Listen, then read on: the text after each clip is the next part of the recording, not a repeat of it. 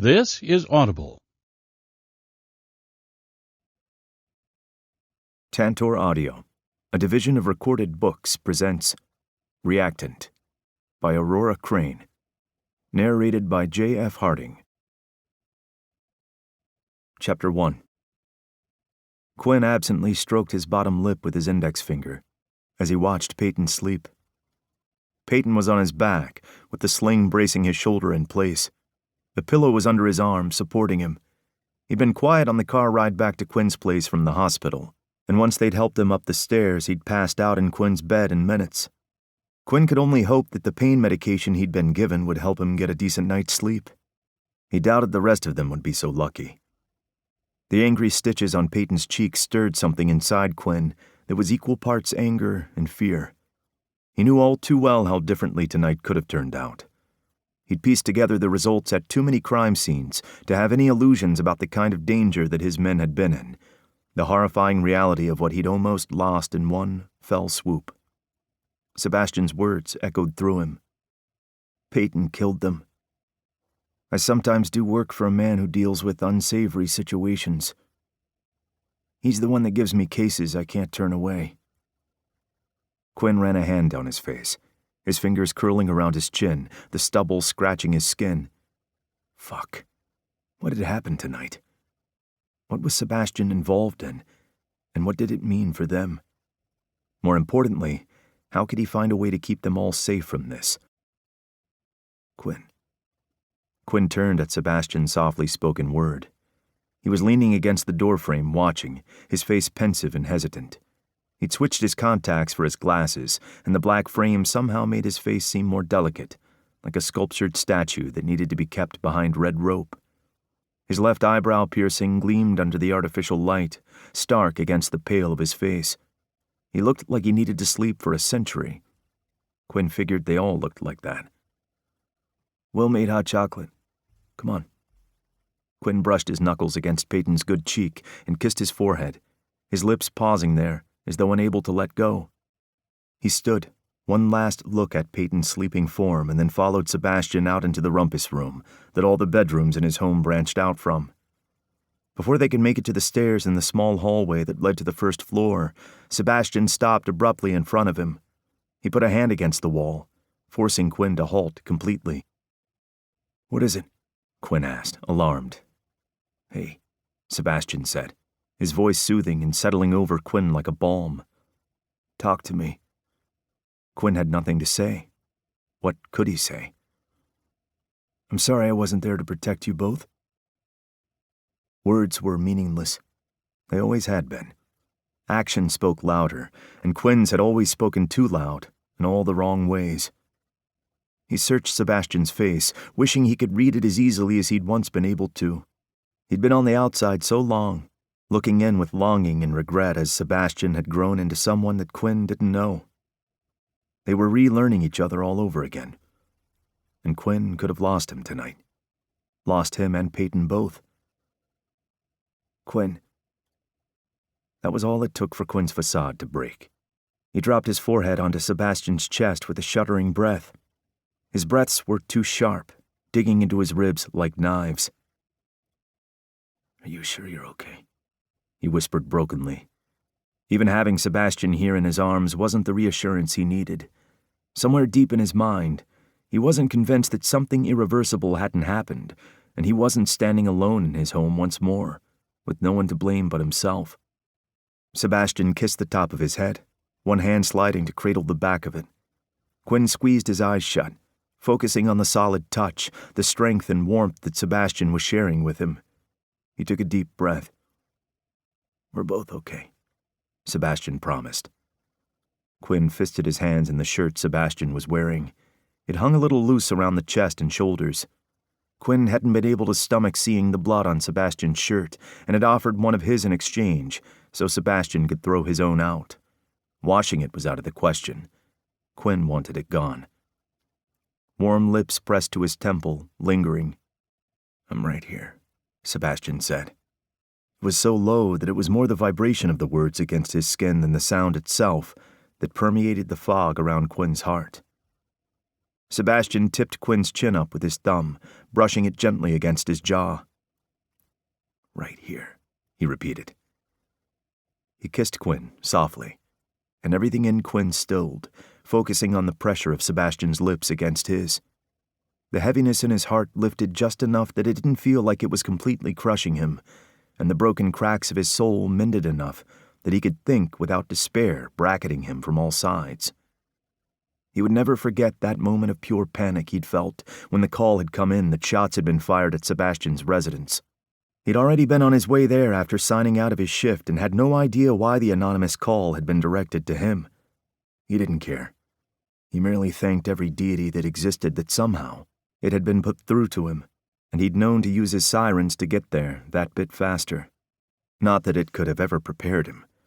The sight of Peyton's bleeding face would haunt him for a long time. Sebastian coaxed his mouth open, their breath mingling. Quinn let him take the lead, holding tight enough that he couldn't disappear, that he couldn't fade into nothing but the memory he'd been for so long. Quinn pressed harder, with a whimper. He couldn't let this go again. Couldn't lose it. Not Sebastian, nor Will or Peyton. There was something special here, and he couldn't fuck it up this time. It wasn't an option. Sebastian ran a hand down his arm and tangled their fingers together, squeezing gently and sending a shiver through Quinn. When he pulled away and tugged Quinn towards the stairs, Quinn went like a puppet on a string. Wherever Sebastian went, Quinn would follow. Will was sitting on the tiled kitchen floor, feeding treats to Persephone, one after the other on autopilot, like a dispenser. Her tail wagged like Christmas had come early. Quinn didn't have the heart to tell him that he was feeding her too much. She might get a stomachache from it, but it wouldn't do any lasting damage. The treats weren't high in animal fat and were considered healthy and perfect for training. Will smiled up at him, but it didn't quite reach his eyes. It was noticeably different from his usual brightness. "How is he?" he asked. "Still sleeping," Quinn replied. "With any luck, he'll stay that way through the night without any issues." Will relaxed imperceptibly. That's good. But he was still feeding Persephone the treats as though all he needed to do was empty the bag and everything would be okay. Quinn sank down next to Will and took some treats. He lifted Will's hand and kissed the back of it. Persephone licked their hands, and Quinn fed her. She nudged her face against his, then he scratched behind her soft, floppy ear. She was a kind old soul with a heart of pure gold. No matter what kind of person her last owner had been, he treated her like a queen, and it was hard to think badly of him in that respect. He and Will sat in silence for a long moment as they fed Persephone, who was definitely going to be regretting her eagerness in a few hours. A hand touched his shoulder. Sebastian held out a mug for him and Quinn took it, cradling it with both hands. Sebastian handed one to Will before joining them on the floor with his own. Persephone tried to sniff it, but he gently pushed her head away, giving her a look that she took zero notice of. She licked the side of the mug in defiance before resuming her stretched-out position. She knew the optimum angle to be close enough to get treats from whoever wanted to worship her, keeping her options open. Quinn could admire that kind of forward thinking. "What happened tonight?" Quinn asked into the silence. He fed one more treat to Persephone and made a show of closing the mostly empty bag. She was unimpressed. "I want the version with the footnotes, Sebastian. No more secrets." Secrets had destroyed them once already. Sebastian seemed to be holding so many of them, even now, and this time, Quinn wanted to be let in. Wanted to be trusted, needed it, even if he didn't deserve it. Sebastian hesitated, cradling his mug and staring at it with dark, intent eyes. He sighed, a bare whisper of sound. "I don't even know where to start. I can't." He stumbled over his words, his face twisted in a pained grimace. He wouldn't look up, and guilt carved its way into Quinn's stomach. Sebastian had been through so much already today. Asking him to rehash it was unfair. Quinn took Sebastian's hand and rubbed his thumb against the back of it.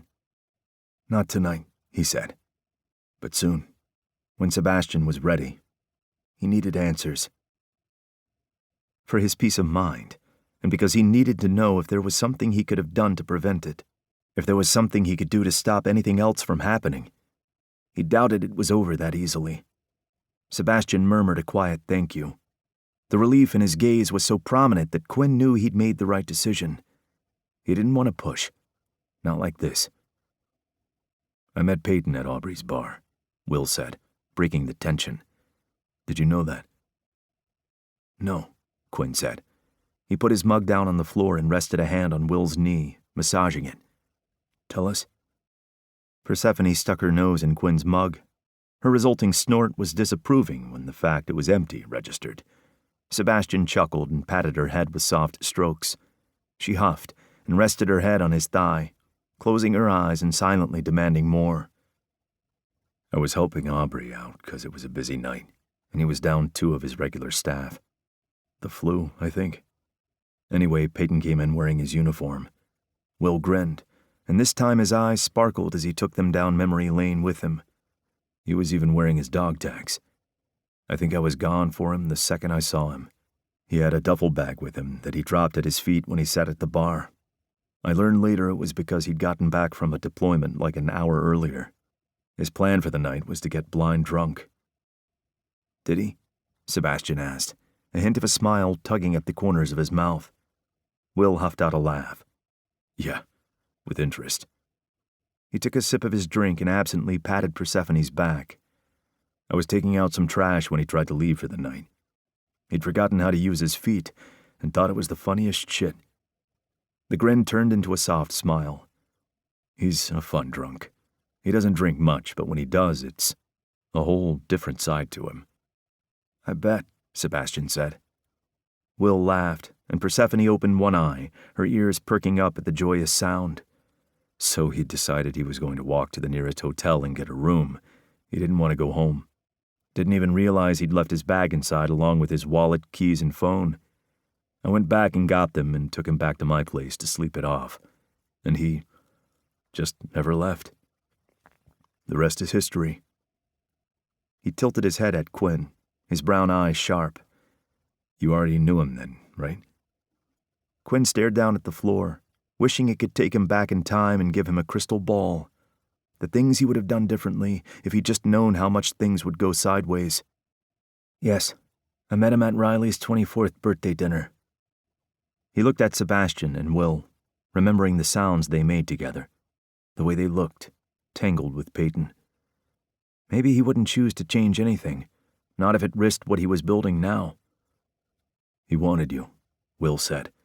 He's always wanted you. Quinn couldn't deny it.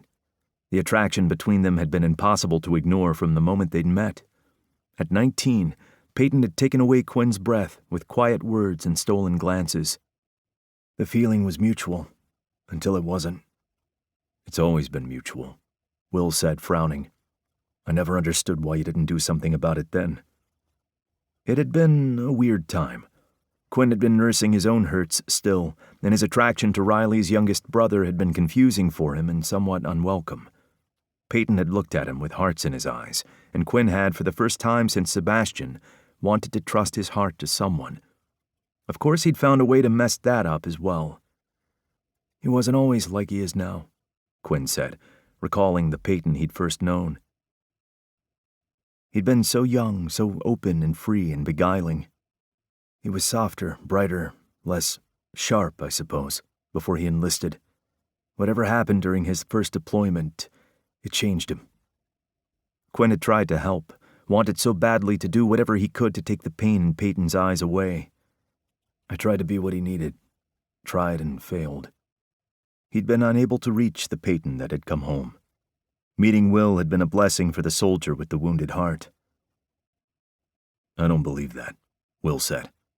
He shifted closer to Quinn, their thighs pressing against each other. Quinn let the warmth sink in, and he moved his hand up to rest around Will's back, pulling him even closer. I was trying to align how I remembered him with who he'd become, and we weren't always on the same wavelength. Not like how we'd been. The easy conversation and the effortless way they were drawn to each other had been replaced with awkward and stilted shuffling, like they both wanted to be what they'd been before, but were unsure how to get there. Mixing that in with the attraction that still burned hot made it messy and complicated. You found it again? Will sounded certain. It was never really lost, Quinn said.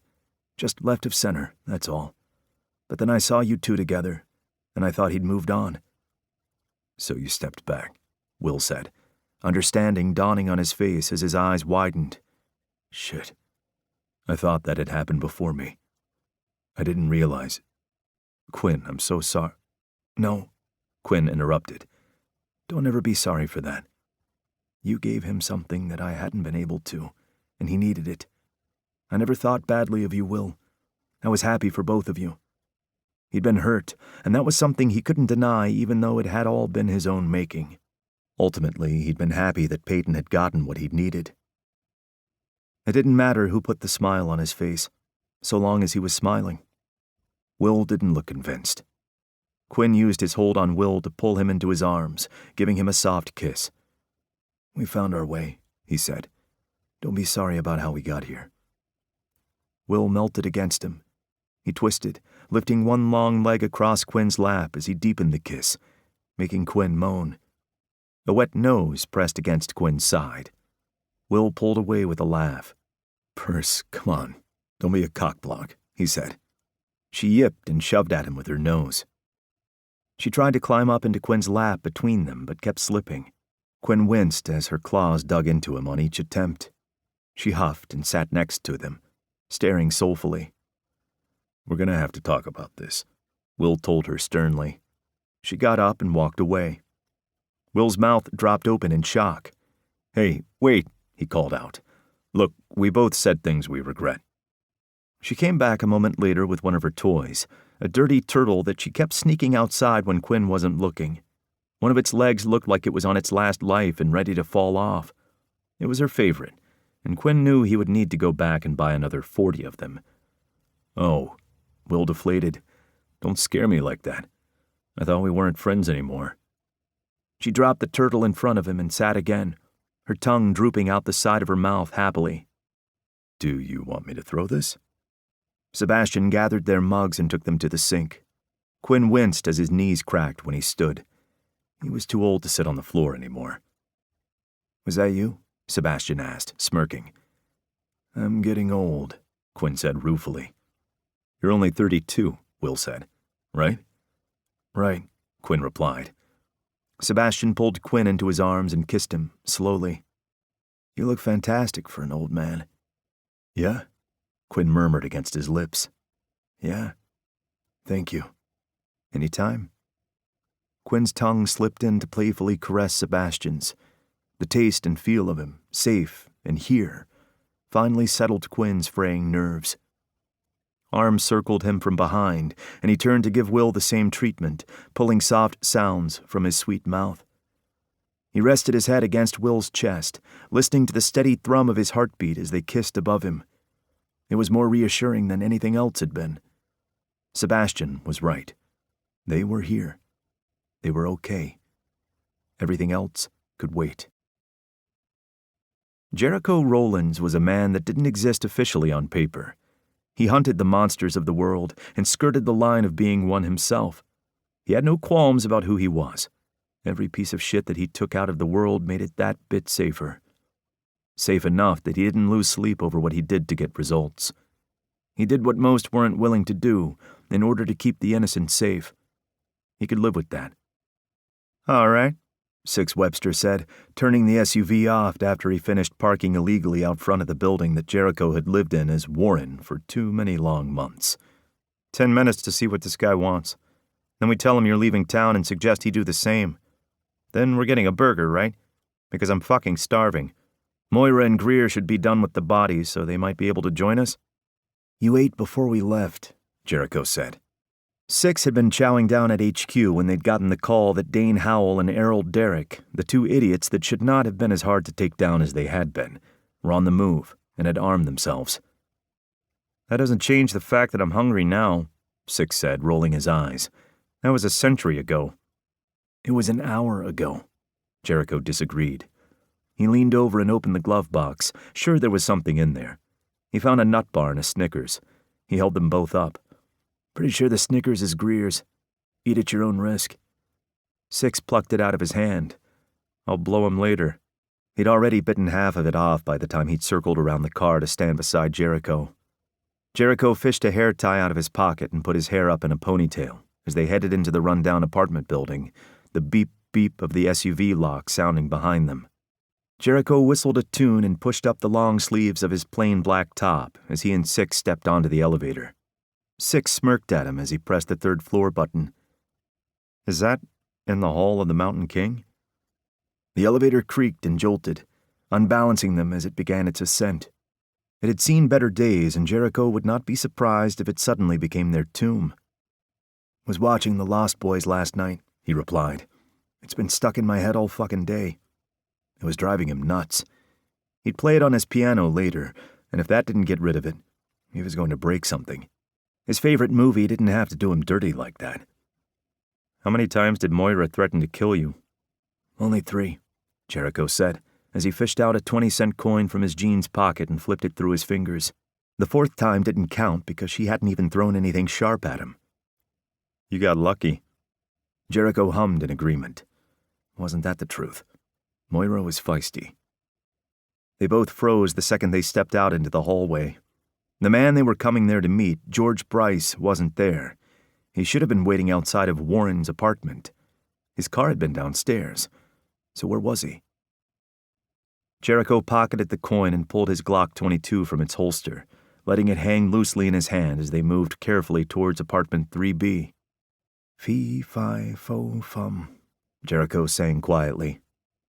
His gut was screaming at him that something was very wrong, and whatever was on the other side of the door, he wasn't going to like it. Someone had come out to play. "Told you I should have brought Bianca," Six muttered. He got his own Glock out and scowled at it, like he was personally affronted by the sight of it. Jericho snickered soundlessly. Six's sword, Bianca, was gorgeous and flashy, much like Six himself, and was only allowed out during select operations. This wasn't one of them. Despite the fact the rules had been in place for years, Six was still salty about it. It was impossible to explain to him that a sword was a hell of a lot fucking harder to conceal than a firearm or a normal-length combat knife. "She's quiet and fast." "So am I," Jericho pointed out. "Until you bump your head on a doorframe," Six shot back. "That has never happened," Jericho said, raising an eyebrow. He was 6'3", not a giant, and at 6 feet, Six wasn't exactly slouching in the height department either. Neither of them had ever walked into a doorframe. Not that they'd admitted to, anyway. "It could, though." "I could also choose to shoot you right now," Jericho said. He stroked the trigger thoughtfully as they stared at each other. "That has merit." "Does it?" Six shook his head with a disappointed slant to his pursed lips. "It sounds like you'd be sad and miss me." Jericho put a finger to his lips as they approached the apartment door. He pressed his palm against the wall and listened carefully. There was no sound of movement coming from within. That in itself didn't mean anything, especially if it was an ambush. It was best to be cautious, always. Jericho gestured with his Glock for Six to go first. "No way. I went first last time," Six whispered. "You didn't." Jericho couldn't remember the last time since he hadn't been home long after months away, but it seemed unlikely. Six was more of a sneak behind in the shadows and lop off heads kind of guy. Jericho and Greer kicked indoors. Jericho's brother, Hunter, was a hybrid of the two. "I did." "Motherfucker." Jericho held up a fist. And they did rock, paper, scissors, best out of 3. Six lost. Jericho gave him a hard, lingering slap on his cheek. "Off you go, Buttercup." Six blew him an air kiss. He crouched low, so that if someone were waiting with a gun, there was a chance that any fired shots would fly over his head, and then used his palm to slowly push the door open. Jericho moved in closely behind him. His gaze flitted over the body lying in the middle of the sparse living area, before scouring the rest of the room in case there was anyone else still there. Six made short work of checking the single bedroom and bathroom. They were alone, except for the body. Jericho let out a breath and holstered his gun. Six gestured at the blood painting the wall and furniture. "It's not how I would have decorated, but each to their own." Jericho crouched beside the body, frowning as he studied the wounds on George's neck.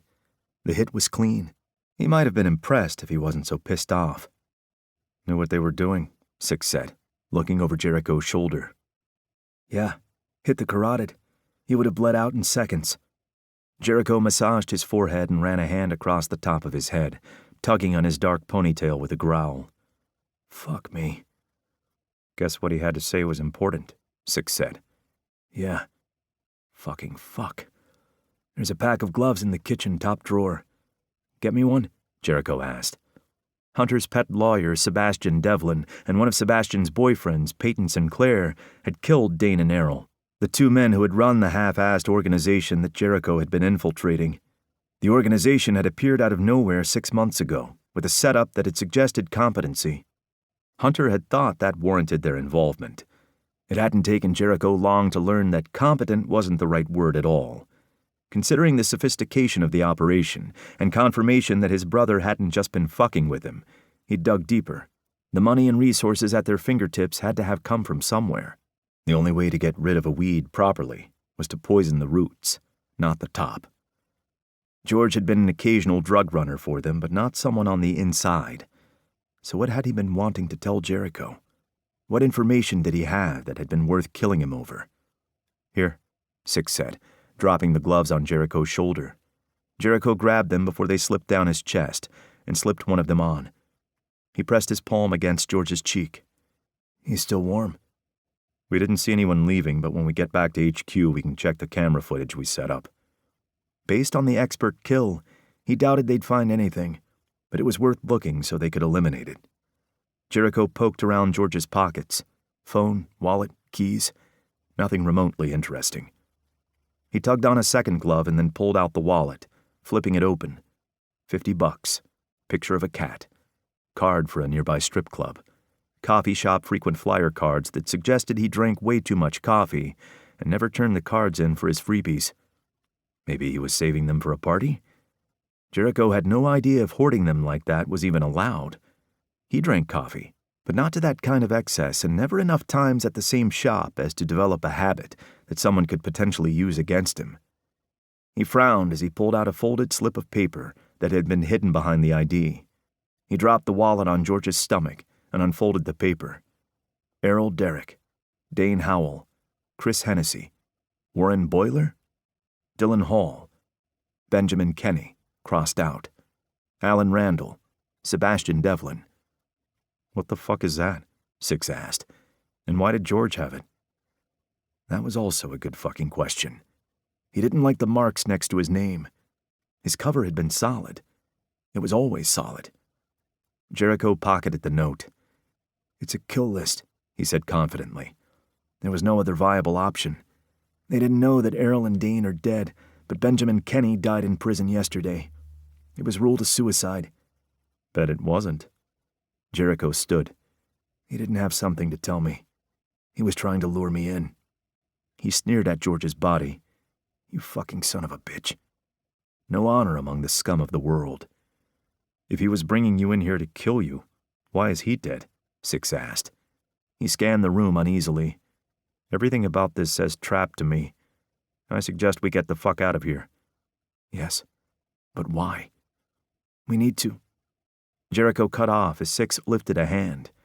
He went on full alert at the expression on his friend's face. Six's instincts should never be ignored. What is it?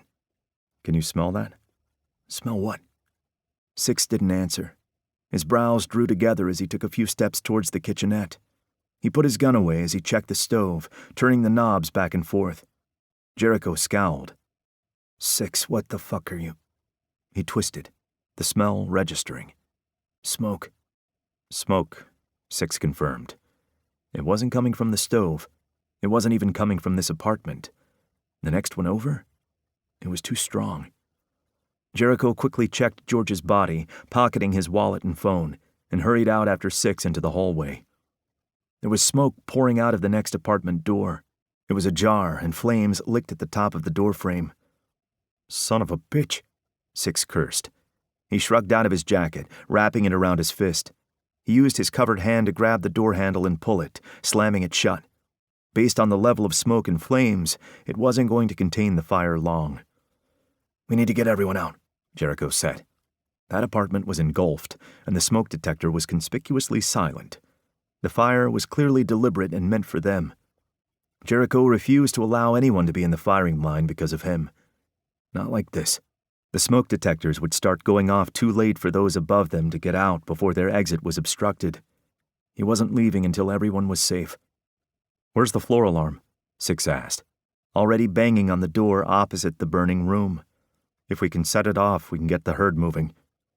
"What floor alarm?" he said with a snort. There was an alarm panel in the foyer, from what he could remember, but not for individual floors. "That's illegal," Six said. "They're supposed to have one on every floor." "Welcome to the world of the poor," Jericho said sharply. The place was a shithole, and only those down on their luck and desperate rented a place there. The law only went so far when it came to the disadvantaged. He and Hunter had grown up in places like this, and worse. The door opened and Six said politely to the occupant, "Excuse me, ma'am, there's a fire in the building. We're going to need you to evacuate." Jericho pulled out his phone as he banged on the next door and waited with his phone pressed to his ear. "What?" Greer answered. "Where are you?" "Where the fuck do you think I am?" "At work, then." Jericho didn't think it was so unreasonable to ask, considering that roughly an hour ago, Greer had been handling dead bodies with Six and Jericho. Jericho wasn't his dad. He hadn't asked where Greer was going when he and Six had headed out to come here.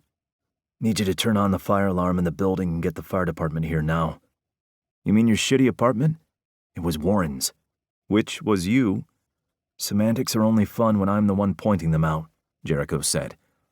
Greer said something in French that made Jericho laugh just as a woman answered the door with a towel wrapped firmly around herself. She glared at him. "What do you want?" Charming. "Fire. Get your shit and get out." Her mouth dropped open. "Excuse me?" Jericho was already moving on. "Now!" He snapped at her over his shoulder. He didn't have time to hold her hand. It's not like he'd left his statement open to interpretation. How many ways did you have to say fire for a person to understand? "There's a generic fire alarm in the foyer, but it's like 100 years old, according to this. I can't do anything with it from here." Greer trailed off, the clacking of his keyboard in the background. "There's a pawn shop across the road. I'm setting off their alarm and putting through an alert to the fire department." "What the fuck is going on?" "There's a fire." Jericho didn't think that needed to be said, but maybe Greer hadn't had a Snickers yet today. He wasn't going to be the one to tell him that Six ate the one in the car. That was for sure. "No fucking shit." "Why'd you ask, then?" "Fuck, I hate you. You love me." It was a complicated love, one built over their mutual love for Six, albeit a different kind of love because while Six was great and Jericho would take a bullet for him, he didn't want to see him naked, unless there was a towel in the vicinity to whip his ass with and make him cry. A brotherly love. Six met Jericho at the stairs. "Which way?" he asked as he put one foot down a step. "One up and two down, right?" "Yeah." Luckily, the building wasn't big. There were only 4 floors and 4 apartments to each floor. Jericho looked back to where residents were already coming out of their apartments on their current floor with a handful of things that were important to them. He couldn't hear anyone coming from upstairs. There was only 1 floor above him, but he knew that a single mom with her 3 kids lived up there, and an older gentleman who always bombarded Jericho with pictures of his grandkids whenever he ran into him. "I'll go up. You go down." "Did you just say up?" Greer growled. "Don't you fucking dare, Rowlands. Get the hell outside and wait for the fire truck." "No, without checking," Jericho said, already taking the stairs up 2 at a time. The fire would take time to spread. Not a lot of time, but enough for him to do 1 round. "Fuck's sake," Greer said. "Fire department is on their way, along with uniformed police. Try not to get killed. Where is Six?" "He's going down," Jericho said. He slammed his fist on the first door. "Sarah, open up," he bellowed. "Down and out, or?" Another stupid question. Jericho made a mental note to buy a new backup supply of chocolate bars next time he was at Woolies. Hunter hadn't restocked the fridge, and Greer was always easier to deal with if he was fed. "I'm gonna fucking kill him," Greer seethed. "Empty words, Lancelot," Jericho said. He hung up before Greer could get his hand through the phone and choke him. It was always too much fun playing with the guy. Sarah flung her door open, balancing her 2-year-old boy on her hip. She frowned as she said, "Warren, What is it? There's a fire. You have 30 seconds to get the kids together, and then we have to go. Her face lost its color as a small gasp escaped her lips. What? But all my stuff? Jericho knew what she was feeling. What little she had would have been hard-earned. He understood more than she would ever know. Not worth your life or your kids, he said abruptly. He didn't have time to sit her down and explain it all with a PowerPoint presentation and stylized dot points. Move quickly, please. It only took him 3 long strides to reach the other occupied apartment. He knew that the 2 remaining on that floor were empty. The previous renters had only moved out a few days ago, and the new ones hadn't moved in.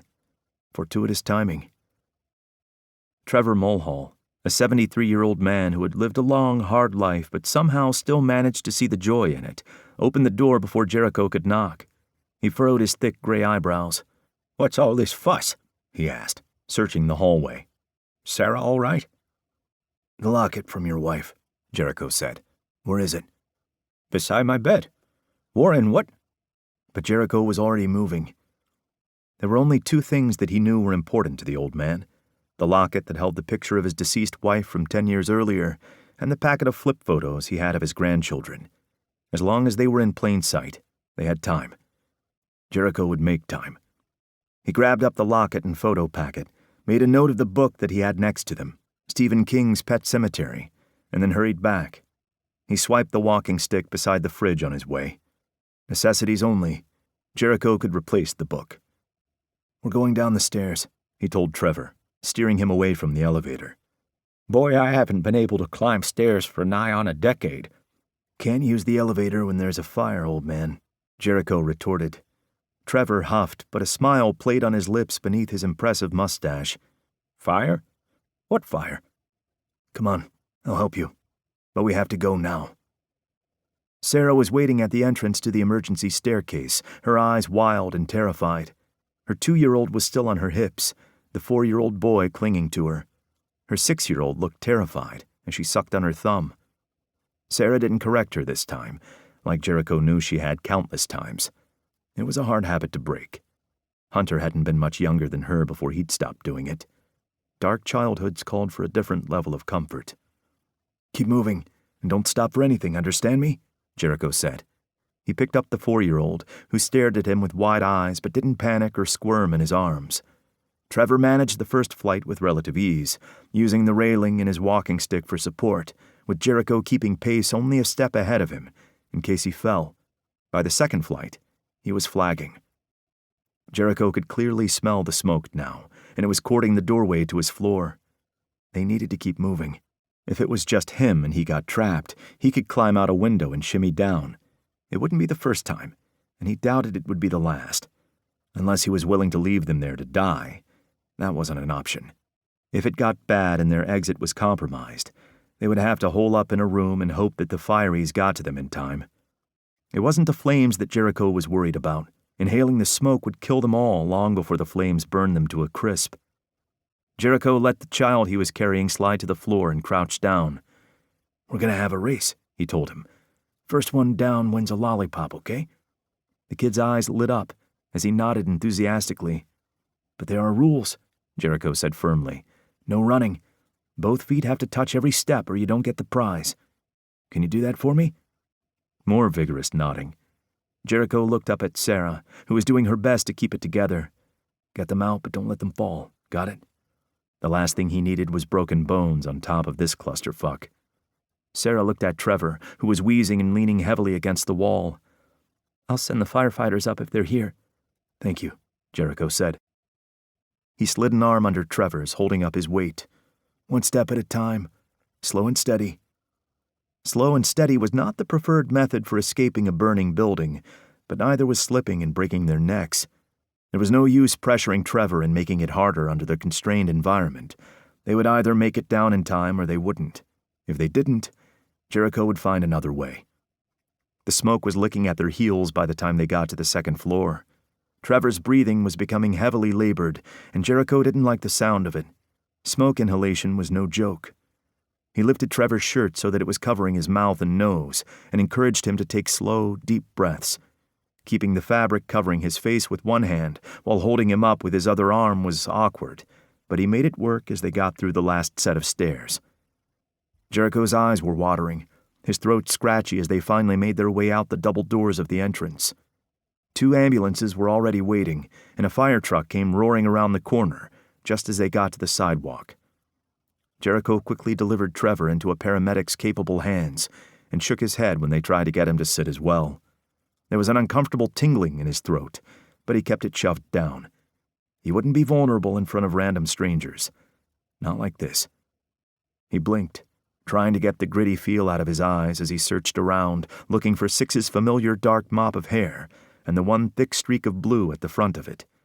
If he was still inside, Jericho was going back in. He didn't give a fuck what anyone said about never going into a burning building. He'd die before he left Six to fend for himself. Six came out the front doors a second later, steering a young couple toward the ambulances. Relief flooded Jericho as their eyes met. Six gestured toward the side of the building with his head, and Jericho nodded in response. Trevor had an oxygen mask on his face, his eyes shut as the paramedic spoke to him. Sarah and her kids were at the other ambulance and focused enough on each other that they wouldn't notice him slip away. He made himself small and disappeared from the crowd, without garnering any attention. Jericho waited until he and Six were out of sight before he stopped. He bent over, bracing himself on his knees, and coughed before he took in a few long, deep breaths, sucking in the fresh air. "Feeling any pain in your chest?" Six asked, rubbing his back. "Nausea, breathing difficulty?" Jericho waved him off. No, he said a little hoarsely. His lungs burned, but he wasn't about to collapse, and he definitely didn't need a hospital. "Just give me a second. Then we need to go. Did you get a pickup?" "Hunter is waiting at the park around the corner." Six took hold of Jericho's elbow as he straightened. "I'm marching you straight to the medical bay when we get back to HQ." "Sure." He didn't need it, but Six was good at fussing like a mother hen. Jericho didn't know if it was something they taught in doctor training or just a Six thing. Sometimes it was easier to let him do his thing. Hunter was idling in an SUV identical to the one they'd had to leave behind in front of the building. It would have been too risky to try to get to it and drive away with all of the commotion. Since it was registered to a fake name and wasn't traceable back to them, the cops would chase their tails with it for a few weeks before it went in the unsolved pile. Once it got that far and everyone had forgotten about it, they would go in and erase any record of it having existed. Jericho slid into the back seat, and Hunter took one look at him before he handed over a bottle of water. Jericho opened the side door and slung his legs around, planting his feet on the concrete. He swished some in his mouth and spat it out. Then he drank half of it, making sure it wasn't going to come back up before he got back into the car. He didn't bother with his seatbelt and lay across the leather seats, bending his knees as he flattened himself. Fuck. Everything hurt. "What happened?" Hunter asked as he swung back into traffic, merging effortlessly. "Trap," Six said. "Someone knew we were going to be there. Jericho's contact was already dead. I'd hazard a guess that it was minutes before we got there, and they lit the fire just before we arrived." Hunter met Jericho's eyes in the rearview mirror. "Dead?" "Professional hit." Hunter frowned, but didn't reply. He didn't need to. They were all wondering the same thing. What the fuck was going on? Chapter 2. The nightmares that Peyton couldn't escape were always vivid. So real that he could touch them, taste them, hear them. They were all around him, drowning him and making him relive every moment of his life that he wished he could forget. Heat bore down on him. Sand stuck to him like glitter that could never be washed away. Adrenaline fueled him like a live flame inside his gut. The weight of his rifle was a comfort, as was the heaviness of the plate carrier against his back. The balaclava covering his face hid the fact that he couldn't grow a proper beard, not enough to blend in here, and protected him from the elements. His Oakleys rested comfortably on his nose, stopping the sun or the sand from getting in his eyes. The steady, comforting presence of his teammates added to the thrill. Tyler, his spotter and closest friend, at his left. Aiden, their lead, scouting ahead, and Felix, their medic, brought up the rear. They were a deadly fire team, and when they were sent in, They were the only ones left standing. Peyton had never felt more alive or at home than when he was here, setting up his shot. Time skipped, wind sweeping the sand around him. Now he was hidden in the rocks of a mountain, a perfect view of the streets below, where his target was hiding. Aiden and Felix were down there, luring the target out into the kill zone.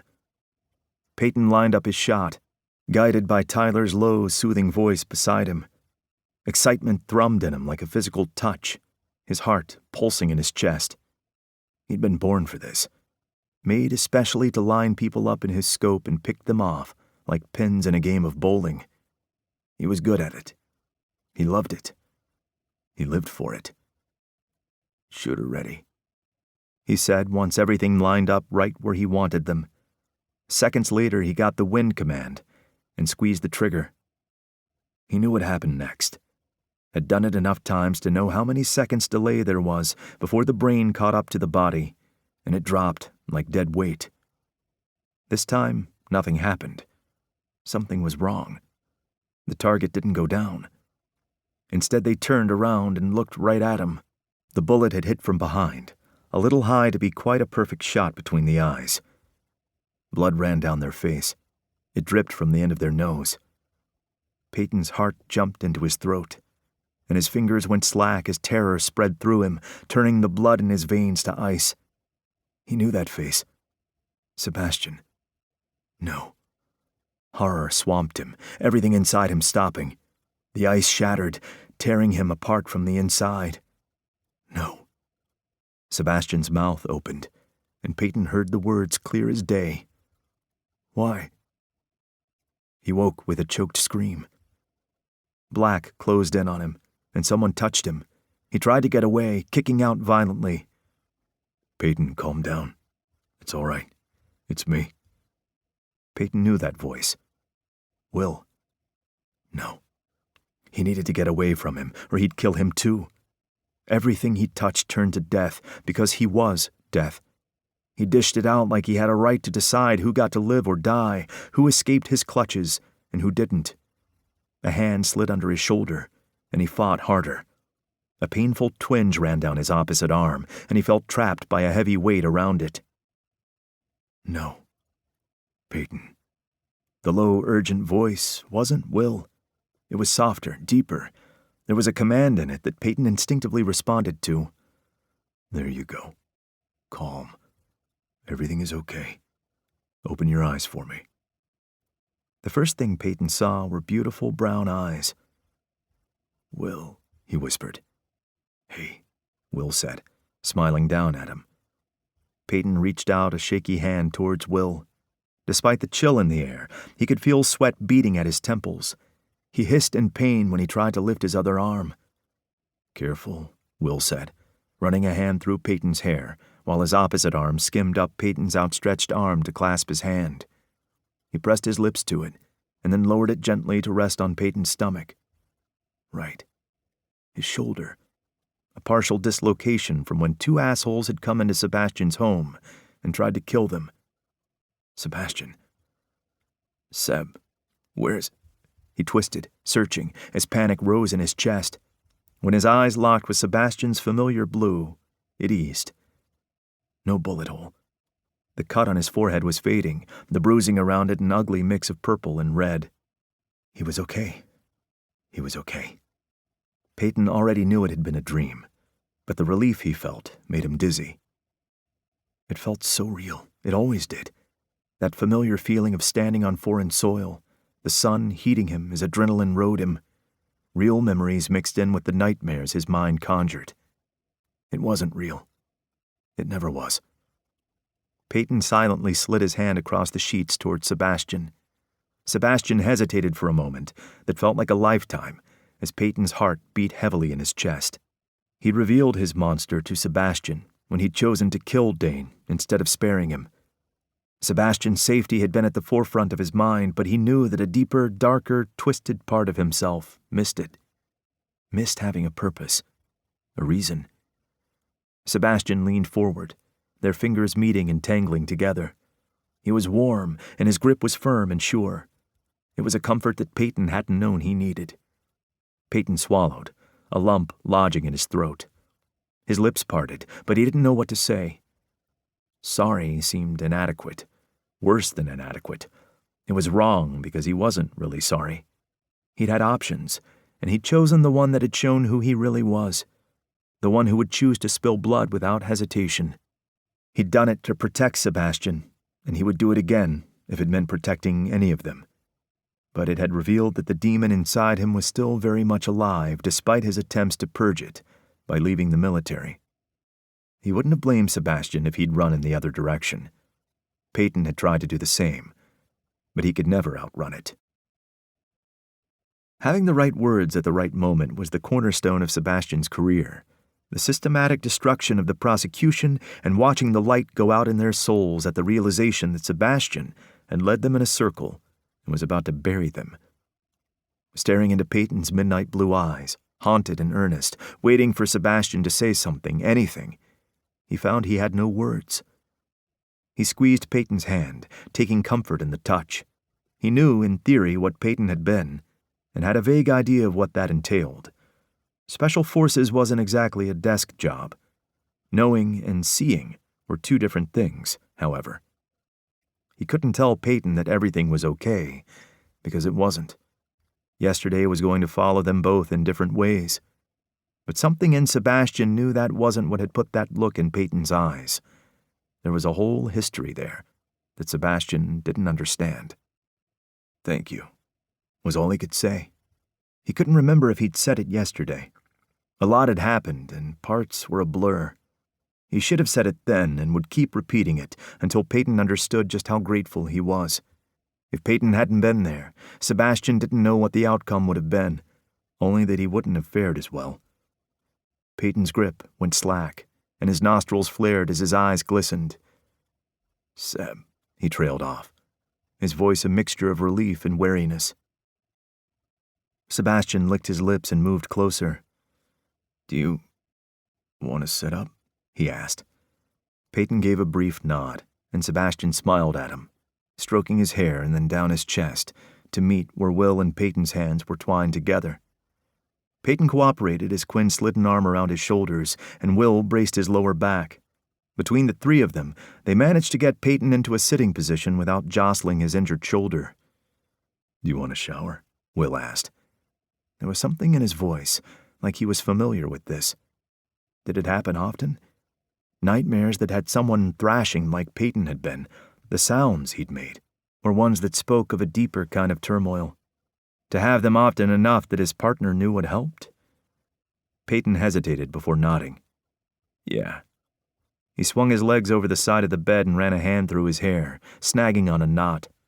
Quinn moved fast, helping untangle the strands.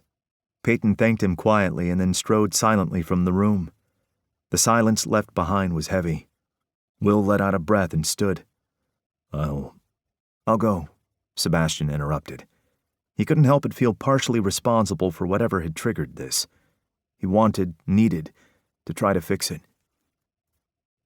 "We'll be here," Quinn said, sliding to the edge of the bed and wrapping an arm around Will's waist. Will's fingers dug into Quinn's shoulder. "If he's not responsive, he needs it cold," he said. "I'll look after him, I promise," Sebastian said. "I know you will." Sebastian strode forward and took Will's face in his hands and kissed him, holding firm as their lips moved together. He turned and bent, kissing Quinn's forehead before he went after Peyton. Peyton was standing in the middle of the bathroom, the light turned down and barely on. Sebastian moved up behind him, so close he could feel his body heat.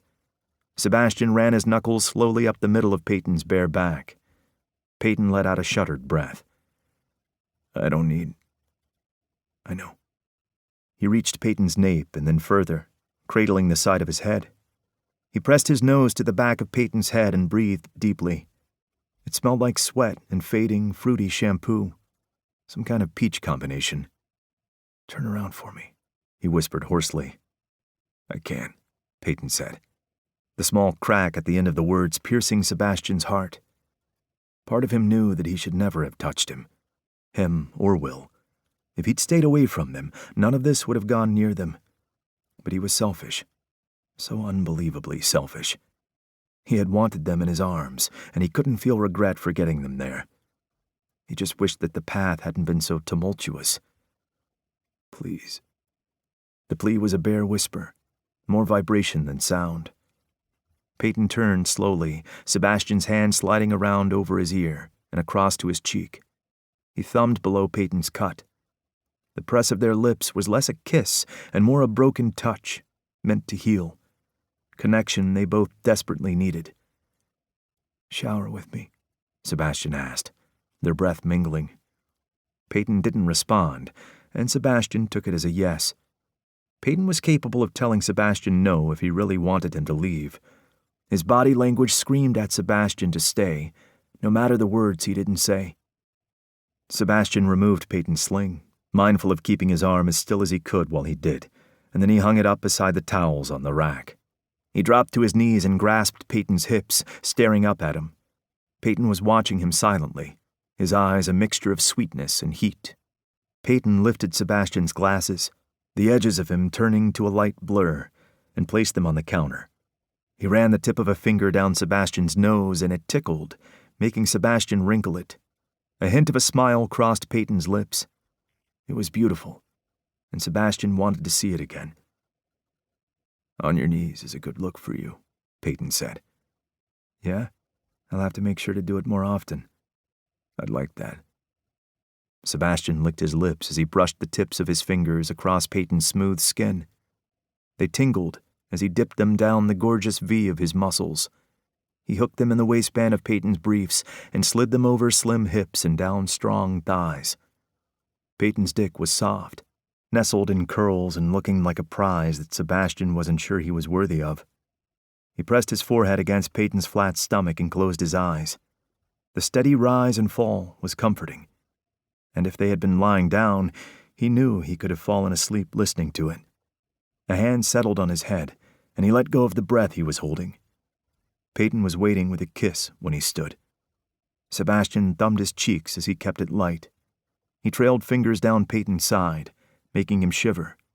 A small sound escaped Peyton, and it settled deep inside Sebastian. "Ready to shower?" Peyton's lips quirked. "Are you planning to get naked or—" "Oh, right." He slipped his own briefs off and threw them on top of Peyton's. He went to turn on the shower and paused when he looked over his shoulder at Peyton. "Wait, your face." "My face?" Peyton asked, raising both brows. "Something wrong with it?" "You need something on the stitches," Sebastian said. He wasn't an expert by any means, but he had looked at the paperwork the doctor had given them about Peyton's shoulder. There had been a sheet in there for stitches, and it said to keep them dry, but if they got wet by accident, to dry the area straight away with a clean towel and make sure all the moisture was soaked up. He crouched and opened the cupboard under the sink, where he'd put the waterproof bandages that they'd picked up at the pharmacy on the way from the hospital. Peyton went to reach for them with his good hand when Sebastian stood, but Sebastian lifted them away. "I'll do it." "I can do it," Peyton said. He didn't sound put out, just matter of fact. "You think this is the first injury I've ever had?" "I know you're a big bad soldier." "X." "Is that a thing?" Sebastian asked. There were some professions that people never truly left, and he had a feeling that this was one of them. "On paperwork, at least." Peyton shrugged, then winced. "Let me do this so we can get you showered and the sling back on. I know you're a big bad ex-soldier, but I want to help." Peyton's smile faded, his eyes intent. His nod was slow, unsure. Sebastian understood. Letting someone new in, allowing yourself to be vulnerable with them, was difficult. Sebastian had never really learned how to do it after Quinn. This was new for him as well. But for the first time in a long time, he wanted to try. He wanted to let Will and Peyton in, wanted them to settle beside where Quinn rested in his heart, a place that had always belonged to Quinn, even when Sebastian had told himself it was empty. He peeled a bandage off and painstakingly placed it over Peyton's stitches, making sure it sat perfectly over it. He remembered viscerally the moment that Peyton had received the injury. He'd been so fucking terrified, watching the psycho with the blade grappling with Peyton. He'd panicked, fear freezing him. What good was he in that kind of situation? Sebastian attacked people with words, not weapons. He was out of his depth, and Peyton could have died if he hadn't been so capable. He'd been incredible, taking the two men down with strength and cunning that had left Sebastian in awe. Scared, but awed. Dark power, wielded for good. Sebastian smoothed his fingers around the bandage, checking that the clear sections were sticking properly and wouldn't let any water in. Ready? The question seemed loaded, even if he hadn't meant it that way. Ready. Were they ready for whatever this was? This visceral, live powder keg that the four of them had found themselves in? If you are. The answer made Sebastian smile. If he was. A good reminder that they were doing this together. They were beside him every step of the way. He made sure the water was a comfortable heat before he got into the shower, the tiling warm on his feet. Peyton followed and moved into his space immediately, sharing the spray. Sebastian twisted around him, closing the door to keep the cold draft out. "Going to wash my hair?" Peyton asked. Sebastian's heart skipped a beat. He brushed a strand of it out of Peyton's eyes. He had beautiful hair, a dirty blonde that reached for his shoulders with light waves. He seemed to favor putting it up in a messy bun, but when he let it out, he was gorgeous. It was perfect for running fingers through and holding tight to during sex. Sebastian had never washed anyone's hair before. Not like this. He ran his fingers across Peyton's collarbone and then up to cup the side of his neck.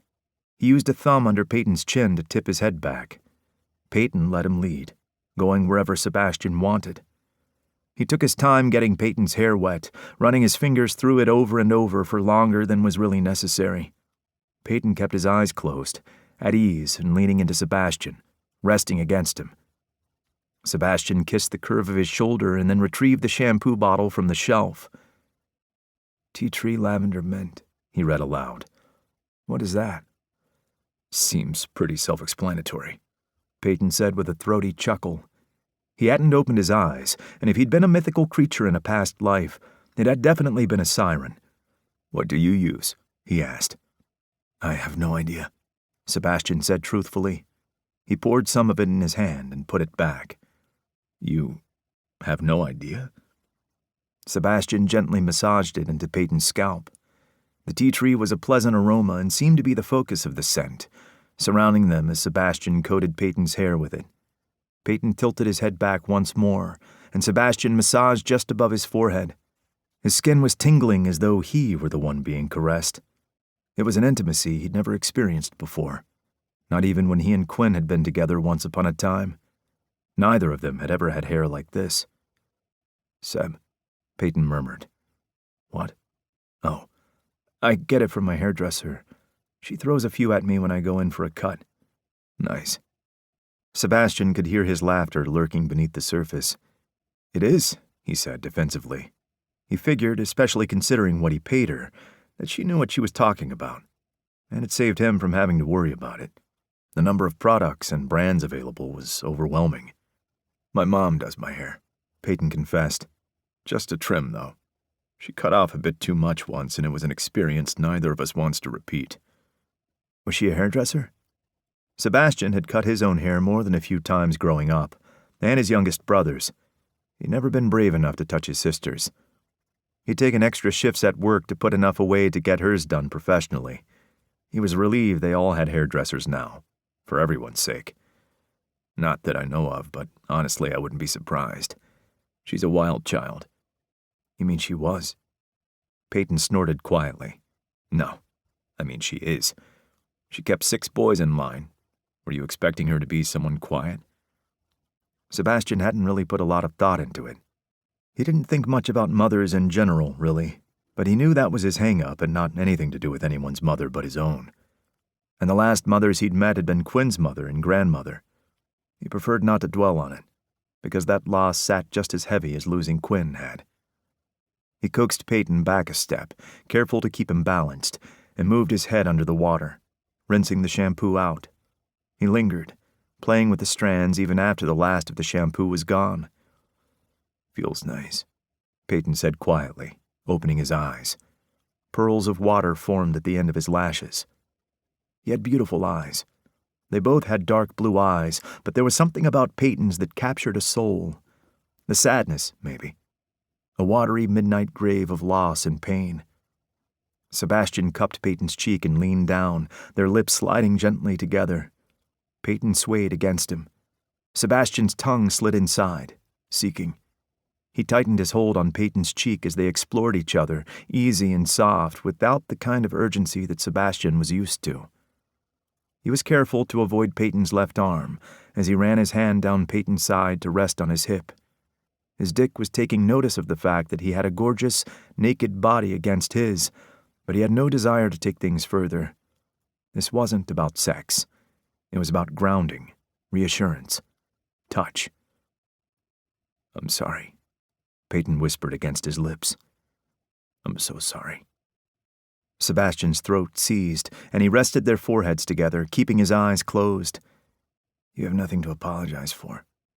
You told me to stop, and I—" Peyton cut off with a broken sound. Sebastian captured his lips again, trying to pour his feelings into the kiss. Peyton made a sound and pressed harder, his fingers digging into Sebastian's arm. He kissed Peyton's jaw, the curve of his neck, and his shoulder. There was a light bruise that made Sebastian pause. He swallowed hard as he kissed it, wishing he could remove it with a single touch. "We were in that situation because of me." Though it was less than he'd expected at the time he'd signed on the dotted line, he'd always known getting into bed with Hunter, figuratively, would mean putting himself in front of a firing line that wasn't normal even for his line of work. He'd never imagined it would put someone he cared about in danger as well. His family had always kept their distance from his job, and before and after Quinn, he'd never had anyone else he cared enough for to worry about any impact it could have on them. He thought he'd buried his heart when he and Quinn had buried their relationship. "Did you ask them to come into your house and try to kill you?" Peyton asked. That felt like a trick question. "No." Sebastian reached for the conditioner, and this time he poured it directly onto Peyton's head before carting the thick substance through the strands. "Then it wasn't because of you. They were obviously unhinged." "It was about a case I worked." He understood where Peyton was coming from, but the logic was still on his side. They'd been there for him, not Peyton. "I know," Peyton said. "That still doesn't give anyone the right to assault you, to come into your home with guns." "I should still be the one saying sorry to you, not the other way around." "Jesus, no," Peyton said, twisting until they were facing each other. "Your sense of self-preservation sucks ass, and maybe you need to learn how to keep your mouth shut in tense situations, but you don't owe me an apology. Ever. I'm the monster here, not you." His lips thinned, and he looked away, a muscle in his jaw twitching. "I know what you mean," Sebastian said, "and you're wrong." Peyton wasn't a monster. He'd saved Sebastian's life. Monsters didn't save lives. They didn't care about the world around them. They didn't love. Peyton was kind and caring, and he loved fiercely. Sebastian hadn't known him long, but he knew all of those things with absolute certainty. He kissed Peyton again, tasting the inhaled breath as he cradled Peyton's face in his hands. "It's not what I see when I look at you." "But not even after that. I'm a criminal lawyer, Peyton. Do you think my hands are clean? You think all of my clients are innocent?" "It's different." "It isn't." He kissed Peyton's temple. "It isn't," he repeated. "Time for your sponge bath." Peyton burst into a laugh. "I don't think that counts in the shower." "I assure you, it does." It probably didn't. Sebastian didn't care. "Are you my nurse?" Peyton's smile was wicked. "It's like playing doctor, but better," Sebastian grimaced. "Actually, no. My sister is a nurse, so that makes this weird." Peyton bit his bottom lip, and Sebastian knew he was trying not to laugh again. Sebastian tugged at a strand of his wet hair. "Imp." The soap was fancy, and Sebastian was pretty sure it was goat milk. He was starting to suspect the bathroom had been stocked by one of Quinn's 3 sisters. They'd been possessive of their brother when Sebastian had known them before, and considering who they were and who their grandmother was, he doubted much had changed. He was surprised he hadn't seen any of them around yet. He didn't know if he was dreading it or looking forward to it, or a strange version of both. He took his time cleaning every inch of Peyton's soft skin, exploring every muscle and curve. It was clear his strength had come from hard work, not a gym regimen. Maybe he kept it up with a gym regimen now, but it's not how his body had been honed into what it was currently. His muscle definition was beautiful. He was a warrior from head to toe. He wasn't big in a built way, but he was sculpted, tight, and stunning. The bathroom door opened, and Will's head popped in, a cheeky grin on his handsome face. "Pancakes are ready," he said. "Are you two having sex? I can put some in the oven for you, if there are any left." "Don't hog the pancakes," Peyton protested. "That's unfair." "I could probably leave one or two," Will said reluctantly. Peyton laughed, and it sounded more carefree and lighter than it had all evening. "Okay, we're coming," he said loudly. "Figuratively or literally?" Will asked. "And can I watch?" Sebastian blinked. "Well, literally," he said, "but in the sense that we'll join you in the kitchen, not in the sense that we're having an orgasm." "You could watch if we were, though," Peyton added.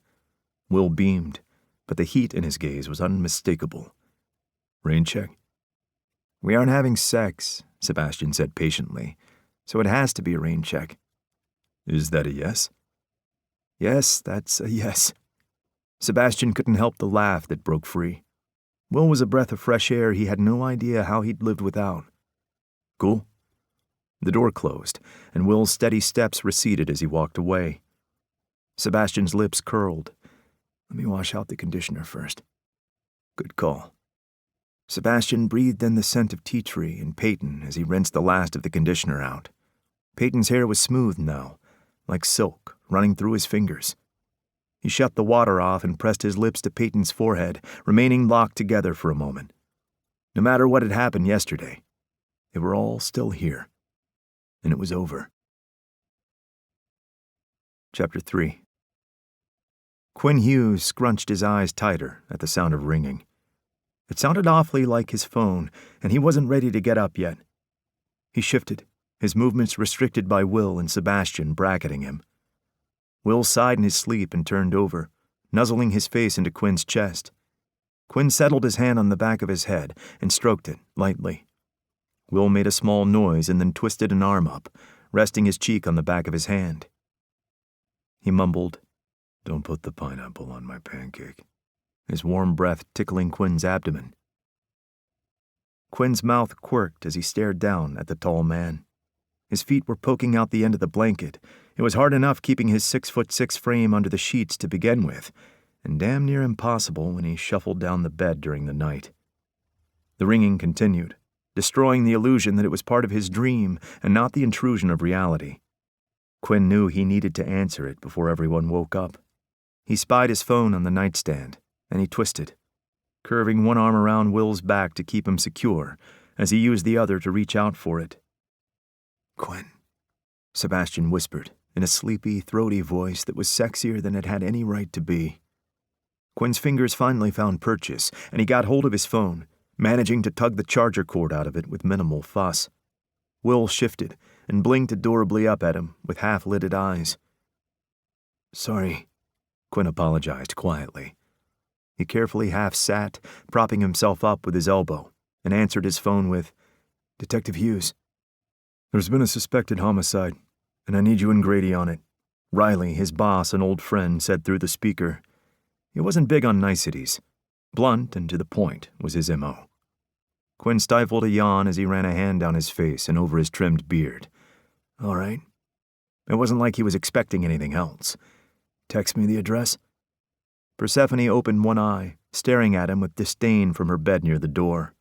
He couldn't fault her for that. He didn't like being woken up at 2 a.m. any more than she did.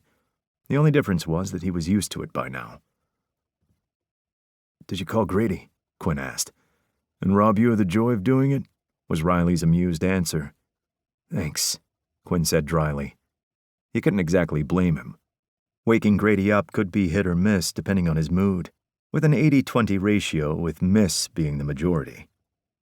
"What are friends for?" "Who needs enemies?" Quinn muttered. He hung up, cutting off Riley's deep chuckle. Will shifted beside him, and then his warm lips were trailing down Quinn's side, sparking pleasure across his skin. He ran a hand down Quinn's stomach, his destination obvious. "I don't have time for—" Quinn's breath caught as Will's hand settled between his thighs, dangerously close to the part of his anatomy that was waking up quicker than the rest of him. "This is a sight I could get used to waking up to." Quinn turned his head, meeting Sebastian's dark blue gaze. That lazy smile would be the death of him. "Are you just going to watch?" Quinn asked. Peyton, who was on the other side of Sebastian with a pillow to support his arm, was also awake. His head rested on Sebastian's shoulder, his own blue gaze locked on where Will was stroking and caressing the inside of Quinn's thighs with his talented hands. Twin sets of eyes, so alike and yet so different, evoking the same feelings of affection and lust in Quinn's stomach. "I'm thinking about it," Sebastian said. Quinn's toes curled, and he groaned low in his throat as lips wrapped around the head of his cock. He threaded his fingers through Will's short hair, resisting the urge to buck his hips and slide further into the wet heat. The touch seemed to spur Will on, and he moaned, taking more of Quinn into his mouth. Peyton's right hand disappeared under the sheet still covering him and Sebastian. Quinn swallowed as he watched the sheet move as he stroked the other man. "Show me," Quinn said breathlessly. Sebastian took his time moving the sheet, the slow slide pure torture as every tantalizing inch of his skin was revealed. Quinn's fingers tightened in Will's hair as he finally got a glimpse of Sebastian's dick wrapped in Peyton's long fingers. He hissed, his muscles tensing and lust swirling in his belly, as Will took him down the back of his throat, the three of them working in tandem to drive him insane from all directions. Sebastian turned, blocking Peyton from view.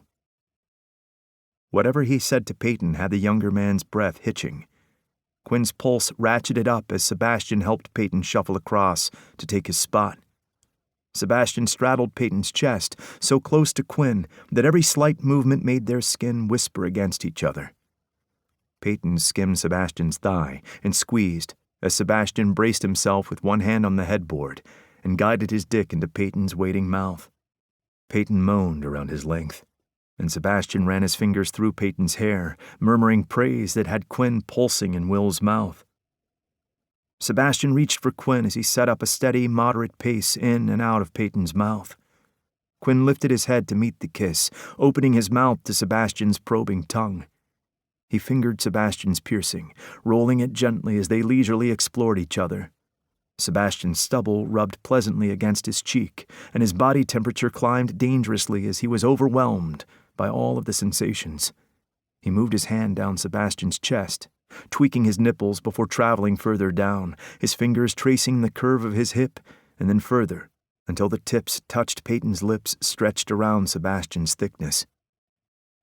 He pushed a thumb in beside Sebastian, and Peyton's tongue flicked across it. Sebastian pulled out, and Quinn used the opportunity to push 2 more fingers in. Peyton wrapped his lips around them and sucked. Quinn's groin tightened, and he thrust up into Will's mouth, the wet sensations coming from 2 angles, making his orgasm rise too fast. He pulled his fingers out of Peyton's mouth, making sure to drag the wet tips down Peyton's chin. He wrapped his hand around Peyton's throat, flattening his palm as Sebastian pushed back in. He felt the outline of his dick as he went deep. "Fuck." Sebastian broke their kiss and slid his lips across Quinn's jaw, nipping gently at the underside before moving down his throat. Quinn latched onto Sebastian's neck, nipping and licking.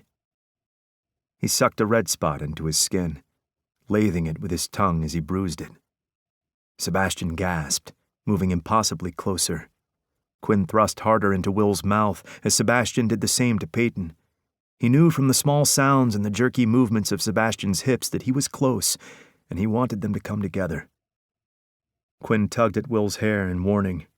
If he didn't want Quinn to come in his mouth, now was the time to pull off. It was bad enough that they hadn't had a discussion about condoms since they should have been used for oral as well. Will only sped up in response.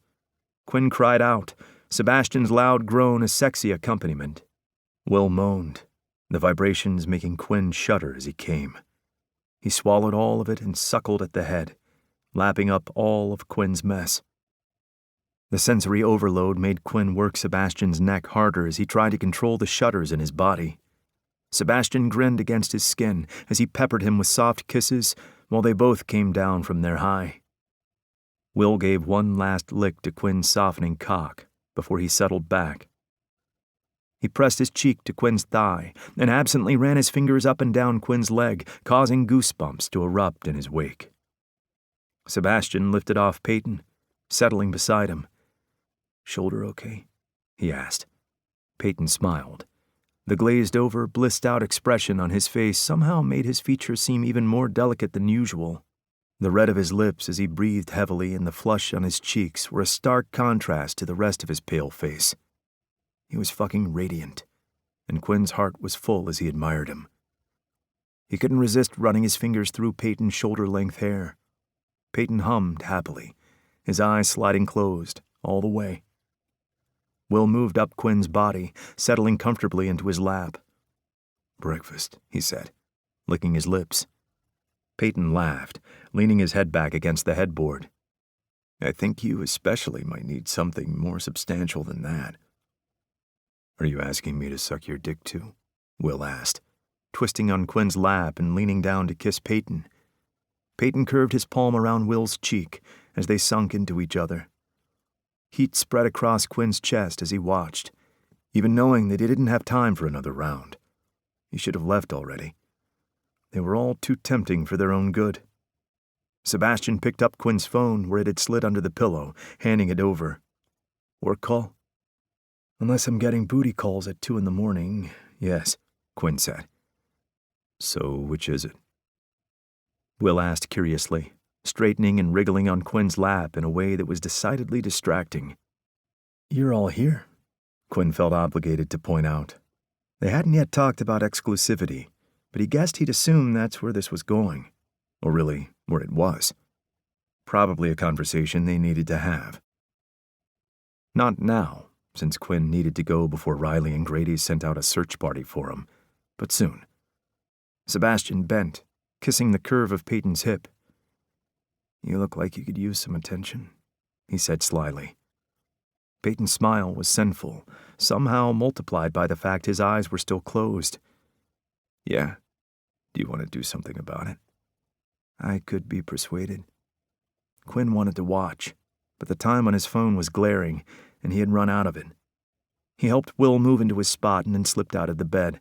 He grabbed his slacks from where they were draped over the single armchair in the corner of the room and shrugged them on, leaving his fly open. Where was his belt? By the time he found all of his clothes, Will was sitting on the edge of the bed, rubbing his eyes.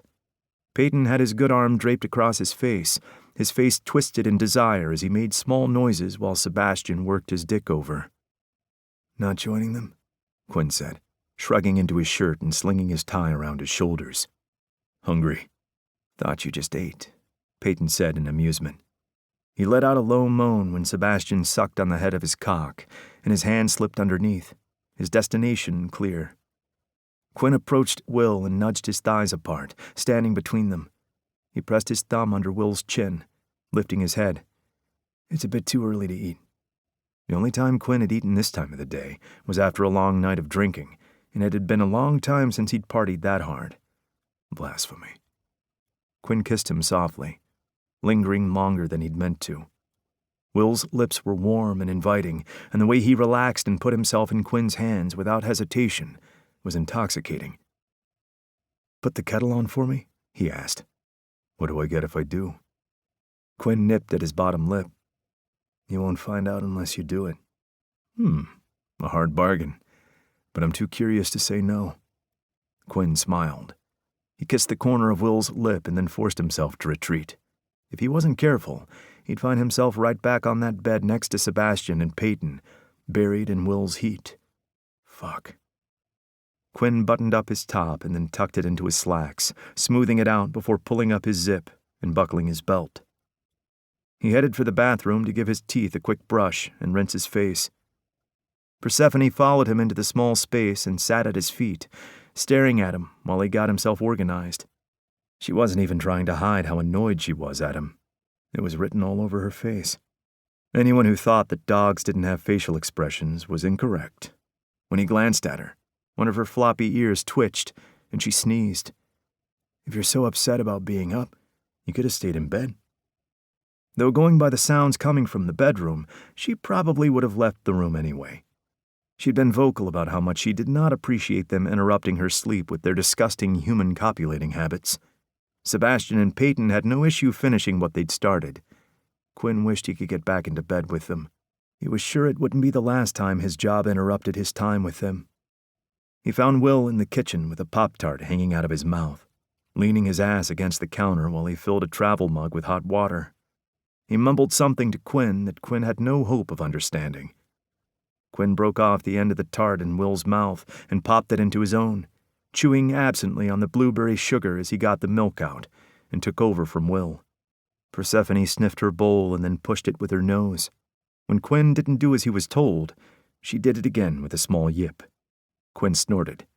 "If you're looking for food, it is way too early for dinner." He was trying to establish an eating schedule, and she was doing her best to rout the system. Will fed her a little of his Pop-Tart, and Quinn didn't have the heart to tell him off for it, not with the way his eyes were twinkling as he smiled at Quinn. Quinn sighed and gave him another kiss, because rewarding him for bad behavior was obviously the way to go, before pushing him gently back towards the bedroom. Persephone hesitated and then trotted after him, glancing once behind herself at where Quinn was standing. Quinn made sure not to forget his coffee as he scooped up his keys from the bench and headed out the door.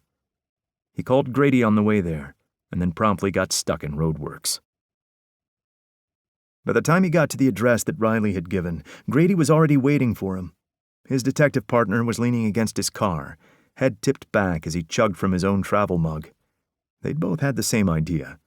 Coffee was the only thing that would keep them upright so early in the morning.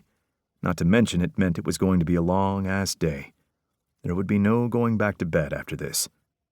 The area surrounding the 4-story apartment building was cordoned off with police tape, 4 patrol cars lined up around it. One fire truck was directly in front of the building, but there wasn't much of a crowd hovering around. Perks of the early hour and the fact that whatever excitement had happened here was well and truly over. Based on the bustle, Quinn reckoned it had been a few hours since they had put the fire out, possibly a few more before they went in and found any victims. "You ready to go?" Quinn asked Grady. Grady sighed. He leaned through the window in his car, putting the travel mug and the cup holder between the seats. "Yeah, let's get this over with."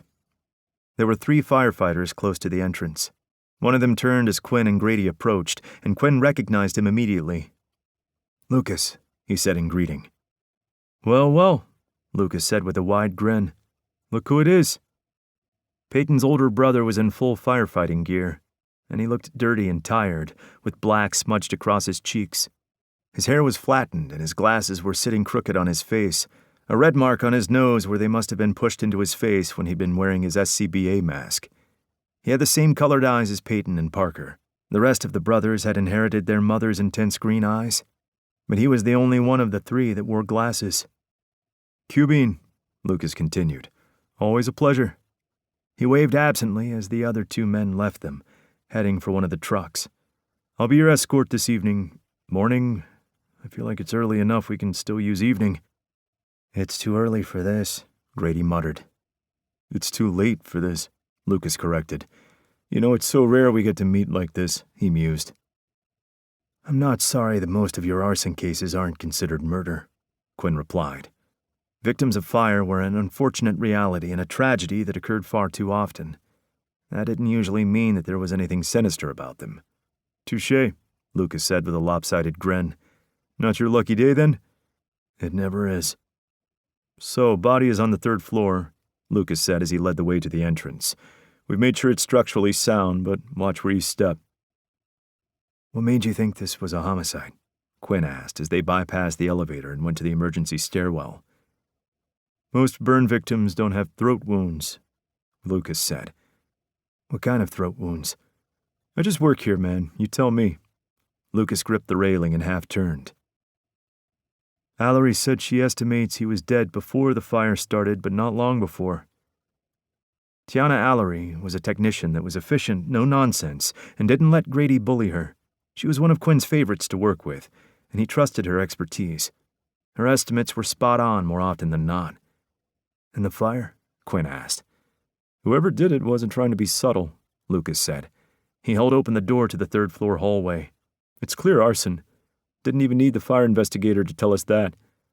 Grady paused in the doorway with a scowl. "What makes you say that?" "The burns on the floor of the apartment we strongly suspect it started in." "So?" "So when it's an accident, the fire rises and you'll find most of the burn damage is on the ceiling. It whooshes up and spreads from there," Lucas said, using his hands for emphasis as he explained. "This was the other way around. The accelerant, in this case it was gasoline, which, not original, but it does get the job done, was spread out across the carpet, like they were deliberately making sure it was going to do maximum damage and take the building with it." "How do you know it wasn't just a spill?" Grady asked. "The lines of accelerant show they poured it from the kitchen to the lounge to the bedroom. Trust me, Donahue, this was arson, and whoever did it wasn't fucking around. Not to mention that the smoke detector in that apartment had been disabled. They wanted the building to burn, they wanted it to be fast, and they didn't want anyone to be warned about it. Arson and murder. Not Quinn's favorite combination." Allery was the only person inside the apartment that Lucas led them to. It was being guarded by a uniformed cop and a firefighter. Guarding was a loose term, but they were outside, and no one would get in without their permission. Quinn figured the fiery was there to ensure that everything stayed safe while the forensic team did their job. The last thing they needed was for anyone to fall through the floor. If there was actually a forensic team inside, one person a team did not make. "Where's the rest of your team?" Grady asked, obviously thinking the same thing. Allery glanced up at him and went back to taking crispy samples that made Quinn grimace. "Nothing is ever guaranteed, and a half-burned-out building is just asking for trouble. If it collapses and we all die, then at least I'm the only one they'll need to replace." "That's so reassuring," Grady said. "How would they ever manage without your wit?" She let out an exhausted breath. "It'll be hard." Quinn glanced around the room. "You said something about accelerants." "Oh, not this room," Lucas said. "Fire was started in the next apartment." "That doesn't make any sense. Why kill someone in one apartment and then start a fire in another?" Quinn asked. "Wouldn't it make more sense to do it all in one place?" "I thought you were the detective, man." Quinn sighed. "What do we have?" he asked Allery. "Lucas said you think he was dead before the fire started? Neck injuries?" "Precision strikes to his neck, to be exact. There would have been a lot of blood spray, though the evidence is gone now." She pointed around the neck with a gloved finger. "Clean cuts. He would have been dead before he hit the ground. From the angle, I'd say they came at him from the back. Surprised him. I doubt he put up any kind of fight." She gestured at the rest of him. "Even without that, his positioning doesn't say to me that he tried to get away from the fire." "Why do you say that?" Grady asked. "In case of victims in a house fire, you can find them near doors or in bathrooms, close to the ground, where they've tried to limit their contact with the fire. The smoke inhalation will get them first, but you can see what they've tried to do to save themselves. You'd be amazed what people will do in trying to survive." Amazed and sad. Quinn pulled a pair of gloves from his pocket and slipped them on as he crouched beside her. "Any other injuries you can see?" "Apart from the fact he's been overdone on the barbecue?" "Yes, apart from that," Quinn said dryly. It didn't really need to be said, did it? "Nothing that I've noted so far. Maybe we'll know more after we do an autopsy. If we find anything useful, I'll get it to you straight away." "No phone or wallet on him," Quinn remarked, glancing over the corpse. While everything had been burned away, items such as a phone, ring, watch, or anything of the kind would still be identifiable. Anything in the apartment? It was possible that a wallet could still have enough intact inside it, depending on the make, that they could attempt an ID. "Not that we could find," Allery said.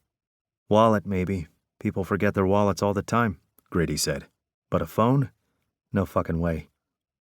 "You're welcome to look around," Allery said, then pointed at Lucas. "Take him with you. Grady can go where he wants. We'll see each other in hell. We have reserved seats. But you watch your step." Grady snorted.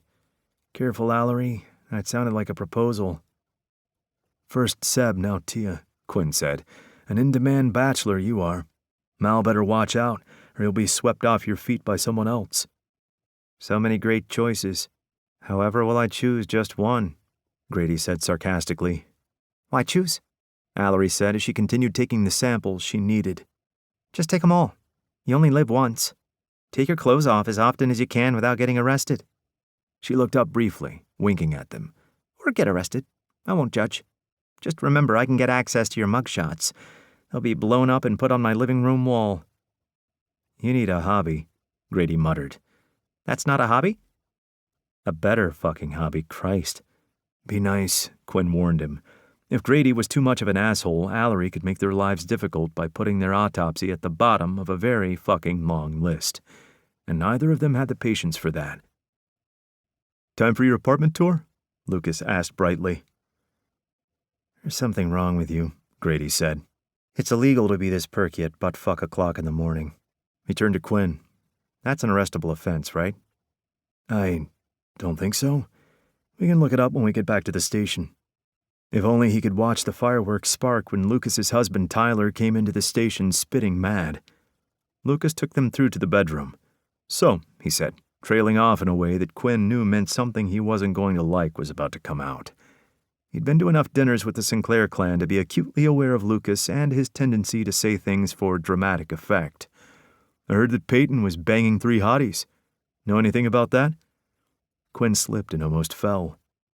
Why would I know about that? He had no idea if they were at the telling the whole family portion of their relationship yet. The last thing he wanted was the horde of Sinclairs hunting him down for defiling their baby brother. Would Sebastian defend him in court if they tried to get him put away for it? Would he be allowed to? Quinn hoped so. He had more at stake if Quinn were locked up. Conjugal visits weren't permitted in New South Wales. Maybe he could negotiate a Victorian prison, though Sebastian had helped with the defiling. If they were both in jail, they didn't need conjugal visits. Well, no, that wasn't true. Poor William. Would Will go with them? He doubted there was a court in the world that could meet Will and convict him of anything. One of them has to be Will, Lucas said, shrugging, who he thought he was already dating. Jury is still out on that because if they think they're fooling anyone into thinking they aren't completely in love, then my brother is more of an idiot than I thought. And so there are 2 more mysteries. Are there? Grady drawled gleefully. How about you look around and shut up? Quinn interrupted. It is you, Lucas said with an aha face as he pointed frantically at Quinn. Quinn was glad that firefighters didn't get armed with guns. Lucas had 0 filter or impulse control. It makes sense. He's been gaga over you for years. Grady cackled, and Quinn shot him a quelling look. If he didn't butt the fuck out of the conversation, Quinn was going to give Gideon, the bane of Grady's existence and a fellow detective at their precinct, dozens of bags of marshmallows. Gideon would use that power for evil, and it would all be focused on Grady. Peyton's sex life is none of your business. That's not a no. Who's the other one? Lucas mused, uncaring of the fact that Quinn hadn't confirmed anything. Quinn expected no less. Lucas was a chaos gremlin of the highest order. Their lord and master. Lawyer, Grady said absently. He opened the drawer of the bedside table. The handle fell off, but it was open enough that Grady used his fingers to open it the rest of the way. The structural integrity wasn't great, but it still functioned, somewhat. Lawyer?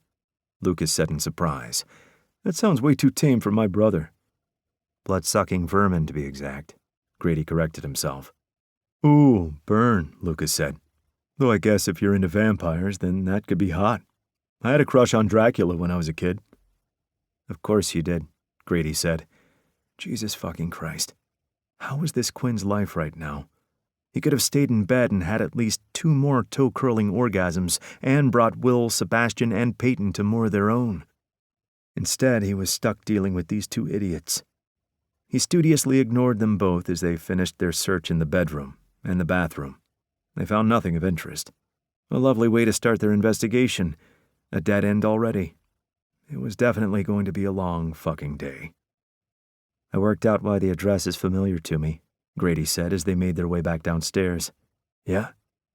Quinn was just glad they were heading back out into the fresh air. There was still a heavy smell of smoke that permeated the air inside, and it had started burning his throat. It's the address for Warren Boiler. Quinn stopped, narrowing his eyes as he turned to Grady. The drug dealer that Seb defended? The very same. I can't remember the apartment number, but it was this place. What do you want to bet that this is his apartment? Quinn wasn't going to take that bet. This could be him, he said. We'll need to confirm ID, but that makes the most sense. He took a deep breath as they made it outside the front doors. Between the attacks on your lawyer, the dead bodies, and the drugs, it makes me think there's some kind of turf war going on, Grady said. Maybe they crossed the wrong people or are honing in on someone else's territory. In theory, without all the pieces, it was the most logical conclusion. Except that Quinn knew that 2 men who had originally targeted Sebastian were dead. And he couldn't tell Grady that, since some mysterious group that Sebastian was connected to had taken the bodies. There was no trail, and it wasn't something that Quinn could put in a report. Whatever this murder was, if it was connected to Sebastian, Quinn couldn't grasp the thread. He needed to talk to Sebastian, and this Hunter, because Quinn had a feeling that he would know what was going on. Something was going on, and Quinn would find out what. Balancing a bowl of rice bubbles in one hand and the spoon in the other while an exuberant 6-year-old sat in his lap and played piano was a feat not many could master. Luckily, Jericho was a pro. He swallowed his mouthful and then stuck his spoon in his mouth before reaching around and pressing a random key on the far side of the piano. Olivia twisted and glowered at him. She was a ferocious warrior, and Jericho was adamant she got that from him, not Hunter. Uncle Coco, she said sternly. What? He asked innocently. That wasn't the right key. His smile widened. She got her musical talent from him, too. No? Why not? Because it wasn't, she insisted. He awkwardly scooped another mouthful of cereal, managing not to spill, and crunched loudly as he studied the keys. This one? He asked, pressing a different key. Olivia giggled. No. Oh, dear, he said mournfully. I must have forgotten. No, you didn't. She shifted up onto her knees, and Jericho almost lost his grip on his bowl, barely pulling it out of her way in time to stop her colliding with it. She was already dressed in her school uniform, and Hunter would kill him if she had to get changed because she had rice bubbles down her dress. I didn't? Why not? Because you're the best at piano. She played a few notes slowly, a melodic rhythm that Jericho recognized as the start of Mary Had a Little Lamb. It was one of her favorites. She consistently asked for a lamb at least once a month. Jericho knew it was only a matter of time before Hunter gave in. Hunter knew it too, and neither of them were looking forward to it. Where the fuck would they even keep a lamb? I'm the best at piano? Jericho asked with mock shock. What about your dad? She gave him a look that signified he was the biggest idiot in the world. She usually wasn't wrong. Daddy doesn't know how to play. That's true, Jericho agreed. You're both dirty liars, Hunter said, walking into the room. He had his slacks and a white shirt on, but the shirt was open, and he wasn't wearing socks. His wet hair dripped down his face as he came further into the room. Forget where the towels are? Jericho asked, smirking at him. That's sugar, Hunter said, instead of responding to the question. What is? Jericho asked. What you're eating? Hunter pointed at his bowl, and Jericho glanced down at it. It was mostly just floating, soggy pieces of cereal now. It's just sugar. I think it has other ingredients. Something made it crackle, and it wasn't the sugar. Hunter shook his head. Did you pack your bag, Olivia? Yes, she said. She was disinterested in the conversation, instead choosing to slowly press the keys down in a random pattern. It wasn't any song Jericho had ever heard. And your reader? Yes. Jericho and Hunter shared a look. They'd have to check before they left the house because a continuous flow of yes coming from her mouth always meant she wasn't listening. Hunter took the bowl and spoon from Jericho, smacking him on the top of the head once with the spoon before continuing to the kitchen counter. Jericho discreetly flipped Hunter off. He'd done it once where Olivia could see, and they were still trying to break her of the habit of doing it in the supermarket to old ladies as some bizarre form of greeting. Explaining that Jericho hadn't been waving to Hunter hadn't dissuaded her. She still thought it was a way to say hello. "Why don't we play one song together before school?" Jericho said. He rubbed his hair, making sure no milk had gotten in it. He pulled off the band around his wrist and used it to put his hair up in a messy half bun. "Have you been practicing while I was gone?" She beamed at him. Yes, every day after school. "Good girl. Do you—" He played a few of the first keys to Beethoven's Ode to Joy. "Remember this one?" She played the next few notes in the song. She hesitated on one, but eventually settled on the right one after a moment of intense concentration. "Very good. What about this?" They finished the song with relative ease, and Olivia beamed up at him. He tweaked her nose. "V, we still have half an hour before it's time to go. Can you go play in your room until then? Your uncle and I need to have an adult discussion." I'm an adult. "I think you have more than a few years before that," Hunter replied. Olivia slipped off Jericho's lap and put her small hands on her hips. How many? She asked. Hunter paused, looking up from where he was scrolling on his phone at the kitchen counter. 15, he said after a second. Olivia lifted her fingers and started to count until she reached 10 and started over. She kept going until she reached the right number before dropping her hands with another exaggerated sigh. That's too many. "Have you brushed your teeth?" Dad! Olivia whined. Hunter wasn't swayed. "Teeth, please." "Then find your shoes and we'll come and get you when it's time to go." Jericho waited until her exaggerated elephant footsteps had faded up the hallway before turning and straddling the piano bench. "You heard from Six this morning?" "Yes. Coffee?" Jericho shrugged. "Sure," he said, standing up. "You went shopping yesterday, right? Did you get—" "Above the fridge." Jericho shuffled around the treats and snacks they kept out of Olivia's reach and grabbed 2 of the Werther's soft caramel candies from the packet. He dropped them in the mug with the red stripes. "So?" "He found a place for the family of 4 that's reasonable rent, with a working fire alarm on the floor. He wanted you to know?" Jericho shook his head. "Don't ask." He was glad Six had thought to check, though. "Right. Anyway, 6 months' rent has been paid up front. It's getting professionally cleaned, fully paid for, and they can move in by Friday at the earliest." Everyone else in the apartment complex had received help from family and friends, except for Sarah and her kids and Trevor. Sarah had no family or close friends, and Trevor's children and grandchildren were conspicuously absent. Trevor might love them enough to keep pictures of them, but Jericho had no interest in a family that didn't care where their ailing father or grandfather was, and the kind of conditions that he was living in. After Six had convinced himself that Jericho was fine, they had set them all up at a hotel for indefinite stays until they'd found something for them. He hadn't expected something in less than 24 hours, but Six was nothing if not tenacious. Probably hadn't even slept that night. Jericho made a note not to talk to Greer, or even glance in his general direction, just in case he'd been made to stay up with him.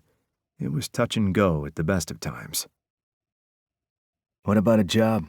Jericho asked. "Moira is looking for places," Hunter replied as he fiddled with the coffee maker and then put Jericho's mug under it. "She has contacts with a few places that she's confident will be willing to give Sarah a chance.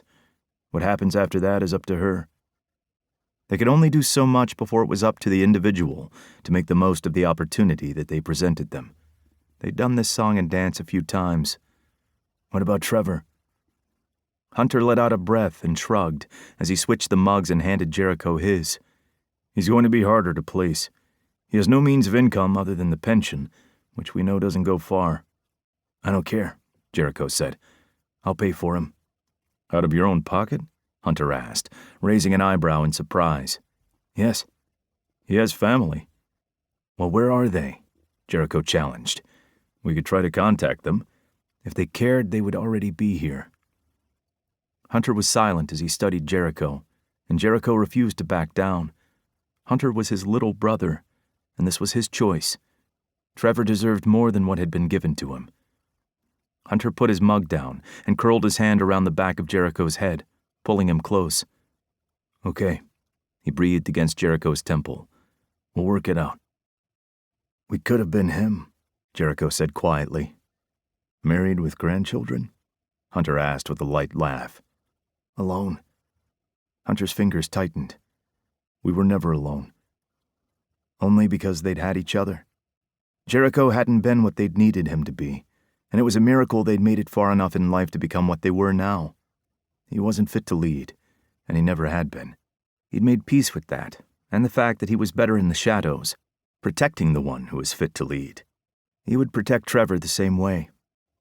"We need to talk about George," Jericho said, pulling away. They grabbed their mugs and settled at the kitchen table instead of the couch, sitting side by side. "Six, send me a copy of the list that you found on him."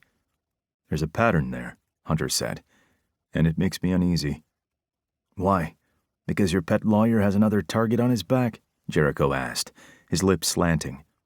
He stirred his coffee, making sure the caramel had melted properly. "Because you're on there," Hunter replied dryly. "As Warren," Jericho dismissed. "I'm not worried." "There are question marks." Jericho took a long sip as he thought about the names that had been listed. They think Dane Howell and Errol Derrick are still alive. Guess that hasn't gone through the grapevine yet. Which made sense. While George had died after Howell and Derrick had, it had only been by an hour or two at the most. The bodies have been given to Mav. No one will ever know what happened to them. That was the least of their problems. They targeted your lawyer for a reason. Whatever that reason is, could whoever it was that did this want the same thing? The idiots had been gunning for Devlin for a reason that they hadn't managed to work out yet. Jericho had only been with their organization for a few months, and they'd been tight-lipped about a lot of things. It was the only smart thing they'd ever done, and it was one that had made his job difficult. "I've sent Spencer and Kendrick to Melbourne to see what they can find. We can see what they dig up. Hopefully some concrete answers." Made sense. Kendrick was a master at sniffing out the truth, and Spencer could convince a fish it not only could ride a bicycle but desperately wanted to. If there was something to be found in the dark corners of that city, they would find it. Hunter leaned back in his chair, and Jericho didn't like the look on his face. "I want you on him." "You want me on who?" "Sebastian." Jericho jerked back in surprise. "I'm not a bodyguard." "The fuck? Hell no." "The rest of the team are busy and we need to keep him alive. He's an important asset, and he could be the key to working out whatever the fuck is going on." Footsteps signaled the emergence of Olivia. She was carrying her backpack, which was almost as big as she was. She dropped it beside the table, grabbed out her green plastic book folder, and then scrambled up onto Jericho's lap. "Uncle Coco, will you sign my diary?" she asked. Jericho winced when a knee hit a sensitive section of his inner thigh as she got comfortable. She flipped open the folder and pulled out the book she'd been reading earlier during breakfast, and then her small A5 diary that was covered in rainbow, mermaid, and skull stickers. "Here." Hunter cleared his throat. "Jericho." Jericho clenched his jaw, a muscle twitching, as he signed today's date in Olivia's diary and wrote the name of the book she'd read. "Fine," he said to his brother, referring to the bodyguard bullshit. "But you owe me." As if they had a choice. He hoped they got this over with sooner rather than later, so he could get back to some kind of normal. He hadn't even been home a week. "You wanted me to take you out on a nice date?" Hunter asked with a wry smile. "Can I go on a date?" Olivia asked, her eyes brightening as she climbed to stand on Jericho. "Sure, V," Hunter said. "You can wear your favorite dress-up outfit, and we can take you somewhere nice for your very own date." "My pirate outfit?" she asked. Jericho hadn't thought it possible for her eyes to get any brighter, but he was wrong. She jumped on his legs and he hissed. "Sit down, V," Hunter said. "I need Coco intact for a job he needs to do." "Work isn't any fun," Olivia said. "You're absolutely right," Jericho said. Bodyguard duty. Christ. That sounded as exciting as watching paint dry. Jericho had never had anything to do with any of their assets. Hunter coordinated all of that and kept the gears moving. Jericho preferred to get his hands dirty, not his mouth. What did a lawyer even do all day? Push papers around, look smarmy, and drink coffee? There was a reason that Jericho steered clear of suits. "Uncle Coco, watch," Olivia said, jumping out of his arms and onto the floor. He had no clue what he was watching, but she was having fun tumbling around on the floor. He made appropriate noises of delight when she looked expectantly at him. He was not looking forward to this job. Sebastian miscalculated the route he'd chosen to get back to his office. He ran right into the very person he'd been avoiding for the better part of the day. He could see his office door from here. It was right there. A few more steps and he would have been home free. "I should get hazard pay," Monica said, barring his way. Despite the stern look on her face, the rest of her appearance made her seem more approachable than she was. The thick spattering of freckles across her face, multicolored sparkles on her nails, the different butterfly clips she wore in her hair every day, colorfully patterned ties over an otherwise bland black and white ensemble. It was all a carefully laid trap. Sebastian's assistant was one of the best in the state, and the last month without her had been hell, even before he added in anyone trying to actively kill him. But the very reason she was such a good assistant also made her a pit bull, and his avoidance tactics had gotten rusty while she'd been on holiday. "I needed coffee," he said, wincing even as the words left his mouth. It was the truth. It was mid-afternoon, and he needed some form of sustenance before he went mad. But going straight to the defensive only made him look guilty, and she would jump on it. He was so proud of her. He just wished she wouldn't use it on him. There should be some kind of clause that a move couldn't be used on the person that had taught you said move. Surely there was a law about it somewhere. "There's coffee in the staff room," she replied, not giving him an inch. "I thought we were friends. Why do you want to poison me?" That coffee was a last resort when it was midnight, and there were quite literally no other options, and he was too lazy to go search for places that were open 24/7, as if they had decent coffee anyway. "You came out of the womb running your mouth, didn't you?" Sebastian didn't have a defense for that, so he pushed his glasses up the bridge of his nose with one finger and took a sip of his coffee instead, then grimaced. Fucking Christ. Did no one know how to make a decent coffee anymore? The coffee shop in the foyer, still under renovation of course, made coffee that Sebastian wouldn't have been ashamed to cry over. Everyone else in a 2-block radius seemed to enjoy burning their beans. He was glad that the only casualty in that incident had been the shop itself, and everyone else had been okay, even the woman he thought was going to die under his hands. But it was a loss that Sebastian was really feeling. He needed coffee to survive. He wasn't a miracle worker. "I should put a tracker on you." "I don't think that's necessary." He wasn't hard to find. If he wasn't chained to his desk and didn't have something in his calendar, she had a better idea of what was on it than he did. It was obvious that he was off searching for coffee.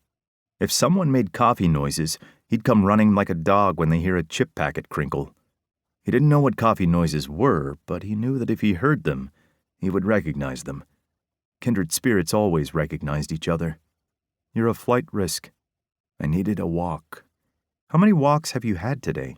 she asked, raising an eyebrow. This is workplace bullying. It was bad enough that all he had to drink now was mediocre coffee. "One of those better be for me," she said, pointing at the bag of cinnamon donuts that Sebastian had gotten with his coffee. "All yours," he said, handing them over as a gift of peace. She could have whatever she wanted, as long as she stopped looking at him like she was going to string him up by his entrails in the flagpole outside. Also, if they were as bad as the coffee, he didn't want to eat them. They were going to a greater cause now. Monica took out a donut as they began walking and took an aggressive bite out of the first one, all while maintaining some terrifying eye contact. He winced. Avoidance had seemed like such a good tactic up to this point. It always did, until it came time to pay the piper. "What am I going to do with you?" He was an eternal optimist. Pat me and tell me I'm pretty? The side-eye he got from that comment was lethal. "I don't think you deserve it. Letting me come back from a lovely holiday to news of you being shot at? That's a new one, even for you." "I don't want to become too predictable." "No chance of that," she said, unimpressed. "Don't ever do that to me again. You're a pain in the ass, but you're my pain in the ass, and I don't want to have to train another lawyer. Got it?" "Got it," Sebastian replied dutifully. He wasn't going to ask which time she was talking about. She dropped the bag of donuts on her desk and slid gracefully into her seat. She leaned back and laced her fingers together like an evil villain. "What's this I hear about you and a cop sucking face in your office?" "Do I need to separate you and Caleb?" Sebastian asked with a roll of his eyes. His paralegal and assistant were supposed to help him, not gossip about him. "Just try it, honey, and don't deflect. I should have been more specific with my questioning." What's this I hear about you and Quinn Hughes sucking face in your office? It's a new service I'm offering, Sebastian deadpanned. There was a file with a sticky note attached to the front that said Sebastian, so he picked it up and flicked it open, wishing this conversation were over already. She arched a perfect eyebrow. Sebastian flipped the file shut with a snap. Caleb is biased, and you shouldn't listen to a word that he says, especially not about any of my past associations. It seemed wrong, somehow, to reduce Quinn to that, but it was too complicated to explain. I don't like him. Yeah, me either, Sebastian said, dropping the file back on the desk. He just sticks around like a bad smell. It's been that way since we first met in college. Her look could have melted glaciers. I meant Hughes. Sebastian knew who she'd meant. He also didn't think it was fair to base any opinion of Quinn on Caleb's thoughts about the situation, especially since she'd never even met him. If it had been Quinn's partner, Grady, then he would have understood. The guy put the dick in dickhead. The fact he was good at his job was beside the point. His bedside manner was atrocious. Sebastian took his glasses off and rubbed the bridge of his nose with a heavy sigh. Don't you have work to do? She picked up a nearby pen from the desk and twirled it between her fingers. Is he the one who gave you the hickey that you're trying to hide? She asked smugly. Fucking damn it. He had been sure the collar hid it. He shifted it again, feeling the slide of fabric against the bruise. She pointed at him with her pen, still twirling it. I can only see the top of it, but I know what it is, she said. You might want to think about concealer before your meeting at 4. Do I look like I carry concealer? Some days he didn't even remember his keys. Do you want me to answer that? No. Fuck no. He couldn't tell whether this level of sass was because he paid them too much or didn't pay them enough. These, she said, holding up a stack of notes, are messages for you, all from your family. Great, Sebastian said dully, taking them. It was never a good sign when they called his office instead of him. The first one is from your brother. Sebastian read the call me written in Monica's elegant script. He appreciated the simplicity of it. He absolutely wasn't going to call Eli, of course, at least for a year. 2? How long did an elephant's memories last? Maybe he needed to change his name and leave the country. 6 are from your mother. Sebastian paused, his fingers tightening on the notes. Fuck. 6? He asked, just to be sure. Mm-hmm. You want to burn them? I have matches ready. No, he said, instead of the yes that was on the tip of his tongue. It was tempting. He could just imagine what half of them said. He hadn't deigned to call her in over a week, and she'd be getting impatient. It didn't matter he'd been trying not to die. That would never be her priority. Unfortunately, ignoring her had never made it go away. He shoved the notes into his pocket and headed for his office. Monica stood and followed him. The last one is from Louise. Monica's voice softened for that one. She said you can call back if you have time. Did you tell her that she's welcome to call your phone and get directly through to you whenever she wants? She looked at him like he was the biggest idiot in the entire world, and honestly, he deserved that one. Of course I did. Her answer was the same as it always is. Louise was the mother of his best friend, Jay, and had been more of a mother to him growing up than his own ever had. He'd met Jay when his younger brother Eli had made friends with Jay's younger brother in kindergarten. Eli and Gabe had been inseparable ever since, and a mirror image of that friendship had evolved with Sebastian and Jay. Louise still insisted that she'd go through the proper channels when contacting him at work because his time was important. The world didn't deserve her. He should call her back. Sebastian stopped short when he unlocked his door and took one step into the office.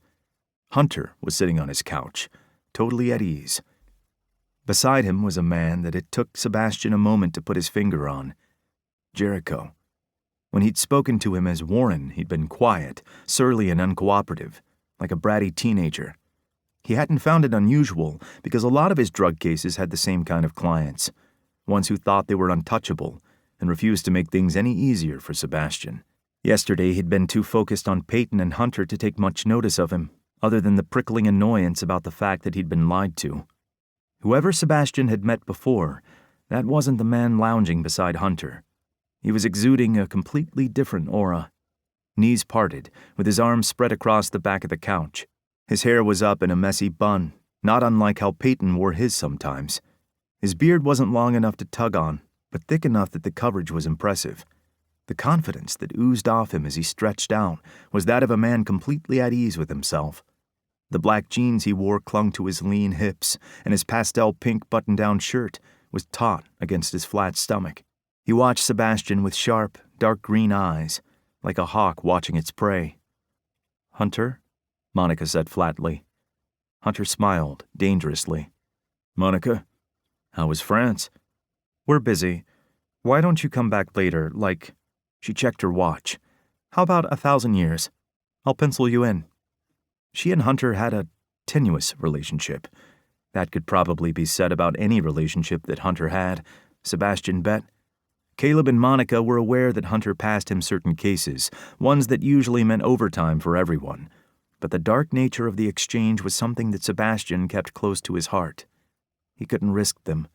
There was a reason that a good 80% of his clientele were innocent, and that he was so picky about which cases he took. They didn't need to know the full extent of it. Hunter chuckled. "So efficient.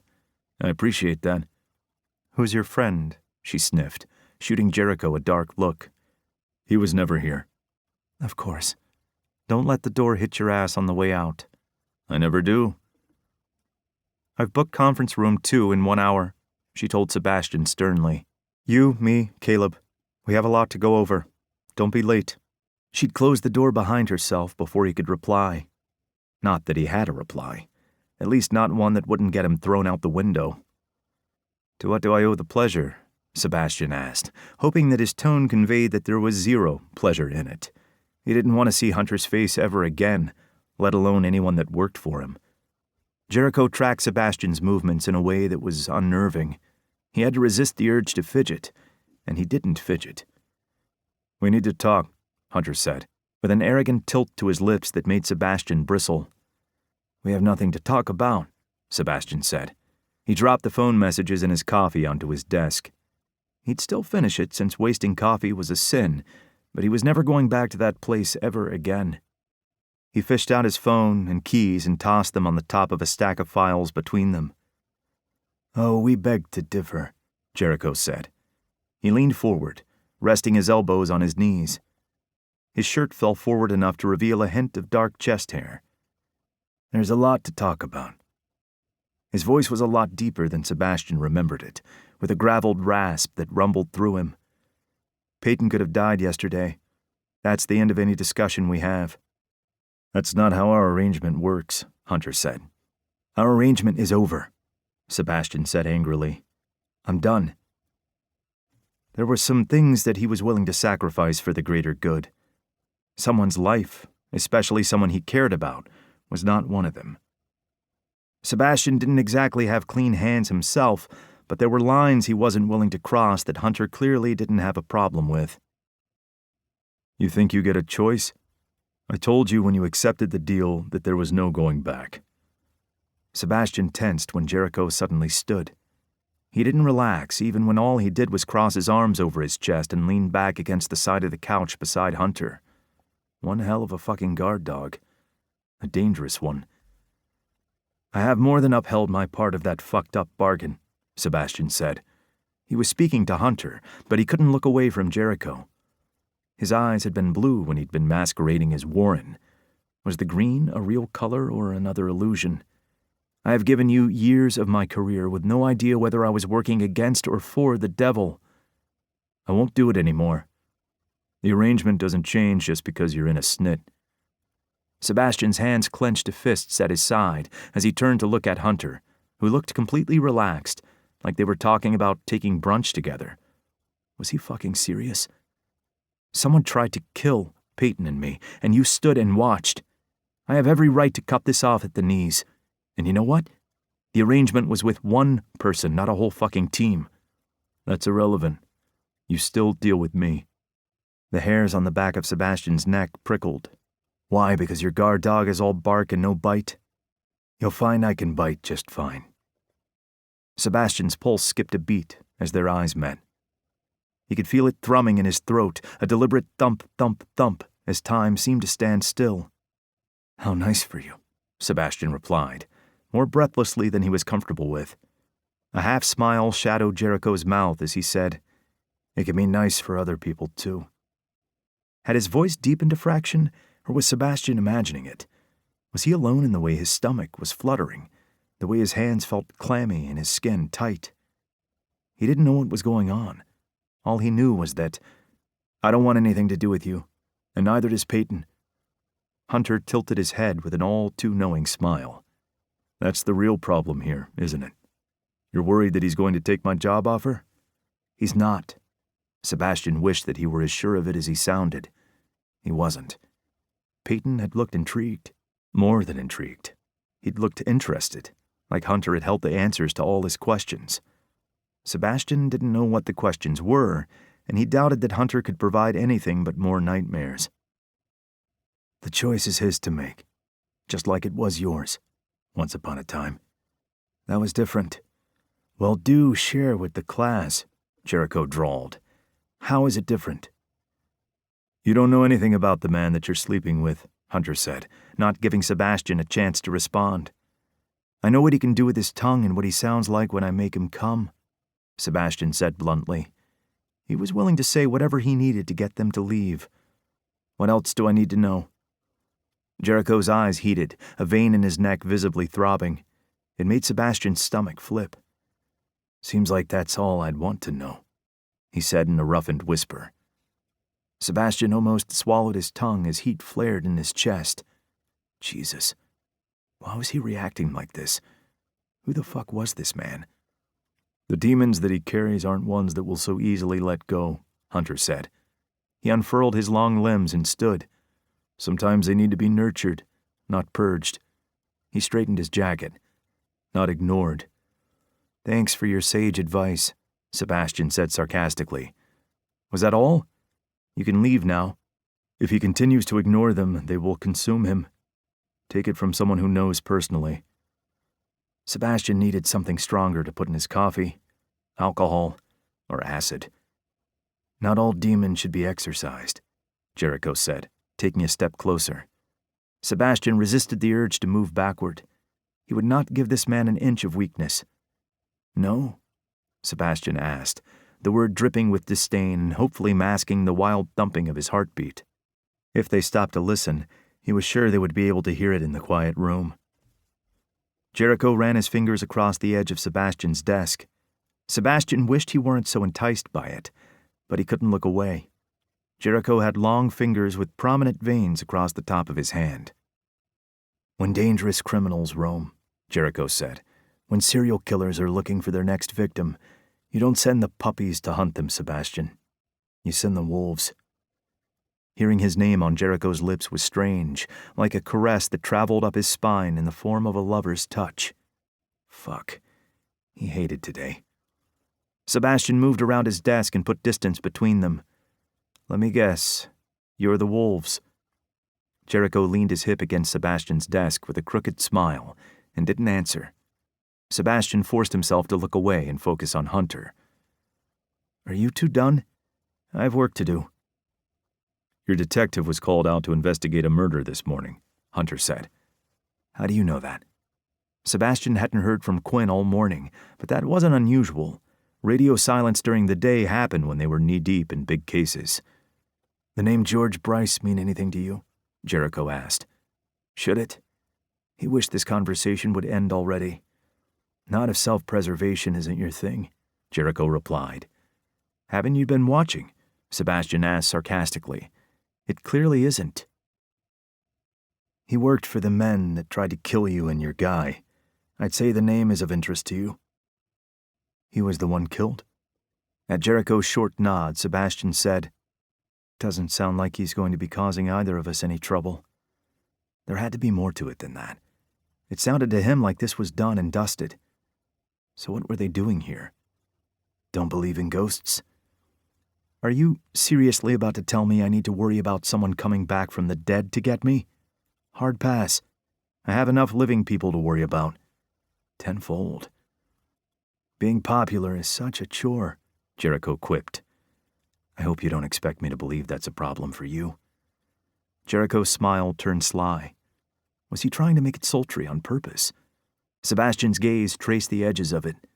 He had nice lips, shaped by his short, scruffy beard. Sebastian shifted uncomfortably, wishing he'd never gotten out of bed. Jericho tilted his head wordlessly, a hint of canine showing as his mouth tipped up further. Sebastian couldn't look away, and he didn't know why. The green looked strange on him, almost wrong.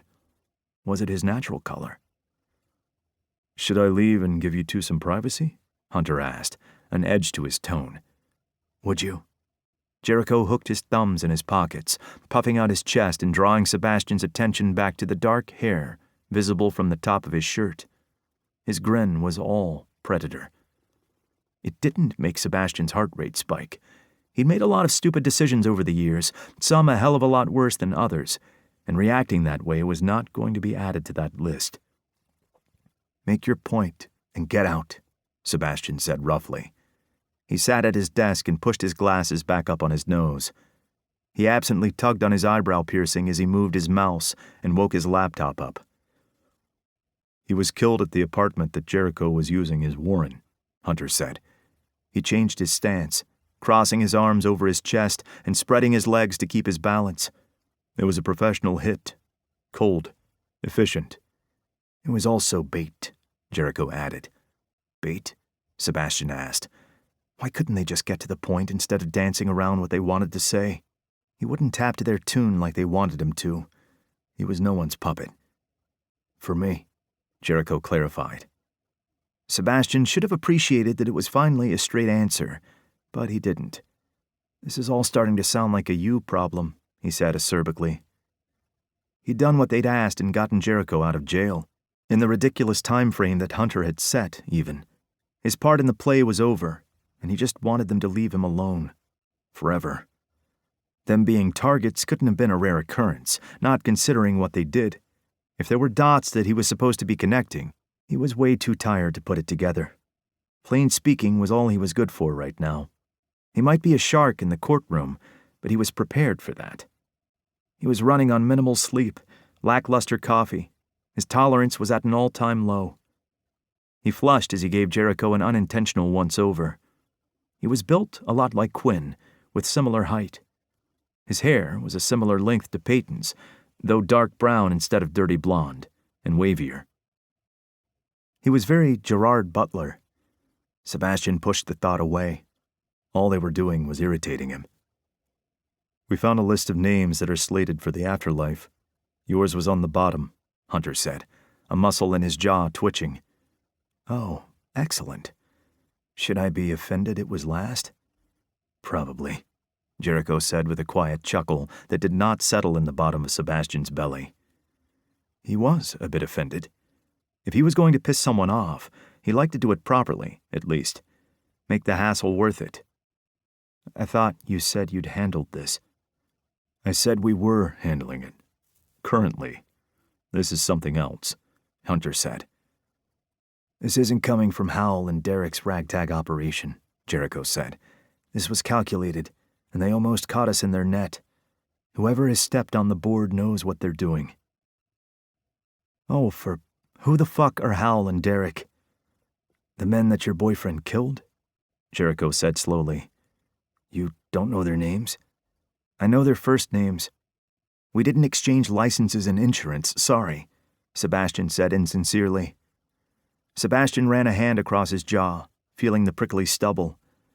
He needed to shave. "This is what you came to tell me. Someone might try to kill me soon. We don't know who or why. Good luck?" "I told you already that you're an important asset to me," Hunter said. "I need you alive, remember?"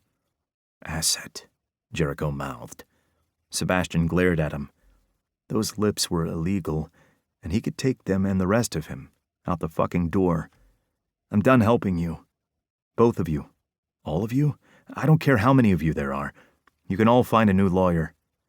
Jericho ignored him and picked up Sebastian's paperweight, a crudely multicolored painted rock with the words "World's Best Uncle" written across it in black texta. It had been a gift from his niece Claire when she'd been in kindergarten. It did the job, and now that she was so old at the ripe age of 8 and knew everything there was to know in the world, she was super embarrassed to see it whenever she visited. so naturally he always kept it in view. Nice. I can't be talented at everything. Shame. Jericho put it down in the exact spot he'd picked it up from. Didn't you know, Sebastian? He licked his bottom lip enticingly. You're our favorite pet lawyer. You're what? Sebastian bit out. He was no one's pet. Jericho circled the desk and rested his hip against the desk right beside Sebastian's arm. It was close enough that Sebastian could feel the warmth of him. Our favorite, Jericho repeated. He traced a finger across the curve of Sebastian's neck, and goosebumps rippled across his skin. He could have pulled away, but it felt like that was exactly what Jericho wanted. If he moved, then he lost. And Sebastian refused to lose whatever this was.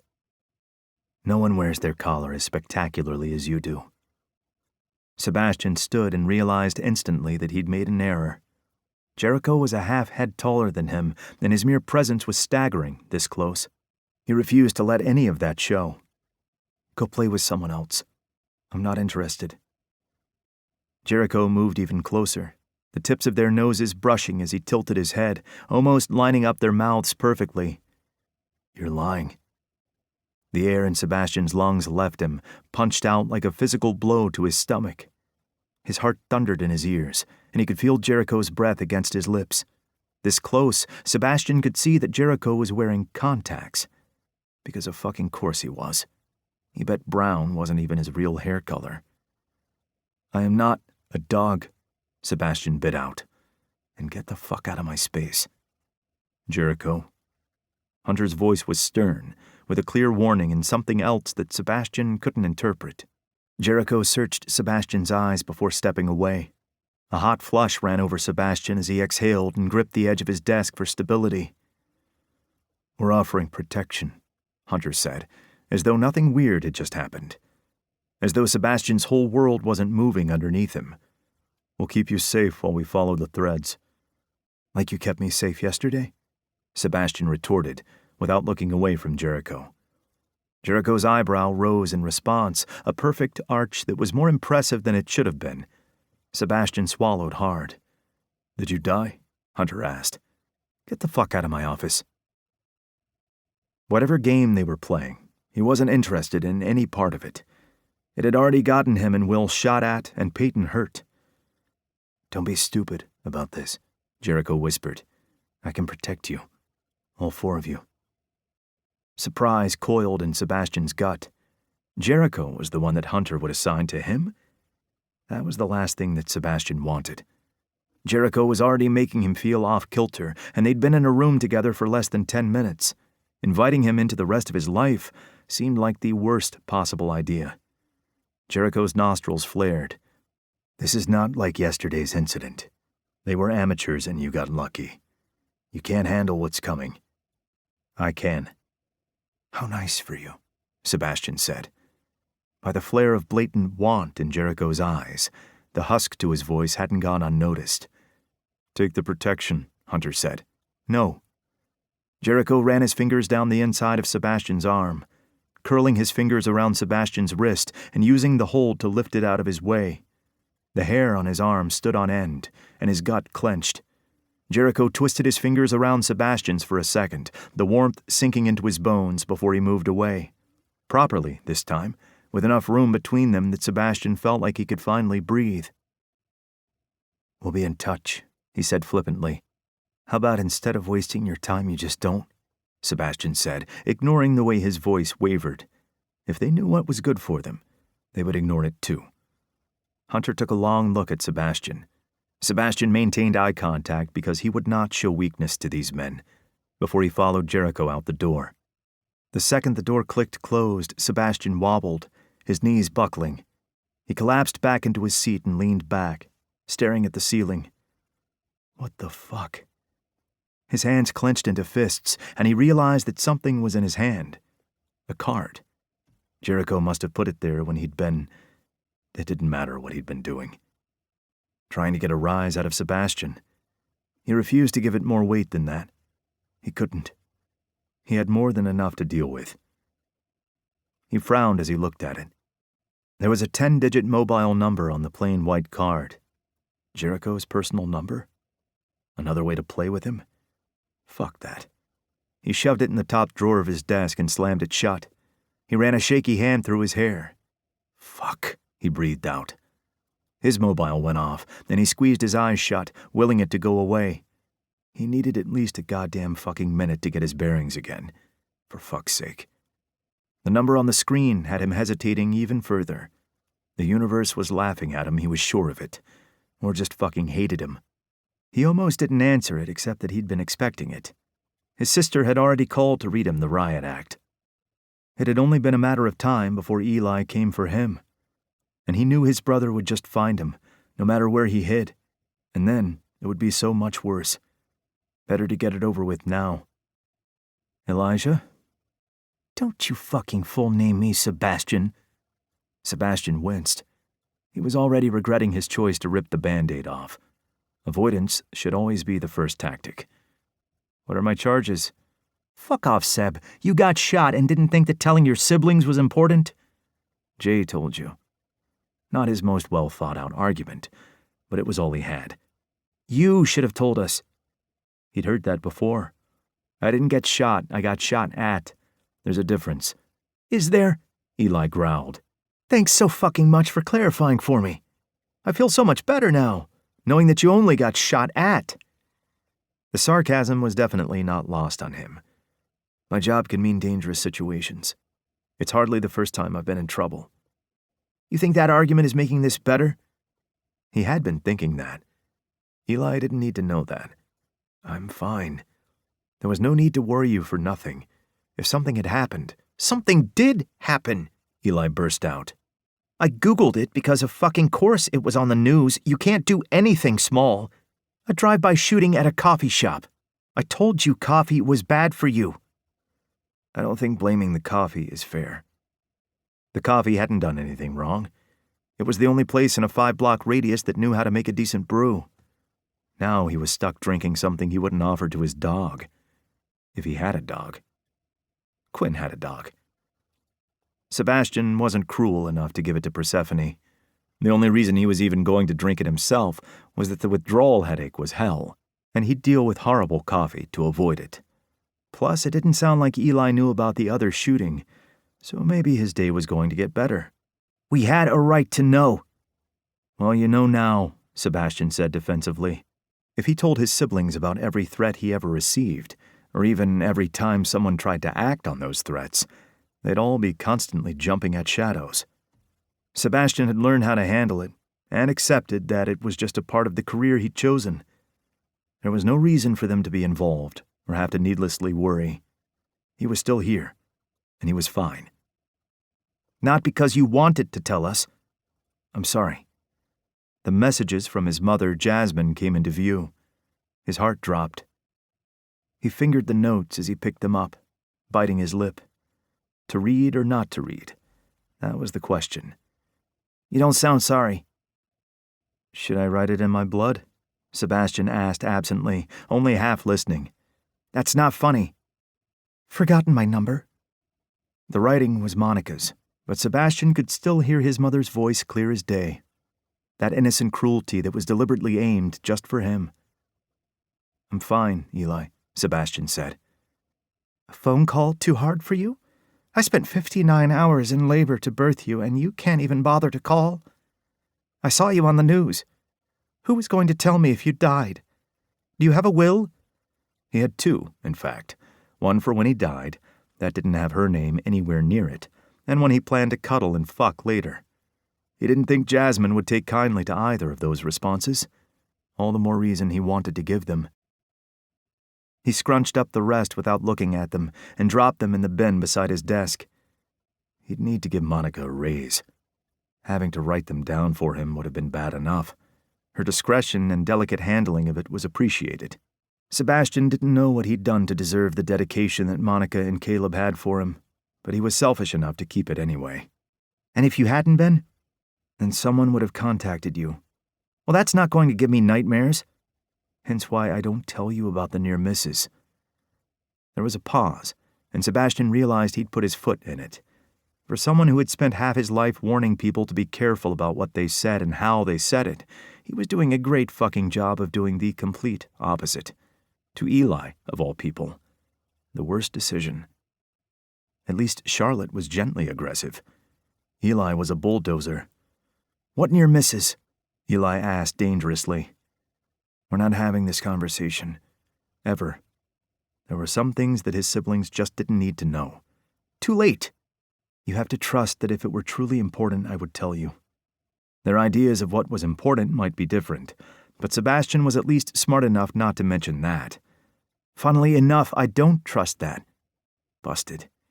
Eli, promise me that you're okay. Sebastian hesitated. Seb. Sebastian took his glasses off and idly fiddled with them. It's getting handled. He really hoped that was the truth. Eli made an honest-to-God growling noise. Fucking hell, Seb. Just... fuck.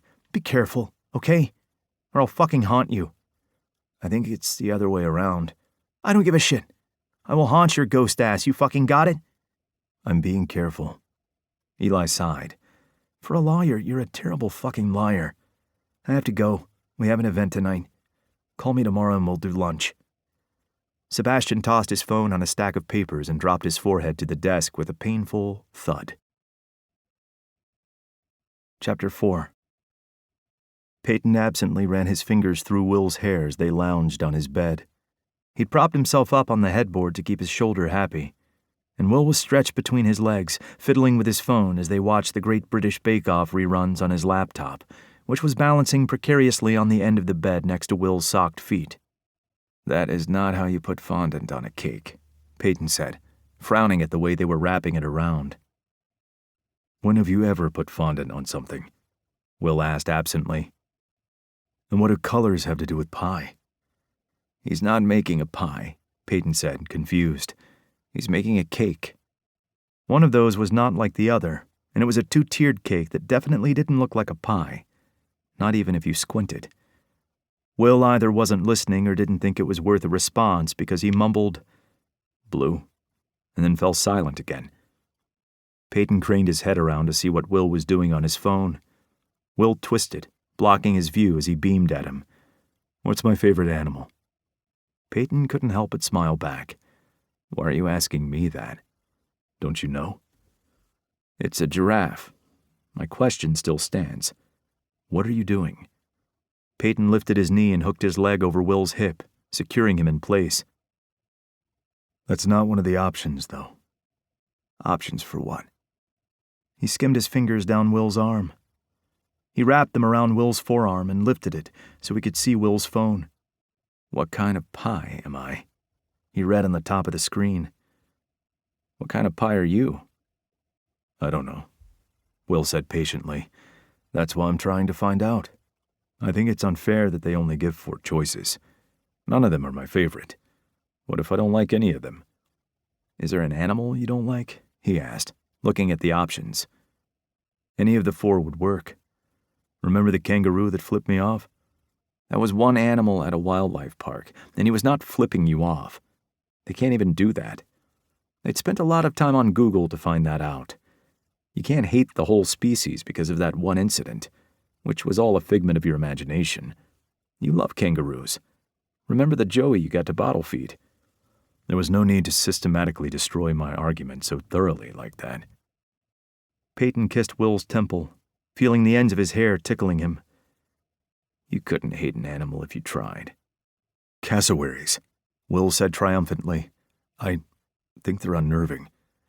That's not exactly the same as hating something, Peyton said, his mouth curving up with warmth. Will was ridiculous in the best way. He settled back and wrapped an arm around Will to rest his head on his collarbone and refocused back on the episode playing on his laptop.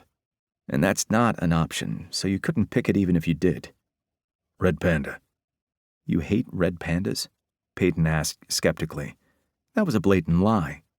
He'd held one during an encounter at a wildlife park a few years ago, and he'd cried. No, it's not an option. And I'm picking it. Will tilted his head. I don't think this quiz is very accurate. You don't think?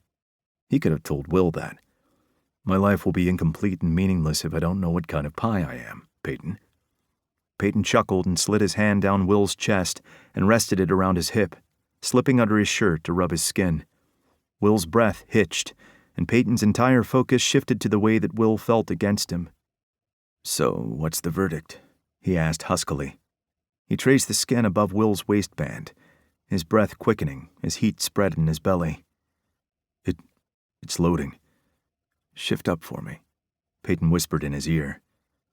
Once Will was sitting up better and he could reach, Peyton palmed his dick through his pants, feeling his semi-hardness. "How long is it going to take? I don't want your life to be incomplete." He added pressure, and Will groaned, dropping his head back against Peyton's good shoulder. I don't." Will cut off with a strangled moan. Peyton licked the shell of Will's ear as he massaged his hardening cock. "What kind of pie are you, Will?" Will's legs spread, giving him more room. "Peach," he gasped, his fingers losing his grip on his phone. Peyton nudged it away with his leg so it was a safe distance away. Peyton smiled into the curve of Will's neck. "Peach?" he asked, amusement lacing his voice. "What were the odds of that?" It was perfect. "It says that," Will protested, turning his head to look at Peyton. "What, you don't think I could be a peach?" The indignation was real, and it only made the amusement curl deeper into Peyton's stomach. He lifted his chin, fitting their lips together, moving softly against Will's. "I think the quiz deserves a reward for its accuracy," Peyton said softly. He kissed Will's jaw, peppering kisses across the strong line of it. "A peach is round." He kissed below Will's ear, nibbling gently. "Luscious." He took Will's earlobe into his mouth and rolled it between his teeth. He slid his hand around and under Will, cupping his ass. "Biteable." "Are we still talking about a peach?" Will asked. Peyton grinned and bit playfully on Will's shoulder. "What else would we be talking about?" "My ass." "You do have an extraordinary ass." Peyton lifted his head. Will's smile was breathtaking, the perfect mix of naughty and nice. Impossibly Will. His gorgeous brown eyes were as familiar to Peyton as his own, and Peyton had no idea how he could have gotten through the last 6 years without him. "I love you." "I love you too." Will's answer was too easy, an automatic response to a statement they'd said to each other so many times over the years. This time was different, and Peyton needed him to know. They were different now. Everything was. "No," Peyton said. He tangled their fingers together and squeezed. "Not like a friend, Will. You're my best friend, and of course I love you. But I'm also in love with you." Will's lips parted as he stared. "Oh." He lifted himself up onto his knees and turned around, straddling Peyton's hips and settling on his lap. He bent and took Peyton's lips in a greedy, desperate kiss. By the time he lifted his head, they were both panting heavily, and Peyton's dick was hard and aching. Will opened and closed his mouth, hesitant. "What is it?" Peyton asked, frowning. He cupped Will's face, smoothing his thumb across his cheek. "Are you all right?" "I'm in love with you too," Will said, his eyes earnest and warm. Peyton's heart stuttered. "You don't have to." "I know. I mean it." Peyton swallowed down the lump in his throat, his grip on Will tightening. Show me. Will brushed some of Peyton's hair from his forehead and scraped his nails pleasantly across Peyton's scalp. Peyton's eyes fluttered closed, a shiver running down his back. Will leaned back and pulled his plain black t-shirt up and over his head, discarding it over the side of the bed. He shifted back and hooked his fingers in Peyton's pants, pulling them down and over his hips. His fingers grazed Peyton's skin as he went, causing goosebumps to follow in his wake. He trailed his tongue across his V-cut and down to his groin. He nuzzled Peyton's cock with his nose, but didn't give it anywhere near the attention it wanted. "Will," Peyton said in warning. Will nipped his sensitive inner thigh and then kept going, pulling his pants all the way off. Luckily, he was already shirtless, because getting a t-shirt on and off with his sling was a pain in the ass that he was actively avoiding whenever he could get away with it. Will hooked his arms under Peyton's calves and pulled him down the bed so he was lying flat. "How is your shoulder?" "What shoulder?" Peyton asked breathlessly. There wasn't even a twinge. Will stood long enough to wriggle out of his pants, and then he was back on Peyton, their lips finding each other again. He was warm, and Peyton lifted a leg, hooking it around Will's waist as he bucked his hips and rubbed their hard cocks together. He groaned loudly at the intensely satisfying pressure. Will kissed the corner of his mouth, his jaw, his neck, and further down. He stopped at Peyton's insignia tattoo, taking his time to trace it with his tongue. Will splayed his hand over Peyton's chest, holding him in place as he continued kissing his way down Peyton's abdomen. Peyton groaned, a mixture of lust and frustration. It wasn't that he couldn't get out of Will's hold. Will was strong, but Peyton was stronger. He just didn't want to. He wanted to give Will everything. It had been a little while since it had been just the two of them like this, and as much as he enjoyed every moment with Sebastian and Quinn, this was important too. Having this closeness with just the two of them together, having all of Will's focus on him, having all his focus on Will. Peyton didn't want to give Sebastian or Quinn up. What they were building was becoming important to him, but he didn't want to give this up either. He wouldn't sacrifice one for the other. Their individual relationships had to be just as important as the one they were growing together. Will buried his nose in the hair around Peyton's jutting dick, inhaling deeply. Fuck. Peyton's feet arched as he cradled the back of Will's head. A strangled gasp escaped his mouth as Will licked a line up his dick before sucking the tip into his mouth. He swirled his tongue around, pushing it into the slit, before releasing it and kissing and licking his way down his shaft again. He took Peyton's balls into his mouth, rolling them around and sending lines of pleasure rolling through Peyton. Peyton twisted too sharply as lines of pleasure rolled through him, and a twinge ran up his shoulder. Will paused, lifting his head. "Peyton?" "It's fine," Peyton said roughly. "Don't stop." He coaxed Will's head back down, moaning as those talented lips wrapped around him again. He was so focused on Will stroking him and sucking on him like Peyton's cock was his favorite treat that he jerked in surprise when a finger circled his rim. Peyton's mouth fell open on a silent gasp. He bent a knee, exposing himself to Will. A calloused palm slid up his thigh, Will's strong hand holding below his knee, while he crawled back up Peyton's body. Will pushed his knee out more and settled between his legs, fitting perfectly. Despite their height difference, they had always fit together, like their bodies had been made for one another, like they had been. Will had been part of his soul right from the start. From the moment he'd woken up hungover in an unfamiliar bed to find water and painkillers waiting beside him, and the pleasant aroma of cooking bacon and coffee filtering in from the kitchen. Will had fed him, made him laugh, and snuck in between his ribs almost instantly. He needed Will inside him. He flung his arm out, feeling another twinge from the other side that he probably needed to stop ignoring, and fumbled the nightstand drawer open. He twisted his neck, craning to see. He found hand cream first and threw it on the floor before finally finding the tube of slick and a condom wrapper. Will plucked the lube from his hand and poured a generous amount over Peyton's dick, making it twitch at the sudden cold. He wrapped a hand around him, spreading the lube as he slowly stroked him from base to tip, until Peyton thought he might go mad if he didn't come soon. Will took Peyton's lips in a soft kiss at the same time he slipped 2 lubed fingers into his ass. He hadn't even noticed Will getting them slick. He was so focused on what Will was doing to him. Will timed his strokes with every thrust of his fingers, and Peyton could only hang on, Will's tight muscles bunching and moving under his palm, exhaling tiny pants of breath as he was turned inside out. By the time Will had prepped him with 3 fingers, Peyton had forgotten how to breathe and was nothing but an incoherent begging mess.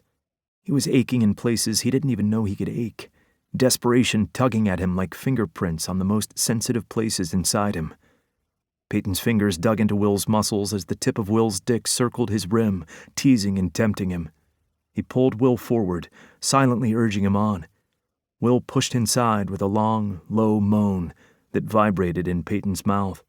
He bottomed out and settled against Peyton's body, his heated skin searing Peyton in a way that had his dick throbbing eagerly. He remained still.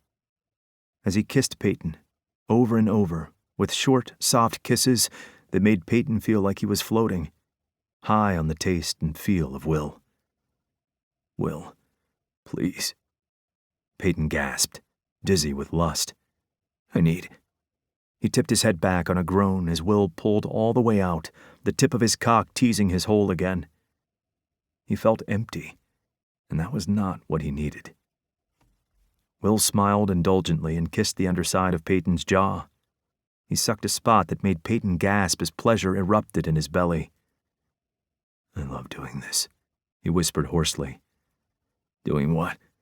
Driving me crazy?" Peyton tried to push his hips up to get Will to fuck him, but he couldn't do much without risking twisting his shoulder too much. Will had all the power here, and they both knew it. "Yeah," Will said. Peyton could feel the grin against his skin like a physical caress. Will pushed back in as he hiked himself up enough to kiss Peyton's cheek, his temple, his eyelids, when Peyton's eyes closed. "Having you like this. You're a warrior, Peyton. You're strong, capable, dangerous. When you surrender to me like this, when you let me in, there aren't enough words in the English language to describe how much of a god I feel."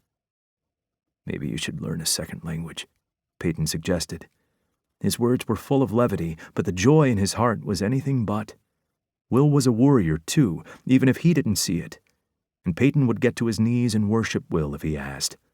He would surrender everything. And outside of the bedroom, Peyton would destroy anyone who wanted to hurt him. Will nipped at the curve of his jaw. "Maybe." He slanted their lips together as he rocked in and out, starting a slow, steady pace.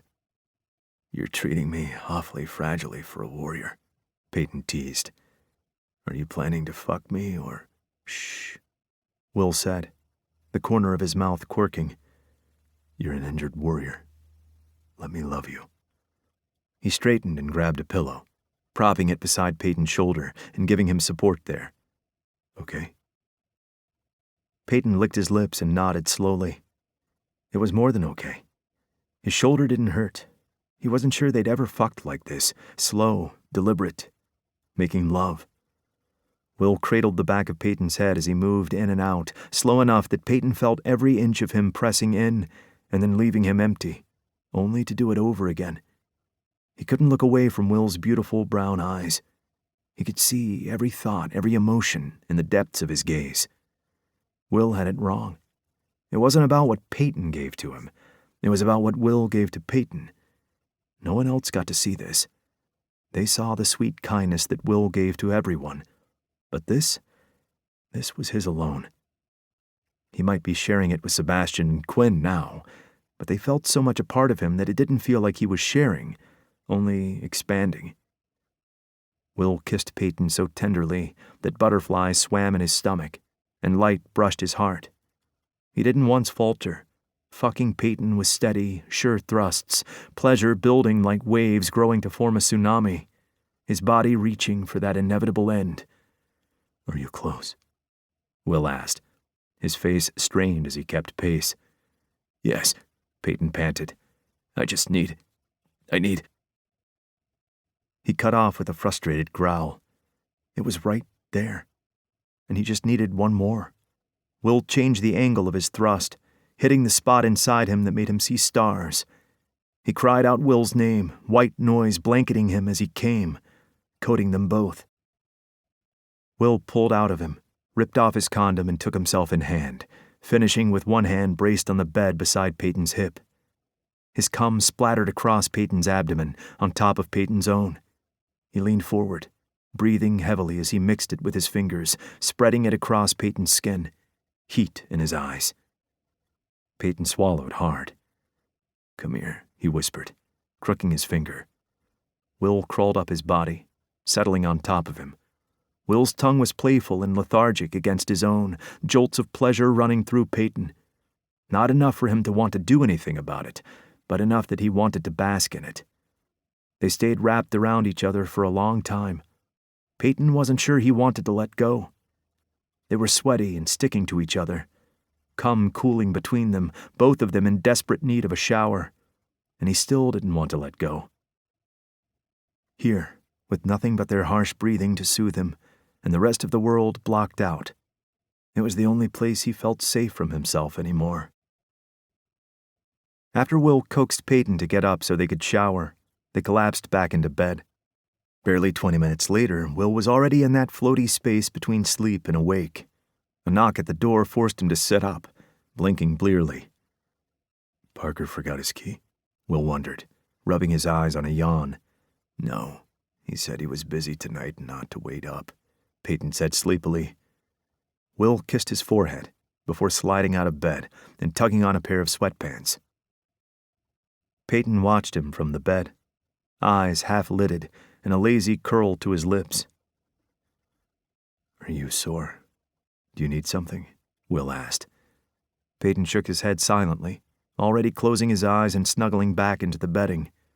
Will didn't think it was that late in the evening, but he let him. Will ran a hand through his still damp hair and patted his way through the 3-bedroom apartment on the way to their front door. He went to open it and paused with his hand on the handle. After everything that had happened, a little more caution wouldn't go astray. Will braced his forearm on the wall beside the door instead of opening it. Who is it? He called out, tense as he waited for the response.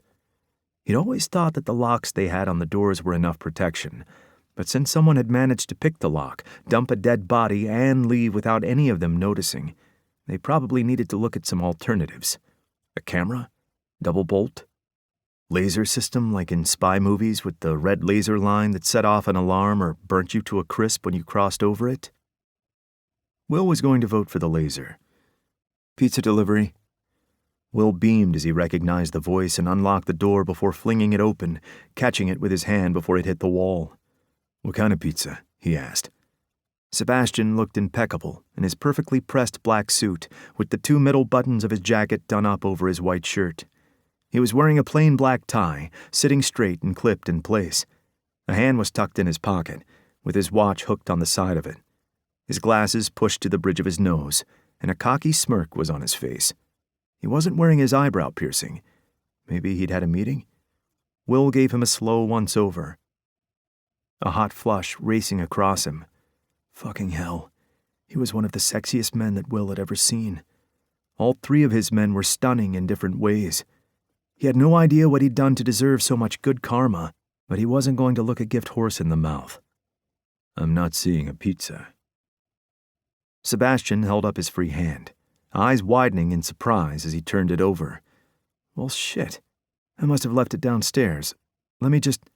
He feigned turning to leave, and Will snagged his tie, twining his fingers around it. He dragged Sebastian in for a lingering kiss. Will's body responded to the touch like a fire hit with gasoline.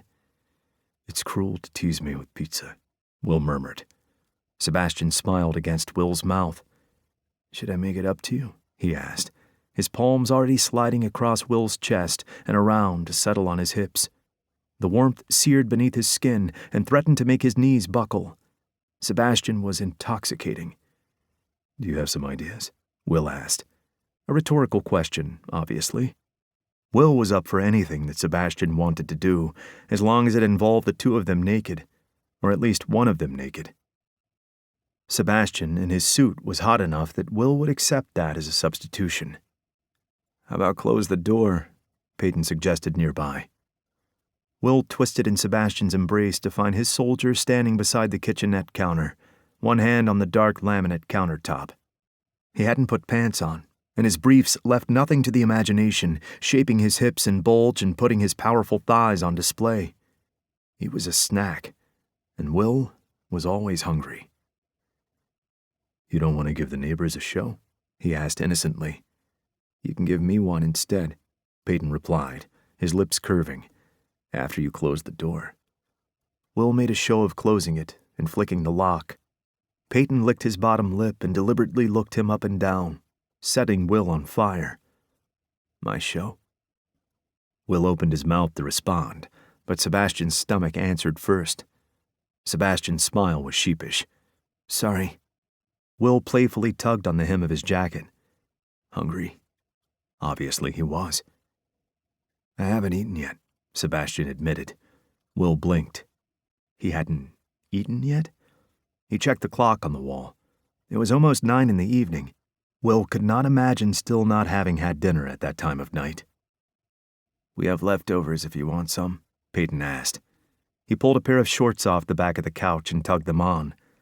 I'd love some, Sebastian said. Allergic to anything? Will asked. Sebastian shook his head no. He toed off his dress shoes and bent, placing them beside the door, giving them a nice view of his ass.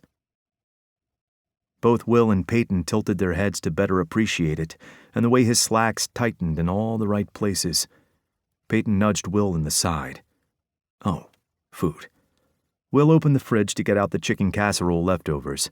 It had been a quick and easy meal since neither of them had been up to making anything elaborate. Will's day hadn't stopped from the moment he'd pulled on his uniform, and Peyton had been at Aubrey's half the day, doing paperwork and working out the next few weeks, because Peyton was incapable of simply resting and would go stark raving mad if he was left to his own devices that long, and then he'd spent the rest of the afternoon with his mom, which Will knew was a different kind of exhaustion. Peyton put a bowl on the counter, took one look at Will, and then added a second one. Will gave him a kiss and thanks, sucking his bottom lip into his mouth to take a quick taste. The man knew him well. How's your shoulder? Sebastian asked. Bit sore. Nothing I can't handle. Peyton shrugged and then winced. You keep forgetting not to do that, Will said, pointing a fork at him. Go sit down. When did you take your painkillers last? Before or after you fucked me into the mattress? Peyton asked dryly. After, obviously. At Sebastian's look, Will asked, What was it exactly that you were doing in Quinn's bed this morning? I was careful. He's just being a pest. Get some Nurofen and sit down, Peyton. So bossy. But he did as he was told, so Will didn't threaten him with the wooden spoon. Say when, Will said, as he spooned the casserole into a bowl. Sebastian watched strangely carefully, before telling Will to stop once it was halfway full. Will put in another 2 spoonfuls for good measure, and then stuck it in the microwave. He put double the amount in his own. There wasn't enough left over to warrant putting the whole glass dish back into the fridge, so he put the rest of it in a smaller bowl before putting cling film over it and sticking it back in the fridge. Sebastian took the packet of Nurofen from Peyton's hand and helped pop 2 out. Peyton dry swallowed them, and Will grimaced. He tried that once, and the pill had gotten stuck in his throat. It had been a traumatic experience, and even reliving it through an intermediary was enough to curl his stomach. Sebastian smoothed Peyton's hair from his forehead. He ran a thumb under his stitches. It's healing well, he murmured. I'll be pretty again before you know it. There was a hint of laughter in Sebastian's voice as he said, Well, that's a relief. He kissed the tip of Peyton's head before sitting beside him. Will handed Seb his bowl and a fork and put a glass of water in front of Peyton. Peyton made a show of drinking it, and Will kissed the same spot on his forehead that Sebastian had. Peyton sighed with exaggeration. He stood and disappeared down the hallway. He came back with a pack of playing cards before sliding in next to Will. Will held up a forkful of his food, and Peyton took a bite, chewing as he shuffled the deck. You know how to play poker? Peyton asked Sebastian. It's been a while, but I know the rules. Don't do it, Will said around his own mouthful. It's a trap. Don't talk with your mouth full. Will put more food in his mouth and flipped Peyton off. Will can't play, Peyton explained. He's just bitter. Will swallowed. I can play just fine. He played like a normal person. Peyton played like his life was on the line, and everyone was a danger to his survival. No one was safe, not even his lover or his family. He'd seen Peyton wipe the floor with his own mother. You can't. I can. Okay, children, Sebastian said mildly. He leaned back in his chair, taking his bowl with him. Why don't we deal and see who can play? Will bent his knee and rested his foot on the side of the chair, curving around the wood as he finished his food. He briefly looked at his cards and then put them back down. What should we bet? Isn't it customary to bet money? Sebastian asked. He twisted, as if going for his pocket, and Will waved him off. We vetoed that a few years back, he said. Peyton is a shark. I think what you mean is that you and my brothers are sore losers. I think there's a few packets of Smarties in the pantry. Will quickly found them. There were 6, and he was almost sure they were Parker's. Peyton didn't have a super sweet tooth, and Will couldn't remember buying them, so he was generous and only grabbed 4 packets. Smarties? Sebastian asked as Will poured them out. Will ate a few of the brown ones before quickly sorting them out into individual colors. Brown was always neutral because Will ended up eating them all before they even started. Pick your chips. They're not... Sebastian bit his lip on a muted smile. Green. Will beamed and pushed all the green ones over to him. There are an uneven number, Sebastian pointed out. So? Will popped another brown one in his mouth with a loud crunch. There weren't many of them, and he was going to have to start in on his own stack soon. Haven't gambled a lot, have you? Sebastian asked. Will was too distracted to respond to the clearly rhetorical question. He scooped up his color, red, and gathered the spares for eating. Peyton would pick purple. That left the blue, yellow, orange, and pink ones for Will's dining pleasure. Are you worried you don't have enough to win? Peyton asked challengingly, with a faint hint of a smirk. Will sighed heavily. He gave up some of the spares to make sure everyone had an even number. A worthy sacrifice if it meant avoiding war. He stared longingly at them, though, because he enjoyed Smarties. A knock sounded at the door before they could start the first round of betting, and Will got up to answer it while Peyton and Sebastian talked about rules. He thought they should have nutted those out before they dealt the cards, but who was he to tell them how to play? He just wanted to eat his Smarties, and he wasn't a fan of rules in games. Games shouldn't have rules. It was a game. It was about fun, not competition. Will's brother Harry had always looked at him funny when he said that. Guess that's why he went into a professional sport that was all about ranking, and Will chose a more team-oriented career. Quinn was waiting in the hallway when Will opened it. His beard was unkempt, with a 5 o'clock shadow that was more like 8 o'clock, thick and dark. He had heavy eyelids, a slump to his shoulders, and his tie was askew. He looked tired. We're so popular tonight, Will said in greeting, grinning broadly. Oh? Seb is here. Will searched around his feet. No Persephone? She's with my sister, Quinn said, ending on a big yawn. Will pulled him into a hug. Quinn buried his head in Will's neck and breathed deeply. You smell nice, Quinn murmured. Will scratched Quinn's scalp lightly, and Quinn made a mewling noise that went straight to his heart. You do too, he whispered with an open-mouthed kiss against Quinn's hair. Quinn chuckled, a low, quiet sound that vibrated against Will. No, I don't. Will breathed Quinn's scent then. You do, he said, his voice deepening as his body woke up to the smell and feel of Quinn against him. Like man, and like you. It's quickly becoming one of my favorite smells.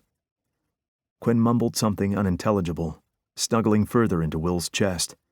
Will gave him another lingering kiss to the top of his head. Quinn wasn't tired. He was exhausted. He walked them backward, refusing to let go. He kicked the door shut with his foot and fumbled with the locks, still refusing to let go of Quinn. I need to shower, Quinn slurred. You hungry? We have some food for you. Quinn groaned. That sounds wonderful. Why don't you go shower and I'll heat it up, Will suggested. What service? Quinn teased.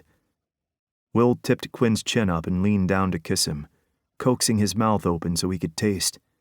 Quinn's fingers curled in his waistband, the tips of his fingers caressing Will's skin and making him shiver. Will pushed him against the door and deepened the kiss. Stop mauling our guests, Peyton said. Will smiled against Quinn's lips. Am I mauling you? I like it. Good. Will slanted their lips together again, every stroke of his tongue against Quinn's fueling the flames flickering inside him. He didn't want to stop, didn't know how he could when Quinn tasted so good, felt so warm and fucking solid against him. His fingers were already unbuttoning Quinn's shirt, sliding them inside to caress his skin. Quinn's stomach growled, forcing Will to pull away. Their men needed feeding and care. Happiness burst inside him at the idea that he could do that. He could provide that for them at the end of the day. You know where the spare towels are, Will said before going back in for one more quick peck of the lips because he was irresistible. He put the bowl of the remaining leftovers into the microwave to heat up while Quinn went and showered. He was back at the table and contemplating his hand, mostly trying to remember what was good and what the hand options even were, when Quinn came back. He was sans jacket and tie, his white sleeves rolled to his elbows, and the top 3 buttons undone, giving an enticing glimpse of his chest tattoo. His hair was still dripping a little, a thick strand sticking to his forehead and a single drop of water running down his cheek. He looked more awake and fresher than he had when he'd arrived. He also looked delectable. Will licked his lips as he watched him approach. When Quinn put a hand on the back of his chair and smiled down at him, his heart skipped a beat. Peyton had been in love with Quinn basically the entire time that Will had known him, and it was never more obvious than it had been mutual than when the 2 men were in the same room together. Never in Will's strangest fantasies had he imagined that Quinn would look at him like that too. Quinn raised a brow at Will's hand, and then pointed to the steaming bowl at the end of the table. "Mine?" "Yeah, there's juice in the fridge if you're thirsty," Will said. "Or water. Some wine, I think, and Coke. If it's in there, you can have it." He wiggled his lips in contemplation as he glanced between his hand to the 5 Smarties he had left. "I want to go all in." "You can't just go all in," Peyton said, not even looking up. "Is that a rule?" Will was pretty sure it wasn't. The rule was that he could if he wanted to when it came time to either call or raise. And he wanted to raise, to all in. They were his Smarties, and if he wanted to bet them all, he was allowed to. "It's not a rule," Sebastian said. "You can do whatever you want, William." "What hand do you have?" Peyton asked, sounding exasperated. "I think it's funny that you're coming at me for breaking the rules when I know for a fact that demanding your opponent show them your hand is way bad form," Will said. "Like, get the fuck out of my casino, bad form." "Just show me the cards, Will." Peyton's gaze was equal parts frustrated and charmed. It probably shouldn't have made Will feel cozy, but it did. He huffed, though he couldn't hide his wide smile as he flipped his cards over. "You have 1 pair," Peyton said flatly. "So?" "A pair of 2s. Quinn made a noise as he slid into the seat at the end of the table with a glass of orange juice. Will ignored all of them. "So?" He didn't tell Peyton how to play his hand. Maybe none of them had anything good, and he was going to win with his pair of 2s. "You cannot go all in on a pair of 2s. Do you want to lose all your Smarties?" "I guess that depends on whether I can win them back with sexual favors." Will pushed all 5 of his Smarties to the middle of the table. It wasn't like he had many left since he was steadily eating them anyway. Quinn reached forward and snagged one. Will feigned outrage, his mouth dropping open. "That was my chip. You're cutting into my profits, Quinn." "You're about to lose them," Quinn said, with a knee-weakening smile. Will was too busy being dazed by it to think of a convincing rebuttal. And then Quinn was digging into his bowl of casserole, and the moment was over. Will would think of a good response later while he was trying to sleep, or in the shower, or stumbling to the toilet at 3 a.m. "You don't know that. They can have shit hands." Will had chosen to die on this hill, and so he would. Quinn's gray gaze darted between Sebastian and Peyton. "They don't." "How do you know?"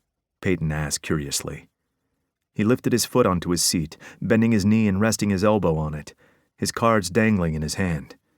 "Because I know Sebastian," Quinn said simply. "He has a terrible poker face." "I think it's pretty good," Will said. He peered at Sebastian through narrowed eyes, trying to see him through Quinn's lens. All he saw was a lawyer with a face that was impossible to decipher. "Revealing inside information is bad etiquette, Quinn," Sebastian said. "I have an impeccable poker face." He did from where Will was standing.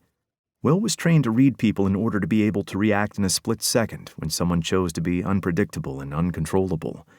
A situation could turn bad in a second, and it was his job to keep it under control, no matter what happened or what came at them. But Sebastian's face was unreadable, completely blank, all his secrets locked away behind an impenetrable vault. "Not to me, you don't." Will stopped trying to pull all of Sebastian's secrets out via mind reading. It wasn't working, and he had Smarties to eat. "And Peyton, Will asked curiously. How did Quinn know that Peyton had a good hand? Peyton's poker face was incredible, and knowing him for so long hadn't done Will any favors in being able to read it. Gut feeling. Quinn had years of experience as a homicide detective to lean on, so Will wasn't surprised that his instincts were on point. You're not allowed in the room when we play anymore, Peyton said darkly. What the fuck?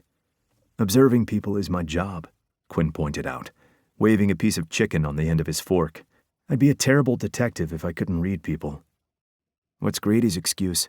Sebastian asked, and Quinn chuckled with amusement. You can sit next to me, Will said, patting the seat beside himself. Quinn obediently moved, bringing his bowl and drink with him. Will thought that deserved a reward. He picked up one of the Smarties and gently placed it between his teeth. He kissed Quinn and nudged the chocolate into Quinn's mouth before sliding his tongue across it. Quinn slid a hand around the back of Will's neck and deepened the kiss, taking over. Will, you can't bet all your Smarties and then keep eating them, Peyton said. Will just hummed in Quinn's mouth. He sure could. This was a way better use of them. It's like playing with someone that has the attention span of a gnat, Peyton muttered, though the curve at the corner of his lips belied his words. When Peyton went to grab Will's cards, Will gave his mouth the same treatment, sharing the lingering taste of chocolate. Peyton didn't seem to mind if the sound he made and the way he leaned into Will were anything to go by. Peyton smiled wryly when they parted. Distracting me with kisses should also be against the rules. We should get a notebook and start writing these down, Will said. Maybe a whiteboard for the wall. We should, Peyton said primly. He picked up Will's cards and brandished them. You're out. A real shame, Will said, trying to interject some genuine solemnity into his voice. He failed, but he wasn't surprised by that. Guess it's just you two now. Peyton and Sebastian's eyes met, and Will could feel the intensity sparking between them like a physical touch. He leaned back, intrigued, and a lot hot under the collar. Quinn slid an arm around his shoulders, resting on the back of his chair. They shared a secret smile, and Quinn absently played with the hair teasing the back of Will's neck. What's your bet? Peyton asked. Sebastian's mouth tipped upward into a smirk. His dark blue eyes were heavily lidded, and he looked deeply satisfied. Will squirmed in his seat. Peyton bit his lips as Sebastian slowly pushed his Smarties to the middle of the table. All in, Sebastian said. Why don't we make it more interesting? I like interesting, Peyton said. Will wondered if someone had turned the heat up in here, because it was sweltering. A small sound slipped out of his mouth when Quinn bent and kissed the curve of his neck.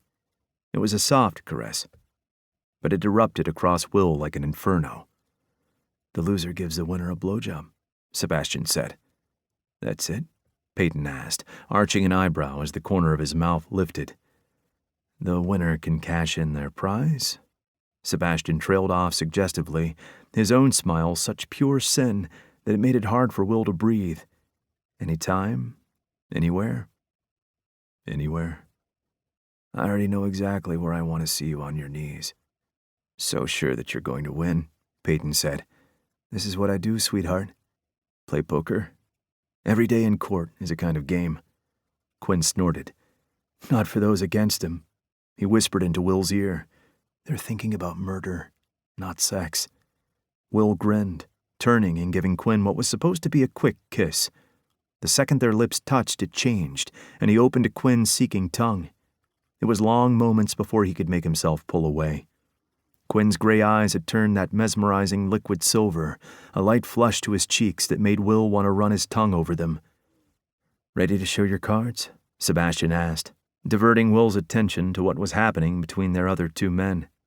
Peyton glanced down at his hand. On 3? You bet last. I do believe that means you have to show yours first, Sebastian said smoothly. Some smug peeked through his face, and Will had to assume that was on purpose, not by mistake. He'd been too flawless up till this point. I think you were lying when you said it's been a while since you played, Peyton accused. Was I? Sebastian asked, his face giving nothing away. Will was enjoying himself immensely. It was nice to see Peyton meet his match. His 5 older brothers were forever trying to trip him up on game nights, but it was only the odd occasion that he didn't dominate. Even Parker had trouble reading his twin, and they had the same face. Teresa, Peyton's mom, had won once and lorded it over him for months. He hadn't given her the chance to do it again since. Peyton laid out his cards, the thwap of them hitting the table loud in the charged silence. 4 of a kind. Will whistled. He didn't know much, but he did know that was an excellent hand. Very nice, Sebastian said calmly. Too calmly, with zero inflection to his tone. Peyton pushed his tongue against his cheek, making it bulge outward. They all knew he'd already lost. Peyton was unimpressed, but his cheeks were also flushed, and Will knew that look in his eyes. He was turned on. If Will palmed him, he'd be hard or on his way to getting there. Sebastian flipped his hand around. Straight flush. Son of a bitch. The cards are dirty liars, Will remarked with mirth. You are not straight. No? Sebastian asked, grinning. Not if the way you fucked me is any indication. Sebastian picked up a handful of Smarties and popped one in his mouth, chewing thoughtfully. I guess there's only one way to figure things out. Will cut off mid-laugh when keys turned in the front door and it burst open, and Parker strode in, slamming the door shut behind himself. He stopped mid-stride, staring in shock at the 4 of them. It was obvious that he'd been crying. His eyes were puffy, cheeks blotchy, and he'd been chewing on his lip. Peyton was the first to react, on his feet in seconds and in front of his twin. What's wrong? He asked, taking hold of his twin's face and thumbing his tear-streaked cheeks. What happened? Will was behind Peyton in seconds, his brows furrowing in concern.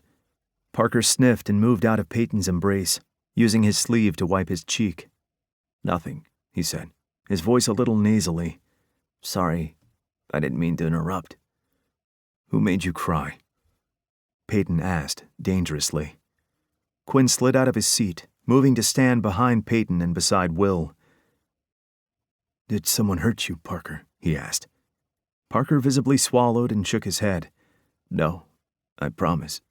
It was just... His familiar gaze flitted to Peyton. Just some stuff. You want to talk about it? Not really. Will opened his mouth to say something, but Parker continued without prompting. It's doomed, right? Will shared a glance with Peyton. You might have to give us more context, Will said. Would you like a Smartie? Sebastian asked, pointing to the table. Parker huffed out a laugh. Would I like one of my own Smarties? I was going to replace them, Will said with zero remorse, as if it was the first time that he'd ever stolen Parker's treats. One memorable morning, he'd had to take his whole team to get bags of treats and cordial to take them to Parker's school because he'd eaten the supplies Parker had bought for an event. In Will's defense, Parker hadn't told him that. He just thought he'd been extra nice that week, and Parker had brought him a reward. They'd been roped into helping out while they were there, and all the parents had some nice visuals. Sit down. I'll get you some milk. He got the milk from the fridge and poured a glass while Quinn and Peyton shuffled Parker into a seat beside Sebastian, who pushed his winnings in front of Parker. I beat Peyton for these. Parker glanced at the cards on the table. You beat Peyton? His face lit up. Really? You're not fucking with me? I would never. I know what you can do with that phone. Parker's mouth flopped open like a fish, red erupting across his already blotchy cheeks. I'm sorry about that. Sebastian pointed at his forehead, where his injuries were still healing. It's a common theme for me. No apologies needed. Will placed the glass of milk in front of Parker and gave Sebastian a stern look. Some habit should be broken. Sebastian just hummed, which Will didn't think was a sufficient answer. So what's doomed? Quinn asked, as he gathered the cards and reshuffled them. He didn't hand them out, so it must have been just to do something with his hands. Will vaguely recognized the diversionary tactic. They're married, Parker burst out, a tinge of anger to his gaze. So it's stupid, right? You're speaking in riddles, Park, Peyton said. Try adding some exposition in there. I'm seeing a married couple. Yeah, you said that the other week, Peyton said. Did they break up with you? I can go egg their house if you want. Write their phone number on public toilet stalls. Please don't do that, Quinn said with long-suffering resignation. We did that with Quinn's number once. Sebastian piped up. They all turned to stare at him in surprise. Sebastian smiled, showing teeth as if his statement had been perfectly normal. What? Will asked first. Put his number on the stall. After a week, he had to change his number. Why? Peyton asked, frowning in confusion. Just to see, Sebastian shrugged. Some of the invitations were creative. Quinn sighed and pinched the bridge of his nose. We're getting off topic. Please continue, Parker. They didn't break up with me. We're not like that. We haven't had, the talk because there's nothing to talk about. It's them, and then I'm a fun toy. Did they say that to you? Peyton asked, his voice deepening as his eyes narrowed. Lust pooled in Will's belly. Because that's fucked up. They didn't. Would you stop being all grrr, please? Will snorted out a laugh. Peyton gave him a look, and he stifled it. It's just that, they're married. You've said that 3 times now, Peyton said. Well, it's important. They have this whole history, this amazing love that they share, And I'm new. And so where do I fit? Will shifted on his seat, sinking further down, worrying his lip between his teeth. Where do I fit?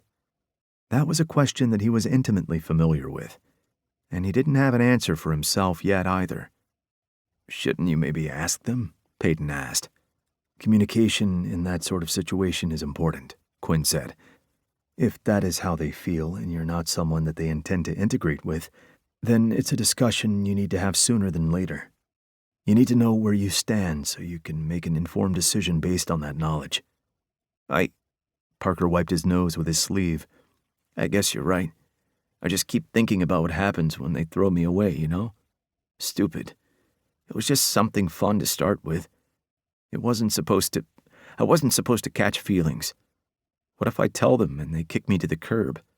Then I kicked them, Peyton suggested darkly. How about we keep the violence to a minimum? Quinn suggested. He put a comforting hand on Parker's arm. If they do, then you can deal with it. But isn't not knowing worse? What if you get even more invested emotionally and then they end the arrangement? It will only hurt more if you put it off. Will absently pushed some Smarties around the table with his fingers. Isn't not knowing worse? Chapter 5. Will was still thinking about those words the next morning while he was dipping his bread soldier in his egg at the table for breakfast. The apartment was mostly quiet. It was too early for Parker to be awake. Quinn was in the shower, and Peyton and Sebastian were still in bed, though they'd been making waking noises and moving when Will had slipped out from under the covers, so they might surface soon. Isn't not knowing worse? If he and Peyton counted all these years they'd spent living and sleeping together, then he and Will had the most history. But the overcharged history between Quinn and Sebastian was strong and potent, and a physical thing between them. Quinn and Peyton's connection had always been part of whatever Will and Peyton had been doing. Will still wasn't sure where he fit or how. He wanted to fit. But if they decided 4 was too many, then would he be the first to go? What did they need him for when they had each other? What did he bring to them that they didn't already have? Did they even want that? They hadn't the talk, either. Quinn had said they needed to and had insinuated that he was exclusive to them. Was wanting it good or bad? Saying, I want to talk was never a good thing, but in this case, maybe it was. Or maybe... Will jerked in surprise so abruptly that he knocked over one of his egg cups. He watched it roll on the plate it had been sitting on, going in circles until it had no more momentum. Are you all right? Quinn asked, brushing his knuckles against Will's cheek. If you stare any harder at your food, it will burst into flames. Yeah, sorry. He tried to muster up a smile and eagerly received Quinn's exploring kiss. He made a small noise that he hoped wasn't as desperate as it sounded. He twined his hand around Quinn's neck as he arched his back, seeking more. Is that what we're having for breakfast now? Sebastian asked close behind them. Will broke away with a smile and admired the sight of him in just a pair of sweatpants and nothing else. Well, The glasses, too. They only added to the allure. He had sheet lines across his chest and some red marks that had been courtesy of them last night before they'd exhausted themselves and fallen asleep. The cut on his forehead was healing and looked smaller on his pale face than it had just a few days ago. Will was glad. Looking at it only reminded him of how he'd gotten it and how close they had all been to something worse happening. "Yeah, come get your serving," Quinn said. Will sat back, getting comfortable so he could enjoy the show. He didn't expect Quinn to coax Sebastian down to give Will a kiss instead. His eyes slid closed as Sebastian's warm lips pressed to his, and his tongue stroked slowly and deliberately, sending tingles across his skin. "Good morning," Sebastian murmured, smiling warmly as he pulled away to greet Quinn the same way. "Hello," Will repeated automatically, his brain still in off mode. "My turn," Peyton declared. And then another set of lips was on Will's, not allowing his brain to recover as Peyton's talented tongue turned him inside out. They all began moving around the kitchen and getting coffee, with some grumbles from Sebastian about only having instant available. "There are some eggs on the stove if you want soldiers," Will said. They'd still be warm, and still kind of runny because he'd taken them out of the boiling water. Peyton put some bread in the toaster and hiked himself up to sit on the counter one-handed. It was impressive, but Will was still worried that he wasn't resting his shoulder properly. Peyton tugged Sebastian between his legs and lifted his arm so he could take a sip of his coffee. "I need to tell you something," Sebastian said to Quinn. "It's about the murder you investigated yesterday." Quinn frowned over the rim of his mug. He leaned against the table, his hip near Will's arm. "I hesitate to ask how you know anything about it. I don't know as much as you think, but Hunter and Jericho paid me a visit at the office yesterday." Will dunked one of his Vegemite soldiers into the runny middle of his egg. "Who is Jericho?" "You'd know him better as Warren Boiler," Sebastian said. The toast popped, and Peyton twisted, grabbing the pieces and dumping them on a plate before putting more in, all without moving from his spot or removing his legs from around Sebastian. Sebastian lifted his arms to protect his coffee from spilling as Peyton shifted about. Quinn handed him the butter and a knife and moved the Vegemite in reach. "The body was found in Boiler's apartment. I guess that answers the question of whether it was him or not." "He was alive and kicking yesterday afternoon," Sebastian said dryly, "and nothing like the persona he presented when he was in jail." Wait, Will said. "Is this the guy that I arrested at the drug raid the day we met?" Sebastian nodded and took a sip of his coffee. "The very same one. You shot him, I believe." Quinn raised an eyebrow at him. "You shot him?" "It was a graze. He kicked me in the knee," Will said, a little defensively. He'd been protecting himself and his team. It probably hadn't even scarred. "What do you mean Jericho was nothing like his persona?" Peyton asked curiously. He bit the corner of the piece of toast off and handed the rest of it to Quinn, who fitted his mouth into Peyton's bite mark. Sebastian trailed off, and Will could have sworn he was blushing. Quinn seemed to think so too, as he narrowed his eyes thoughtfully. "He what?" he asked. "It doesn't matter. He was just trying to get under my skin." Peyton bit into another finished toast piece and then coaxed Sebastian to open his mouth, feeding the rest of it to him, leaving it dangling from their lawyer's mouth. "Is that possible? Because I think he and I need to have a chat." Sebastian gave him a sardonic look over his shoulder. Peyton winked and kissed him on the tip of the nose before he started buttering the next pair of toast pieces. Quinn hummed and took another bite. And what did they want? "They don't think it's over," Sebastian said, shrugging. "I told them they were being paranoid." "It's only paranoia if someone isn't out to get you," Will said. He finished the last of his eggs and took his plate to the sink.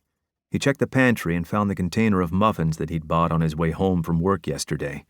He grabbed 2 of the blueberry ones and then parked himself next to Quinn. "Thank you, William," Sebastian said dryly. "You're welcome." He offered a muffin to Quinn, who shook his head. "So this Jericho was posing as Warren. Am I getting that right?" Sebastian nodded. "Right. He was using a fake identity. He works for—" He drained his coffee and handed the empty mug to Peyton, who stretched over and put it in the sink. He ran a hand through his hair and blew out a breath. He works for a man named Hunter. I doubt it's his real name, and hell, maybe Jericho isn't his either, but I can't give you what either really are because I don't know. Hunter came to me about a year after Quinn and I broke up, offering me a deal. What kind of deal? Quinn asked. Peyton crossed his arms over Sebastian's shoulders and absently trailed his fingers across his collarbones. Sebastian put a hand over one of Peyton's, and their fingers tangled together. He would give me information about potential clients, Sebastian answered. Things that would help me determine whether they were innocent. What he could give me, it let me choose my clients more carefully and help as many innocent people as I could. That kind of certainty comes with a hefty price, Quinn said flatly. What did he want in exchange? He would bring certain cases to my desk, and I would have to prioritize them. Like Warren, Jericho, whatever the hell his name is. Jericho, Will helpfully said. That was his understanding, anyway. Warren was fake, and Jericho was the real person underneath? Or something.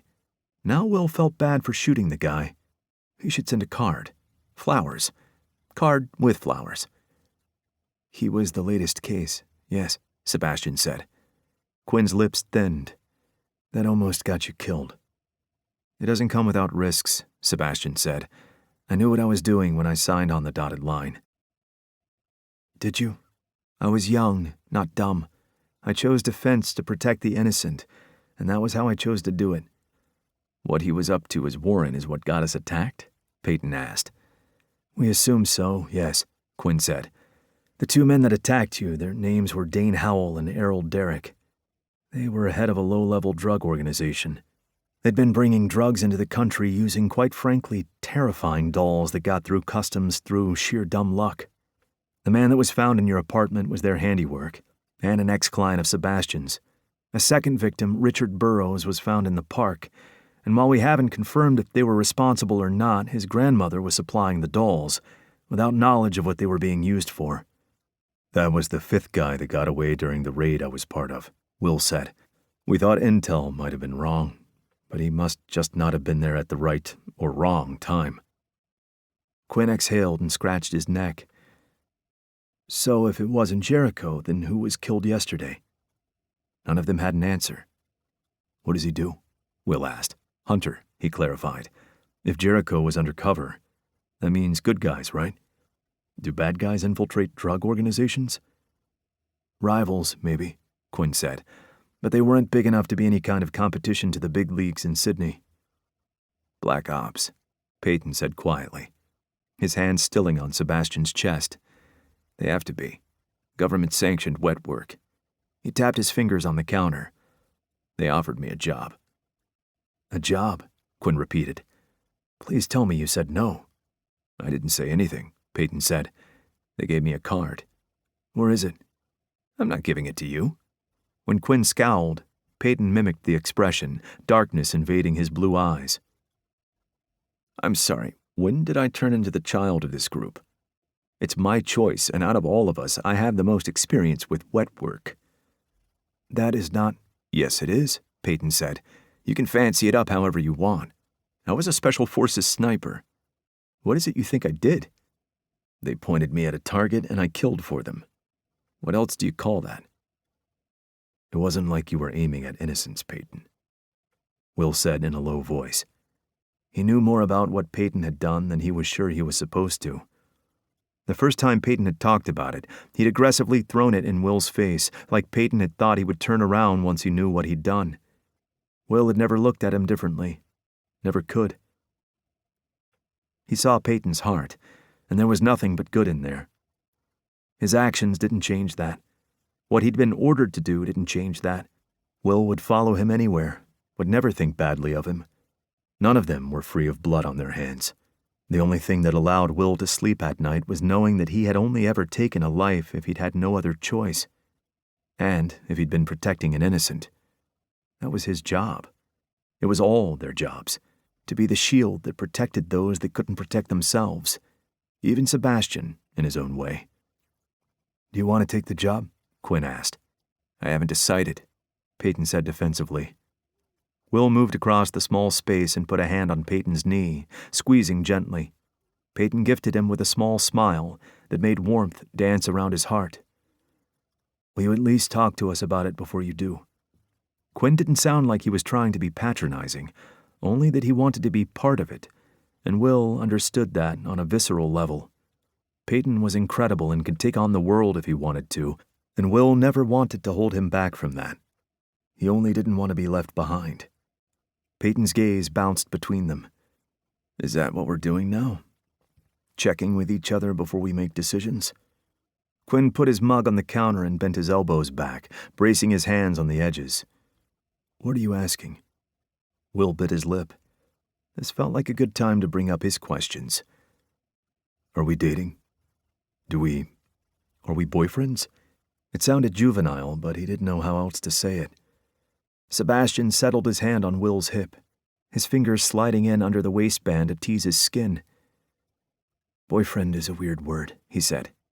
Do we have to use that terminology? Is this just something casual? Will asked quietly. If that was the case, he didn't want to do it. He wasn't interested in no-strings-attached sex. Taking Sebastian home had been an outlier and not one that Will wanted to repeat. Peyton was his best friend. They loved each other, which was a revelation that was still making his heart sing. And while he wasn't expecting the same kind of love confessions from Quinn or Sebastian, he wasn't interested in them being semi-regular fuck buddies. That seemed somehow worse than him not fitting. Him only being good enough for sex. Sebastian's lips parted. No, he said slowly. He took his glasses off and rubbed his nose before putting them back on. I'm not saying no. I'm just asking if we can use a different word. This isn't... I don't spend more than a night with a person. Not since... He didn't finish the sentence, but the look he gave Quinn was full. But he had with them. More than one. And he'd spent time with him that wasn't just sex. That had to mean something. Will couldn't contain his smile. What about Bay? Sebastian studied him carefully, like he wasn't sure if Will was being serious or not. Will tried hard to maintain his innocent smile. Peyton nudged him with his knee. Suitor. No, that implies he's trying to woo us. Isn't he? Peyton slid off the counter, pressed tight against Sebastian's back. He kissed his shoulder blade and then slipped around him. Well, maybe. Will grinned widely at Sebastian, his eyes crinkling. Are you trying to woo us, Sebastian? He asked sweetly. I thought I already had. Mate, Peyton suggested with a quirk of his lips. No, Sebastian deadpanned. Honey bun. Will was enjoying this even if all the endearments were ridiculous and obviously not what they really wanted to use. Sweet pea. Cinnamon duck. Will liked cinnamon. Sebastian scrunched his eyes closed for a moment. What the fuck is a cinnamon duck? He asked in a pained voice. A yellow animal rolled in cinnamon, Peyton supplied. Will burst out laughing. How about I call you two comedians my dick train, Sebastian said. The dick train needs to get better coffee. He rested his hands on his hips, just above the curve where his sweatpants were hanging low. All aboard, Peyton said, smirking. Quinn cleared his throat.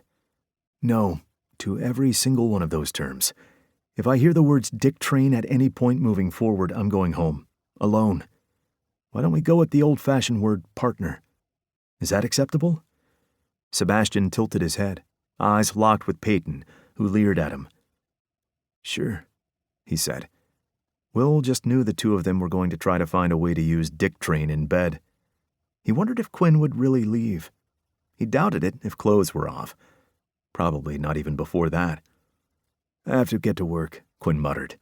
It's too early for any of this. Will made sure to give him a kiss good enough that he was going to be thinking about it all day. Quinn absently scrolled through his phone as he and Angela waited for their afternoon coffee order. They had 2 standing daily orders, one in the morning and one in the afternoon, which they confirmed each morning and was usually ready by the time they got there. But there was a new barista that was slow as they learned the ropes. Quinn didn't mind. Grady had been in a foul mood since he'd stepped foot in the station that morning, and it hadn't eased all day. He was on the warpath, So getting out of the office for a momentary reprieve had seemed like the best decision. The delay gave him safety for a while longer. Quinn flicked over to the group chat that Riley had been forced to set up on their new work platform. He huff-laughed, smirking slightly at the picture that Grady had put in it. It was a crude drawing of someone. He assumed it was a person, it was hard to tell, drowning in a giant mug of round things that were likely marshmallows. It was creative. Quinn wondered what chaos they'd missed while they'd been gone. There were a few comments underneath. Riley, this is for work purposes only. Grady, it will be soon when I commit homicide. Riley, how do I turn off the notifications for this thing? Gideon, is that me? There were heart eyes next to Gideon's comment. So, Ange drawled. no, Quinn replied without looking up.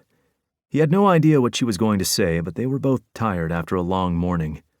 Nothing good could come of the word so. He flipped his phone around and showed her the picture. She snorted indelicately. Mist is calling. I love that you think that was going to distract me, Q-Tip. Quinn sighed heavily. I should have brought Henry, he muttered. I heard that.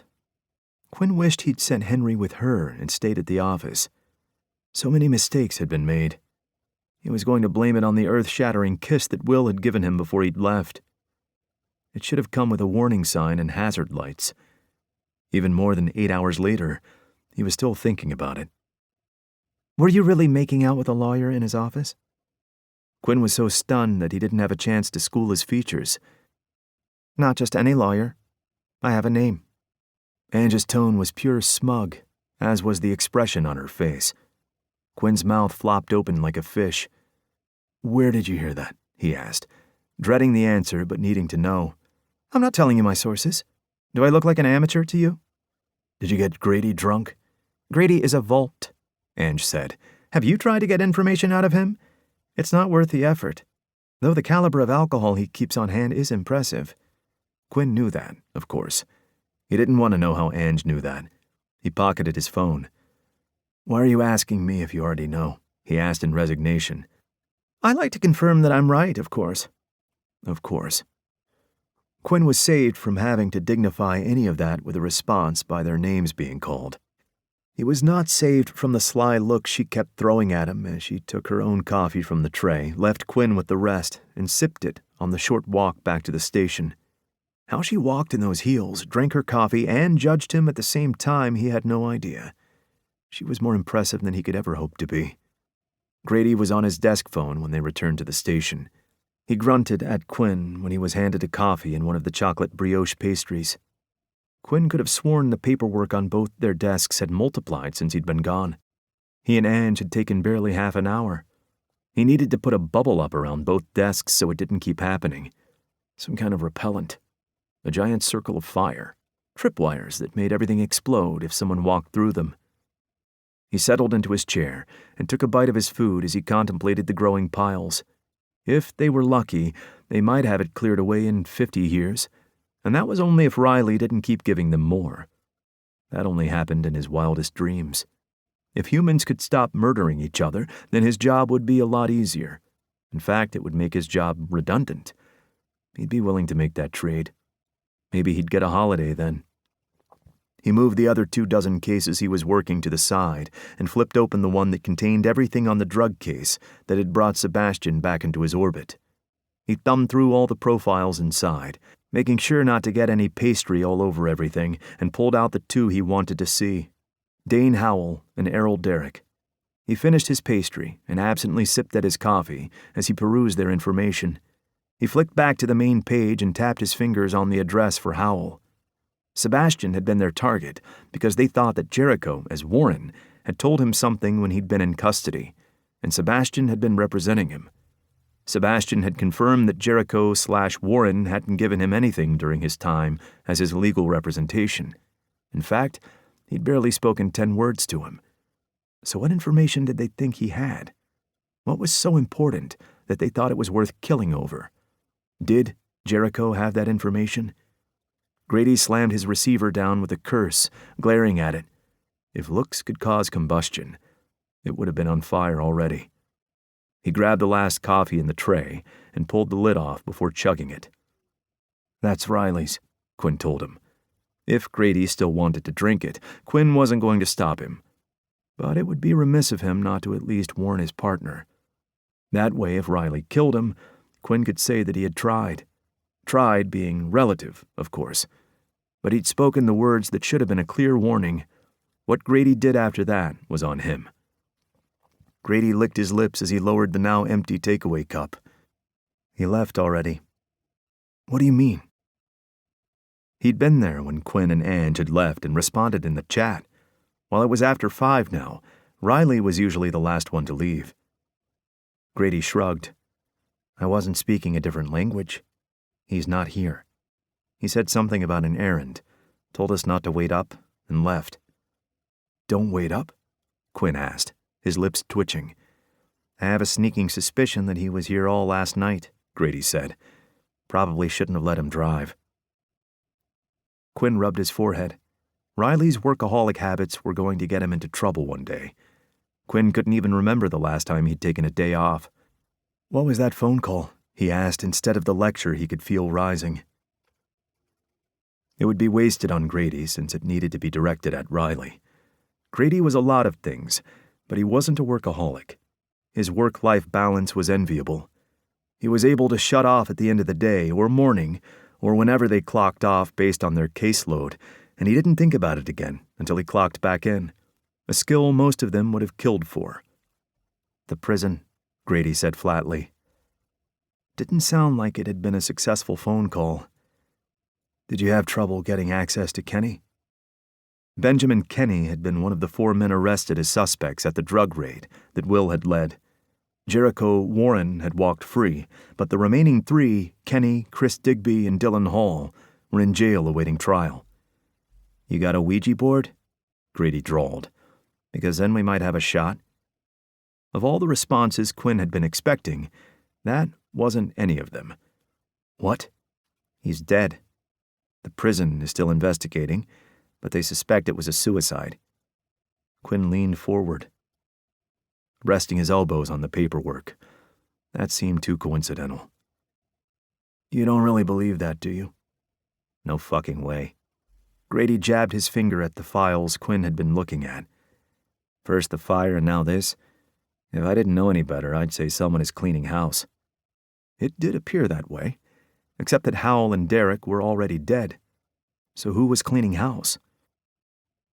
"We don't know that the victim in the fire is connected," Quinn pointed out. "We don't have a positive ID yet."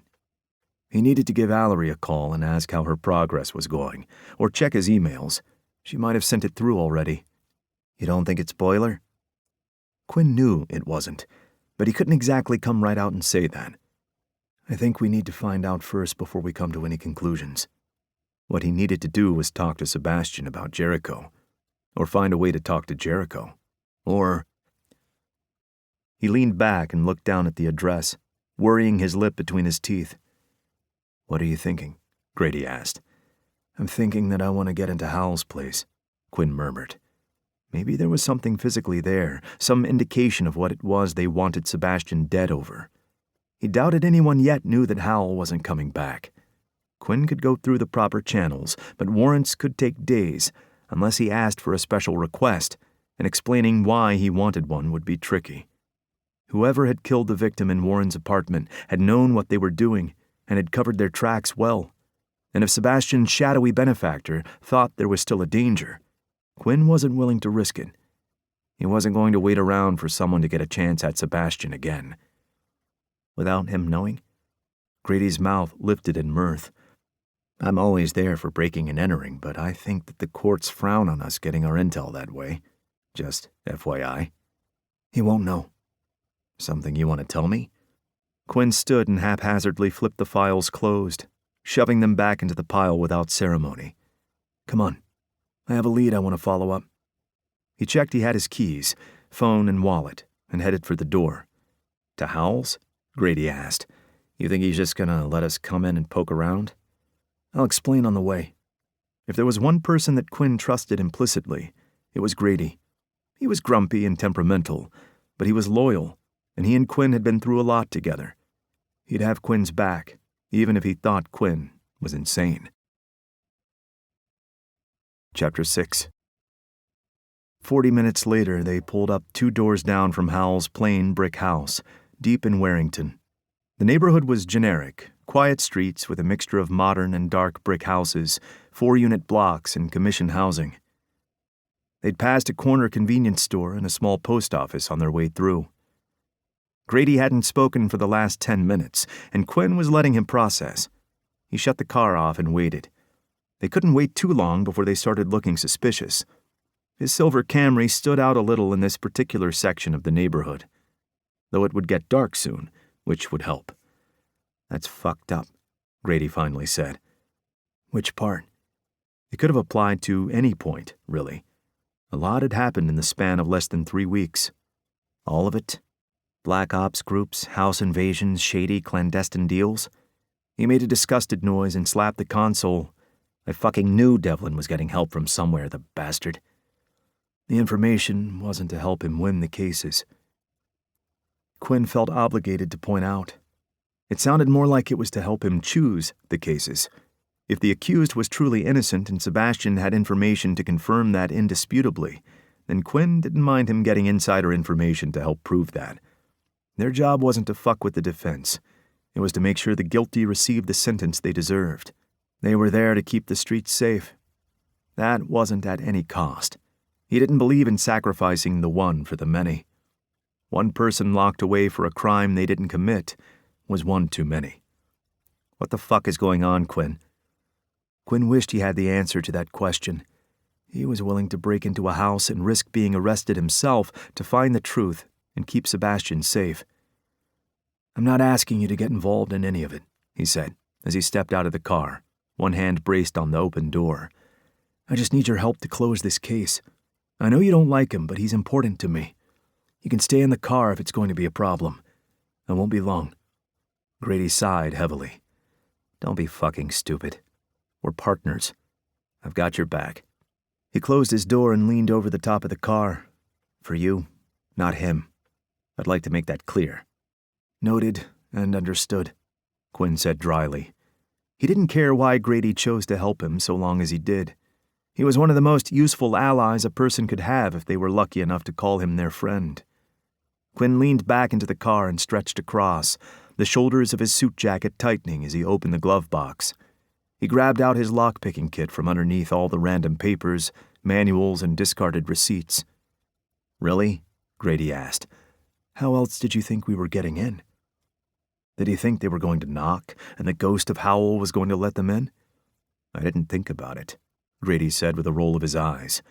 "Strangely enough, this isn't one of my after-work hobbies." He pulled his jacket sleeve down and covered his hand before unlatching the simple latch lift that was keeping the small hip-height gate closed. "We could see if we could shimmy a window open," he suggested. Because that was easier than picking a lock. Quinn would prefer not to do any climbing through windows in his suit if he could avoid it. "You do that while I work on the back door." "This is against the law," Grady said, as though Quinn wasn't perfectly aware of that. "What are we supposed to do with any of the information that we find? What if we get caught?" "I think the plan is to not get caught." He didn't think that had to be said. "We're both going to hell for this," Grady muttered. "Just don't tell Riley." Neither of them would be prepared for the lecture they would get. The fencing on the border of the property was pushing the regulatory 6 feet, and Quinn was thankful. Anything that would help them stay incognito worked for him. "If there's another dog in here, you're also keeping it," Grady said, as they walked up the short driveway and reached the back steps. Quinn went up the 2 concrete stairs and slid to a knee. He flipped open his case and studied the lock. It was fairly simple and wouldn't take more than a few minutes to get open. He'd been expecting a deadbolt or something higher tech that would take some skill to crack. Either security wasn't a priority, or Howell just hadn't thought to do more than the lock already on the door. Grady smacked his shoulder, and Quinn turned with a scowl. "What?" Grady held up a pair of latex gloves. "I thought the plan was to not get caught." Quinn slipped the gloves on and refused to respond to the question. All the times that he and Sebastian had broken into random places when they'd first dated, it had never once occurred to him to wear gloves, which, in hindsight, was just another mark beside all the other stupid shit he'd done. Grady shoved his hands into the pockets of his slacks and rocked back on his heels, while Quinn got to work. It took even less time than he'd anticipated. The clicks easily sounded one by one. In no time at all, the door opened with a creak that was louder than Quinn would have liked. "If we go to prison, we're sharing a cell," Grady said, peering over Quinn's shoulder. "And the top bunk is mine." Quinn stood and pocketed his stuff. "Let's hope they don't have overly noisy neighbors." The guy was a drug dealer.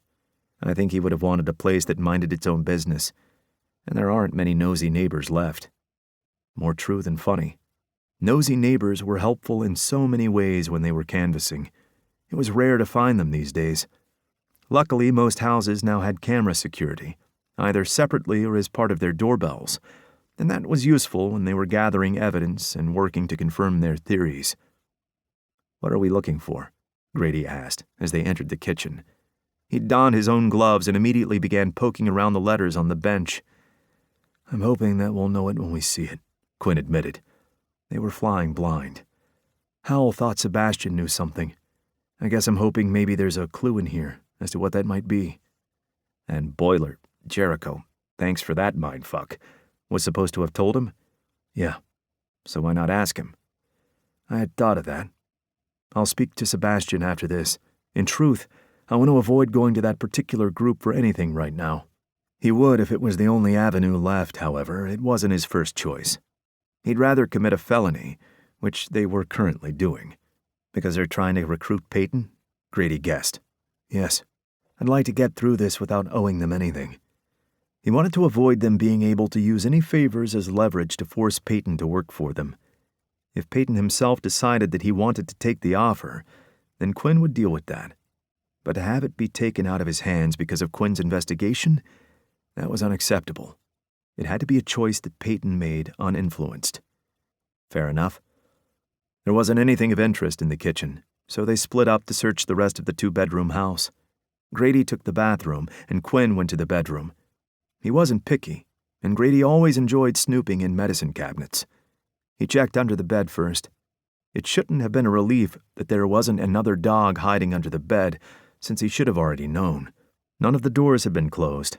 If there were a dog, it would have come at them already. He checked through all the drawers. It was all run-of-the-mill clothing, nothing of interest. Clear around the bed and nothing in the sheets. Same with the wardrobe that looked like it was on its last legs and had to have been built in the 1800s. For a bunch of criminals, they are boring as fuck, Grady said, entering the room. Quinn looked up from where he was crouching in front of the bedside table, looking through its contents. Nothing at all? Not unless you need some hemorrhoid cream. It's okay. You can tell me. Even if I did, which he didn't, I wouldn't use someone else's. There were certain items that were not shareable, and surely that was one of them. If I didn't know that a piece of shit criminal lived here, I wouldn't have picked it out, Grady said. Even my place has more life than this. That's not a fair comparison. Grady had a nice place with Mal. The owner of the rental knew their way around a renovation and had done up the kitchen with an impressive setup. And Grady was better at decorating and color coordination than he would ever admit or agree with. I said what I said. Quinn stood with a sigh. Had this all been for nothing? 2 more rooms to search, he said, hoping that there was something in either of the rooms to make this venture into a life of crime worthwhile. They searched the rooms together and didn't find anything. Quinn ran a hand through his hair, tugging it lightly as his gaze darted around the lounge once more. Howell either had a cleaner or had been a neat freak or a minimalist, or both. Nothing out of place. A distinct creak sounded, and Quinn grabbed Grady's jacket, putting a finger to his lips. Grady frowned and tilted his head. Quinn moved quietly to the wall, flattening himself against it before pulling out his Glock 22. Grady followed suit and mouthed, "What?" "Back door," Quinn mouthed back, pointing in that general direction. Someone had come in the back door. It wasn't a sneaky door to come through. Maybe that had been Hal's level of defense, like putting hanging tins up to rattle when intruders walked through them. Grady's face hardened, and he gave a sharp nod. They both froze as they heard distinct, heavy footsteps in the kitchen. There was a small hallway between there and here, and thank fuck for fully boarded floors. There was no chance of sneaking in this house. Unless you were barefooted, maybe. Grady gestured towards the bedrooms. There was a hallway that looped around, giving them 2 ways to the kitchen. Quinn nodded and then peered around the small corner carefully. Clear. The intruder was still fucking around in the kitchen. It sounded like they were opening and closing cupboards. Were they looking for something as well? A curse rang out, accompanied by a slamming cupboard door. There was no response and no second set of footsteps. One person. Quinn moved at a snail's pace down the small hallway, trying his best to muffle the sound of his black shoes as he made his way forward. As much as he could hear the other person, it also meant he could be easily heard as well. Their guest was making enough noise to wake the dead, clearly unbothered by anyone overhearing them. It did help Quinn to mask his approach. He peeked through the ajar door to the kitchen and saw a man with hunched shoulders bent over as he looked through a drawer.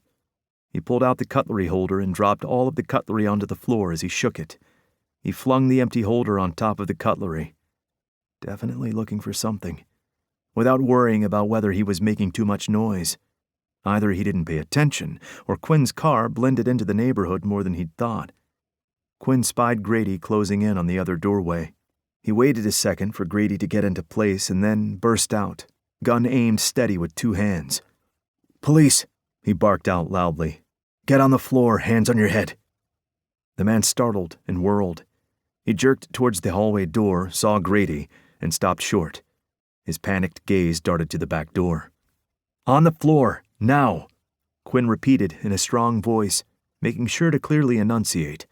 He took a deliberate step towards the only remaining exit, situating himself halfway between the back door and the room he'd just come from. Quinn recognized a runner when he saw one, and if he were going to do it, Quinn would rather he'd do it in the house, where it would be easier to catch him. He fucking hated street chases. His knees did not appreciate climbing fences and appreciated the landing portion of the climbing even less. What went up had to come down. Idiots saw the suit and figured that Quinn wouldn't follow them up and over a 6-foot fence. They were wrong. He just preferred to not have to. "Don't even think about it," Grady growled. "I'll put one in your fucking back." "Make this easier on yourself and just comply," Quinn said. "Turn around, hands on the back of your head, and get on your knees." Their warnings were ignored. He chose instead to slide one of the steak knives out of its slot and charged towards Quinn. Quinn pulled the trigger, aiming for somewhere non-lethal that would still put him down. The shot went wide as he swerved to avoid the brandished weapon. Quinn gripped the wrist that held the knife and squeezed, forcing his assailant to let go. The knife clattered on the hard wood. He went to headbutt Quinn, then Quinn reacted instantly, dropping his gun as he gripped the man's cheeks with flat palms. He twisted, elbowing him across the throat and bringing him forward to jam his knee into his stomach. A pained grunt filled the air. Quinn used the momentum to twist the man and kick behind his knees, forcing him to the ground and yanking his hands behind his back. "All right?" Grady asked, his gun still trained on the threat as he handed over a pair of cuffs. "Yeah," Quinn said. He clicked the cuffs in place. "You're under arrest." "You have just as little right to be here as me," the man said, wheezing. "We're both trespassing." "What makes you think we're trespassing?" Grady asked. "Where's your warrant?" "We're not obligated to show anyone but the resident of the house the paperwork," Quinn said. "We're both aware that you aren't that person. Stay down." He swiped his gun from the floor and slid it back into the holster on his hip, clipping it securely. He shared a look with Grady, and he knew they were both wondering the same thing. What the fuck were they going to do now? As much as he hated to admit it, they couldn't take him in. They were just as much in the wrong here as he was. They couldn't let him go either. So where did that leave them? "Checkmate, bitch," the man said. "Shut the fuck up," Grady told him, looking 2 seconds away from kicking him. "Are you going to kill me?" he jeered. "Not very friendly for cops, are you?"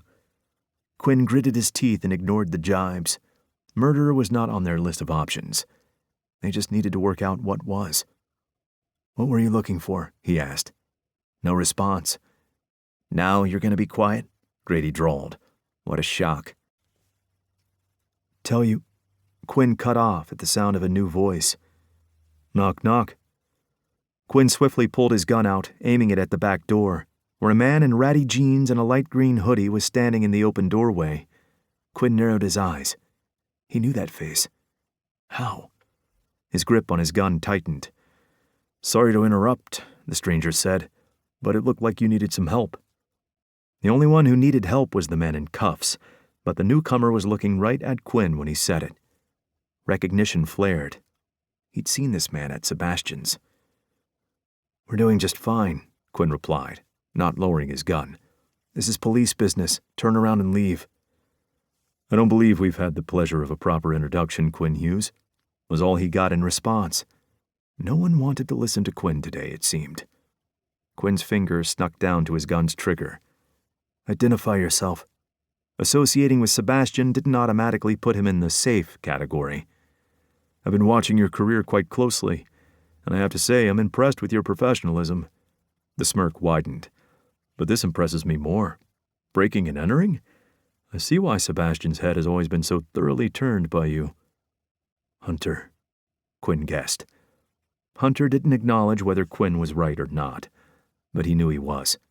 A second man came up behind Hunter. Brown hair that hung to his shoulders, light blue eyes, same frat boy attire, this time with dark jeans and a black hoodie. A half head taller, leaner. Another predator. This time a John Wick look-alike predator. Fucking hell. It's a veritable party in here, Grady remarked. What fun company you keep these days, Quinn. Quinn shot him an unamused look. He didn't invite them here. If it was up to him, he'd keep himself and all his men away from Hunter and anyone associated with him. This is Jericho. The corner of Hunter's mouth lifted further, but you already knew that. Quinn knew how to add 2 and 2. Jericho went around Hunter and came further into the room. The dark hoodie he wore made his blue eyes pop. It felt deliberate, like he wanted people to notice the eye-catching color. Quinn had conducted enough witness interviews to instantly guess at its purpose. It would confuse other details if a witness was asked to remember anything. You move fast. Jericho ran his eyes down Quinn's form in a blatantly obvious perusal. For a suit. His voice was deep, with a soothing hint of gravel, the kind of tone that Quinn would associate with a smoky jazz singer. Is that supposed to be a compliment? You tell me. The idea that they were being watched and they hadn't noticed was unnerving. How long had the two of them been there? As entertaining as this eye fucking is, how about someone take these cuffs off me so I can be on my way? Hunter chuckled. He stepped inside and closed the back door with a quiet click. The snick of the lock sliding into place was loud. What makes you think you're leaving? Not even dirty cops could explain this away, the man sneered. Jericho crouched in front of him, somehow managing to look menacing despite his attire. Quinn wouldn't want to meet him in a dark alley, even with those ugly sneakers. Then I guess today just isn't your day, Jericho said. His eyes locked with Quinn's. There are no dirty cops in this room. Quinn couldn't look away even as his brain screamed danger at him. Another compliment? He asked dryly. It's someone's lucky day, Jericho replied suggestively. Quinn didn't know what to do with that or the way his body was reacting to that voice. His gun lowered a fraction. Jericho's smirk was softer than Hunter's, a slow slide of his heart-shaped lips. His lower lip was bigger than his top lip, and there was something else in it, something that Quinn couldn't identify. Or didn't want to, maybe. Refused to. The reasoning all led to the same place. Danger. Hunter leaned against the nearest counter, cocking his hip as he crossed his arms over his chest. Who killed George, David? Since Quinn had no earthly idea who the fuck George was, he had to assume the question wasn't directed at him. Wouldn't you like to know? The man in cuffs, David, said. Asking the questions does imply that, Hunter said. I don't think I need to spell out what we're going to do to you if you don't answer. Who the fuck is George? Grady asked, scowling. Someone better explain what's going on. Now. Don't you want to know what he was doing here? Quinn asked. We already know what he was doing here, Jericho replied, and that he didn't find it. Neither did you. He stood and circled David slowly. Quinn's gaze was drawn to the way the fabric of his jeans stretched across his thighs. When he raised his eyes, Jericho was looking right at him. The smirk was gone, replaced with something else infinitely worse. A soft, secret smile, full of promise and answering attraction. "Oh, do you?" Grady asked sarcastically. "I'm not telling any of you jack shit," David spat. "So fucking let me go." Jericho kicked David square in the back, causing him to surge forward and land on his face with a surprised cry of pain. Quinn took an involuntary step forward. Jericho's head turned, watching the movement with his sharp eyes. He looked down at Quinn's shoes and then back up to his face. Quinn's face flushed without his permission as they stared each other down. "Hey," Grady yelled. "What the fuck do you think you're doing?" "This is our scene now," Hunter said. "Not yours."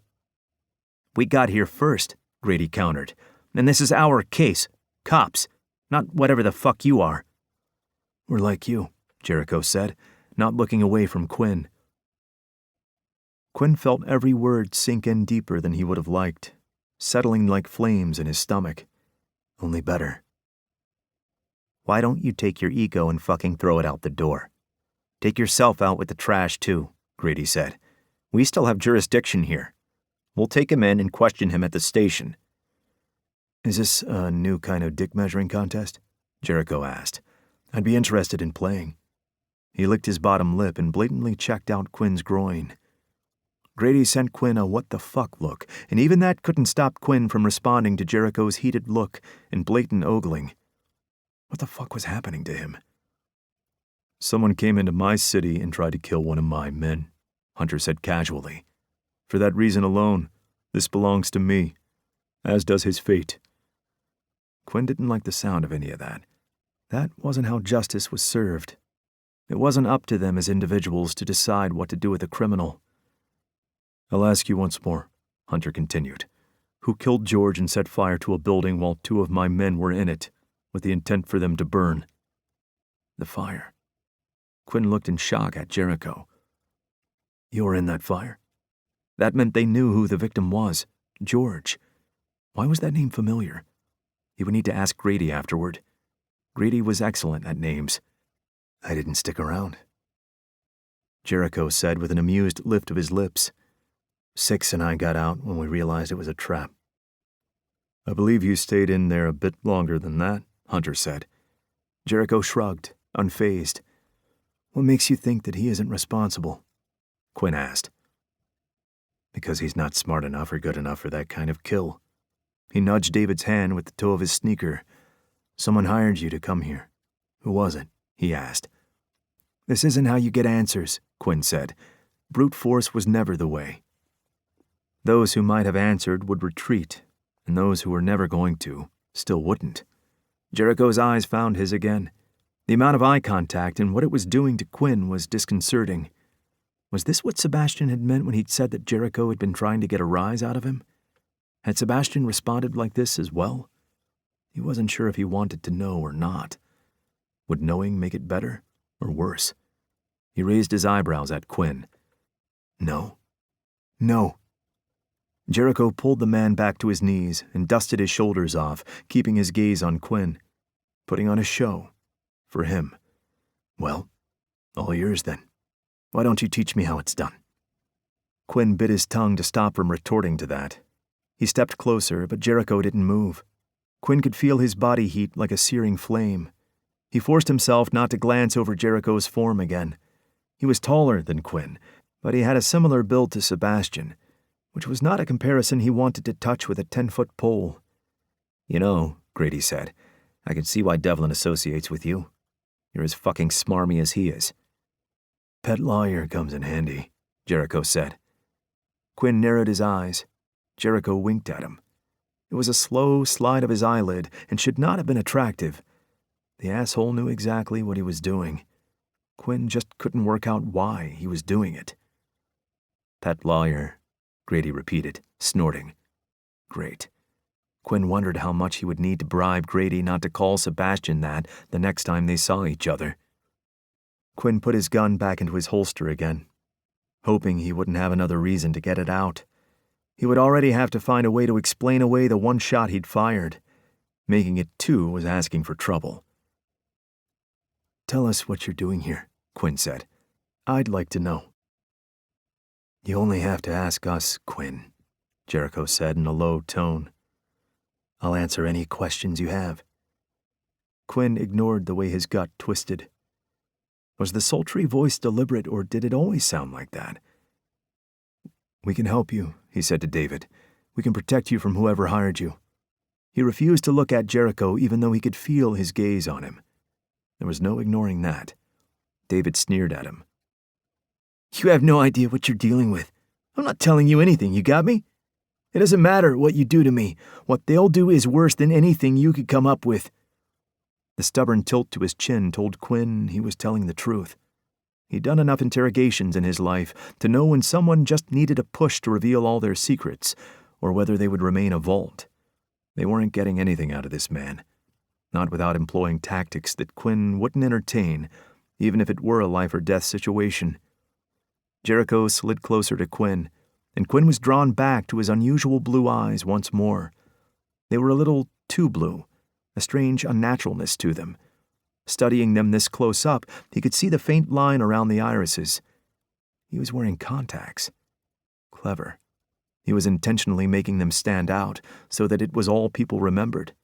The second he took them out, the only identifying feature that a witness could remember no longer existed. "Don't think he's going to tell you anything," Jericho whispered, moving impossibly close. He leaned lightly on Quinn's side, fingers trailing across Quinn's lower back. He should have pushed him away, should have stopped whatever this was in its tracks, and made it clear that he wanted nothing to do with it. Quinn could feel the flush going up his neck, and his lips parted, trying to find the words to tell Jericho to move. It registered too late what Jericho was doing. He'd pulled Quinn's gun out, aimed and fired before anyone could react. A clean shot through the back of David's head. David slumped forward without a sound, blood slowly spreading outward. Quinn grabbed Jericho's shirt, hauling him so close he could feel Jericho's breath against his face, the tips of their noses brushing. "What the fuck was that?" he growled. "Are you insane?" Jericho shifted, and the familiar weight of his gun settled back against Quinn's hip. "Thanks," Jericho whispered, smiling faintly. "We should have taken him in," Quinn hissed.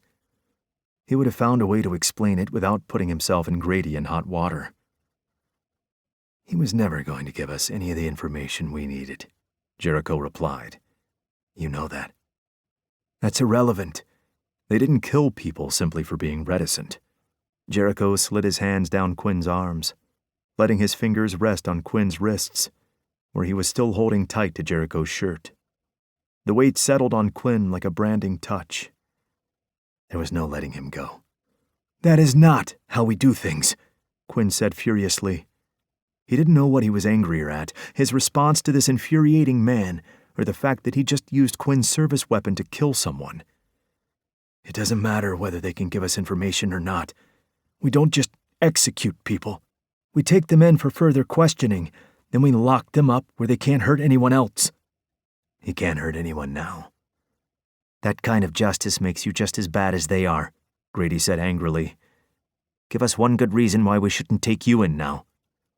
Quinn jerked in surprise, having completely forgotten they weren't the only ones in the room.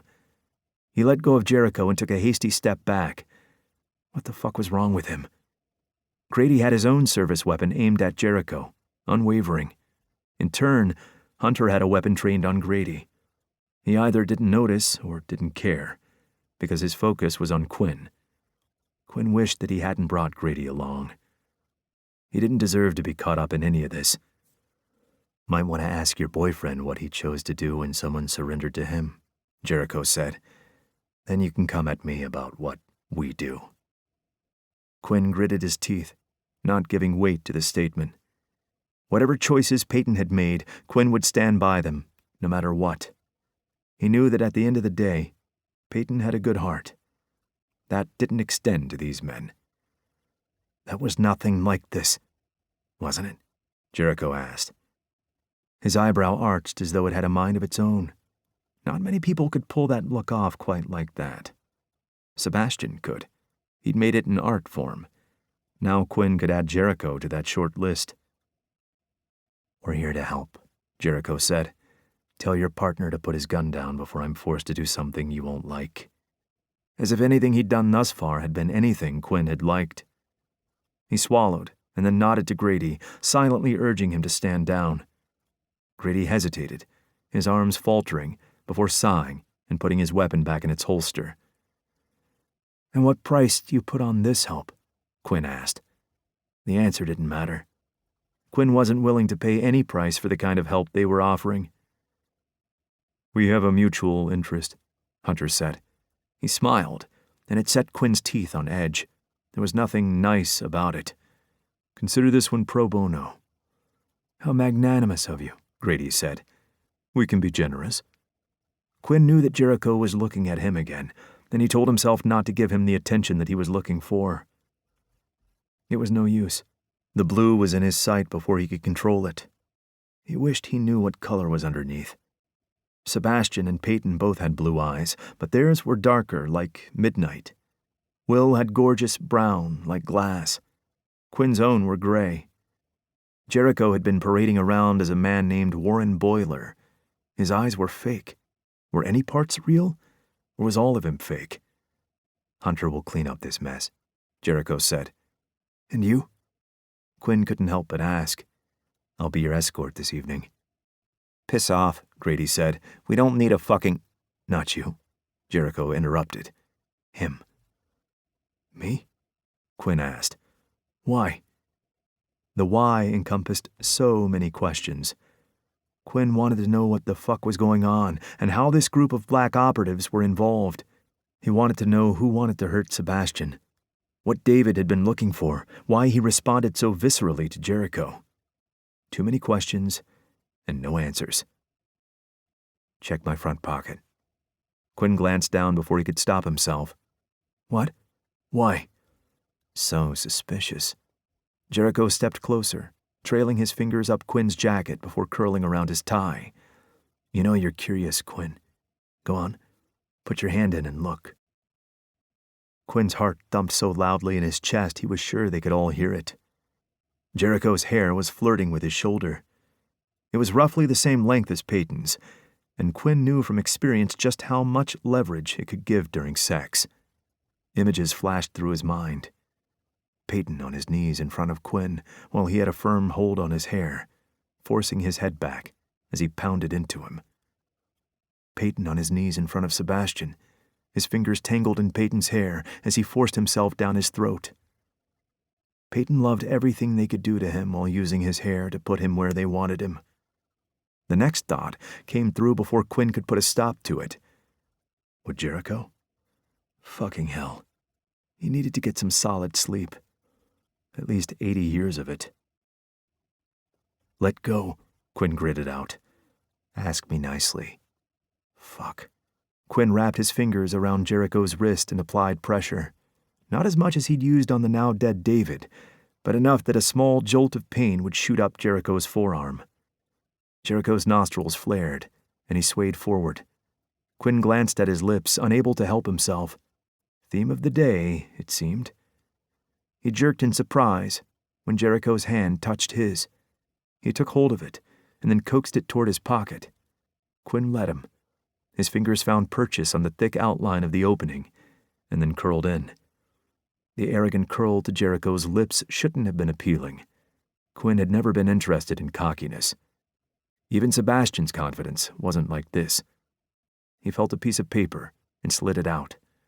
Jericho glanced at Quinn's lips, and Quinn felt like he was on fire, burning in a flurry of confusing, mixed emotions. He stepped away from Jericho so fast that the man stumbled a little. He took it in stride, righting himself without missing a step. The paper was folded in half, and Quinn frowned as he opened it. His blood went cold. Errol Derrick, Dane Howell, Chris Hennessy, Warren Boiler, Dylan Hall, Benjamin Kenny, marked out, Alan Randall, Sebastian Devlin.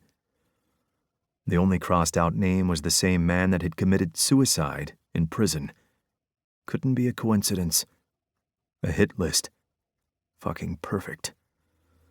"Why are there question marks next to your fake name?" Quinn asked. He couldn't look away from Sebastian's name. He was a target, again, and just like last time, Quinn didn't know why. He kept spectacularly failing to keep him safe. "Whoever they aren't stupid. They're slowly working out that he isn't who he seems," Hunter said with an edge. "Can they find the real you?" Whatever that meant. "We don't know how," Hunter admitted. "I want to say no, but the evidence speaks for itself. As it always did." Quinn wanted to hide Sebastian away forever and never let him out of his sight again. He needed to talk to him, needed to see him, touch him. A physical reminder that he was okay. "We offered Sebastian our protection, and he refused it," Hunter said. Of course he had. Sebastian had left that part out when he'd mentioned their visit. Quinn would have told him to take it. As unsavory as they were also professionals, and Quinn would feel safer knowing if one of them was watching him. Sebastian would have known that. It had to be the reason he hadn't mentioned it. "I assume you'll help us rectify that," Hunter said. "Yes," was all Quinn said. He didn't want to say yes, wanted to run fast and far from them. Sebastian's safety being on the line changed everything. "Jericho will take you to Sebastian. I'll clean up this mess, and you," Hunter tilted his head at Grady, "well, I hope you know how to keep your mouth shut. Give me one good reason why I should." "Sebastian is in danger," Quinn said quietly. His fingers scrunched the paper a little as he stared down at it. Jericho put his own hand over Quinn's, carefully sliding the paper out of his grip. His touch lingered before it dropped away. It had been warm, somehow comforting, and a part of Quinn had wanted to hold on and not let go. "You think that Devlin being in danger is a good enough reason?" Grady asked, scoffing. "I'd push him off a cliff myself." "Grady." Quinn knew he didn't mean that. He'd helped to keep Sebastian safe the last few weeks and had worked this case just as diligently as any other case. Grady was a cop first, and he would protect just as Quinn would, regardless of any personal feelings. Grady sighed. "Fine, for you. What am I supposed to tell Riley?" "Nothing," Quinn said. "I'll talk to him." He had known Riley his entire career. He was one of his oldest friends, and no matter what their hierarchy looked like, he knew that he could count on him when it mattered. Quinn could have killed this man himself, and he knew without a doubt that Riley would help him hide it. He might growl and snarl and throw things, but he knew that Quinn would never do anything without a damn good reason. "Fine, let's go." Jericho gestured with a flourish of his arm. "After you." Jericho's gaze against his back was like a physical touch, and Quinn struggled to ignore it as he walked out of the house with Grady and headed down the driveway and back through the open gateway. "I'm going home," Grady said. "I'm taking your car with me." Quinn pulled his keys out of his pocket, took his house key off, he would need it, and Grady already had one, and threw the rest to his partner. Grady caught them one-handed. He glanced at Jericho, his upper lip curling into a sneer. "You need me.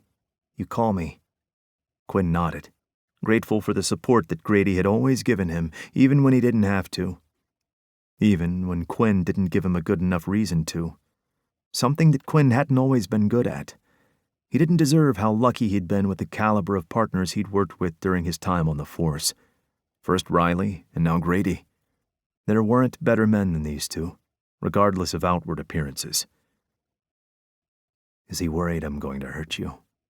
Jericho whispered in his ear, causing a shiver to run across his shoulder. Quinn turned his head and promptly forgot what he was going to say.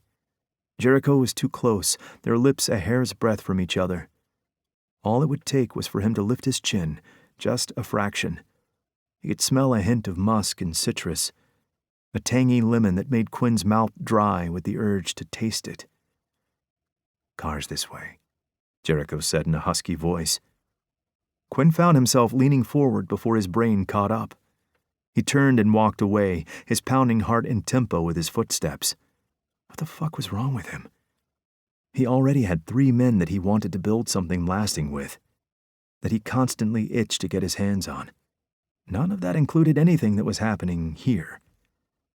Jericho unlocked a black SUV nearby, in the opposite direction from where Quinn had parked. Quinn slid into the passenger seat without a word. He almost bit his tongue when he looked down and saw the bulge in Jericho's jeans. Fucking hell. He was hard. A hint of a soft smirk appeared when Jericho noticed the trajectory of Quinn's gaze. Yeah, you're turning me on, Quinn. You're sexy as fuck, and I'm not normally into suits, but you and your boyfriend sure fill them out just right. The back seat is big enough if you want to fuck. Jesus. Quinn twisted away, staring intently out the window. Why did him mentioning Sebastian make the temperature rise in the small space? No, he said shortly. Did you know? Jericho said conversationally as he turned the car on, settling his hand on the gear, and shifted it. When you lie, your voice has a little waver in it. It's hard to hear because your voice is smooth as fuck. I bet you have the best bedroom voice. But I'm pretty good at nuances and tone. Good for you, Quinn said dully. Jericho might think this was funny, but Quinn didn't see anything funny about it. There was a difference between thinking someone was attractive, which was something he would never fault anyone for. There were a lot of beautiful people in the world worth admiring, and wanting to drag them into the back seat to shut their mouths with his dick. Where are we going? They're all at Sebastian's beach house, Jericho said. He did a 3-point turn and headed back where they'd come from, passing Grady, who was watching them, one foot braced on the step of Quinn's car. No. Peyton and Will are at Peyton's parents' for dinner, Quinn said. They'd said something about it the night before, after they'd gone to bed. Quinn was aware that the Sinclairs had a lot of family dinners that were open invitation. Teresa, Peyton's mother, and Simon, Peyton's father, and Quinn's boss, had an open invitation for anyone to join them for dinner, so long as they gave them notice to put out another plate. They were. Jericho checked his watch. They left the premises about an hour ago and went to Sebastian's. Sebastian joined them half an hour later, and they haven't left. Are you watching all of this? Jericho licked his lips and glanced at Quinn as he went through a 2-lane roundabout with ease. At the moment, yes. Why is that? Quinn asked. Your association with Sebastian? The case that's on your desk? William's proximity to you? Peyton involved himself when he killed Howell and Derek. We're keeping an eye on all of you, but Sebastian is the one that needs protecting. You can all handle yourselves. Why is Peyton not on that list? Jericho shrugged nonchalantly. Could be anything. They know they couldn't get to him, and if they did, surviving is optional. Peyton is a lethal weapon. They also might know he was involved. We cleaned up that mess, and he grinned at Quinn. We're professionals. At what? Quinn snorted. At all sorts of things. His fingers brushed against Quinn's thigh as he switched gears, and Quinn knew he had done it on purpose. I'd be happy to show you. I'm taken. I'll take them for a ride, too, Jericho replied easily. Quinn's dick twitched in his pants involuntarily. You couldn't handle us. Christ, was that his voice?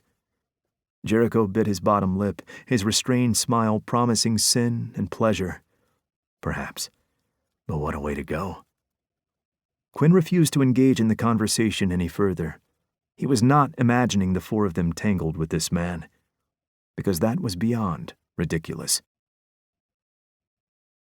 Chapter 7. Jericho had never experienced such a sexually loaded drive before in his life. He was better at controlling himself than this. He could find someone visually appealing without wanting to touch them. Six and Greer were sexy men, and Moira was one hell of a woman. He spent most days around them, and he'd never even been tempted to go there. Touch was all he could think about as he drove through Sydney under the glaring streetlights. He wanted to get his hands all over Quinn, wanted to feel that beard against his inner thighs. Every time he saw a badly lit road or an empty driveway that had no lights, it took all of his self-control not to pull into one of them and demand Quinn take off all his fucking clothes. Hell, he could keep them on as long as Jericho could get that dick out, climb on, and ride it in the seat. Suits didn't even do it for him, yet in the span of 2 days he'd wanted to peel 2 men out of their tailored suits. Slowly, with his teeth. 2 men who were dating each other.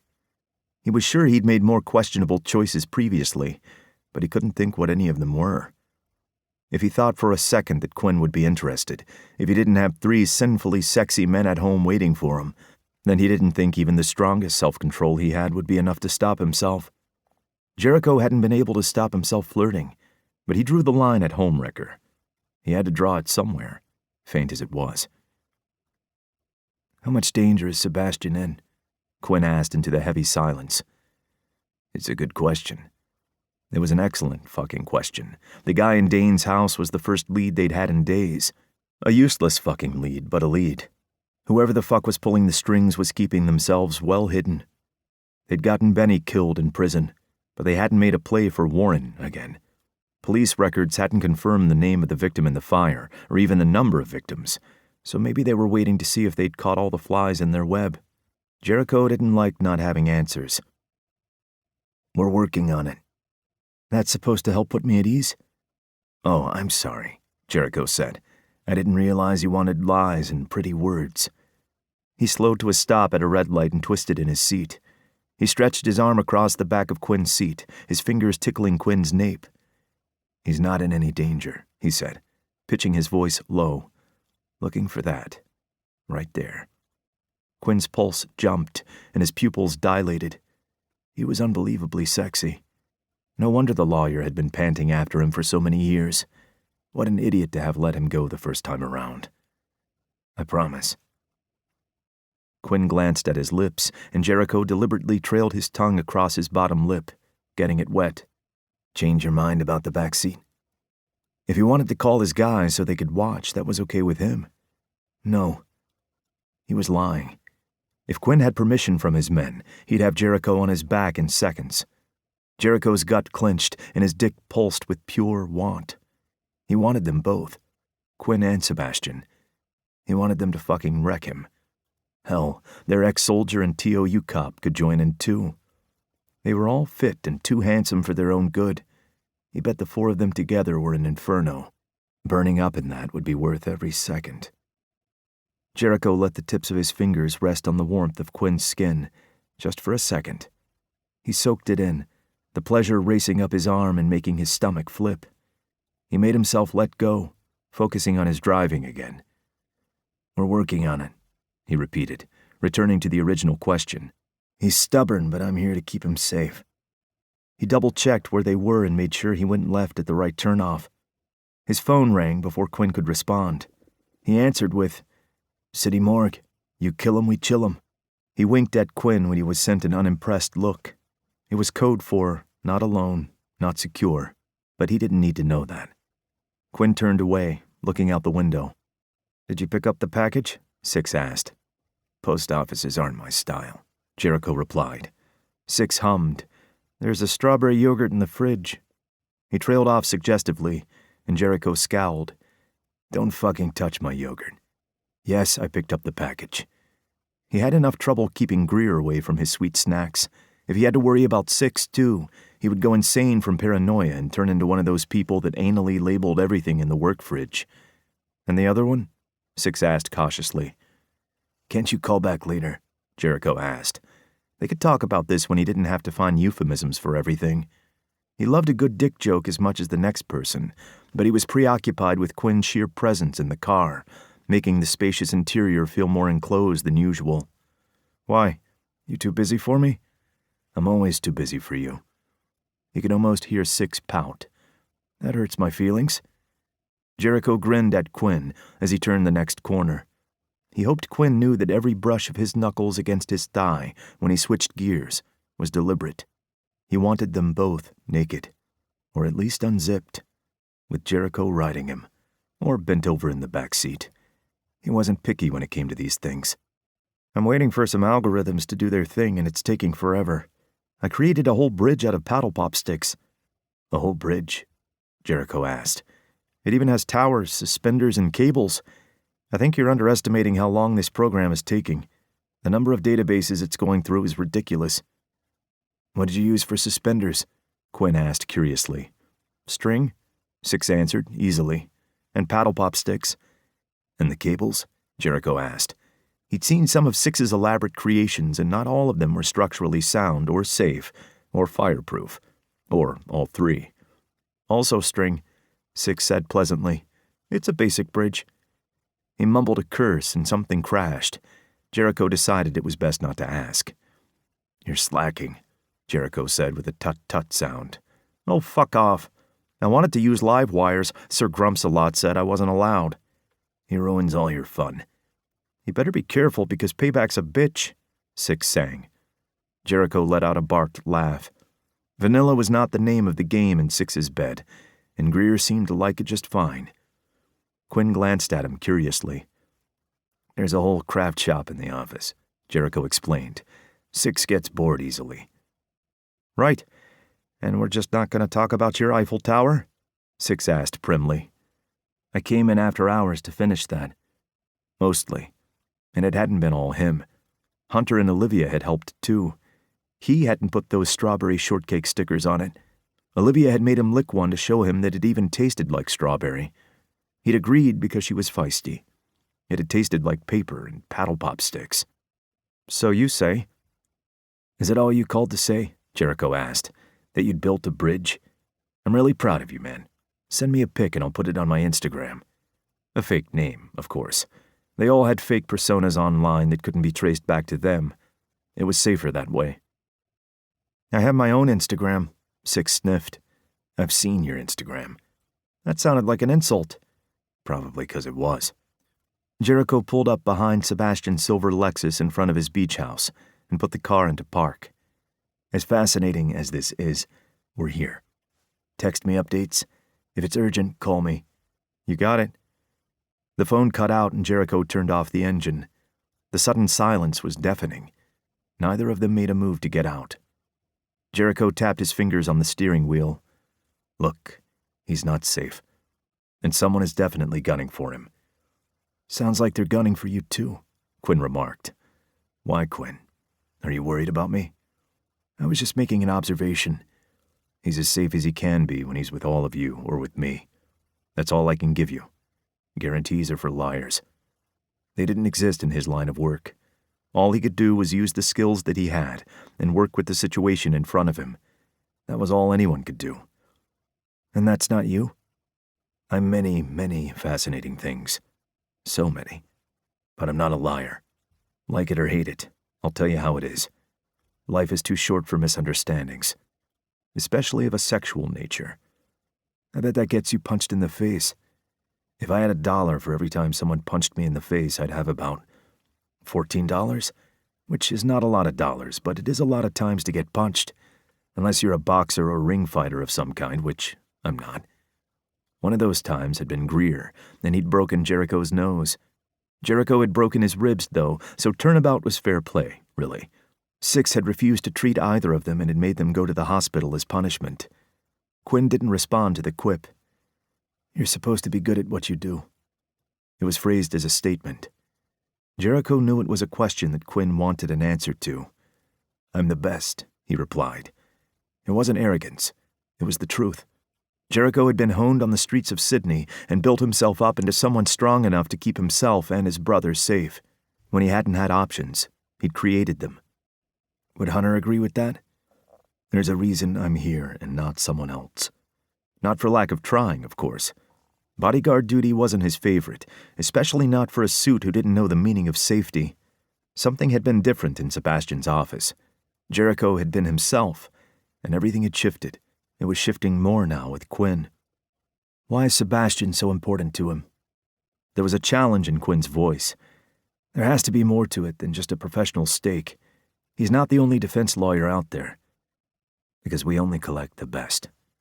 With that, Jericho opened his door and slid out. He could not have made that any clearer. They only dealt with the creme de la creme of the world, and that extended to Hunter's pet lawyer because Sebastian knew how to get the job done. He wasn't ruthless, he didn't cut corners, and at the heart of him was a man trying to make a positive difference in a world that was increasingly overrun with monsters. They were qualities that every single person working for them possessed. Integrity was the most important skill that anyone in their line of work could have. Quinn followed him silently as they went up the driveway. The more Jericho noted as he took in the house and the surrounding property, the more he hated everything about it. He hadn't taken much notice when he'd been there the other day. They'd had more pressing issues. Now that he was noticing, he didn't like what he was seeing. Sebastian could not have picked a less secure location to live if he'd been trying. 0 fences, 0 security. It was visible from fucking miles away. Was he asking to be shot? Because this was asking to be shot. No wonder Howell and Derek had been able to walk right in. It had been pure dumb luck that Six had installed some hidden cameras only a day earlier, so they knew when something had been wrong. The ex-soldier, Peyton Sinclair, had handled it with an ease that made Jericho a little hard in his pants, but he was glad they'd gotten there in time to get rid of the bodies.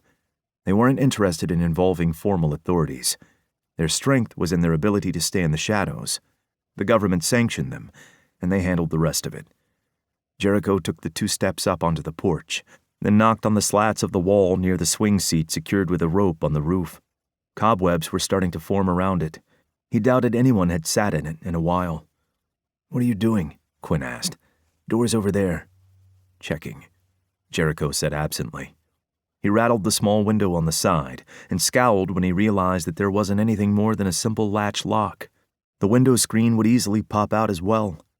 He peered through, and his heart sank at how much of the house he could see. There was no curtain, and the screen wasn't frosted.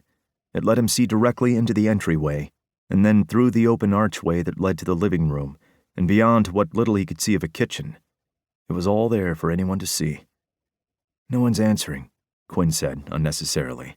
He took out his phone and typed in his passcode. Jericho hopped down from the porch and circled the house, ducking to see underneath. It was enough for a large man to crawl under, and there wasn't even any skirting. As he walked further down the property, he spied 3 figures on the beach, under the moonlight. 2 were on the sand, standing with their shoulders touching.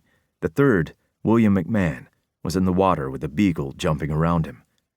If Jericho wanted to, he could have taken out his gun and shot all 3 of them from here.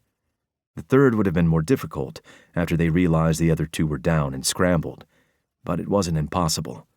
There was no security whatsoever on this side of the house, as though there were any out the front either. And there was enough vague light that the darkness wouldn't be a deterrent. "Something wrong?" Quinn asked. Their arms brushed as Jericho half turned. "This place is too open. Anyone with a rifle and a scope would have a field day picking off targets. Even without a scope, they wouldn't have too much difficulty. Neither of the victims so far have been shot," Quinn pointed out. "They've both been close encounters." "And so what? You think that means they aren't capable of using them?" "It shows a pattern of reluctance to use distance as a weapon. They're making it personal." "How very cop of you," Jericho drawled. "And clever. He wasn't wrong. It was something already mentioned in the profile they had building on the killer, but it didn't mean they had to offer an opportunity like this on a silver platter." "And what exactly are you, Jericho? Not a cop, not military. Black Ops is a vague term and could mean anything." "Who said Black Ops?" Jericho smirked when Quinn didn't answer. He didn't have to. "We're the shadows that clean up messes that no one else can," he offered, unsure why. He didn't owe Quinn an explanation. "That's not an answer," Quinn remarked. "The man that I killed? He may not be the mastermind of this, but he wasn't Australian of the Year either. He'd done stints in prison for attempted robbery, murder, numerous counts of assault, and rape. His name was David Carlton. Why don't you look him up tomorrow at work?"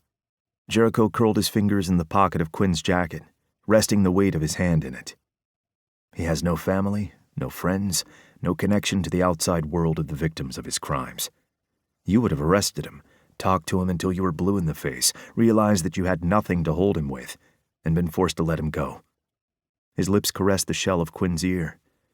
"I don't think I need to tell you what happens next," he whispered, as Quinn shivered just enough for him to feel it.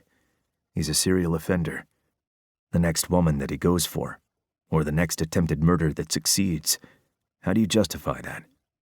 What are you going to tell their families? It's okay, we did what we could. We upheld the law. We did the right thing." "That doesn't make what you did right," Quinn said. The hoarse gravel of his voice made Jericho's heart skip a painful beat. His voice had been made for sin. The world is a better place without him in it. The end. No discussion required. I refuse to believe that. Jericho couldn't help himself. He brushed his nose against Quinn's beard, feeling the bristles against his skin. His insides twisted. I admire who you are, Quinn. You want to see the good. You are the good. He kissed the underside of Quinn's jaw, unable to resist even while knowing he was skirting a dangerous line and that he needed to take a healthy step back. Quinn was not only not his, he was someone else's. Multiple someone else's. But nothing is black and white, and two of the men you love live in the gray, so you need to get used to it. And you know that because you live there too? Quinn asked. He didn't pull back but tipped his head up, their lips almost brushing. Precisely. If he tilted forward and took a taste of those lips, would Quinn welcome him, or would he get hit? It was tempting to find out. Except they were being watched, and maybe their actions were obscured enough not to be completely obvious, but he also knew that whatever William or Peyton did would hurt a hell of a lot more than whatever Quinn could throw at him. It took a certain person to do the proper amount of damage. Sebastian boxed, but he used it as a stress relief and a form of defense. It was vastly different from actually intending to put someone down. Jericho knew what the two younger men were capable of, and the raw strength that Will hid behind that surprisingly lanky frame. He had barely healed bruises to prove it, and a scar on his upper arm that had yet to fade from the grazed bullet wound. He forced himself to step backward, away from Quinn's allure. The shallow wooden steps that led down to the beach were sandy and had a comfortable slope to them, unlike the steep drop a lot of tourist destinations had. Nothing in Jericho's hindbrain was telling him to be cautious as he approached, and that made him more cautious. It was a rare individual that didn't turn that part of his brain on. He'd learned early on to be wary of everyone. A threat, until they proved otherwise. The last time he'd seen William, Jericho had been shot and arrested, and the last time he'd seen Peyton, his handiwork had shown how dangerous he was. Sure, Sebastian was a lawyer in a fancy suit. He was wearing it even now on a beach. But Jericho wasn't into underestimating anyone. Peyton's focus on Jericho as he approached was heavy and loaded. His loose-fitting shirt and dark cargo shorts hid his raw strength. His porcelain face and dirty blonde locks were a trick that masked his true nature. That kind of espionage appealed to the darker parts of Jericho's soul. "Jericho," Peyton said in greeting. He moved subtly to shield Sebastian. It was a tactic that Jericho approved of. Of the two, Sebastian had less chance of defending himself than William. "What are you doing here?" Sebastian asked testily. He shoved one hand into the pocket of his slacks and loosely held Peyton's shirt with the other. "You don't sound pleased to see me," Jericho said, pouting playfully. "What gave me away?" Will joined them without his dog, who was chasing something in the water. He slung an arm across his exposed stomach as he came closer, and Jericho's brain short-circuited. The bright blue palm tree board shorts he wore were wet and clung to his thighs. Hair was plastered to his forehead, dripping wet and following the lines of his nose, high cheekbones, and his lips and chin. Water glistened on his chest, droplets slowly sliding down the slender curves. He was just as tall as Jericho remembered, taller than him, which was no small feat considering his own 6'3" frame, and even sexier. "Jericho," Will said tentatively, unsure. "William, a pleasure to see you again." Their first encounter had been less than pleasant, but Jericho hadn't been himself, quite literally. He hoped to make a better second first impression. Will bit his lip, his fingers digging into his side. I'm sorry about..." He gestured at Jericho's arm. Jericho caught his hand before he could retreat and shifted closer so that Will's fingers brushed against his upper arm. Maybe he could get them all to touch him, like some kind of tactile bingo. "No harm, no foul," Jericho said. "See? Good as new." It wasn't, of course. The scar would take time to disappear. Will couldn't know that simply by looking at Jericho's jumper. Will stared intently at the spot as his fingers smoothed across the area. Did he know he was doing it? Jericho didn't want to bring attention to it, in case he stopped. Peyton clearing his throat had Will dropping his arm. Red spread across his cheeks. "Sorry," he mumbled. Jericho trailed his gaze down Will's figure, looking his fill. He was magnificently built. The slim tautness was enough to make Jericho want to learn all of him by touch alone. Trace all of it with his lips and tongue, eyes closed. You know, I thought you were pretty hot when you were fully geared, but... Jericho gestured at all of Will, because, damn, this is good. Better than good. I like this. The tactical gear was a particular kind of I want you to bend me over and wreck me. The half-naked casual look was a whole other kind of fuck me. What the hell does that mean? Peyton asked defensively. One side of Jericho's mouth curled up. He had said what he had said, and there wasn't any kind of subliminal messaging in his words. Will is hot. Will blinked slowly, the red darkening. Thank you. He looked around at the others as though wondering what the punchline was. The punchline was that Jericho wanted to do shots off that stomach. You're welcome. So very welcome.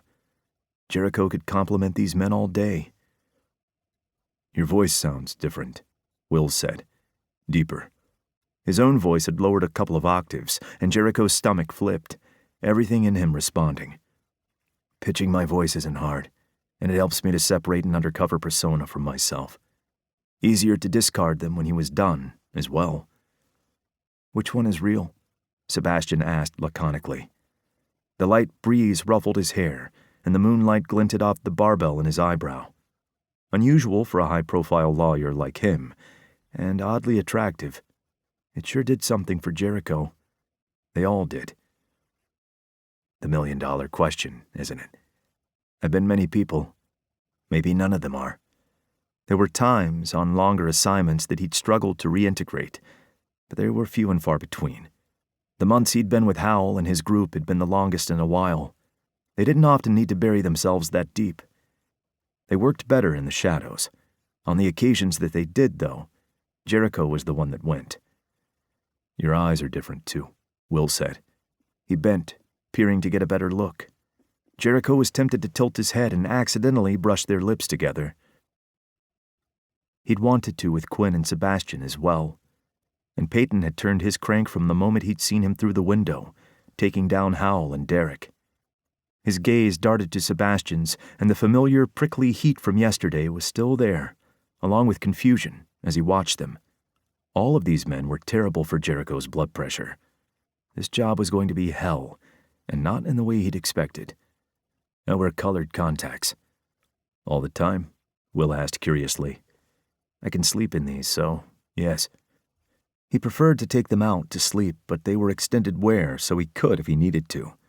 He used them specifically when he was going to be in one place away from home for an allotted period of time. If something happened in the middle of the night, he wouldn't have time to put his contacts in, and suddenly having a different eye color would be noticeable. Peyton put a hand on the small of Will's back. What's your real color? Another mystery, Jericho said. He could count on two hands the number of people who had seen his real eye color. He wouldn't say no to getting any of these men naked, but revealing a part of himself that was so personal was another thing. Sebastian shifted, sliding his arm around Peyton's waist. I should ask how you found me, but I can hazard a guess. Not just a pretty face, then. Jericho glanced around. There were so many places in the area that made him uneasy. It was high time they moved inside. He brought me here, Quinn said, speaking for the first time. It was one thing that Jericho had already worked out about the detective. He chose his words carefully and listened more than he spoke. It was a more dangerous combination than it seemed at first glance. We need to talk. Those are the worst 4 words in history, Will said, no matter the context. Quinn tugged him closer, kissed him briefly and lacing their hands together instead of letting go. Why don't we go? Jericho blinked at the beagle that had stopped at his feet. Wet soaked through his jeans as it leaned against him. Hello? Persephone, Will supplied. Had to be the dog's name. She's Quinn's dog. Jericho let her sniff his hand before patting her on the head. Good dog. He scratched behind her ear. She smiled at him, her tongue flopping out the side of her mouth. She stood and shook from head to toe, showering Jericho with water and what he was sure was drool. And sand. I hope that was a compliment, he told her. She tilted her head and he gave her another scratch. There was no other acceptable response. "Making new friends?" Quinn asked, bemusement in his tone and in his eyes. What could he say? Animals liked him. He was a regular modern-day Snow White. "We should go inside," he answered. "Why?" Sebastian asked. "You don't like sand?" At the time, yes. After, not so much. It's like glitter, but worse. How is it worse than glitter? Will asked, his forehead wrinkling as he put genuine thought into the question. Jericho wanted to kiss the crinkles away, coax sounds from those lips, and find all the sensitive spots that made him shiver. "At least glitter looks pretty," Jericho said. "That shouldn't make as much sense as it does," Peyton said, disgruntled. "We should go inside," Jericho said, answering Sebastian's question. Maybe they could stay out here and banter all night, but his nerves couldn't take it anymore. This is a fucking sniper's wet dream. Will, Sebastian, and Quinn turned to Peyton, who hesitated before sighing. "He's not wrong. If one of us were a target, it's not ideal." "Which one of us is?" Jericho stressed. "Try two," Quinn said. "You being here brings another danger." "No one knows who I am," Jericho replied, not worried about that in the slightest. If someone came for Sebastian, recognized Jericho, and changed trajectory, coming for him instead, that was the ideal situation. It was the reason he was there in the first place. Jericho was capable of putting a stop to it if he was faced head-on. Sebastian wasn't. Will took Persephone through to the laundry room to find a towel to dry her off, while Jericho and the rest of them went through the large glass doors that led to the open kitchen and dining area off the back porch. Jericho hated how many windows and glass openings there were in the place. Aesthetically, it was gorgeous. For security purposes, it was the fucking worst. He was giving himself a raise for this. He shut every blind and curtain in the room. Luckily, the lights were already on since the sky was darkening rapidly, and he didn't plunge them into total darkness. "You're being paranoid," Sebastian said, frowning as he flicked on the overhead light above the long black marble counter. "Trust me, I'm not," Jericho said. Persephone bolted into the room and ran right into Quinn's legs, her tail wagging madly. She was dry, for the most part, enough that she wasn't leaving a trail behind herself. Will followed her into the room shortly after. He changed into gray sweatpants and a tight black tank top. Jericho's gut clenched. Sweatpants were God's gift to men. It was obvious that Will was wearing underwear that secured his dick, which was a shame. "I told you, and Hunter." "Yes," Quinn interrupted. "Let's talk about that, shall we?" Sebastian blanched. "I already explained why they were there. I don't need protection." Quinn pulled out the note Jericho had let him have. It was a copy, and slapped it on Sebastian's chest.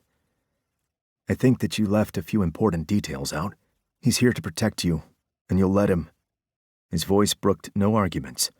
Peyton plucked it away before Sebastian could take hold of it. His face darkened as he scanned the contents. "Where did you find this?" "On the body of a man killed in my alter ego's apartment," Jericho said, just as the building was set on fire with the purpose of burning me inside it. "With you in it?" Will asked in surprise, his eyes widening. "You live an exciting life," Peyton said. He was staring at the list as though he could eviscerate the one responsible with the power of his mind. If only it were that easy. His head shot up and swiveled to Quinn, eyes widening. "Were you in the building?" "Not then," Quinn said. He shook his head. "I wasn't involved in that. That was where I was called out yesterday morning." "We met at Howell's humble abode." Jericho grinned. "We bonded over his weapon." "What does that mean?" Sebastian asked, eyes narrowing. "It means I borrowed his service weapon to shoot someone," Jericho said bluntly. He enjoyed putting people off kilter, especially when they disliked it so much. "Borrowed?" Quinn's voice was flat. "That's not how I remember it." "No?" Jericho asked innocently. Quinn sighed, pinching the bridge of his nose. "This is irrelevant. The point is that you're a target on a list, Sebastian. We're not ignoring this anymore. We need to work out what we're going to do." "How did he get a hold of your gun?" Sebastian asked. A muscle in Quinn's jaw jumped. Jericho crossed his arms over his chest with a smirk. This should be interesting. Yeah, Quinn. How did I get a hold of your gun? It doesn't matter. What he means is, Jericho said, wanting this all out in the open, is that he responded to my mating call. He gave Sebastian a sly look. You'd be familiar with it. Sebastian raised an eyebrow. The same heat was still there. Is that what you call it? Dropping trow and turning around is frowned upon. Will's brown gaze swept over them. I don't understand. It's quite simple, Jericho said. You're all unbelievably handsome, and I like sex. I told Quinn he could fuck me in the back seat of my car, and you're all welcome to have a turn. Being used in a line by these men sounded like a fantasy. Even better if he were allowed to touch them in return. They were all committed to each other, so Jericho didn't expect anyone to take him up on his offer, let alone all four of them. A guy could dream. How nice for us, Sebastian said. His voice was bored, but his eyes said he was thinking about it. Jericho's dick twitched in his pants as pleasure curled in his groin, tightening his muscles. We're getting off topic, Quinn pointed out. Will pulled a jug of milk from the fridge, sniffed it, and then put it on the counter. Can we organize some dinner? Because I'm starving. I don't know what's in there to offer you, Sebastian admitted. We could order in? That's what I was planning to do. Don't you live here? Peyton asked with amusement. Sometimes, Sebastian shrugged with a self-deprecating chuckle. I have a cleaner that comes in twice a week. She also stocks my cupboard and waters the plants. Cleaners do that? Will asked. Where do I get one? She's more like a housekeeper, I suppose, Sebastian said. Would you like her number? You don't need help keeping the cupboard stocked, Will.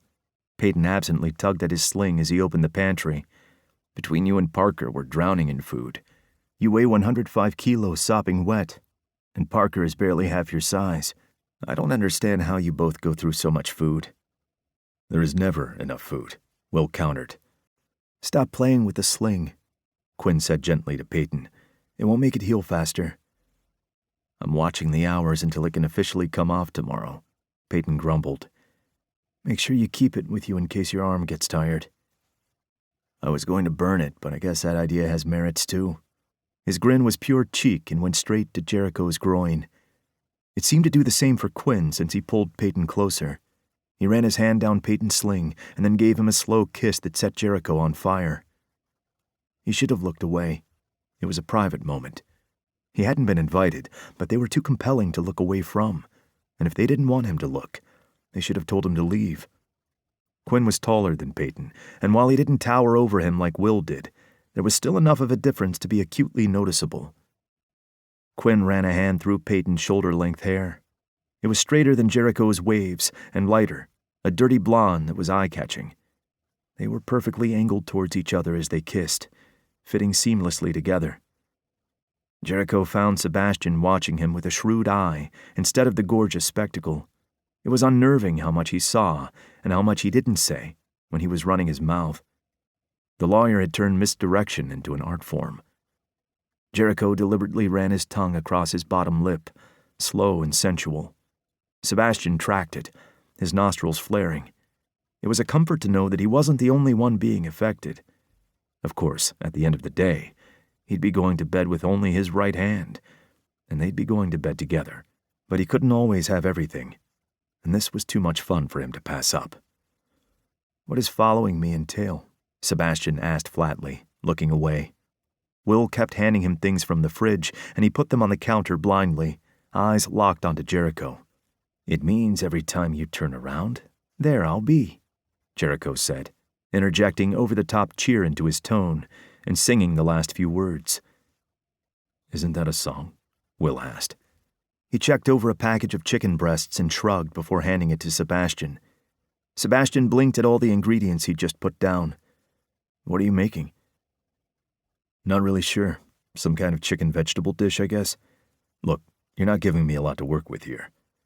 We could go somewhere else, Jericho suggested. Standing in the middle of a fucking field would be more secure than this place. At least he would be able to see in all directions, too. If they had the same advantage, then no one had an advantage. Is there something wrong with my house? Sebastian asked archly. No one is forcing you to be here. Au contraire. How can I protect you if we're not even in the same building? That sounds like a you problem, Sebastian fired back. I like a challenge, but that's a little outside of my skill set. Are you admitting you aren't some overpowered supervillain? Sebastian asked, holding a hand to his chest. You think I'm the villain? Jericho asked, his mouth twitching with a smile.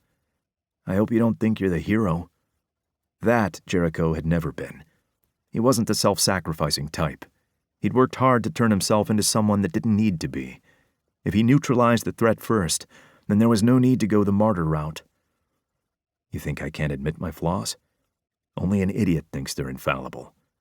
There were plenty of things he couldn't do or couldn't do as well as others. That's why they had a whole team. They filled each other's gaps. He imagined that's why 4 men would work in a relationship better than most people would think. None of them had to be everything to each other. They all had their strengths and weaknesses, and they complemented each other. It was a beautiful symmetry. You're good with a knife, right? Will asked Jericho. Jericho blinked at him. Good is relative, but yes. Great. Will beamed as he took out a large knife from the block on the bench. You can chop the potatoes and carrots. That made Jericho pause. You want me to help? If you're planning to eat, you can help, Will said simply. Did you think we were going to do all the work for you? Who says I was planning to eat? He hoped he'd remembered to pack snacks, or he'd be raiding the pantry later. Have you had dinner? Will asked. No. The word was out of his mouth before Jericho realized that he'd been caught, hook, line, and sinker. Fuck, that was hot. He wanted to prop himself up on the kitchen table and spread his legs and let them all have a turn with him. They were setting him on fire. He slid his fingers across the back of Will's hand, his fingers electrifying from the touch, before sliding the handle of the knife out of his palm. Don't give him a weapon, Sebastian said. I think that gutting you with it defeats the purpose of protection, Peyton pointed out. Maybe that's what he wants you to think. He's right here, Jericho said, raising an eyebrow. And what makes you think I'm not already armed? Sebastian and Peyton looked at Quinn in eerie synchronicity. You didn't check him? Peyton asked. I'm well aware that he's armed, Quinn said calmly. He's here to protect you. Having the means to do that is important. How can I help, Will? Sit there and look pretty, Will said, gesturing to the stools on the other side of the bench. You don't think I could do that? Jericho asked. He could have done that. There's only room for 2 gawkers, Will replied, and you have potatoes and carrots to prepare, so get to it. Jericho's gut clenched at the bossy tone. Turned on by someone almost 10 years younger than him, bossing him around. Six would laugh himself silly. Yes, sir. Bumped down from looking pretty to a gawker in a matter of seconds, Quinn said with fake resignation. He helped Peyton get settled on his stool, hands firm around his hips, before sliding on to the next one. It's a tough world out there, Sebastian acknowledged. Just be grateful you even got to be pretty, Jericho said. He said a quiet thank you as Will passed him a plastic chopping board. He pulled the bags of vegetables closer to himself and sliced them open neatly at the top so they didn't spill out. Are you feeling left out because I didn't call you pretty? Will asked. A little. Sebastian leaned across him to fill up a glass of water from the tap. His back brushed against Jericho's chest, and Jericho breathed out, expanding so he pressed against him. Sebastian's smirk was sly as he straightened and lifted his glass to his lips. Jericho's lips twitched. Fucker. Jericho paused as Will casually checked him out. After a second, their eyes met. What's the verdict? He fluttered his eyelashes. Am I pretty enough to join your boy band? Hopefully the double entendre wasn't too subtle. Sebastian choked on his mouthful of water, and Will rubbed his back in large circles. Sebastian rested his palm on Will's chest as he cleared his throat. It's fine, he said hoarsely. Will wriggled his mouth back and forth as he thought, tapping his chin with his index finger. You're very rugged. Jericho shrugged his mouth. I'll take it. Rugged worked for him. People liked rugged. It was sexy. Also, he'd forgotten to brush his hair that morning, so at least it must look like it was deliberate. Usually when that happened, he put it up in a ponytail, but he could not for the life of him find a fucking hair tie anywhere. You didn't answer my question, Sebastian said. He was handed a square plastic chopping board and the chicken, along with a larger chef knife. Which one? You talk a lot. Quinn snorted. Seb? No, he said with fake surprise. That was uncalled for. Are you pouting? Peyton asked. No? You're lying. Sebastian sliced the chicken into neat strips. Prove it. The protection question? Jericho asked. I did answer it. Spouting song lyrics at me is not answering it. Did we confirm if it's actually a song? Will asked. He opened a small tub of cream, sniffed it, shrugged, and poured it in a mixing bowl. Jericho was unsure if that was reassuring or not. Did a shrug mean it was okay, or it was good enough, which was not a statement that should be made in terms of cream? The person crossed out, Peyton said. They're dead? Jericho nodded. Yes. One of them was in prison, Quinn said. It's been marked as a suicide. We're following it up since it's highly unlikely that's the case. How did they manage that? Peyton asked. It's not that hard to get connections on the inside, Jericho answered. He and Hunter had a few themselves. The place is ripe with people willing to let go of their own personal morals for money. It's all so full of innocence, Sebastian said quietly, stopping with his knife halfway through another chicken breast. That too? Jericho wasn't going to disagree with him there. The justice system wasn't anywhere near as perfect as the government liked to think it was. Jericho and Hunter, and the rest of their team, existed for a reason. No, Quinn agreed. But this killer who's picking off their targets isn't local. Jericho knew that, but the fact that Quinn had deduced it as well was interesting. What makes you say that? They're clearly professionals, but they're hiring amateurs to search for something for them. They aren't aware that Howell and Derek are dead, which implies they weren't in contact. So, where are they coming from? And what do they want? I know someone inside, Sebastian said, still quiet. I could get a meeting with him, see if he knows anything. You mean your pet project? Jericho asked. There was steel in Sebastian's voice when he said, Don't call him that. Apologies, Jericho said, meaning it. He knew how hard Sebastian had fought that case, how much it had taken from him. Hunter had brought it to the team years ago, and they'd tried every avenue they could find, but there had been nothing to find. They weren't into fabricating evidence, even if they would have been perfectly justified in that case. Sebastian had given everything, and he'd still lost. Jericho knew exactly how much time he'd logged since then, visiting the prison. He also knew that Sebastian still spent time looking for anything he could use to put through an appeal and get the decision overturned. It was a ghost hunt, and Jericho doubted he'd ever stop until he found a way, or one of them died. He didn't have the heart to tell Sebastian which outcome was more likely. If he knows something, he'll help, Sebastian said, not acknowledging Jericho's apology. Quinn glanced between them curiously. Okay, he said, not pushing. Can you make an appointment for me? No. He won't speak to a cop. Sebastian steadied his grip on the knife and kept cutting. But I'll go see him and ask and let you know what I find. All right? Who is he? Peyton asked. A regret. Jericho could hear the weight of every single failure in Sebastian's voice. What kind of regret? Peyton followed up cautiously. Sebastian put his knife down and let out a breath. Not that kind of regret. A case I lost that I should have won. He doesn't deserve to be where he is. Understanding dawned in Quinn's eyes. You're talking about the Harris case, he said. Sebastian nodded. He didn't do it. Quinn didn't answer, and the silence was heavy as it settled around them. Will and Peyton shared a look. Jericho decided it was time he steered the conversation elsewhere. Sebastian had clammed up, and he wasn't going to give them more, and he doubted this was something that he and Quinn were on the same page about. In many ways, they were on different sides of the fence professionally.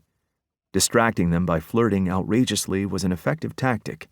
Making them all blush was an added bonus that he enjoyed. Persephone tried her best to get in the way as Sebastian led Jericho and Will through the living room and across the wide hallway to the spare rooms. One was at the front of the house, and the other further back towards the balcony, overlooking the beach. Before they could bypass the first room, Jericho peered inside, leaning his elbow and forearm on the doorframe. I can't have this room? He asked, his mouth tilting up. Sure, if single beds and Phineas and Ferb are your thing. His nephews, Alex and Tristan, went through a lot of phases, and that was their current phase. The room was theirs for when they spent the odd weekend. The second spare was for his niece Claire, but it was a relatively normally decorated room because she decided she was too old for that now. Old at 8. It made Sebastian feel ancient. They could be, Jericho said, if I knew what they were. Will grinned. You never watched? Perry the Platypus? That's an odd name for a platypus. It's better than Heinz Doofenshmirtz. Jericho blinked. Sebastian could sympathize. Now you're just making up names. Someone named their platypus that? No, he's the bad guy. Though he's more like a mildly annoying guy that thinks he's a villain. He's terrible at it, Will said. He's my favorite. He's your favorite? Sebastian asked in surprise. He closed the door firmly and led them further down, past the downstairs bathroom, the stairs, and the laundry room. I love a good underdog, Will said. Me too, Jericho said helpfully. But I'm sorry to say you can't keep a platypus as a pet. Well, he's not an ordinary platypus. He's a secret agent. Jericho ran a hand through his hair and tugged on the ends of the strands. There were hints of light streaks in his hair. Sebastian didn't know whether they were natural or not. He still couldn't tell which parts were real and which weren't with this man. But they added an extra depth to the shoulder length that was eye-catching. Let me get this straight, Jericho said. There's a TV show, for kids, I assume, that has 2 characters called Phineas and Ferb. I'm going to go out on a limb and say that they're the 2 on the bedspread, including the one with a triangle head. And there's a platypus named Perry who's a secret agent, and a bad guy named Heinz Doofenshmirtz. Yeah, basically, Sebastian said. He'd followed that easier than Sebastian would have if he'd never seen the show before. Huh. Jericho peered into the room that would be his. If it were up to Sebastian, he'd tell him to sleep in his car, but Quinn would give him that look. Sounds like a riot. I should watch it. I think the kids have some DVDs here, Sebastian said dryly. You're welcome to watch them. I appreciate that, Jericho replied, his eyes roving the room. It was fairly basic, with light blues and whites and a large window with an empty chest of drawers underneath it. There were pictures of Sebastian and his siblings on it. Sebastian had no idea where his designer had gotten them and had been too afraid to ask. Claire seemed to like them, so he hadn't moved them. Jericho picked one up, studying it curiously. Where's your room? He asked. Why? Are you planning on sneaking in during the night?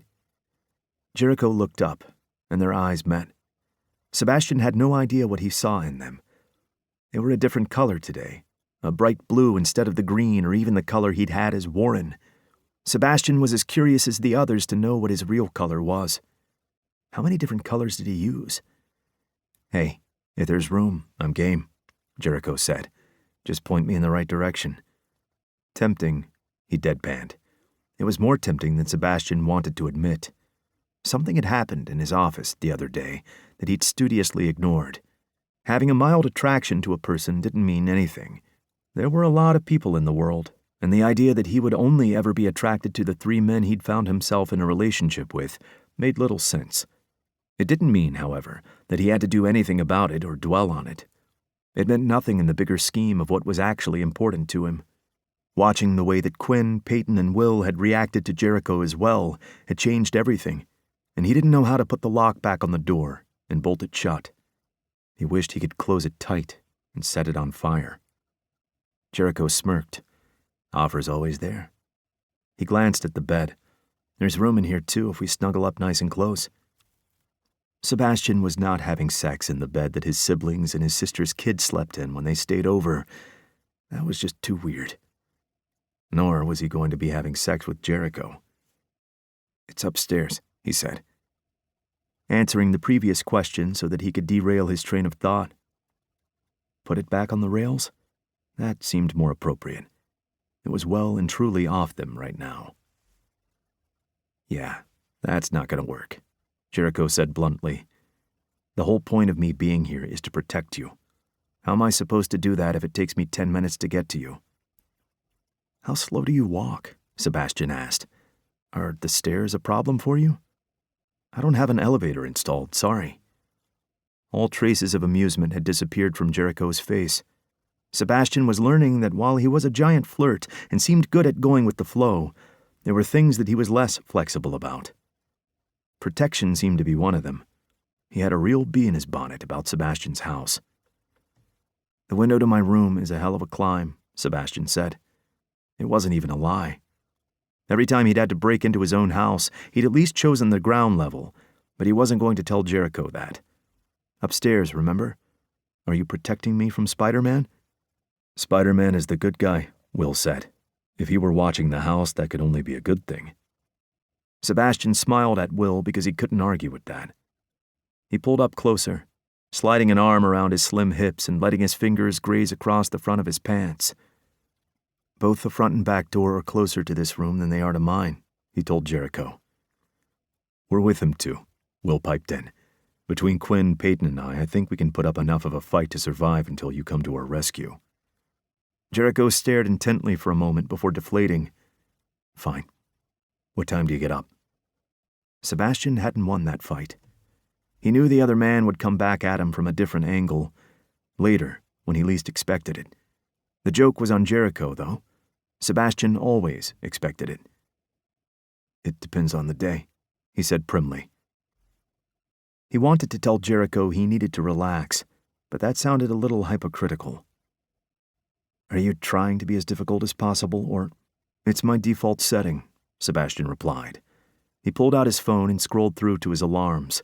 There were a lot of them. He hadn't been lying when he'd said it depended on the day. Sometimes the first one got him out of bed. Other times it took all 6 of them. The only reason he hadn't needed them the last few days was that they had all gotten up earlier than they needed to. Maybe he wouldn't need them anymore, with 3 warm bodies, and sometimes Persephone as his alarm clock. He flipped the screen to show Jericho he wasn't lying. Jericho skimmed it. You need help, he said as he met Sebastian's eyes again, shaking his head. You have no idea, Sebastian drawled. Coffee is my Band-Aid. As far as coping mechanisms go, it's not the worst. Sebastian bit back a grin. That's what I tell myself. Sebastian didn't realize how close they'd gotten until he could feel Jericho's breath against his face. Will's warmth was a steady presence against Sebastian's side.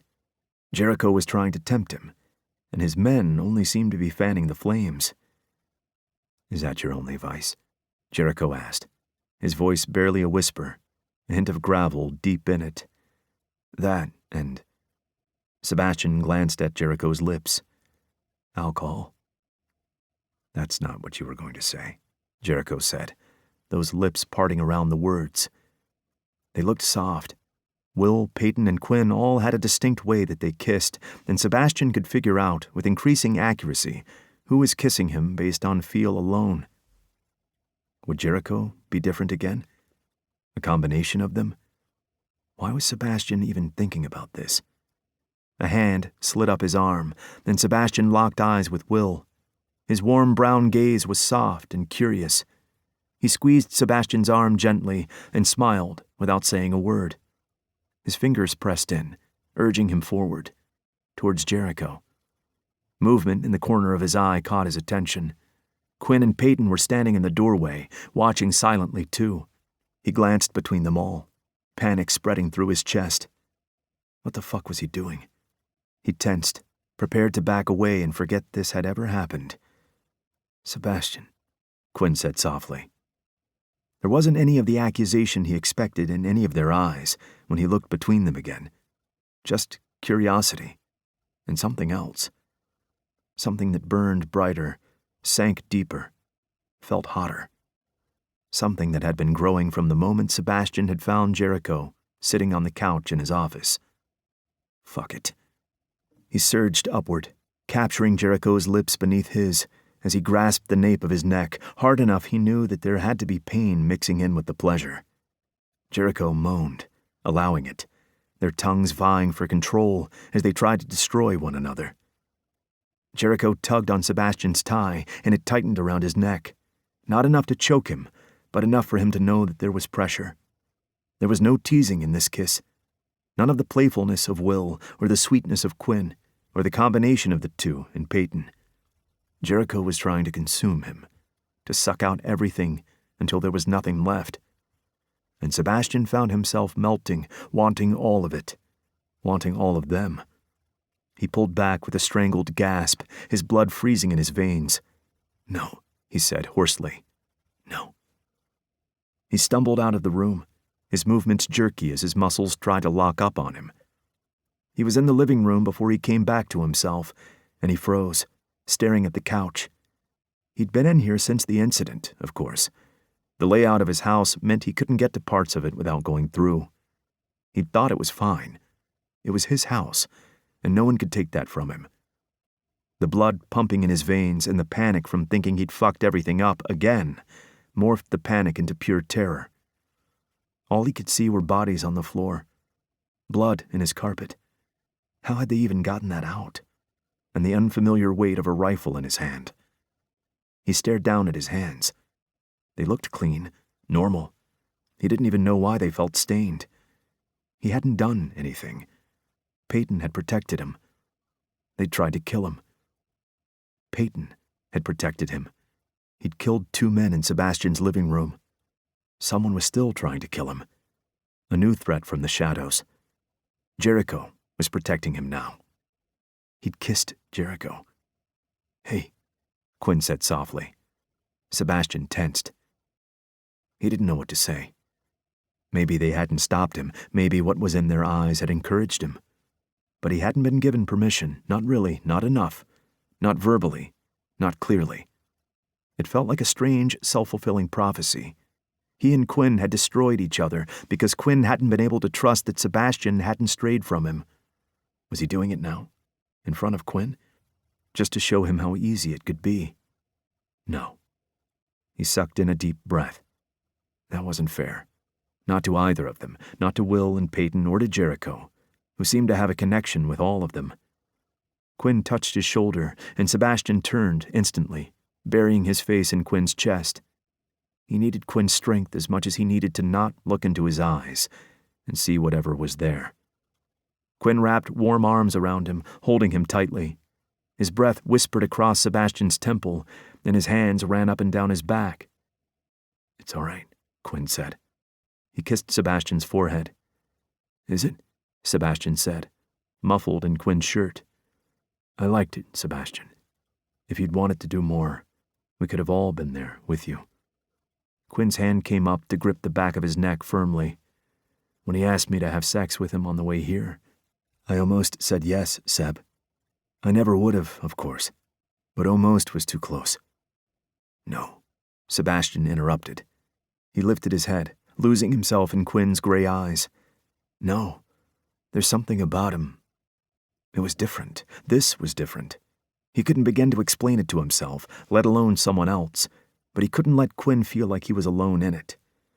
"There is," Quinn agreed. "We've all felt it." He kissed Sebastian softly, sure and steady. A rock that Sebastian desperately needed. More than he needed to breathe. "No matter where we go from here, no matter who with, I'm going to be at your side. No hesitation. We don't have to repeat history. We can create a new future. Together. I don't deserve that." Quinn caressed Sebastian's jaw, making him shiver. "You always deserved that." A kiss to his chin had Sebastian letting out a shaky breath.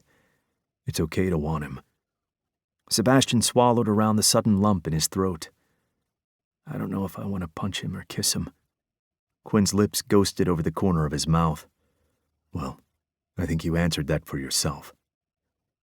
Sebastian could hear the smirk in his voice. It was deserved.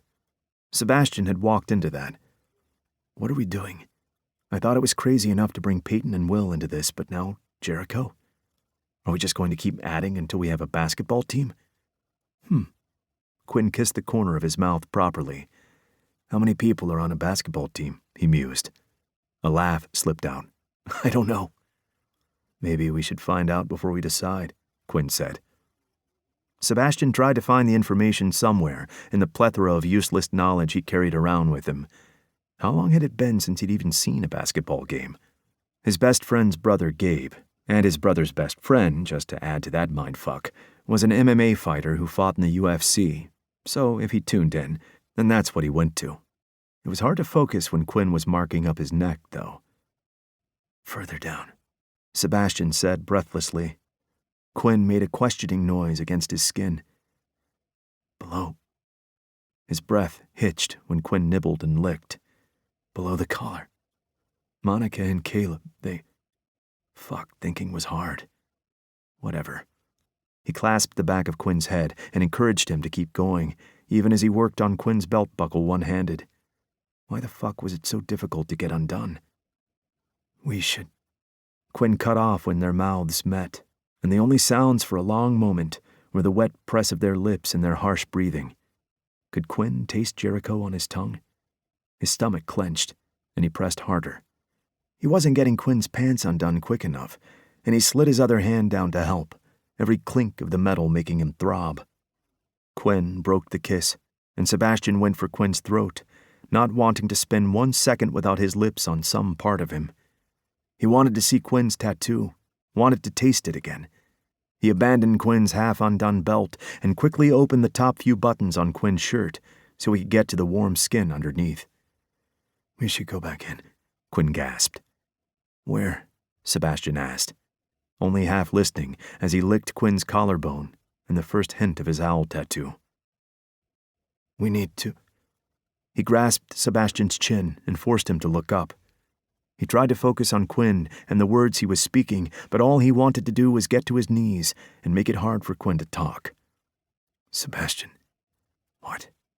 Sebastian swayed into him, going for another kiss. "I'm listening. We need to talk about this. All of us." "About what?"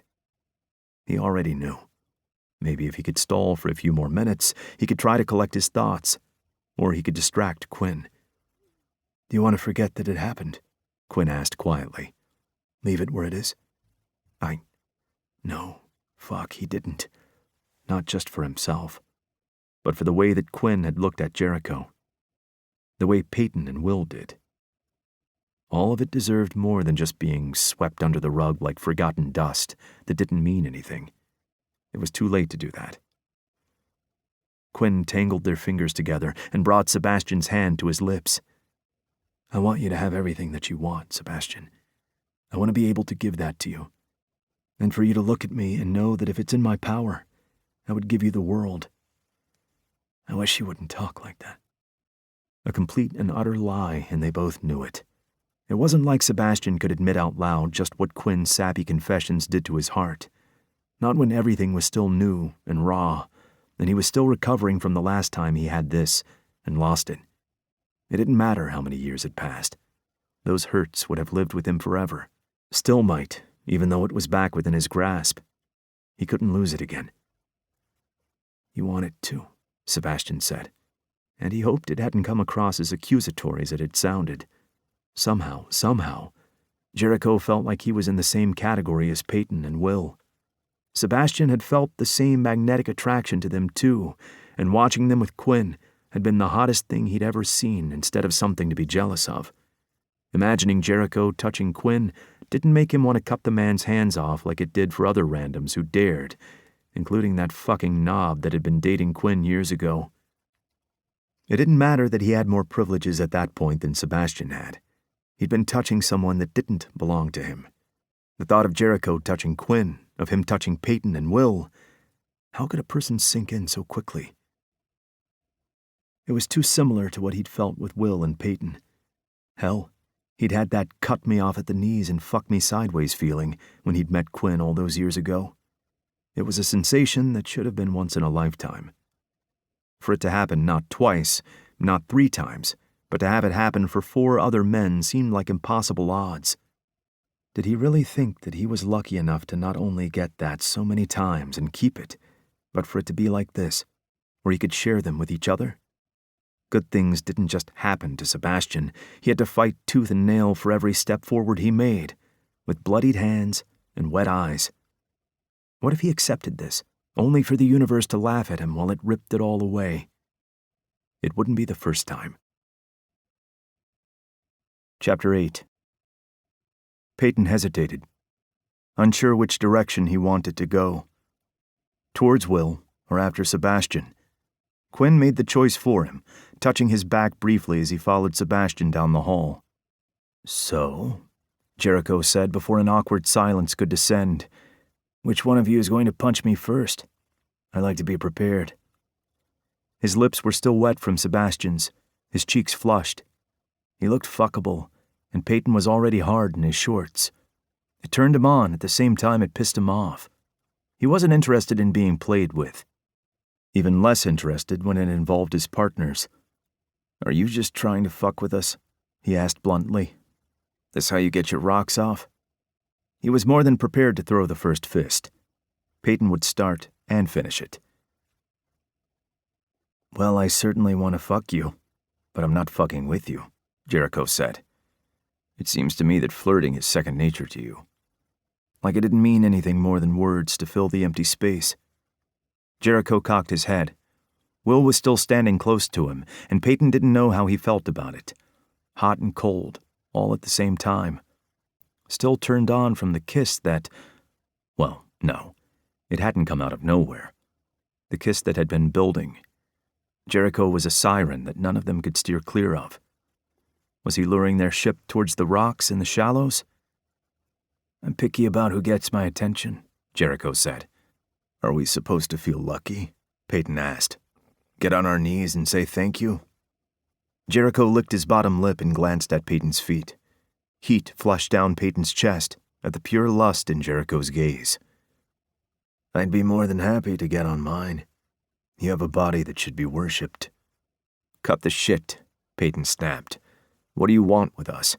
He liked sharing Will with Quinn and Sebastian and sharing Quinn with Will and Sebastian. Regardless of how long Peyton had or hadn't known Sebastian, he was an integral part of whatever this was, and he was becoming important to Peyton. Watching him kiss someone that wasn't Quinn or Will, he didn't know what he felt about it. Did he want to share that with Jericho? Was that where this was going? Jericho's face morphed into something more familiar to Peyton. A hardness, with anger dancing behind it, just waiting to come forward at the slightest provocation.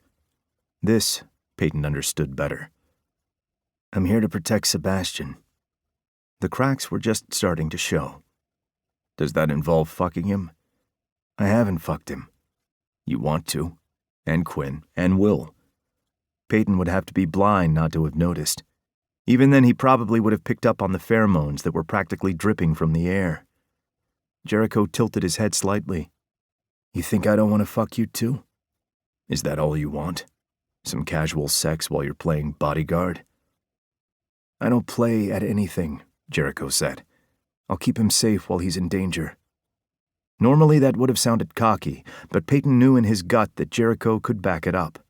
The way he'd handled the body, the unflinching loyalty he'd shown to Hunter, and the ease that he'd spoken about taking a life, those weren't things to be taken lightly.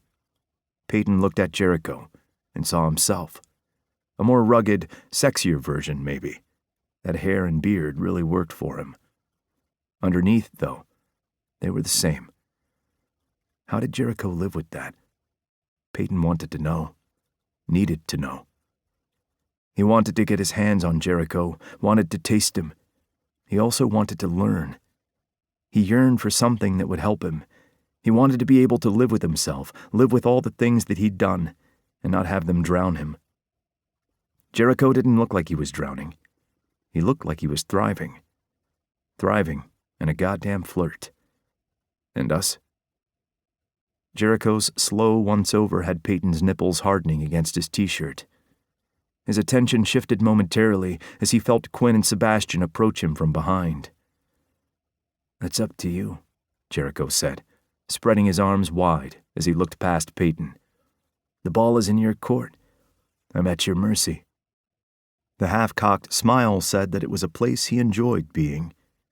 Peyton wanted to put him on his knees and choke him on his dick. "What's up to us?" Quinn asked. "I'm only here until we find out who's doing this. Once we bury them, I leave," Jericho said, sounding so sure that would be the end result.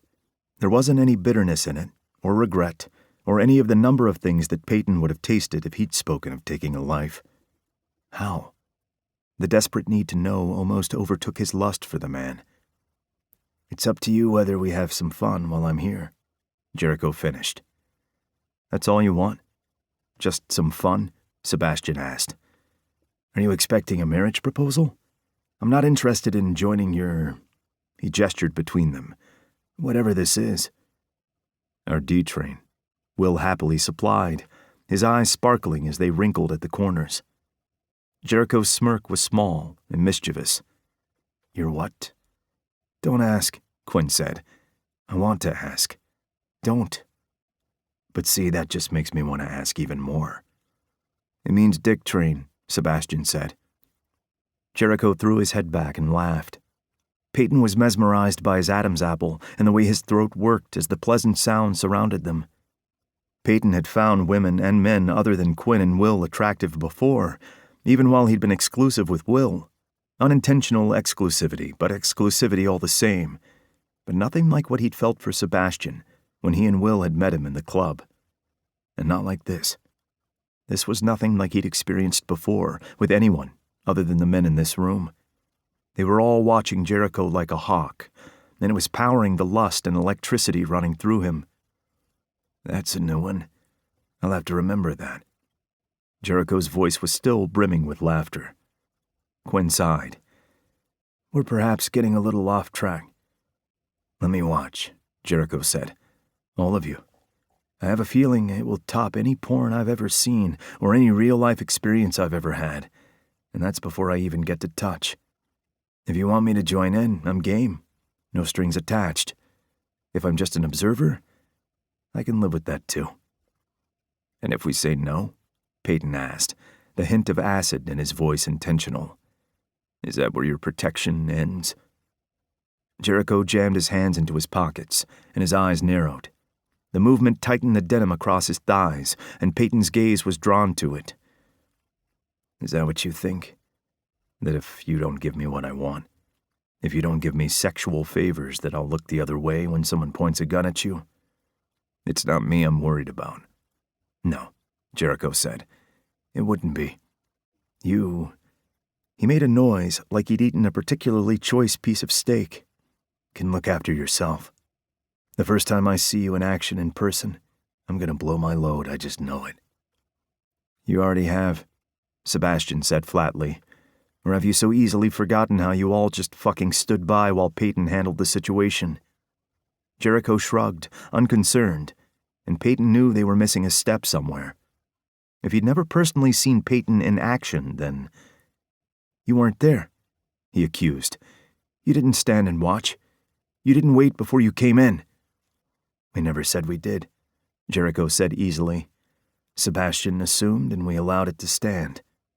"Why?" Peyton demanded. Jericho's smile was lopsided and a little bit crazy. Why that was making lust swirl in the pit of Peyton's stomach, he had no idea. Why not? "What the fuck?" Sebastian snarled. Peyton felt rather than saw the way Quinn moved to contain him. "We had limited time, and making you feel better wasn't the priority," Jericho replied, unbothered. "We knew they were coming for you before they got to you. We called the police, and we came to the rescue. Of course, now we know that was unnecessary." "Why didn't you say anything?" Peyton asked flatly. "The authorities were on their way, and we're not in the habit of getting involved in that particular pissing contest." "You could have said something after." "I didn't know you the truth. And I'm saying something now, aren't I?" His eyes slid to Peyton, and Peyton's heart skipped a beat. "To answer your question, if you say no, I'll say I'm disappointed, and to have a good night, and lock your windows before you start fucking." "That's it?" Surely that couldn't be the end of it. "I like my sex consensual and fun. That means not coerced. You think I have trouble finding people that want to sleep with me?" His lips curled up briefly in the corners. "I've had more than my share of fun with others, including a spectacularly talented married couple." "Why don't you go ask them for a fuck, then?" Sebastian asked testily. Jericho visibly bit back a smile. "I don't want them, Sebastian. I want you. All of you. A package deal, of course." Of course, Quinn said. If you don't want the same in return, I'm not going to force the issue. I've told you what my hand is. Now it's your turn. Peyton met Will's eyes and saw the want in them. He'd known Will for years, knew every subtle shift in his expressions and his body language. There wasn't anything he didn't know about Will. A man made of sunshine who held his heart on his sleeve and his love in his smile. He knew that Will wanted to take what Jericho was offering. Do we put it to a vote? Will asked. Do I get a vote? Jericho asked. You have an even number of people. You need a decider. I think we already know your vote, Sebastian said. Peyton didn't want to vote. He wanted to tell Jericho to go fuck himself. He also wanted to get him naked and ruin him. He didn't know what he wanted. He'd had barely any time to even get used to the idea of trying to build something with 3 other men, of sharing Will, sharing his life, what it meant, or where they could go from here. Did they really want to add a 5th to that mess? Peyton's feet were moving before the thought entered his mind. He fisted Jericho's black hoodie jumper and pushed him back to tumble onto the bed. Jericho caught himself with his hands.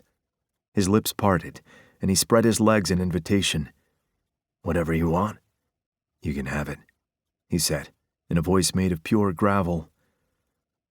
One night, Peyton said, looking his fill. His dick throbbed, aching for him to do something with it. That's it. I'll take it.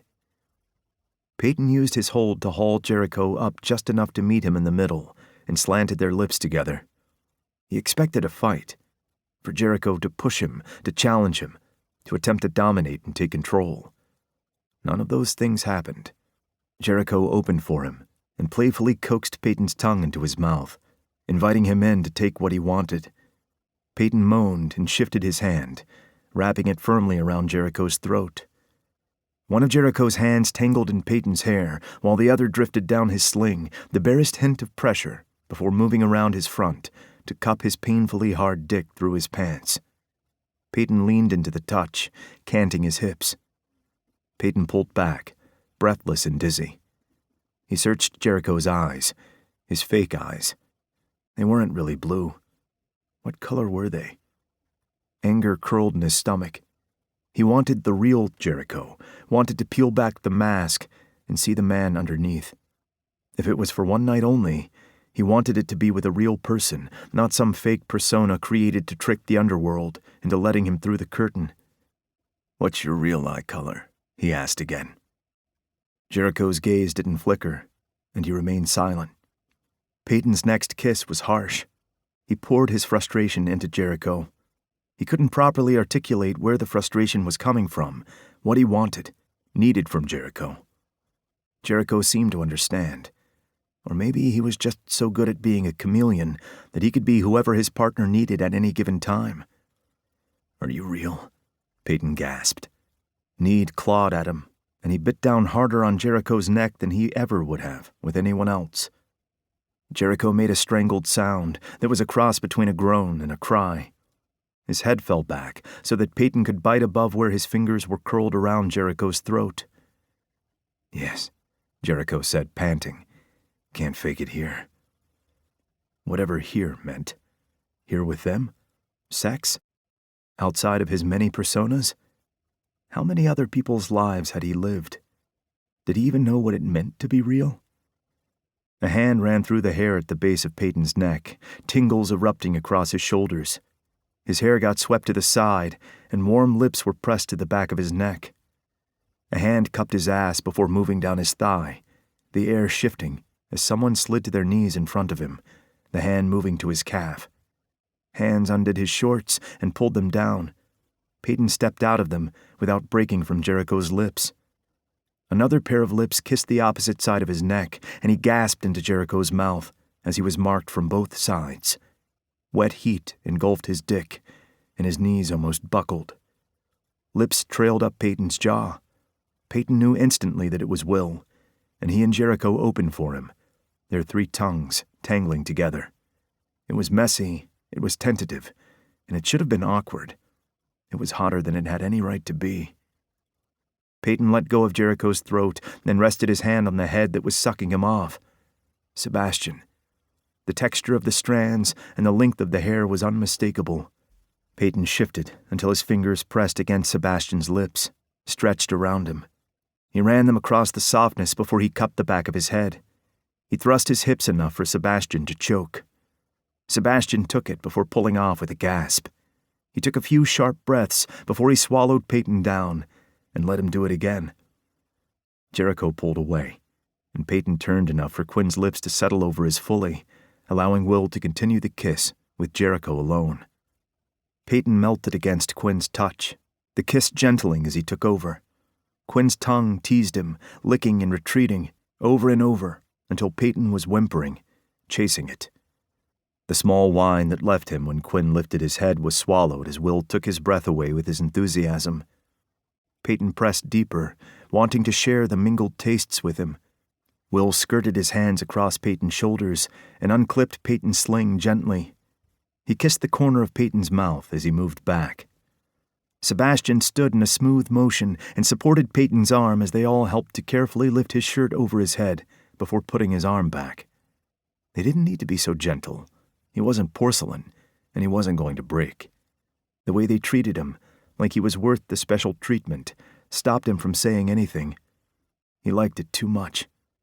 He kept his eyes locked on Will the entire time.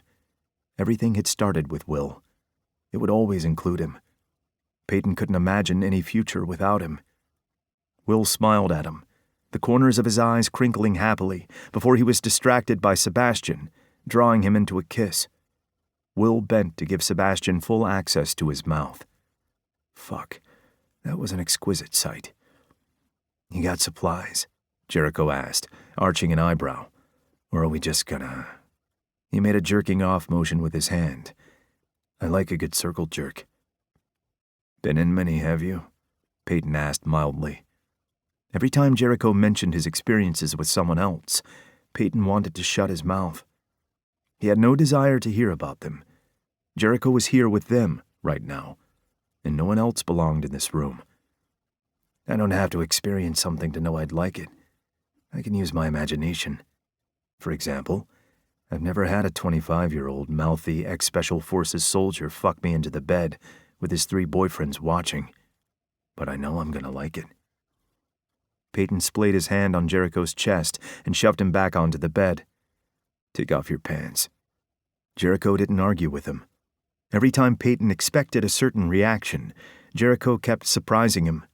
Instead of mouthing off or giving him that impossible smile, Jericho immediately undid his belt and shucked everything, leaving his lower half exposed while still wearing his hoodie. His cock was hard, resting against his abdomen. The vein on the underside was thick and throbbing. He was clean-shaven around the base of his dick and balls, and the hair above the base was neatly trimmed. The sight of it made Peyton swallow hard. "Like that?" Jericho asked huskily. "Take off your jumper," Peyton said, instead of answering. Jericho did it more slowly than he'd removed his pants, making a show of lifting it over his head, slowly revealing his chest. He had thin, dark hair across his chest and abs barely defined, and just aching to be touched. Arms wrapped around Peyton from behind, lips pressing against his cheek. He turned and sought out Quinn's lips, taking a brief taste. "Here," Quinn said, placing a condom and a tube of slick into his hand.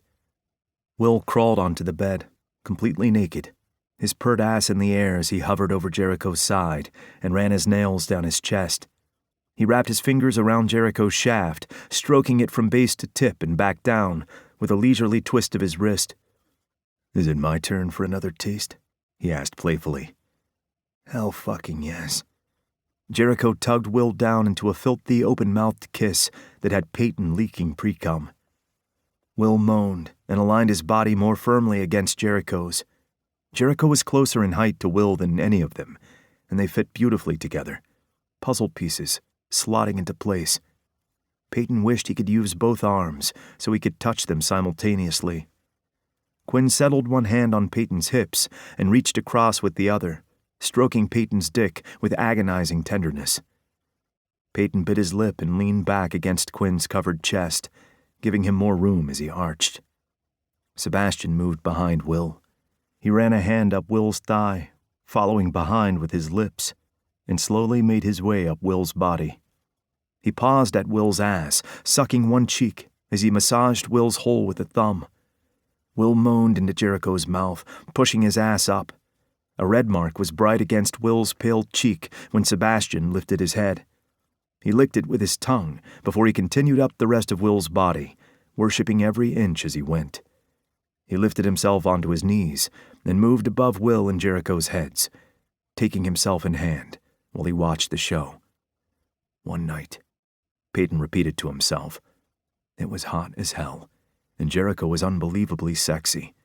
But they were doing this for one night only. For sex. That was it. How would anything else work? It just wouldn't. He didn't even know how 4 of them were going to work. Peyton dropped the condom on Jericho's stomach.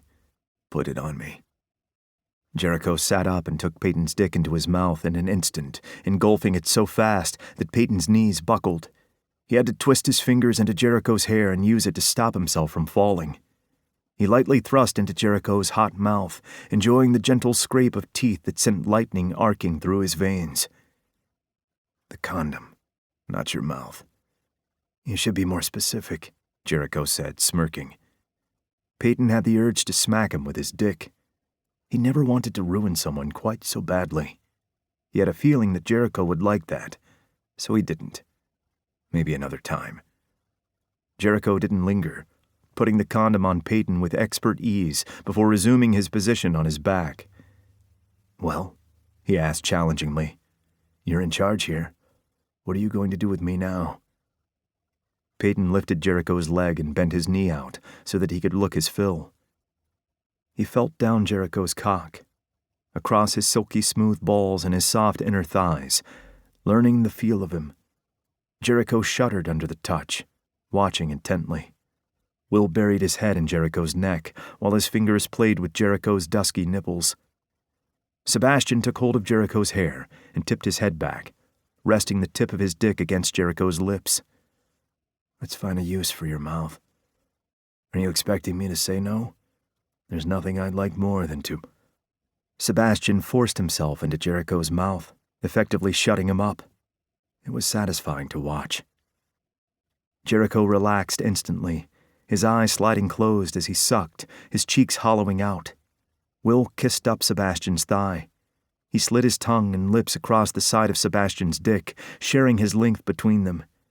Sebastian stared over Peyton's shoulder, right at Quinn, his fingers buried in Will and Jericho's hair, encouraging them to worship him. Peyton flipped the cap of the lube one-handed and drizzled it generously over Jericho's dick and balls, letting it drip between them and down towards his hole. It was going to make a mess of the bed, and Peyton didn't care. He planned on making even more of a mess. Quinn took the lube from his grip just as he squeezed Peyton's ass. He tightened his grip, pulling Peyton's cheek to the side and exposing his hole. Cold wetness dripped down his crack a second later, making him shiver. He bent forward a fraction, giving Quinn more room. He massaged the lube around Jericho's hole, hairless as well, and Peyton wanted to know if he shaved or waxed, before burying one finger right to the third knuckle. Jericho moaned around Sebastian, and his knee fell open further, angled up to give Peyton the best view. It was flexible. Peyton liked that. He added a second finger just as Quinn pushed a finger into him. He let out a shuddering breath as he concentrated on scissoring Jericho and not begging Quinn to take him right fucking now. Will pulled off Sebastian and got onto his knees, towering over Sebastian and making Peyton's knees weak. He tipped Sebastian's head up, whispering something against his mouth before taking his lips in a gentle kiss. Sebastian grasped his hips and pulled him closer, rubbing Will's dick against him. Lube, Will asked, holding out a hand behind himself. Peyton drizzled a bit more over Jericho and himself before handing it over. They needed to have more than one. One each. An excellent idea. He stopped to take in the sight of Will bending Sebastian over. Sebastian pressed into the blanket beside Jericho's head before he went back to his task. Adding in the third finger was tight. He sucked his bottom lip into his mouth as Quinn did the same. It was almost like he was fucking himself. Twin sensations from either side. Just put it in, Jericho said, a pained edge to his tone. I don't need prep. You don't get to decide that, Peyton told him, twisting a finger. I like it when it burns, Peyton, Jericho said. So how about you put your thick cock in me, just like you want to? Make me feel it. That'll happen whether I prep you or not, Peyton retorted. He was wider than his fingers, and he wasn't planning on putting his whole hand in there. Jericho worried his bottom lip with his teeth. Promises. Peyton wanted to tell him to take out his contacts so he could see his real eyes, his real responses. But that level of emotion had no place here. Just sex. Just sex. Is that what you want to do? Quinn whispered into Peyton's ear. You want to make him take it, Peyton? I think he needs to be shown who's in charge, don't you? Christ. If Peyton died right now, he'd go happy. Or maybe not. He wanted to finish this first, at least. He abruptly pulled his fingers out, enjoying the way that Jericho hissed. You think you're ready for this? Jericho spread his legs wider. Show me what you got, soldier. That was a challenge that Peyton couldn't ignore. He gripped Jericho's hip tight enough he knew there would be bruises. Quinn's fingers slipped out of him as he buried himself in Jericho's hole in one hard thrust, both of them crying out as he bottomed out. Fucking Christ. He was so fucking tight. Peyton hadn't spent nearly enough time to get him ready for the full width of him.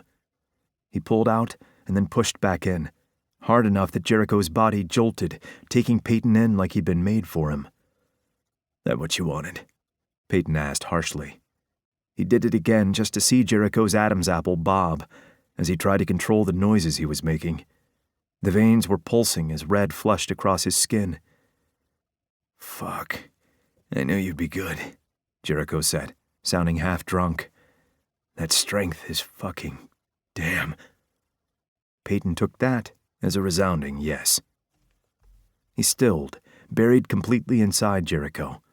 Quinn plastered himself to Peyton's back. Are you ready for me? Quinn purred, kissing Peyton's shoulders with a light peppering that sunk deep into Peyton's bones. He pushed 3 fingers inside Peyton, emphasizing the point. Peyton found Quinn's lips with a desperate need.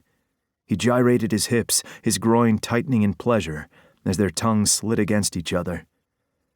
Do I need a condom, Peyton? Quinn asked against his lips. Holy shit. Did he? No, Peyton moaned, lust swirling in his gut until there wasn't room for anything else. He was so fucking turned on, he was aching with it. No, please. He wanted to feel Quinn dripping out of him. So fucking much. If Quinn was teasing him, Peyton would riot. Good, Quinn said, before Peyton felt the tip of his cock sliding up the crease of his ass. Up and down, catching on his rim without pushing inside. He chased it, pushing back and trying to force him inside. The anticipation, accompanied by the sounds of Will finding his pleasure inside Sebastian, was too much. He was too stimulated, too needy for Slow to do anything but frustrate him. Peyton was about to snap and fucking beg when Quinn finally slid into him, gliding in easier than Peyton had in Jericho. His open slacks brushed against Peyton's sensitive skin, and he shivered. Fuck, Peyton breathed, squeezing his eyes shut to stop himself from coming too soon. Being in the middle of the sandwich was indescribable. He was in heaven. It was the only explanation. This was what wet dreams were made of. Every time he pulled out of Jericho, Quinn was right there, filling him. When he pushed back in, heat wrapped around his cock while his ass clenched, missing the feel of Quinn inside him. How's your shoulder? Quinn asked. Is his position okay? What shoulder? Quinn ran a hand down Peyton's sling and tightened it a fraction. Not moving? Was Quinn seriously thinking about that right then? How was he even thinking, period? It's fine. He thrust into Jericho with a punch of his hips.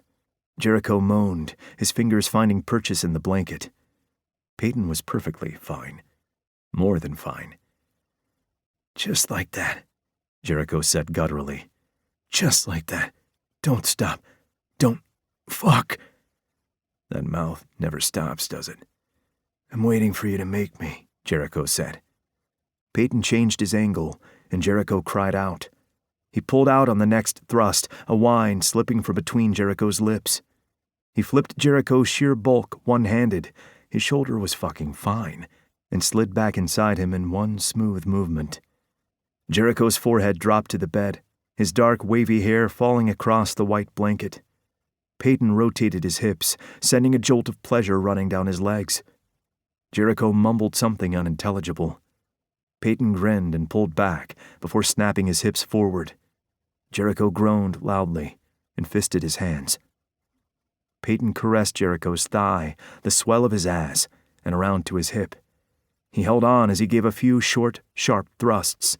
Jericho continued making noises worthy of a porn star as he arched his back, taking Peyton in deeper.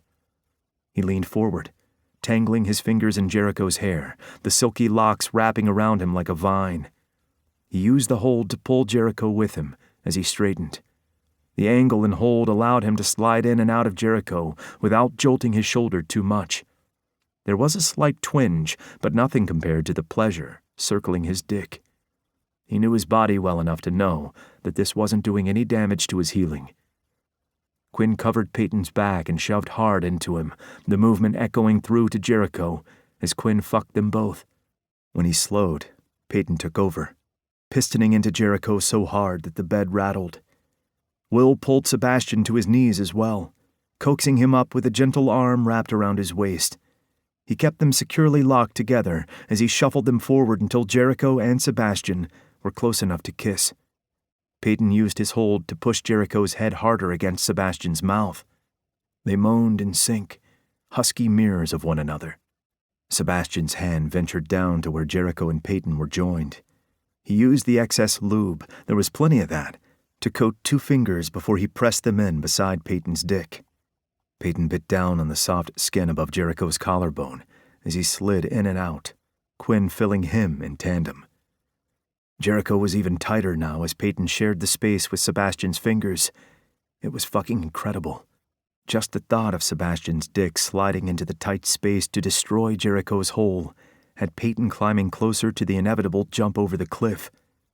"Harder, Quinn," he gasped. "I need it harder." There were times for a nice, sweet, leisurely fuck. This wasn't it. "If it hurts your shoulder, I need you to tell me." "Yes. I'm serious, Peyton. Promise. Just please. Please."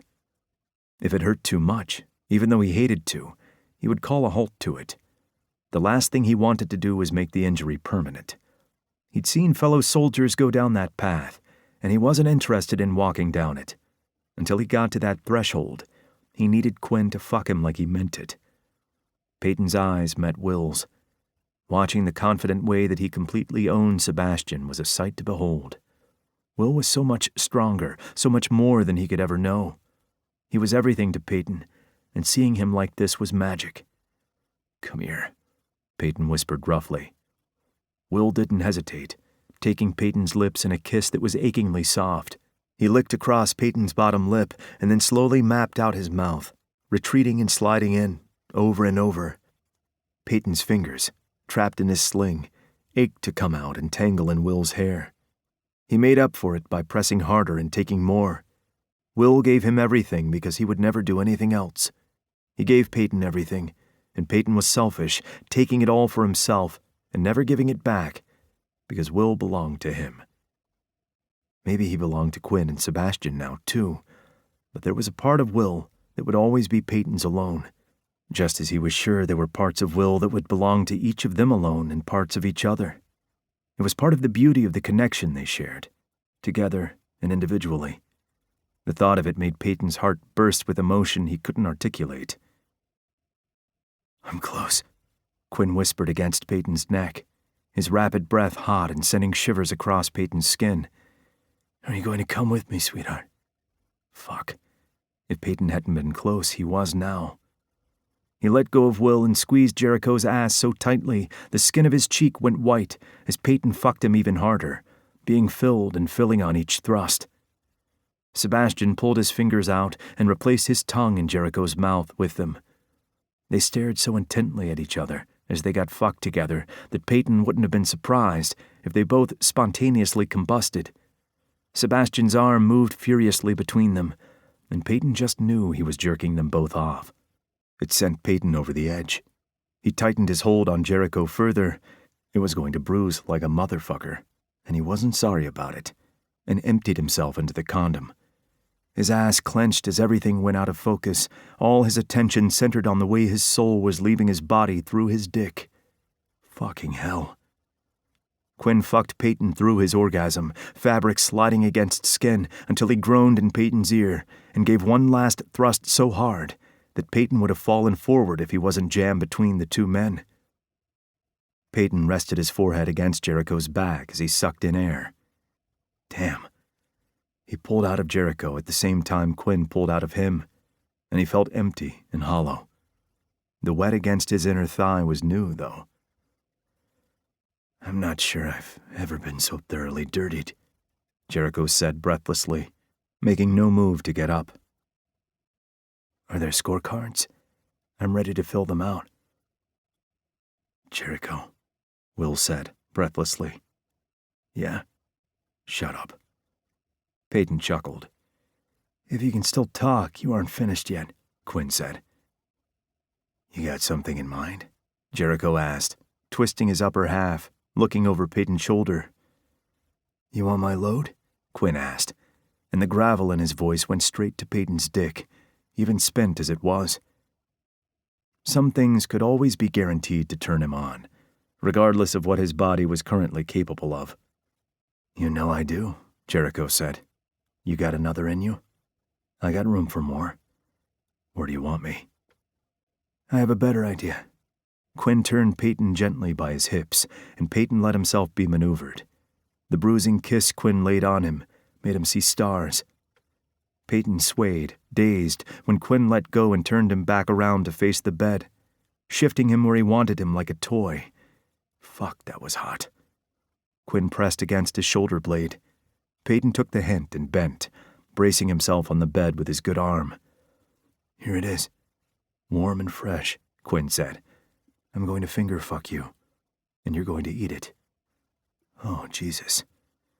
Peyton whimpered before Jericho had even touched him. Hands spread his cheeks, and his dick twitched, hardening again as shivers racked him. The first touch of a wet tongue against his ass full of fucking cum, had his knees buckling and bending into the bed, using it for support. Jericho moaned, and it vibrated against Peyton's skin. The jerky motions of his tongue told Peyton that Quinn was making good on his promise. Fucking hell, yes. Imagining the way that Quinn was pumping his fingers into Jericho's well-used ass was making his second orgasm rise rapidly. Peyton jumped in surprise when a hand landed in his hair. Will. He lifted and eagerly opened for Will's length, taking as much as he could, the cockhead pressing against the back of his throat. He sucked enthusiastically, thoroughly soaking up the lingering taste of Sebastian. He alternated between pushing his dick against the bed and pushing back against Jericho's face, and he knew he wasn't going to last long. It didn't matter that he'd come less than 10 minutes ago. He was ready to go again. Right fucking now. The friction alone was making pleasure race across his veins like he'd been injected with pure ecstasy. Will's grip tightened in his hair, and Peyton knew he was close too. He knew all of the signs. He'd witnessed and experienced them enough times. He stepped up his efforts, using his tongue and teeth to bring Will to an earth-shattering orgasm. He cried out loudly before it was muffled. Someone likely kissed him, and then warm, salty thickness flooded Peyton's mouth. Peyton followed him as he swallowed, coating the blanket. Jericho pulled away and slapped his ass hard enough that Peyton knew there would be a mark. He basked in the sting and shuddered with the aftershocks of his orgasm. Peyton panted heavily, dropping his head onto the bed. Fucking hell. That had not been at all what he'd expected. His body tingled, and there was something below that, something settling in that space where Sebastian, Quinn, and Will were nestled. Peyton didn't know what to do with that. He didn't know Jericho. They'd barely met at all. Sebastian had sunk in on the first night they'd met, too. He closed his eyes and let out a shaky breath. What the fuck was happening? Will wasn't sure what woke him. He kept his eyes closed, embracing the silence of the surrounding night. There was no light coming through his eyelids. It had to be an ungodly hour. He generally slept like a log unless Peyton was thrashing in his sleep from a nightmare. Peyton's deep breathing was nearby, calm and settled. Will didn't know Sebastian and Quinn as well as he knew Peyton, but neither of them were moving, and their breathing was even and heavy. It was safe to assume that they were asleep. Persephone was snoring away in her bed, near the chest of drawers. So what had woken him? Jericho wasn't with them. After the sex, they changed the sheets in the spare room together, and then he'd opted to stay there for the night, instead of with them. Which made sense, Will guessed, glumly. They'd said it was a one-time thing. One-time thing didn't mean snuggling with them in bed, or falling asleep to the rise and fall of their chests pressed all around. Will wouldn't have minded. The more bodies for him to hold on to, the better. Okay, that wasn't true. If some random person walked in and wanted to snuggle, he'd at least think twice about it first, and then say no. Saying no straight away would have been rude, and he didn't want to hurt anyone's feelings. But Jericho was... Will didn't know. Something. They all felt it. He carefully got out of the bed, sneaking so that he didn't wake anyone. Peyton had better situational awareness than that, but thankfully, Will slipped under his radar. Had for years. That made him warm and happy inside. He padded down the stairs, holding the banisters so he didn't slip. No one was in the hallway or the bathroom, though the overhead light was on, dimmed down to a warm softness that didn't hurt his eyes or require adjustment from the dark. That hadn't been on when they'd gone to bed. He stifled a yawn as he made his way through to the living room. He had to go through there to get to the kitchen. It was a weird setup. If it had been Will's house, he would have knocked out a wall between the hallway and the kitchen so that there were two open entrances to the most important room in the house. Jericho was in the living room, his back to Will, one hand holding the curtain open enough to peek through as he watched the street outside. "What are you doing?" Will asked. Jericho glanced at him, not startling. Will bet that he'd been aware of him from the moment that he'd stepped out of the bedroom. Once out of earshot of his sleeping men, he hadn't been stealthy. "Do you know how exposed this place is?" Jericho asked. The question didn't sound rhetorical, but Will wasn't going to answer it and add pressure to that particular nerve. "You need to relax," he said instead. "Go back to bed." "Have you slept yet?" Will asked, doubting it. He was a strange juxtaposition of calm and tense, switching to either in a split second. That level of control over his emotions was admirable. Will had never been very good at hiding like that. "I had a nap." Which was not the same thing as sleep, but a sneaky way to bypass the question. Jericho was good at that, Will was noticing. Misdirection. Sebastian was also good at it. Figures that they'd be drawn to someone else that was just like their lawyer. Jericho tensed when a car drove past. It wasn't a busy street since it was all private houses along a shared beach. Was Jericho just watching every car that went past? How long had he been up? Had he even gone to bed after they'd all gone to shower? What did nap even mean? Maybe he could do it standing up. Will had witnessed Peyton sleep in some places that it honestly shouldn't be possible for a person to fall asleep. Peyton said it was a military thing. Was Jericho ex-military? Or just someone that had that particular weird talent? It took all sorts. "Do you want to put the TV on?" Will asked. "No." Will scratched his chest absently as he navigated around the furniture, moving closer to the open archway that had a single step leading to the kitchen. "Hungry?" Jericho checked him out, a slow up-and-down perusal. A flush moved down Will's chest. "Depends what's on offer." "What do you want?" Will thought about what ingredients he'd seen when he'd been scrounging up something for dinner. "I can make pancakes. They're a great always food." Jericho blinked. "Pancakes?" "Yes, they're like flour, eggs, milk, sugar. Peyton doesn't like his with sugar, but we don't listen to people that are wrong. It's a breakfast food? You don't know what a pancake is? I know what a pancake is. What had he asked for then? Seemed like an odd question to ask. Maybe he was currently napping and had the ability to communicate, but only within certain parameters. That would be kind of cool. Well, you want some? I wasn't talking about food, William. Oh, right. Of course. It was like stupid o'clock. It made more sense to want sex than pancakes. For some people. Now, he wanted pancakes. Or perhaps. Jericho trailed off, his lips curling into a sly smile. A type of food. What? His brain had short-circuited somewhere. You don't consider yourself food, William? Will clearly needed sleep since he hadn't made that connection until Jericho had pointed it out.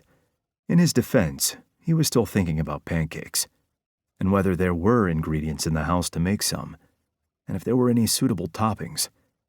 They needed to go shopping if they were going to stay here a lot. Will needed more sustenance than this. Cannibalism isn't really my thing, he said. I'd only take a nibble. Jesus. Will stepped closer. Where? He asked curiously, before he could stop the words. Were they allowed to do this? They'd said one time, and that time was over. Did this constitute as a second time? Was it an only if you touch thing? They hadn't clearly outlined any rules, or talked about it.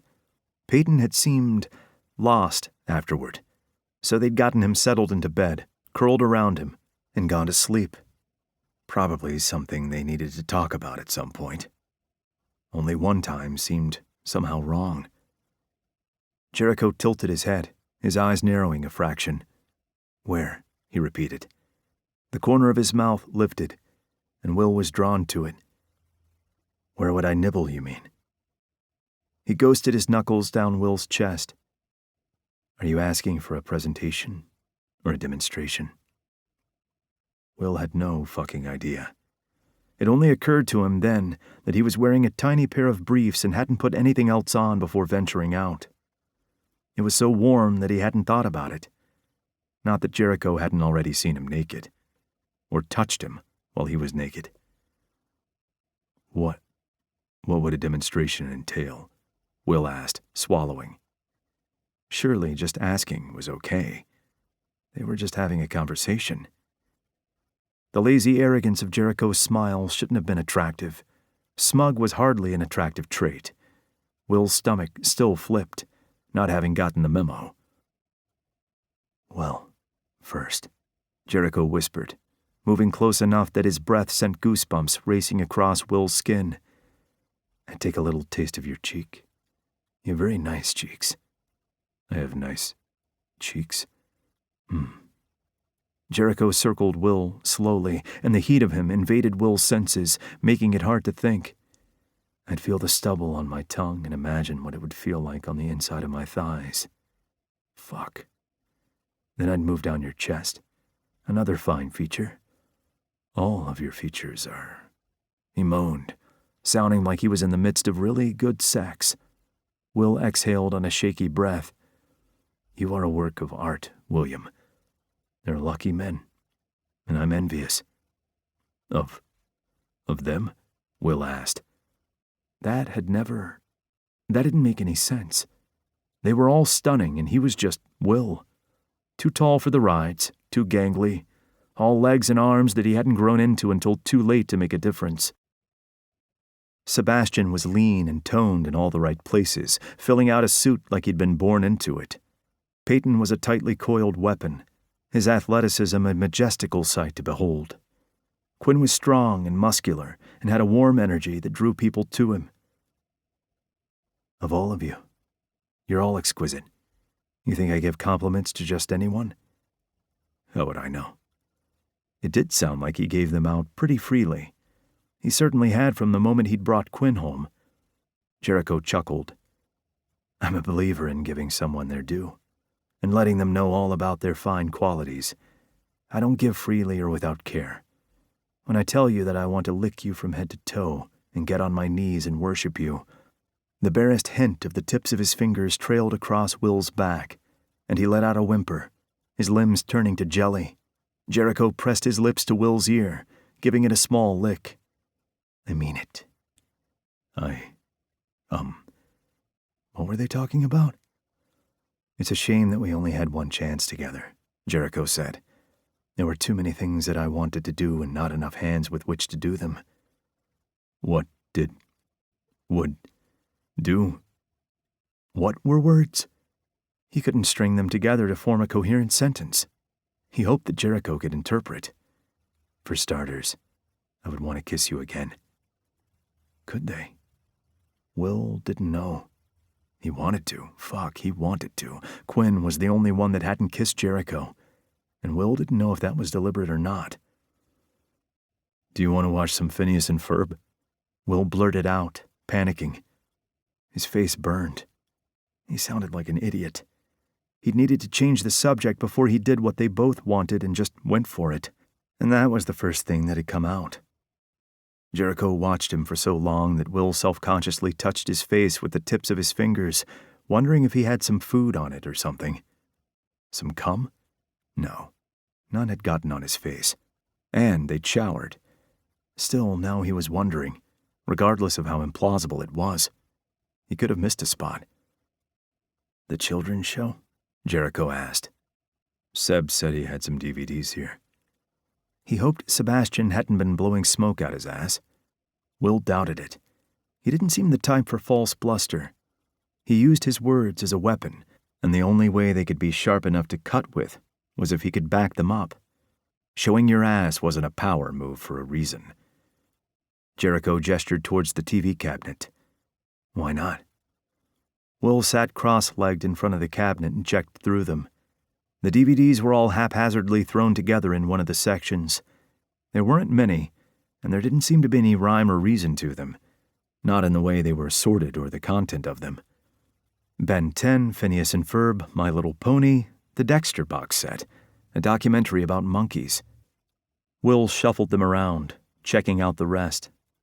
Season 4 and 9 of NCIS, a slasher movie that should not have been allowed in the general population and seemed wrong beside My Little Pony.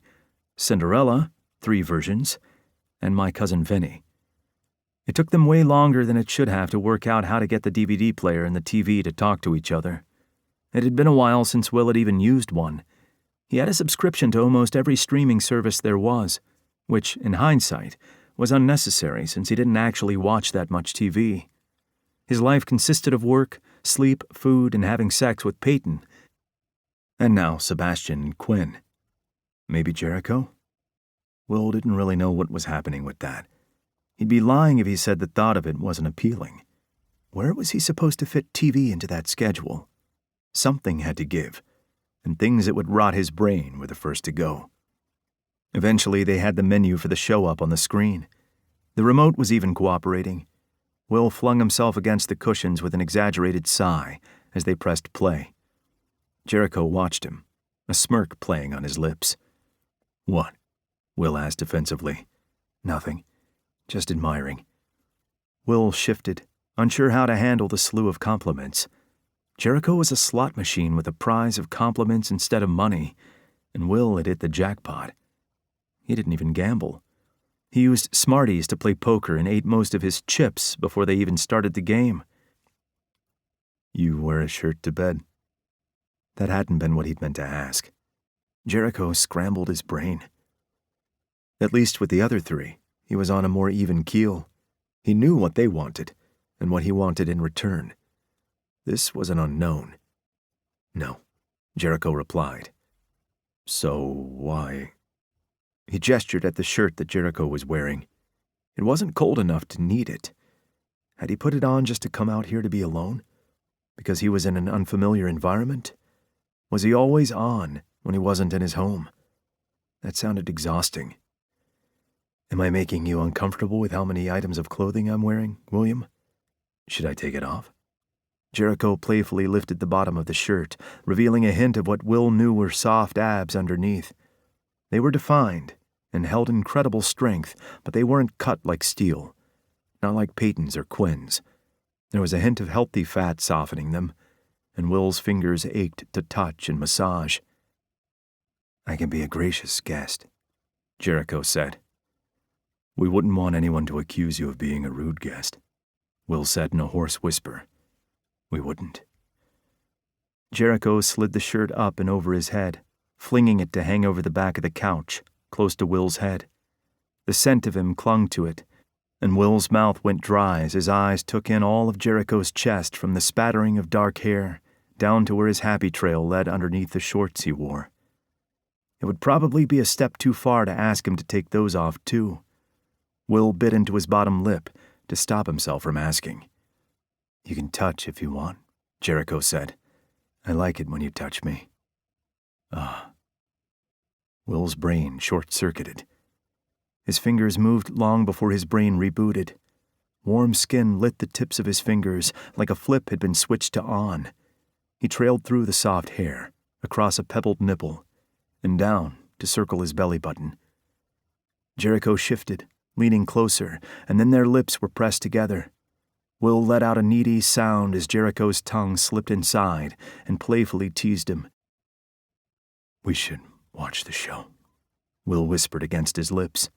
He could hear it playing in the background, and considering it was a kid's show, he doubted it was very long, and they were missing all the important bits, and making out instead seemed bad form. "We should." Jericho swallowed all of Will's sounds as he slanted their lips together again. It was soft, slow, and exploratory, nothing like the heated desperation from earlier. It was nice. Will's toes curled as pleasurable warmth spread across him, like drinking whiskey on a cold night. "I'm sorry I shot you," Will whispered. Jericho paused and then pulled back. He stared for a split second before bursting into laughter. "Oh, sunshine, you only grazed me." He twisted, showing Will his arm. There was a light scar where Will had gotten him, but it was barely visible. Will absently rubbed his thumb over it. He'd imagined what it might look like on the beach. He'd felt bad about it, but now, after their intimacy, there was an added layer to it. "Just a scratch," Jericho said. "I've had worse, trust me. Peyton's hip scar is a hell of a lot nastier than this." That was different. Worlds different. That had almost killed Peyton, and it was something that Peyton avoided talking about. "You know what did it." It wasn't a question, and even if it were, Will wouldn't answer it. He did know, and he wasn't going to confirm or deny it, not out loud. He shouldn't have known how it had happened. It wasn't something he was going to talk about. Not without Peyton, and definitely not with someone he didn't really know. Jericho kissed the corner of his mouth with unexpected tenderness. "Okay, let's see if we can work out what we missed. We can just fill in the blanks with our own imaginations. That'll make for an interesting episode. Gotta get our kicks somewhere." Will settled against the cushions and then, after a moment's hesitation, curled closer to Jericho, resting his head against his shoulder. He didn't think his intent could be any clearer. Jericho lifted his arm and settled it across Will's shoulders. His fingers curled around Will's upper arm, and Will sighed with contentment, relaxing into him as they watched. After the first scene had finished, Jericho suddenly said, "We could have just watched this on Disney." Will froze, then blinked. They had gone past a screen that had a bunch of streaming services on it. They'd spent some time on the screen trying to work out which one meant DVD. None of them had. They'd needed to press a button on the remote. "If anyone asks, the Wi-Fi wasn't working." Jericho's laugh was low and reverberated through Will. "Deal." Jericho had entered an alternate universe, where tactical operation cops fell asleep snuggled into his side, and kids with triangle heads made rockets on the TV.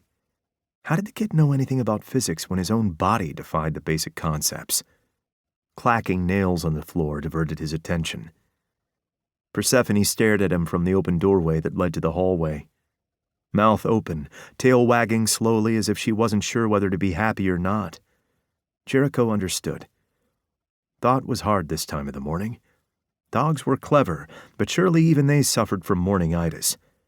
Unfair if it wasn't a universal suffering, She trotted into the room and stopped for a moment to sniff the armchair. She nudged Will's hand where it was resting on Jericho's knee, then licked it. Will murmured something about pancakes and burrowed his head deeper into Jericho's chest. "I think he's down for the count," Jericho told her seriously. "So be quiet." Her ears perked up, and she sat, panting, her tongue hanging out of her mouth. "I didn't save food." Her tail moved faster. Shit. No, I was saying that I didn't say it. I wasn't saying I had food. Oh my God, I said it again. Definitely in an alternate universe. Stop looking at me like that. Get up here. "We are not having FOOD, he told her, spelling out the word. Thank fuck Quinn hadn't done something weird and taught her how to spell. The universe was doomed if dogs gained that kind of intellect. Humans were barely hanging on to the top of the food chain as it was. He had no idea if dogs were allowed on the furniture, but if it got her to stop looking at him like he should get up and fill her bowl with food, wherever that was, and whatever she got fed, then he would resort to this, and Sebastian could just suck it up. She nudged his knee with her nose, and he scowled. "Don't wake him up," he warned her, tightening his hold around Will's shoulders. He was curled into Jericho, one knee resting over his thigh, a hand on his knee, and his face buried in Jericho's chest. It hadn't taken him long to fall asleep. 2 episodes of honestly the most bizarre thing Jericho had ever seen. Jericho was unaware if he slept deeply or whether a light breeze would wake him. He'd turned the TV down low enough he'd had to put subtitles on in order to keep up. Tried to keep up. How did kids keep up? Jericho hoped the dog didn't call his bluff, because how was he going to reason with a dog? Outside his job description. She smoothly hopped up on the other side of Jericho, doing 4 precise circles before settling her body along Jericho's thigh, her nose hanging over the edge of the couch.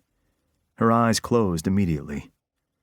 Jericho shook his head, wondering what the fuck he was doing, and more importantly, why the fuck he was still watching this show. He had a list of things he wanted to fact-check later. He needed to ask Olivia if she'd ever seen it. He'd watched a lot of kid shows, and not once had they come across a triangle head. The only triangle head he knew was from Silent Hill, not a kid's game. He absently ran the tips of his fingers up and down Will's arm as he watched, using the barest pressure. Persephone flopped onto her side, her ears lying across his thigh as one of her back legs kicked in her sleep. He tensed when he heard movement above him. They were heading for the stairs. Should he let go? He didn't know how to do that without awkwardly shoving Will away and trying to strike an "I'm totally relaxed" pose. He seriously contemplated trying it, but he didn't want to wake Will up, and especially not so abruptly. He didn't deserve that.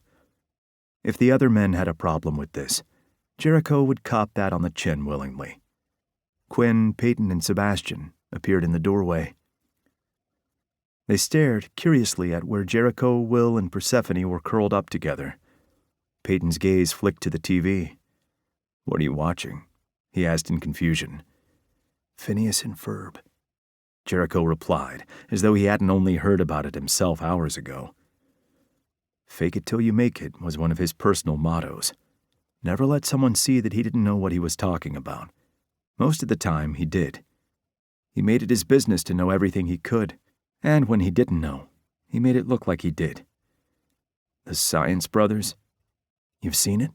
Jericho asked. Sebastian passed the couch and disappeared into the kitchen. "I've heard of it." "I don't live under a rock," Jericho said. He slouched, spreading his legs. Will sighed and shifted with him, molding against him. His hand moved up Jericho's thigh, stopping just beside his dick. Peyton had to have seen it. Will wasn't being subtle, but he didn't say a word, so Jericho followed his lead. Nothing out of the ordinary was going on, and he didn't have the guy's boyfriend snuggled against him. Everything was business as usual. "Where is Phineas's brain?" he asked. The question was burning a hole in his brain. Is it in his nose? There isn't enough room up top. He has no chin. And how does he get his clothes on? Do his parents have to get them custom made? "The amount of thought you've put into this is borderline terrifying," Quinn said. smirking at him from the back of the couch. I've had some time to think about it, while trying not to think about the warm weight on him. What, like 40 minutes? How long are these episodes? How long have you been out here? Peyton asked. I'm a quick thinker. It wasn't like the triangle head was hard to miss. It had been front and center from the moment the show had started. And so witty, Peyton said. Jericho expected him to sit on the other side of Will, pull him away, and take over. He had more right to it than Jericho did. Instead, he moved to Jericho's side, shooed Persephone to the side of the couch, and then sat cross-legged beside him. He absently tugged the sling as they watched Phineas and Ferb rig up their latest experiment. Where the fuck did they get all of the gadgets? Who was financing this? It's part of my charm, Jericho replied. What charm? You thought I had charm earlier, Jericho said, his words like a deliberate caress. Peyton shot him a look that was equal parts amusement and leer. Sexual appeal isn't charm. You got your dick in my ass, so I'll call it a win. Pity that he hadn't been able to pack every experience he wanted with them into a single night. Peyton lifted a knee to his chest and leaned back, their shoulders touching, searing him. Does anyone want a warm drink? Quinn asked. Does Seb have anything except coffee? Peyton asked, tipping his head and looking at Quinn upside down. Caffeine seems like a poor choice this early, Jericho said. He placed the time between midnight and 1 a.m., based on how long he'd been up. If he had coffee now, he'd never get to sleep, and he wouldn't be of any use tomorrow. The opposite of useful. A single wrong glance at him, if he was that tired, could result in war. I resemble that, Sebastian called out from the kitchen. Then quieter. I think there's Ovaltine here somewhere. That's ominous, Quinn said. I'll go make sure it's still in date. The show cut to Doofenshmirtz. He was talking to a platypus named Perry. Pet and secret agent, all rolled up in one. Jericho couldn't decide if the show was pure genius or total crack. Perhaps the best of both sides. It has to be the nose, Peyton mused, still fiddling with his sling. Jericho placed a hand over his to stop the movement without a second thought. They both froze, and Jericho's breath held, and he couldn't remember how to let it out again. What was breathing?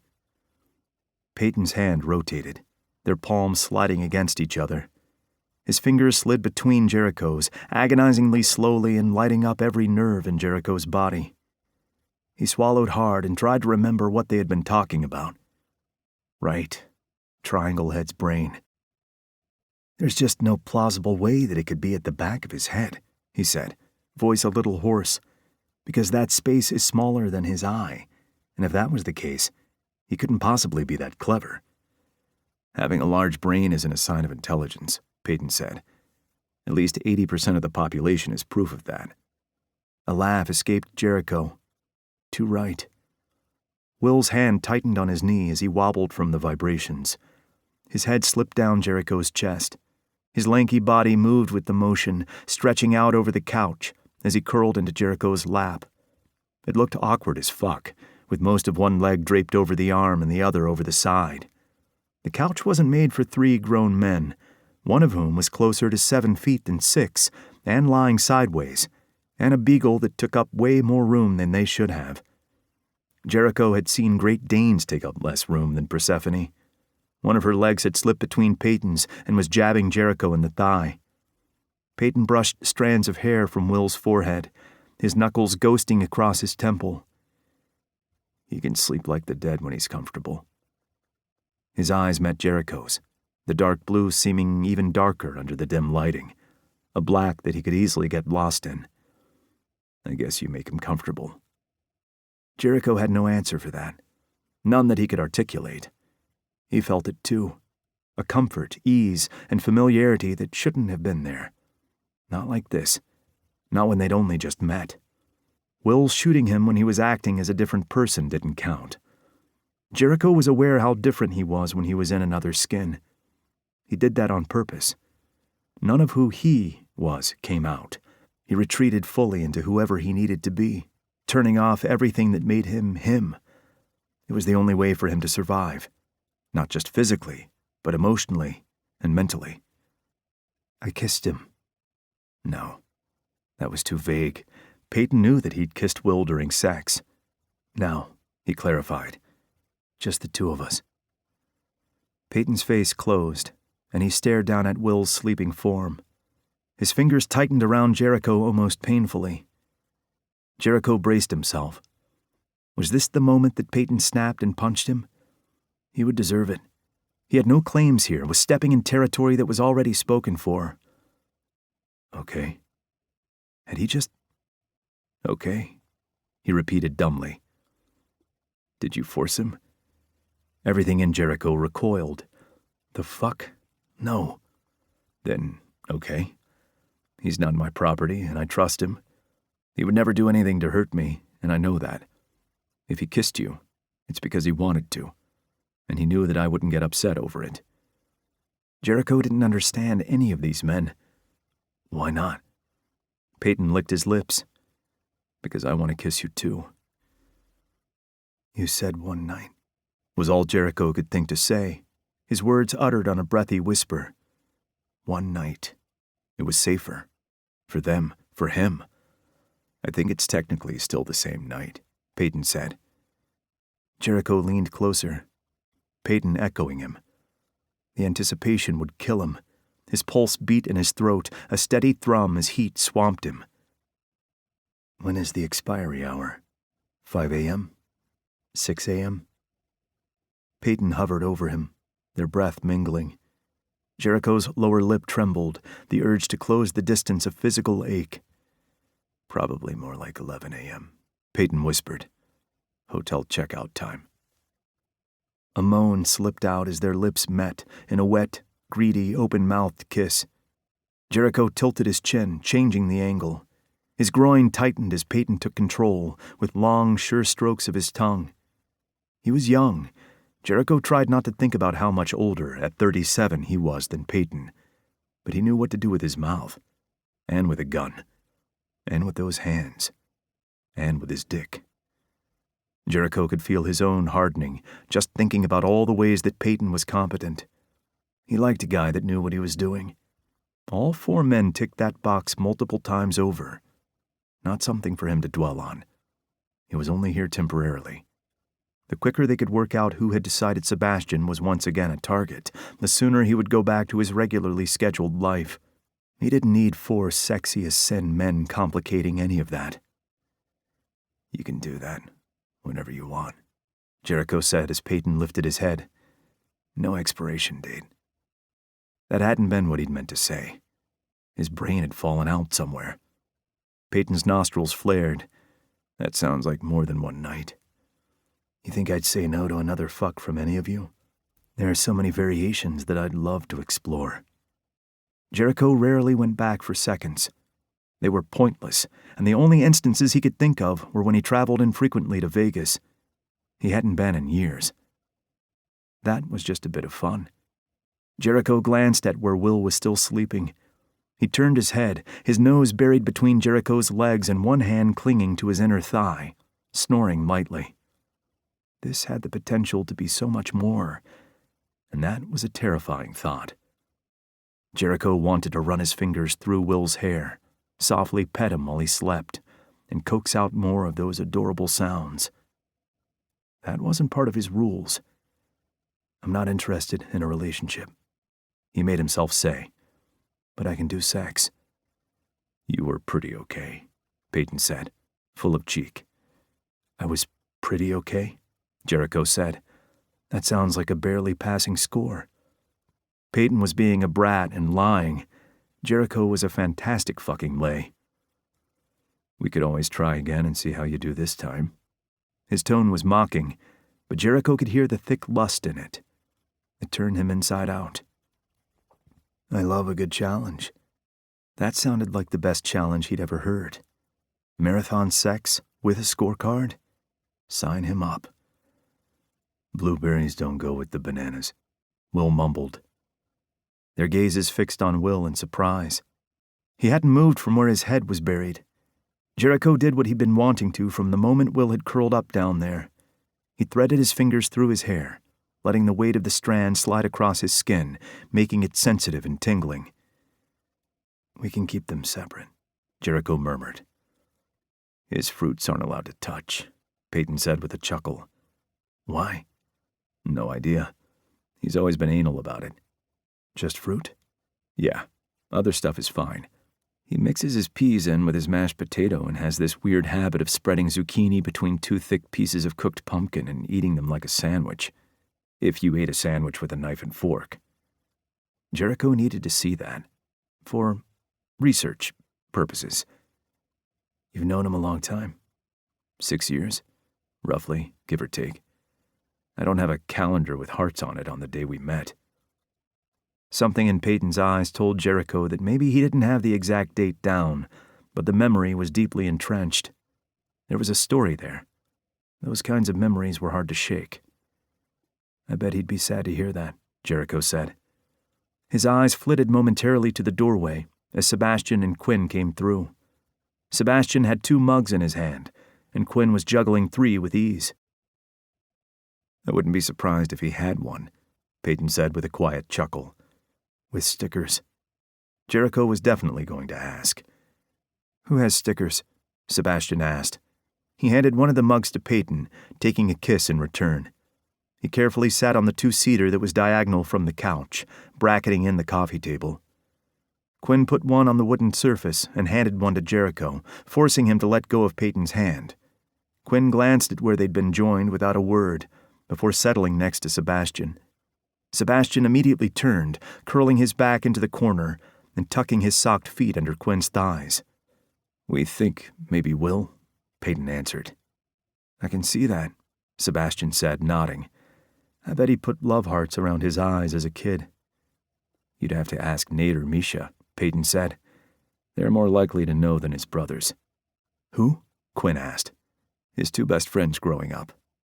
Quinn frowned. I've never seen them before. They don't live in Sydney, and they don't get a lot of chances to visit. Nate is an officer in the Navy, a submarine diver stationed in Perth. Misha is an Air Force fighter pilot, currently in Darwin. His 3 years there are almost up, and I think he's ready to come home for a stint, so you might meet him soon. That's an eclectic trio, Sebastian remarked. You have no idea, Peyton said, the corner of his mouth lifting. Nate is a grade-A grumpy bastard, and both Will and Misha are the complete opposite. Seeing the 3 of them together is always great entertainment value. But they're as close as brothers. Well, his grin turned sly. Pretty sure what Nate and Misha do on the rare occasion all 3 of them are in the same place isn't very brotherly. Sebastian choked on his coffee. Jericho burst out laughing as Quinn rubbed his back. What are you really doing here?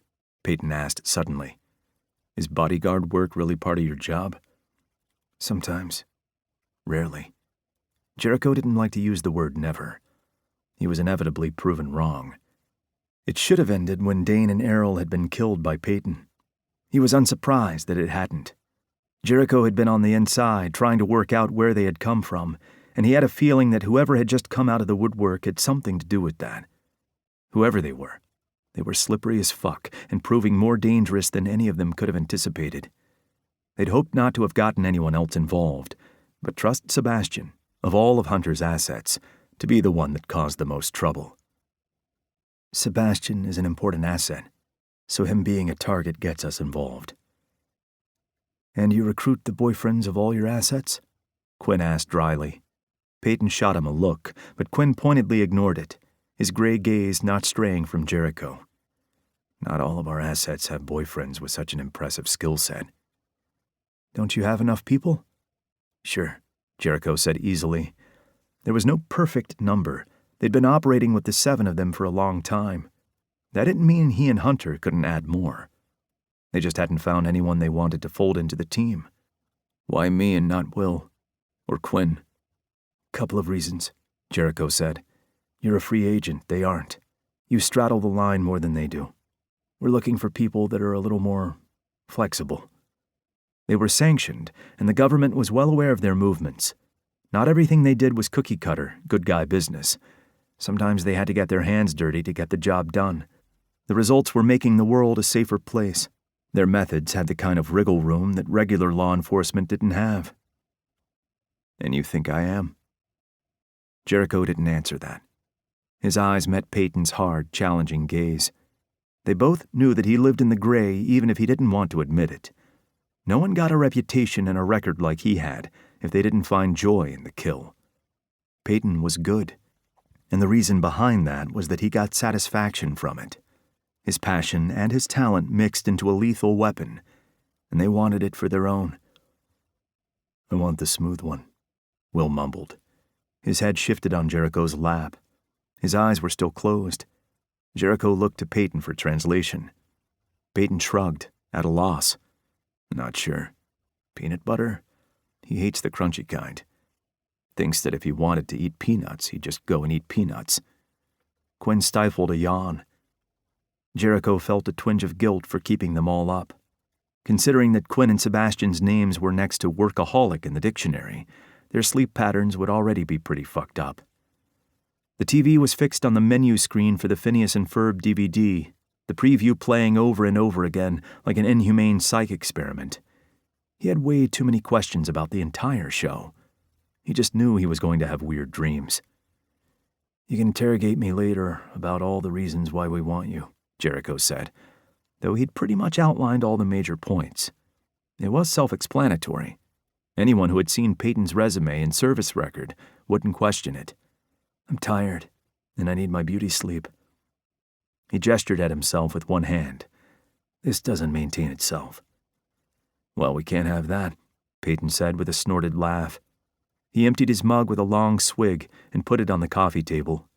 He crouched down in front of Will and trailed the tips of his fingers down his cheek. "Will," he said gently. He leaned forward and kissed him softly, going back for seconds. "Time to wake up." "Will there be food?" Will murmured. Was he still asleep? "I can get you something on the way," Peyton cajoled. One eye cracked open. "Promise?" "Promise," Peyton said, with an indulgent smile. "Come on." Peyton helped them sit up, and Jericho placed a hand on his lower back as Peyton levered him up to his feet. "Awake?" He didn't look awake. If he hadn't spoken, Jericho would have guessed sleepwalking. A zombie shuffling in a man's body. Peyton rubbed Will's stomach lovingly. "Say goodnight." Will surprised Jericho by bending, bracing one hand on the back of the couch, and giving him a brief kiss on the mouth. Peyton's smirk was knowing, and Jericho ignored it. He hadn't initiated that. It was hardly his fault. Peyton turned his back to Will and encouraged him to put his hands on Peyton's hips.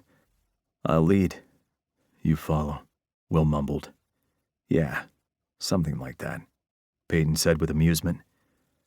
"Let's see what we can find in the pantry." Sebastian hesitated at the archway that led to the hallway, one hand on the inner curve. He angled his head so Jericho could see his profile. "There's room for one more." Jericho had no idea what he was talking about. "With us," Sebastian clarified. "Are you inviting me into your bed?" Jericho asked. He wasn't really into sleeping in the same bed as his hookups. It implied an intimacy he didn't feel. Gave false expectations. He declined earlier. This already felt different than any other hookup he'd had, no matter how much he'd tried to keep it just physical. Allowing himself to break another rule seemed a cardinal sin. Sebastian dropped his hand and disappeared without a response. Will and Peyton came back through, a packet of chips in Peyton's hands. Peyton kissed the top of Jericho's head, stunning him into silence, unable to think. They were gone before his brain came back online. Quinn was still in the room, studying him like he was trying to pull all his secrets out. Jericho stood and moved close enough that he could smell the faintest hint of sandalwood and sex. An interesting combination he had no idea would do it for him. "Are you waiting for a goodnight kiss?" he teased. "You think we're at the kissing stage?" Quinn asked, glancing at his lips. Jericho thought that answer was obvious. Maybe not. "I've had your fingers in my ass," he pointed out. "Your boyfriend fucked me." He could still feel the echoes of it, that pleasant ache that made his whole clench, thinking about how it had gotten there. That's not kissing. I kissed them, Jericho pointed out. They're not me. No, they were not. All four of them were distinctly different, though equally distracting. Jericho wanted all of them in every way, and all in different ways. Why, Quinn, are you a romantic? Not surprising, to be honest. Jericho knew that for some, kissing was separate from sex. Intimacy for lovers, not one-night stands.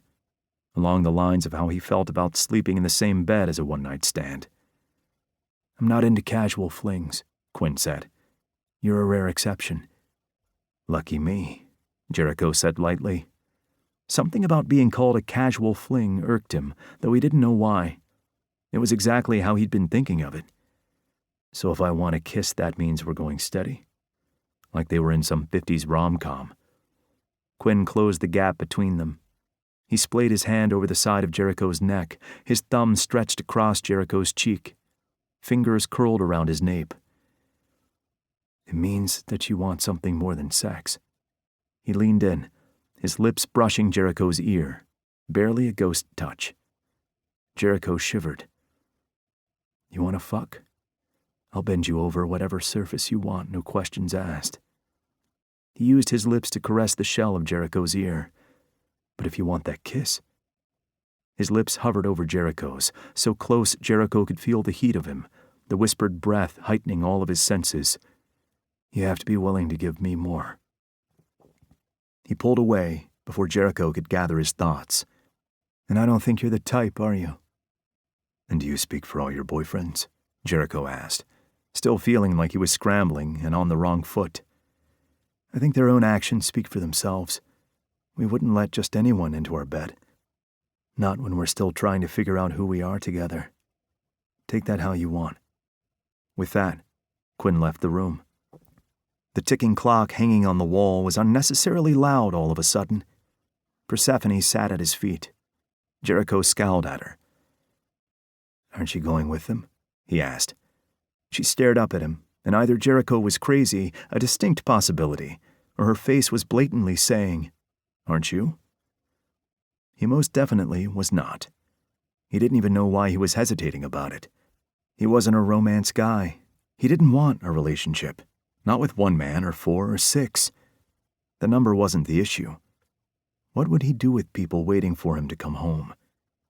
He had no business being that for someone, asking them to be that for him. He lived with his brother because it was convenient for him. Undercover wasn't common, but it happened. And there were plenty of other reasons that Jericho was in and out of the house. He'd moved around so much as a kid, doing everything he could to keep himself and Hunter from starving. He wouldn't know what to do with roots keeping him in one place. I hate dogs with attitude, he muttered. No, I'm going to my own room, without humans or dogs. The distinct clacking of claws on tiles followed him to his temporary room. He sighed with fake aggravation as he left the door open enough that she could slip out later if she wanted.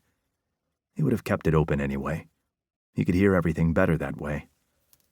The room still smelled like them, like sex and lust and a needy desperation.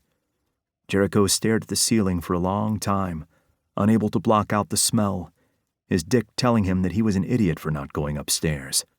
It was no use trying to explain to it that they would have been sleeping, not fucking, if he'd taken Sebastian up on his invitation. The dog snored in a rhythm, beating drums against his throat. Were the 4 men curled around each other? What formation were they sleeping in? Did they sleep naked?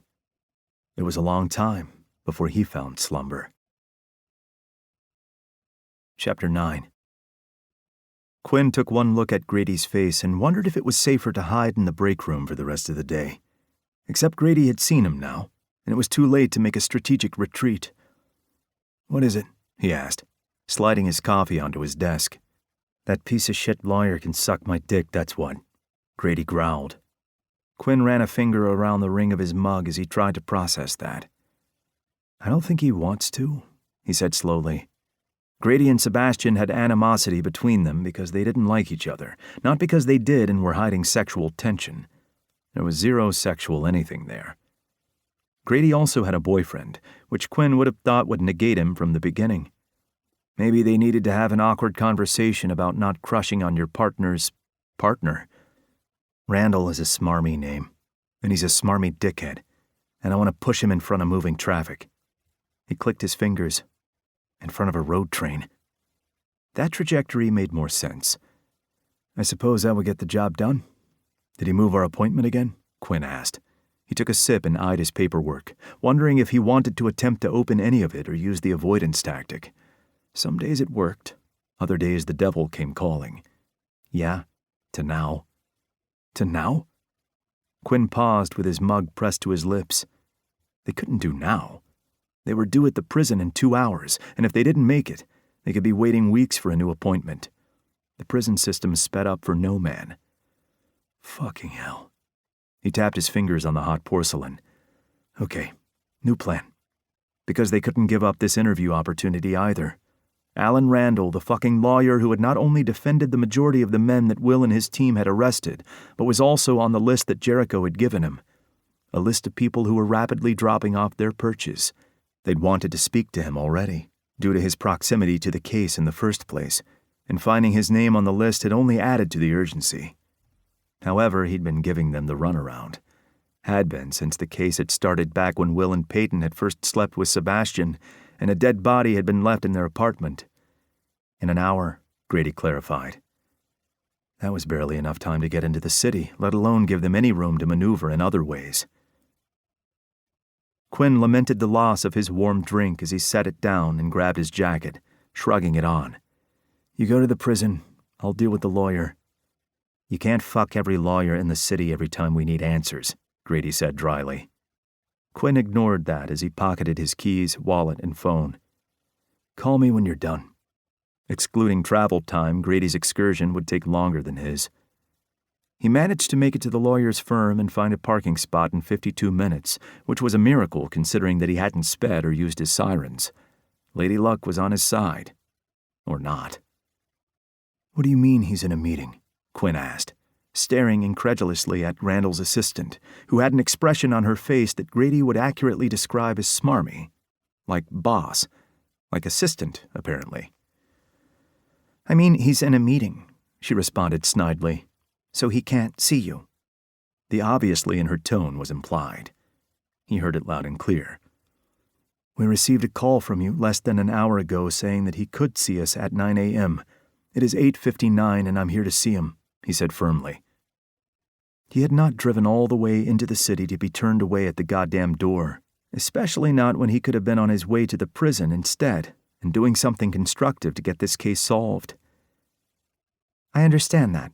But the situation changed and he was required urgently in this meeting. Quinn counted to 5 in his head. Then another 5, just to be sure, because a homicide detective committing homicide was never a good look for the police department. He was glad he'd taken this half rather than sending Grady. Otherwise, Grady would be taking a different door into the prison. He highly doubted that Randall was in a meeting or that it was that urgent.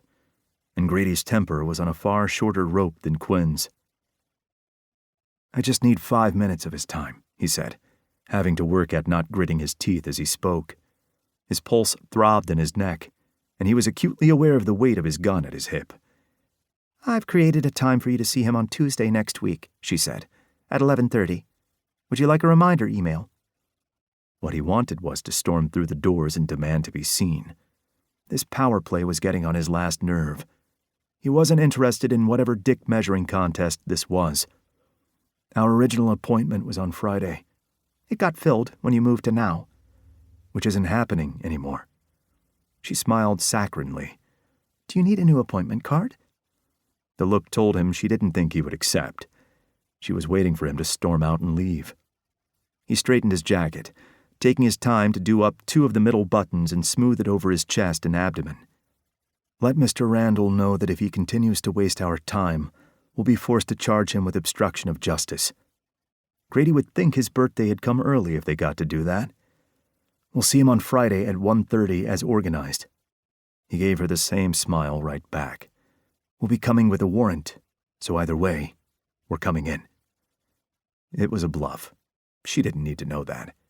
and sometimes Quinn had a silver tongue. He might be able to find a judge that would give him one. He had more than a few favors he could call in. He tugged on the hem of his jacket. "I'll take that appointment card. Thank you." Her smile was less friendly as she carefully wrote out the appointment details, Friday at 1:30 p.m., and handed it over. "I appreciate your time," he said with false sincerity. He deliberately ripped the appointment card in two and dropped it in a bin on his way out, in full view of her. He stopped at the steps of the oppressive building and gave a long sigh, staring up into the clear blue sky. Every time they thought they had some kind of lead, they were shoved right into another wall, and Quinn was getting sick of scraping his cheek on the concrete. He stepped out of the way of the crowd moving swiftly in and out of the building and leaned his back against the wall. What did they have next? He hoped Grady got something useful from the prison. Sebastian had said he knew someone inside, a Rohan Harris if Quinn had been reading that right, but he hadn't yet set up a time to meet with him and see if he had any answers that could be helpful for them. He preferred not to push that, considering the case had been years ago, and Sebastian was still carrying it around, which meant it had a heaviness to it that Quinn was loath to unearth. He might be forced to if he and Grady didn't find something new soon. His phone beeped in his pocket. "Grady, 2 guesses why I'm not speaking with this guy." Lady Luck was definitely not on his side. She was actively fucking with him. Quinn called his partner. "Suicide," Grady said in greeting. "Coincidence? I don't fucking think so." Quinn scratched his beard. Shit. There are 4 names left on the list, 2 of which Quinn had a personal vested interest in, and he had no desire to see either of them on a cold slab in a morgue. "Randall is dodging us." "You didn't get in to see him?" Grady asked. "He changed the time of the meeting again. Is he just being a dick or is he hiding something?" "Probably both," Quinn muttered. The 2 things weren't mutually exclusive. He'd met plenty of people that were both. Fucking hate lawyers. One of them isn't so bad. One of them he was so desperately in love with, some days he didn't know how to contain everything he felt for him. "I beg to differ." Quinn chuckled. "What next?" "Well, get this. Chris Digby, the other criminal on the list. He was in prison, awaiting trial. Got sprung just this morning by our smarmy lawyer, not yours, the one dodging us, and all charges were dropped." "That's curious," Quinn murmured. It was how Sebastian had kept Jericho out of prison. How they'd managed to get the charges dropped was a mystery, best kept secret. Quinn figured. "Think he's at home?" he mused. "If I were him and my friends were dropping off one by one, I'd be getting the fuck out of Dodge," Grady said. "Bet he's at home packing a go bag. Better catch him before he disappears." He was the last of their leads. They had to catch him before he slipped through their net. "Meet you there?" Quinn agreed and hung up. He took one last look at the tall building behind him. What was the lawyer hiding? Hopefully they would find out soon, and Quinn could put this to rest so that Sebastian was safe, so that both he and Jericho were. The house he pulled up to stood out more than he'd expected it to for a criminal. He'd been expecting something more like the house that Dane Howell had resided in, innocuous and not something that would be looked at twice. This wasn't anything like that. The rest of the homes around the house were falling down and in disrepair. Digby's place had a nice 6-foot brick fence and green, healthy grass. It was neat and completely out of place with the aesthetic of the bad neighborhood. Basically, it stuck out like a sore thumb. Quinn got out of the car and thumbed a quick message to Grady. He should have already been there. It was closer to where he'd been coming from than Quinn. "Grady, stuck in fucking traffic. Almost there." Quinn pocketed his phone and tapped his fingers absently on the roof of his car as he waited. He surveyed the quiet street, but no one was eavesdropping or being nosy. Quiet for this time of day. He moved closer to the fence, brushing his fingers across the vines that hung over the top as he walked the length of the front of the property and surveyed the front yard. A black metal gate broke it up in the middle. Quinn rattled it. Locked, of course. His nose wrinkled as a strange smell wafted past him. Almost like smoke? He frowned and glanced around, checking the roofs of the neighboring houses. Smoke wasn't coming out, so no wood heaters. Considering the bright sun and the comfortable temperature of the summer day, he had no idea why anyone would be using one anyway. It was definitely a distinct smoke smell, though. Where was it coming from? He reached up, gripping the top of the gate securely, and then hiked himself up, getting a foothold in the gate's latch. He pulled himself up and over the gate, landing steadily on his feet on the other side. Better to ask forgiveness. The front door was ajar, and the smell was stronger now, cloying and stinging his eyes and throat. Shit, he cursed to himself. What now? What if someone were inside and needed help? Quinn couldn't just stand here and wait for someone else to arrive. He sent a message to Grady to call the fire department and back up to his location before taking out his gun and barreling into the building. His nose wrinkled as he moved quickly through the house, swiftly clearing each room as he went. He couldn't get near the kitchen, as flames were quickly overtaking the room, and it had to be the source of the fire. His grip tightened on his gun as he reached the doorway of the master bedroom. His knuckles went white against the doorframe. Someone was lying face down on the carpet, blood leaking from around their neck. A fatal amount of blood that soaked into the white carpet like a horrifying Rorschach inkblot test. Only it was red instead of black. This is what the crime scene would have looked like in Jericho's apartment if it hadn't burned first. Based on the smoke, this was going to look the same in half an hour. Quinn should leave. He could feel the heaviness in the air like a physical weight against his lungs, and the burning in his throat was only getting steadily worse. But he had to be sure before he left. If there was a chance this man, likely Chris Digby, was still alive, Quinn couldn't leave him there. He wouldn't be able to live with himself if later they determined he was still alive after the house went up in flames. All life was important. He crouched beside Digby and checked for a pulse. His eyes closed in a swamping sadness when there was nothing. Regardless of who he had been in life, no one deserved a death like this. This wasn't how justice was served. There was no way Quinn could get him out or preserve the scene in any way. The fire was coming for the rest of the house too quickly to hope to put it out by himself. He moved Digby's head and took a quick picture of his face so they could confirm ID, and then he got out. Grady burst through the gate, kicking it off its hinges, as Quinn collapsed to his knees in the grass. Grady knelt on one knee, putting a hand on Quinn's shoulder, peering at him. What happened? Are you all right? Body. Fire, was all Quinn managed, coughing. Grady slid an arm under his arm. Fire and rescue are on their way. Can you stand? Distance is our friend.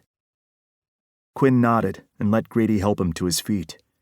He took steadying breaths as Grady led him back to his car. He sat in the back seat, door open and his feet planted on the nature strip. The fresh air was helping.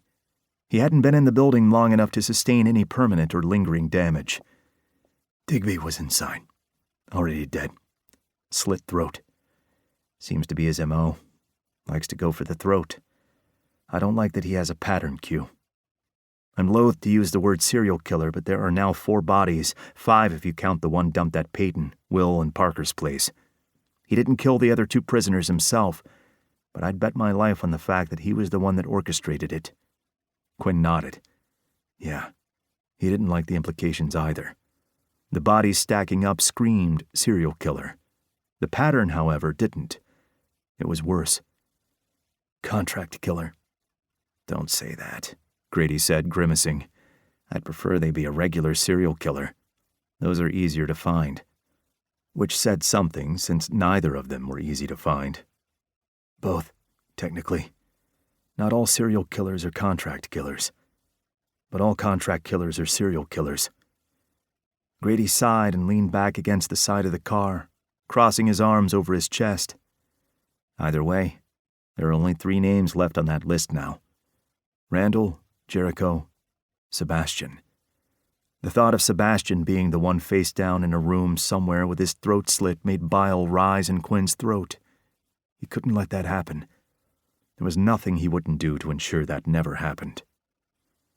By the time 2 fire trucks pulled up to the house, it was already engulfed in flames. There was nothing to do now but mitigate the damage and make sure it didn't spread to nearby houses.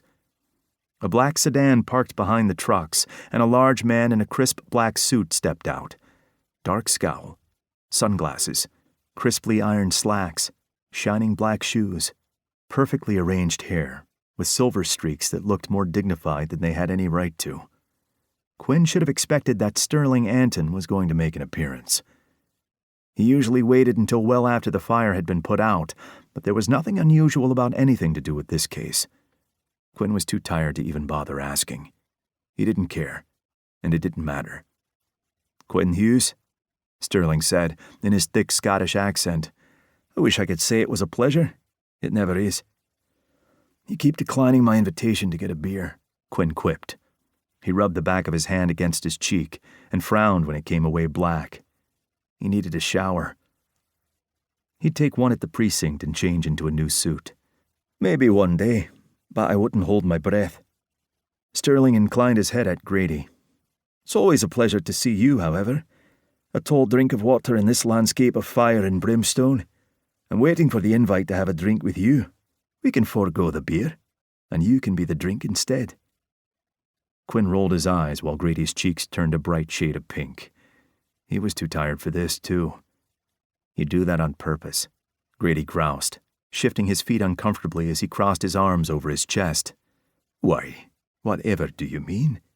Sterling asked innocently. Quinn let out a breath and stood, closing the car door with a quiet snick. "Did you check out the apartment building last week?"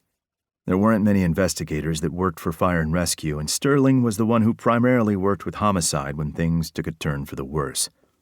"It was crass and unimaginative," Sterling said, twisting the thick platinum ring on his thumb. "Surprisingly effective. Sometimes simple is best."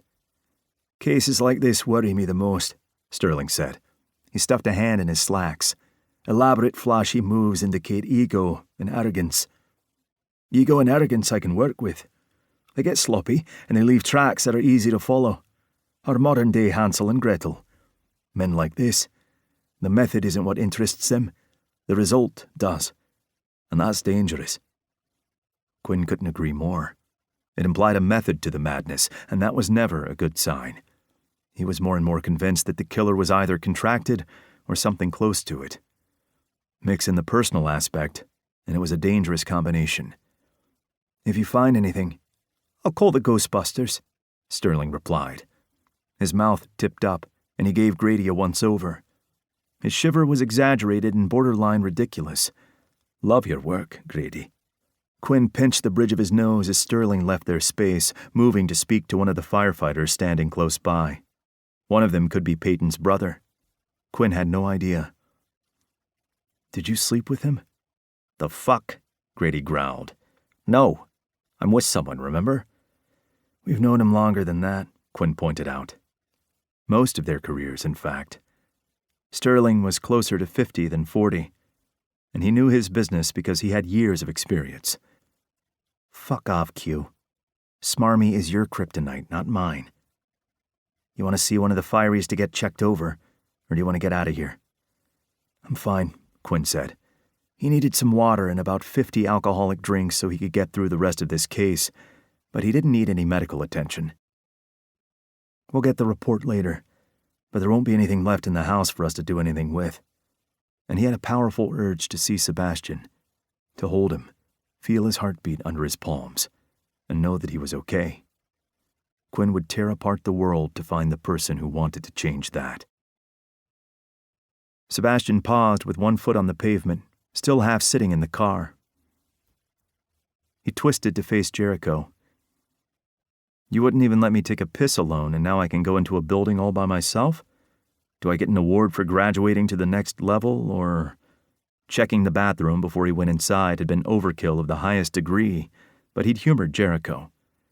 "Yeah, the award is my dick in your mouth. You can get it later." Sebastian rolled his eyes, even though the suggestion was perhaps a fraction appealing. Jericho did not need to know that Sebastian was getting turned on at the idea of getting on his knees for him. He had enough of an ego. "I can see you," Jericho said. I'm standing right in front of you, Sebastian said. Do you want the award now for most obvious statement, or? He asked sarcastically. Jericho spread his knees provocatively. Make it 69. I'm all about efficiency. The only people who think that 69ing is efficient are those that have never done it, Sebastian replied. Or they're doing it wrong. It was the most overrated sexual move in the history of sexual moves. How could he properly enjoy someone's mouth around his dick when he had to concentrate on the dick in his mouth? No one could get the full experience out of it. He'd much rather take his time and then have them take theirs. There was no rush. I have cameras everywhere. I can see when you get to the apartment. If there was someone in there waiting to do you harm, I would already know about it. William is inside, and I know he can protect you. I have an errand I need to run. That's way creepier than you seem to think it is. Be thankful I don't have them in the apartment. His face turned thoughtful, though maybe I should. No, don't you dare. And take the ones you already have down. It's a violation of privacy. Not just of theirs, but everyone that lived in the building. Sebastian bet they didn't have a permit or a warrant for any of that. The cameras stay, Jericho said flatly. They aren't in anyone's apartment. Don't you wish we'd had them the first time you visited this place to get fucked by two hot studs? Then maybe none of this would have happened. Sebastian grabbed his laptop bag and slammed the door shut like a petulant child. It didn't make him feel better. He was tempted to duck around the building and get lost in the crowds. He was getting sick of being treated like a damsel in distress that needed constant protection. Maybe he couldn't handle a weapon like the rest of them could, but that didn't mean he was incapable of protecting himself. He had no idea where all of these cameras were as he went up the stairs instead of the elevator. If he knew, he would have given Jericho the finger. It probably wouldn't have made him feel better either, but it was better than passively going along with this handover. He banged on the door, resisting the urge to kick it with his foot. Petulant was his favorite word for the day. A crash sounded from inside, a voice that sounded distinctly like cursing, and then Will flung the door open, flushed. He beamed when he saw Sebastian, and Sebastian felt his annoyance fade under the bright smile. It was impossible to stay mad when Will looked at him like that. Hey, what are you doing here? He peered over Sebastian's head and checked the hallway. Where's Jericho? I thought you had a shadow. The shadow is watching from the cameras, Sebastian said acerbically. He gave the finger to a random upper corner of the hallway. It was a 1 out of 4 chance that he got the right direction. Jericho would see it, regardless. He did feel a bit better after that, actually. He's what? Will asked. He stepped to the side and waited for Sebastian to get inside before he closed the door, locking it securely. Doesn't matter, Sebastian said. He pulled the strap of his laptop over his head and put it on the small, round dining table. Peyton's not here, Will said, as he ducked out of view into the kitchenette and then came back up with an empty mixing bowl. That must have been what had fallen. Sebastian paused, his jacket hanging down his arms, midway through getting rid of it. He shrugged it back on instead of taking it off, distracted. What? Peyton. He's at dinner with his parents. And Parker. You met Parker. Will gestured at his eyebrow. Hit me in the head with his phone? Yeah, I remember. We saw him the night we played poker as well. The fact that he and Peyton were identical twins was hard to miss, too. Oh yeah, I forgot. Why does it matter if... Sebastian paused. Do you think I was here to see him? Will shrugged, averting his gaze in a way that felt deliberate. He put the cake tin into the roasting pan and then pulled a silicone spatula from a drawer. Sebastian circled the bench and took hold of the wrist holding the spatula. Will still wouldn't look at him. Definitely deliberate. He gently took the spatula and put it on the bench. You think I wouldn't want to be here if he isn't here as well? He asked. I love Peyton, and I know how alluring he is, Will said. I want to see him all the time, so why wouldn't you? He turned and smiled, nothing bitter in his gaze. The insecurity was as bright as his smile, however. Sebastian understood it because he was intimately familiar with it. That fear of never being enough, of having something to live up to, and worrying that it was impossible to reach for.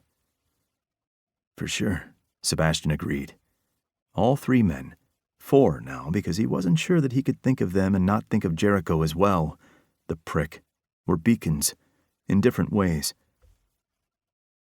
And it was obvious that Will, as beautiful and kind-hearted as he was, could burn the world down without a second thought for Peyton. Peyton would do the same for him. The connection they had was unique and special, and Sebastian was humbled and privileged to be allowed so close to it, to be allowed to touch it and stand beside it, to build his own connections with them in the spaces they had open for him. So are you, William. The surprise in Will's eyes caused a dull ache to set up shop in Sebastian's heart. He knew that it wasn't coming from any of them. Peyton had never once tried to hide just how much Will meant to him, or how attractive he found him. No, this was something deeper. Instinct that didn't always have reason. Despite all of the evidence to show just how much they all wanted him, Will was still unsure of his own worth, of his own allure, of how unbelievably perfect he was, in every way. Sebastian tangled his fingers with Will's. He slid his free hand up Will's shirt, and then used the neckline to tug him down, slowly. Their lips met in a soft caress, a whisper of touch that caused shivers to roll across his skin. There was always a gentleness to Will's touch that was unlike anything he'd ever felt. Will let out a sigh and increased the pressure as his fingers tightened imperceptibly around Sebastian. When I was in the club, Sebastian murmured against his lips, the night we met, it was you I saw. It was you I wanted. He'd seen Will across the floor and known immediately that he had to have him under him, over him, any way that he could get him. He'd been expecting to take him home alone, and he would have been more than satisfied with that, would have thought of it pleasantly, forever. There was something special about Will that Sebastian wanted him to see, needed him to see. Peyton was an unexpected bonus that I appreciated very much, he said. Peyton was beautiful. They all were. But I wanted to take you home, William. You were my goal. Will whimpered, and Sebastian licked across his bottom lip in a slow slide. He pulled Will closer, keeping the kiss light, focused on needing Will to listen to his words, not just pay attention to his actions. Shit, Will said, pulling away. I need to get this in the oven. He twisted around without letting go of Sebastian and flicked the kettle on. What are you making? Sebastian asked curiously, peering at the items that Will had set up on the bench. There were a bunch of baking supplies along with a mixer that was dirty and had a thick white mixture in the bowl, a roast pan, and something that looked like a cake tin, except it had foil around it. Sebastian wondered what he was doing. Cheesecake. Will leaned back, looking down at Sebastian with a curious gaze. Why did Jericho leave you here alone? I thought he had to be stuck to you. He has been, Sebastian said with a surly frown. Jericho had been dogging his every step all day, and it wasn't as annoying as it should have been, which was annoying in and of itself. The constant innuendos all day had left him hot and flustered, with no payoff, and Jericho and Caleb had circled each other like angry alley cats, which had been great for his blood pressure. He was looking forward to when this was over, and Jericho could give him some space. He said he had an errand to run, so I got transferred. He hadn't asked, because he wasn't sure he wanted to know. The details of Jericho's job were precarious at best. Sometimes not knowing was the lesser evil. To me? Will asked, his smile widening in pure delight. Sebastian's pulse jumped. Am I on babysitting duty? That's real cute.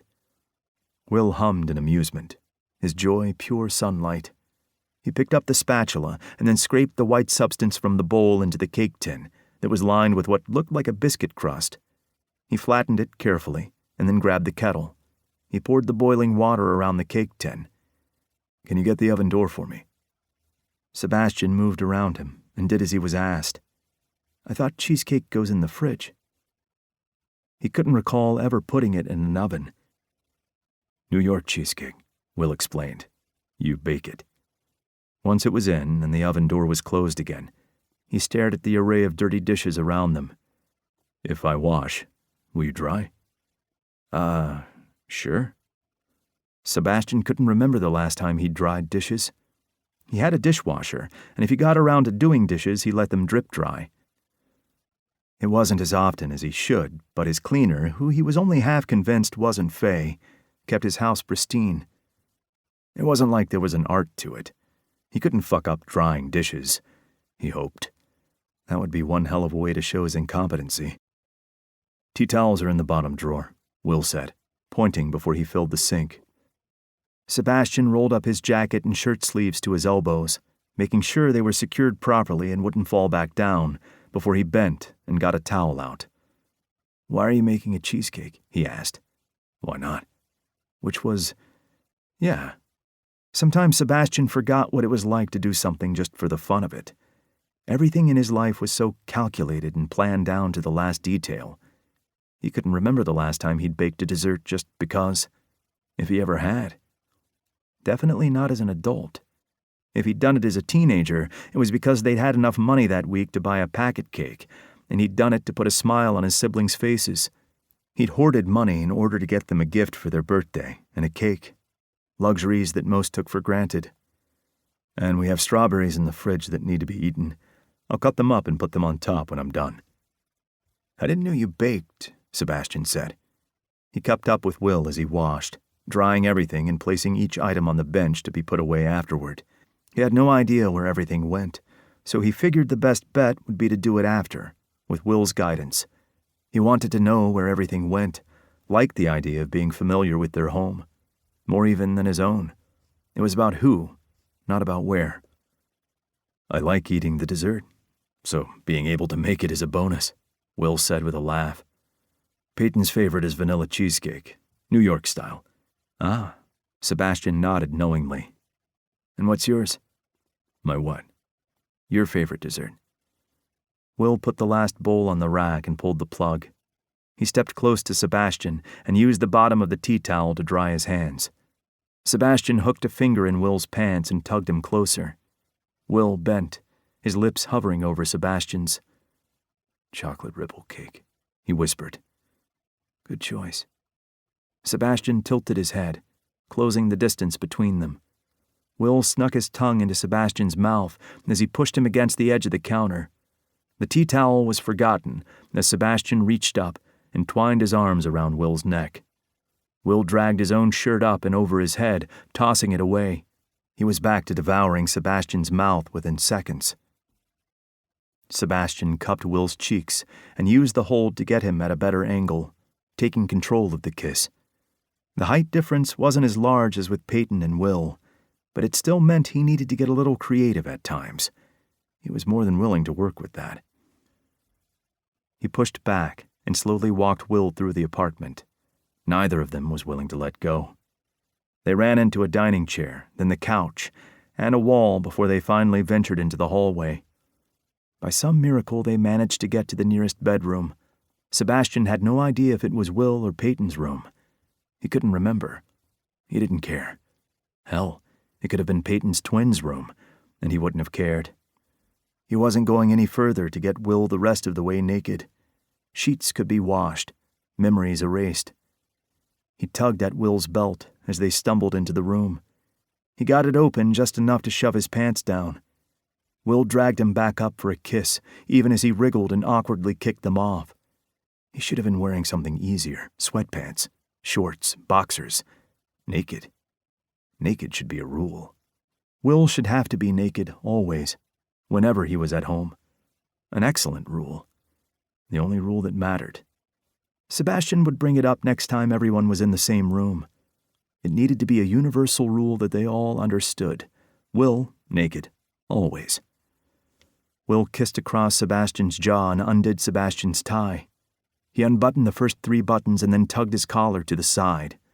He sucked hard on Sebastian's neck, using his teeth and tongue to drive Sebastian insane.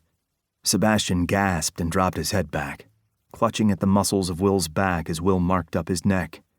Somewhere in the back of his mind, he knew the mark was going to be too high, again, but the larger part of him didn't care. Not enough to say anything. Definitely not enough to stop him. We should make it a rule, Sebastian whispered hoarsely. Make what a rule? Will asked absently. He kissed back up Sebastian's neck, and then they were kissing again, greedily drowning each other's noises. Sebastian pushed Will onto the bed and straddled his hips. He hadn't even taken off his shoes yet. You should be naked. All the time, Sebastian said. He trailed his fingers down Will's chest. Absolutely all the time. He could just live at home, sprawled naked for their viewing pleasure. Their own personal living art. All the time? Will asked, amused. I'm not sure my team wants to see my ass. I bet they do, Sebastian said. Only an idiot wouldn't want to see Will's ass. He wrapped his fingers around Will's cock. And this. They'd want to see this. A flush made its way up Will's neck and across his cheeks. Do you want them to see that? Will asked, the corner of his mouth lifting. Sebastian paused from admiring the way his hand looked around Will's length. You're right. Then I'd have to kill them. You? Sebastian squeezed around Will, and Will gasped, his pleasure echoing around them. He bit his lip. I'd get Jericho to do it, Sebastian said. Not that he couldn't do it himself. Every person was capable of it, no matter what anyone thought. All it took was the right motive, the right circumstance, and being pushed to the right limit. It sounded like less fuss, though, if he just got their resident flirt to do it. Will laughed, lighting Sebastian up from the inside. He smiled in return, helpless to do anything else. No one could hear Will laugh and not smile in response. So that's a no on naked all the time? Will teased. Maybe just at home, Sebastian conceded. He still considered that a win. I could work with that, Will said breathlessly. Good. Sebastian undid his tie the rest of the way, letting it rest on either side of his neck. He unbuttoned his shirt and went to pull his sleeves down so he could get his shirt and jacket off. Will stopped him, hands splayed across his stomach. He tilted his head in question. What's wrong? If Will wanted to stop, Sebastian wouldn't force the issue. He might need a cold shower, but there were worse things. Will's throat worked, and then he said, Leave it on. Hoarsely. Leave it. Oh. Sebastian licked his lips and leaned down, hovering over Will. Are you turned on by the suit, Will? What do I get if I say yes? Sebastian kissed Will slowly, drawing out small sounds of pleasure. You get whatever you want. He lifted a fraction, and Will followed him, lifting his chin and chasing his lips. Sebastian gave them to him, their tongues sliding against each other in slow, sensual movements. There was no rush today, no need to reach the highest peak in the shortest amount of time. Sebastian was going to savor every perfect second of this. Will unzipped Sebastian's pants as they kissed, and he tugged his briefs down enough to get his dick out. Sebastian moaned, grinding down into his hand. Fucking hell. Will really wanted him to stay fully clothed. He'd never had sex fully clothed before. I want you to fuck me, Will gasped. Yeah? He could do that.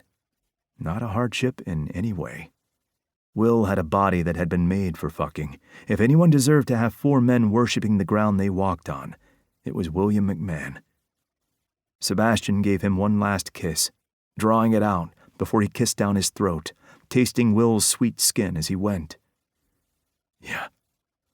The word caught in Will's throat, turning into a strangled mess as Sebastian bit down on one nipple. He twirled his tongue around it, soothing it, before doing it again on the opposite side. Sebastian cupped Will's ass cheek and squeezed the soft flesh. I think I can handle that. Hope so. Sebastian licked and bit down Will's chest, taking his time and enjoying the way Will quivered underneath him. He ran his fingers down Will's sides, and Will wriggled away from him, bursting out with laughter. Sebastian grinned in response. Well, well. Ticklish? No. You don't sound sure, Sebastian said. He kissed Will's hip. Are you lying to me? I don't know how to lie. He was terrible at it. Sebastian would agree with that. It was nice to have someone so completely open and guileless. He was honest and wore his heart on his sleeve. Sebastian had always been wary of showing his hand, was careful to keep the most vulnerable parts of himself guarded. Will had none of that. Not even a moment's hesitation before he laid himself bare. He trusted the world not to attack his jugular. Sebastian was in awe of that trust, and he would bathe the world in blood to keep it safe, to keep that light flickering and bright. Sebastian glanced around, noting that it was Peyton's bedroom, which meant, yes, lube and condoms in the top drawer. He loved a man that was prepared and well-stocked for anything. He pulled out a few condoms, just in case, and dropped them beside Will's hip. He kissed Will's light V-cut and down to where his hard cock was bobbing, begging to be worshipped. He pulled another laugh from Will that turned into a moan when he took Will down his throat in the next second. He sucked Will slowly as he popped the cap on the lube and coated his fingers. He massaged Will's hole, teasing him with the tip of one finger. He swirled his tongue around Will's head and suctioned as he slid down again, continuing to play with the muscles around his entrance. He took his time playing with Will's ass, adding first 1 and then 2, 3 fingers, stretching him as he continued to blow him. The taste of pre-cum was like an aphrodisiac as Will squirmed underneath him, panting and stringing out a litany of curses and prayers. Sebastian crawled up Will's body, stopping to give his nipples some more well-deserved attention. He wondered briefly what they would look like pierced. He knew a good piercer. Maybe he'd talk to Will about it later. He kissed Will, coaxing out more of those beautiful sounds that drove him wild. His dick pulsed, and his gut clenched as they washed over him. Fuck, he could die happy just listening to them. I'm new to this, Will. We all are. Navigating a relationship with 2 people is difficult enough. Sebastian ran a hand through Will's hair, cupping the side of his head, forcing their eyes to meet. Will's were such a beautiful, warm brown.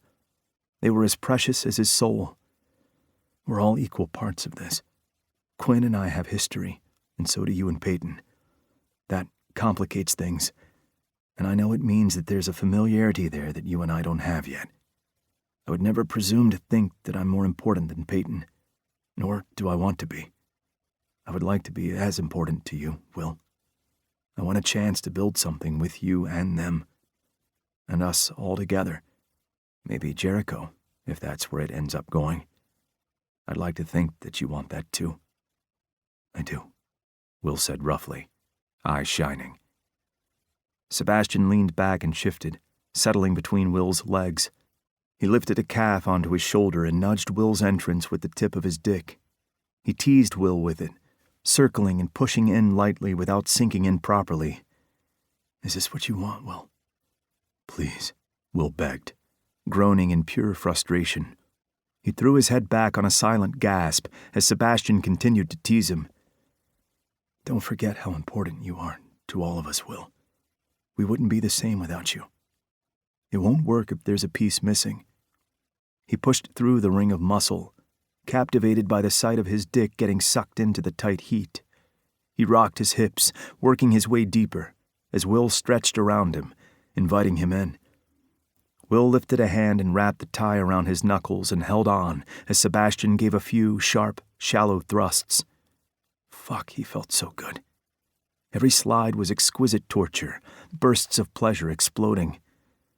Fuck, I forgot the condom, Sebastian said in horror, realization hitting him. How the fuck had he forgotten? They were still sitting beside Will, in their wrappers and untouched. He went to pull out, but Will's hand on his hip made him pause. It's okay, Will said. It's just us, right? Just the 5 of us. It seemed Sebastian wasn't the only one that was automatically including Jericho in whatever the fuck they were all doing. Yeah, he said. Will's fingers tightened and pulled Sebastian back inside him fully. Then fuck me. Sebastian gripped Will's thigh just above his knee and did as he was told. Never let it be said he couldn't take direction. He kept it slow, taking his time and savoring all of it as he buried every inch of his cock into Will, and then pulled out again. Will didn't beg him to go faster or fuck him harder. He had one hand on Sebastian's chest, circling his nipple through his shirt with a thumb as he watched Sebastian, heat blazing in his eyes. He was letting Sebastian take the lead. Fuck, that was hotter than it had any right to be. Touch yourself, Sebastian told him, speeding up a fraction for a few thrusts before slowing down again. He had no intention of getting to the finish line anytime soon. Will wrapped long fingers around himself and matched his strokes to Sebastian's thrusts. Neither of them was in a hurry. That sense of urgency to get it over with that Sebastian had felt with every person he'd slept with after Quinn and before Peyton and Will was gone. There was no rush. They had all the time in the world to learn each other's bodies and reach the peak together. This wasn't their first time, and it was far from their last. Sebastian paused when he heard a noise. Footsteps. Someone was walking through the apartment. Fuck. The twin? He twisted his upper body to look at the doorway. The open doorway. He should have thought to close it before they got on the bed. If it was the twin, Parker, this was going to be an awkward third meet. First he'd hit Sebastian in the head with his phone, then he'd been crying. Now what? He wasn't sure he wanted to know. He relaxed into a warm smile when Quinn appeared. Quinn leaned a shoulder against the doorframe and put a hand in the front pocket of his slacks. His gaze roved over them, and he licked his bottom lip provocatively. "Don't stop on my account," he said huskily. Sebastian slid out of Will until only the tip of his cock was inside. He rotated his hips and then pushed back in. Will groaned, his mouth falling open. "You're not interrupting," Sebastian said huskily. "You're right on time." He kissed Will's shoulder, grazing his teeth over the delicate skin. "Turn over for me," he whispered. "On your hands and knees." Once he was in position, Sebastian crooked his finger at Quinn. "You're wearing too many clothes." Quinn raised a brow as he stepped into the room and closed the door. "And what you're wearing is an acceptable level?" "Will requested I leave them on." "Did he?" "You should." Will gasped as Sebastian slid back into him, stretching him open. "Keep it. Leave it," he moaned. Quinn paused with one hand on his tie. "Leave it?" He took another step, his knees hitting the side of the bed. Will reached an arm up and grasped his belt, undoing it and pulling his dick out in seconds, wrapping his mouth around the head instantly. Quinn bit his lip and ran his fingers through Will's short hair as he encouraged him to take more. Sebastian kept his thrusts shallow as Will worked Quinn over. He met Quinn's gray gaze and they leaned forward in sync, their lips meeting in a messy, open-mouthed kiss. Sebastian kept one hand on Will's hip, holding him steady as he held on to Quinn's hair, fucking Quinn's mouth the way Sebastian was fucking Will's ass. The slow slide of Quinn's tongue against his, with a hint of peppermint, sent shivers down his back. His dick pulsed, leaking pre-cum that mixed with the lube for an easy slide in and out of Will's greedy hole. If he kept this up, he was going to come too soon. He pulled out of Will and took a moment to caress his ass. There was a small freckle on the curve, and Sebastian couldn't resist bending to give it a lick, and then a bite, and then another lick to soothe the bite. Will pulled off Quinn and bent his forehead to the bed with a laughing groan. "Why does that feel good? I'm not a meal." "That's where you're wrong," Sebastian responded. He flipped Will to his back in one swift move and ran his gaze down his lanky form, over all the dips and curves of his long body. "You are definitely a meal, and Quinn and I are hungry. For each other. For him." He hooked Will's legs over his forearms, in the curves of his inner elbows, and settled back between his legs, sliding smoothly back inside. Needing Will closer than that, Sebastian curled his hand around Will's neck and used it to lift his upper half off the bed, fusing their mouths together. Sebastian kissed Will deeply, swallowing his whimper and shoving hard into him as he mimicked the action with his tongue. Will squirmed, his ass squeezing delightfully around him. "No condom," Quinn murmured, crawling onto his knees on the bed beside Sebastian. Is that how we're doing things now? Considering that he hadn't used one for Peyton, Sebastian knew that it was. Yes. The thought of Quinn fucking him without one was heady. A flush ran over his skin, and electricity arced inside him. He pulled out of Will in a swift move and lowered his legs, keeping them bent and ready. When he shifted to the side, Quinn settled in place between Will's legs.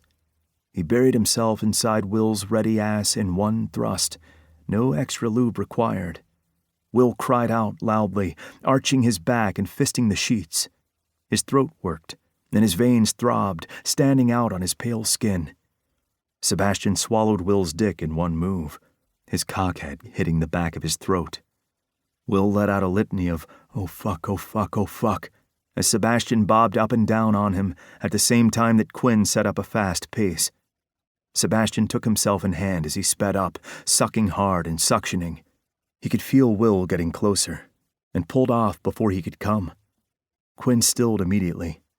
Sebastian got up on his knees and kissed him, sharing Will's taste and soaking in Quinn's. The mixture of the two was something he would happily indulge in for the rest of his life. Quinn pulled out of Will and then lifted his hips before spreading his legs as wide apart as they'd go, pulling Sebastian into the space there with him so they could share. Sebastian slid home into Will easily, tight heat engulfing him. He moaned and wrapped his fingers around Will's dick, stroking him from base to tip. He pulled out of Will's ass and then back in, over and over, agonizingly slowly. Fuck. It was so fucking good he wanted to draw it out as long as possible. He splayed his free hand on Quinn's chest, the white fabric of his shirt cool against his hot palm. He pushed Quinn back enough that he could bend and get his mouth on Quinn's cock. It was awkward, sucking him off and fucking into Will at the same time, but he gave it a valiant effort, ringing sounds out of both of them that went straight to his own dick. He could taste Will on Quinn's dick, and it only spurred him on, making him thrust harder until he could feel himself getting close. Too close. Not yet. He gave Quinn one last suck, swirling his tongue across the veiny, silky skin. He pulled off and away, giving Quinn room to slide back into Will. Will threw his head back against the sheets, whines pouring from his mouth. He was flushed and sweating and fucking gorgeous. Sebastian had to touch him, skimming the tips of his fingers across every part of him that he could reach. Will's whine deepened, his muscles contracting and tensing. "Please, please," Will begged. "I need to come." Sebastian moved up his body, kissing that tantalizing throat and making a small mark before taking his lips in a bruising kiss. "Not yet," he whispered. Will groaned in pure frustration. Sebastian lifted Will's shoulders, steadying him with a hand on his back before guiding him up and onto Quinn's lap. The heat of Will's back leaned against his chest, a sauna of their own making. He settled his hands on Will's hips and lifted him before lowering him back down on Quinn's dick. On the next lift, he pulled Will all the way off Quinn and buried himself inside Will's pulsing hole. He thrust up a few times, groaning loudly as Will's body accepted him so easily, before giving him back to Quinn. Quinn cupped Sebastian's cheek and pulled him forward into a wet, jerky kiss. They swapped Will between them every few thrusts until Will was begging for release, squirming and cursing between them. Quinn turned his head, kissing Will as Sebastian pushed into him again. He settled inside Will, stilling and enjoying the feel of his abused hole around his dick. "You can come when we tell you that you can," Quinn whispered, his voice gravelly and deep. Will whimpered. "Can you hold it for us, sweetheart?" Quinn asked. Will nodded, slumping forward, his forehead against Quinn's shoulder. Quinn's mouth lifted, and he raised a brow at Sebastian. "Are you ready to come, Sebastian?" Sebastian darted his tongue out to wet his lips. He'd been ready from the moment he'd walked into the apartment. He wrapped an arm around Will's waist, holding him still as he sped up, pistoning in and out, seeking his release. He pulled out at the last moment, his balls tightening, and frantically jerked himself off. He came all over Will's back with a harsh groan. Quinn lifted Will onto his dick, starting with slow thrusts up into him. Sebastian swiped some of his cum from Will's back with his thumb and lifted it to Will's lips, pushing it into his mouth. Will sucked enthusiastically as Quinn sped up. Sebastian wrapped the hand around Will's hard dick between his sweat-slick body and Quinn's suit, pumping it. "Don't come yet," he reminded Will. "Turn him around," Sebastian said to Quinn. It took mere seconds to maneuver Will's body, with his back pressed to Quinn's suit. It was going to mess up his shirt, and Sebastian couldn't wait to see it. Once Will was in position, straddling Quinn's hips backward and facing Sebastian, he took Will's length into his mouth. Will groaned painfully, gasping and bucking his hips. Breathy pleas filled the air. Sebastian caressed Will's thigh and moved up to his waist, where Quinn was. Their fingers twined around each other, holding Will tightly together. "Are you ready to come for us, William?" Quinn whispered harshly. His thrusts sped up further, forcing Will's dick down Sebastian's throat and testing his gag reflex. Sebastian moaned, and a shiver ran through Will, muscles flexing under their fingertips. Sebastian sucked harder, bobbing quicker. He cupped Will's balls and massaged them, tugging every few rolls. "I'm going to. Please. I'm so come for us." Before Quinn had finished the sentence, thick, warm, salty fluid filled Sebastian's mouth as Will screamed loud enough that Sebastian hoped the neighbors weren't home.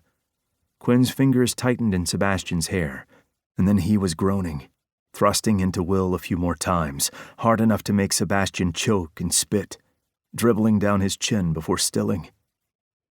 The sounds of their harsh breathing were all that filled the air for a few long minutes as they collapsed against each other in a tangle of limbs. Sebastian wiped his mouth with the sleeve of his jacket. Taking it to the dry cleaners was going to be interesting. Sebastian had almost drifted off into a satiated sleep when a loud buzz rang out, eerie in the quiet. "What was that?" Quinn asked, lifting his head. "Shit, the cheesecake." Will scrambled out from under them and scooped up a pair of briefs as he headed for the door, still covered in spunk. He hopped awkwardly into them as he disappeared out into the hallway. It took Sebastian's sex-addled brain a moment to turn back on. He made cheesecake, he remembered out loud. New York cheesecake. Peyton's favorite. "What's the occasion?" Quinn asked. "He wanted to," Sebastian said, tracing circles on the smooth skin of Quinn's ass, peeking out from under his slacks. Quinn twisted, giving him a smile. "As good a reason as any?" Sebastian welcomed Quinn's kiss, leisurely strokes that had warmth pooling in his stomach. It would take him longer than that to come back from such a toe-curling orgasm, but kissing Quinn was so much more than sex. It was an entire experience by itself. He had missed it, almost as much as he'd missed eating apple pie in their underwear and watching reruns of late-night TV shows when there was nothing else on, and they'd both been too wired to sleep. Quinn settled his weight over Sebastian, stretching across him. He drew small sounds from Sebastian's throat as he marked it up. Sebastian spread his legs, giving Quinn more room. They were both messy, in desperate need of a shower, and their clothes needed a serious wash. Sebastian was normally more pedantic about his own state, and yet he found he didn't care. It could wait. Everything could wait. This was more important than how he looked or presented himself. "Cake," Will proclaimed loudly. Quinn gave Sebastian's tongue one more lick before he lifted himself up. Will stood at the edge of the bed, holding a plate that held the entire still-warm baked cheesecake, covered in fresh strawberries, and with 3 sporks. "Dessert twice in one day seems self-indulgent," Sebastian said with a light laugh. He sat up, resting his back against the headboard. Will handed the plate to Quinn and then crawled between them, settling comfortably in the middle space. He spread the 3 sporks in his hand. "Sounds perfect." Sebastian smiled and took one. It cut through the cheesecake like butter. The rich aromatic scent with the potent strawberry was mouth-watering. He lifted the spork to Will's lips. Watching them wrap around it and take the piece was the real indulgence here. He teased Will's mouth, and shared the taste. He did the same to Quinn, gathering more of the taste from his lips as well. He'd never be able to have dessert any other way after this. He took the plate and the spare sporks, deciding that he liked doing it this way too much to let them do it themselves. They had nowhere to be, and he couldn't think of a more perfect way to spend the rest of the night. They'd leave some for Peyton, and between the three of them, Sebastian was sure they could find a way to make him scream, and feed him at the same time.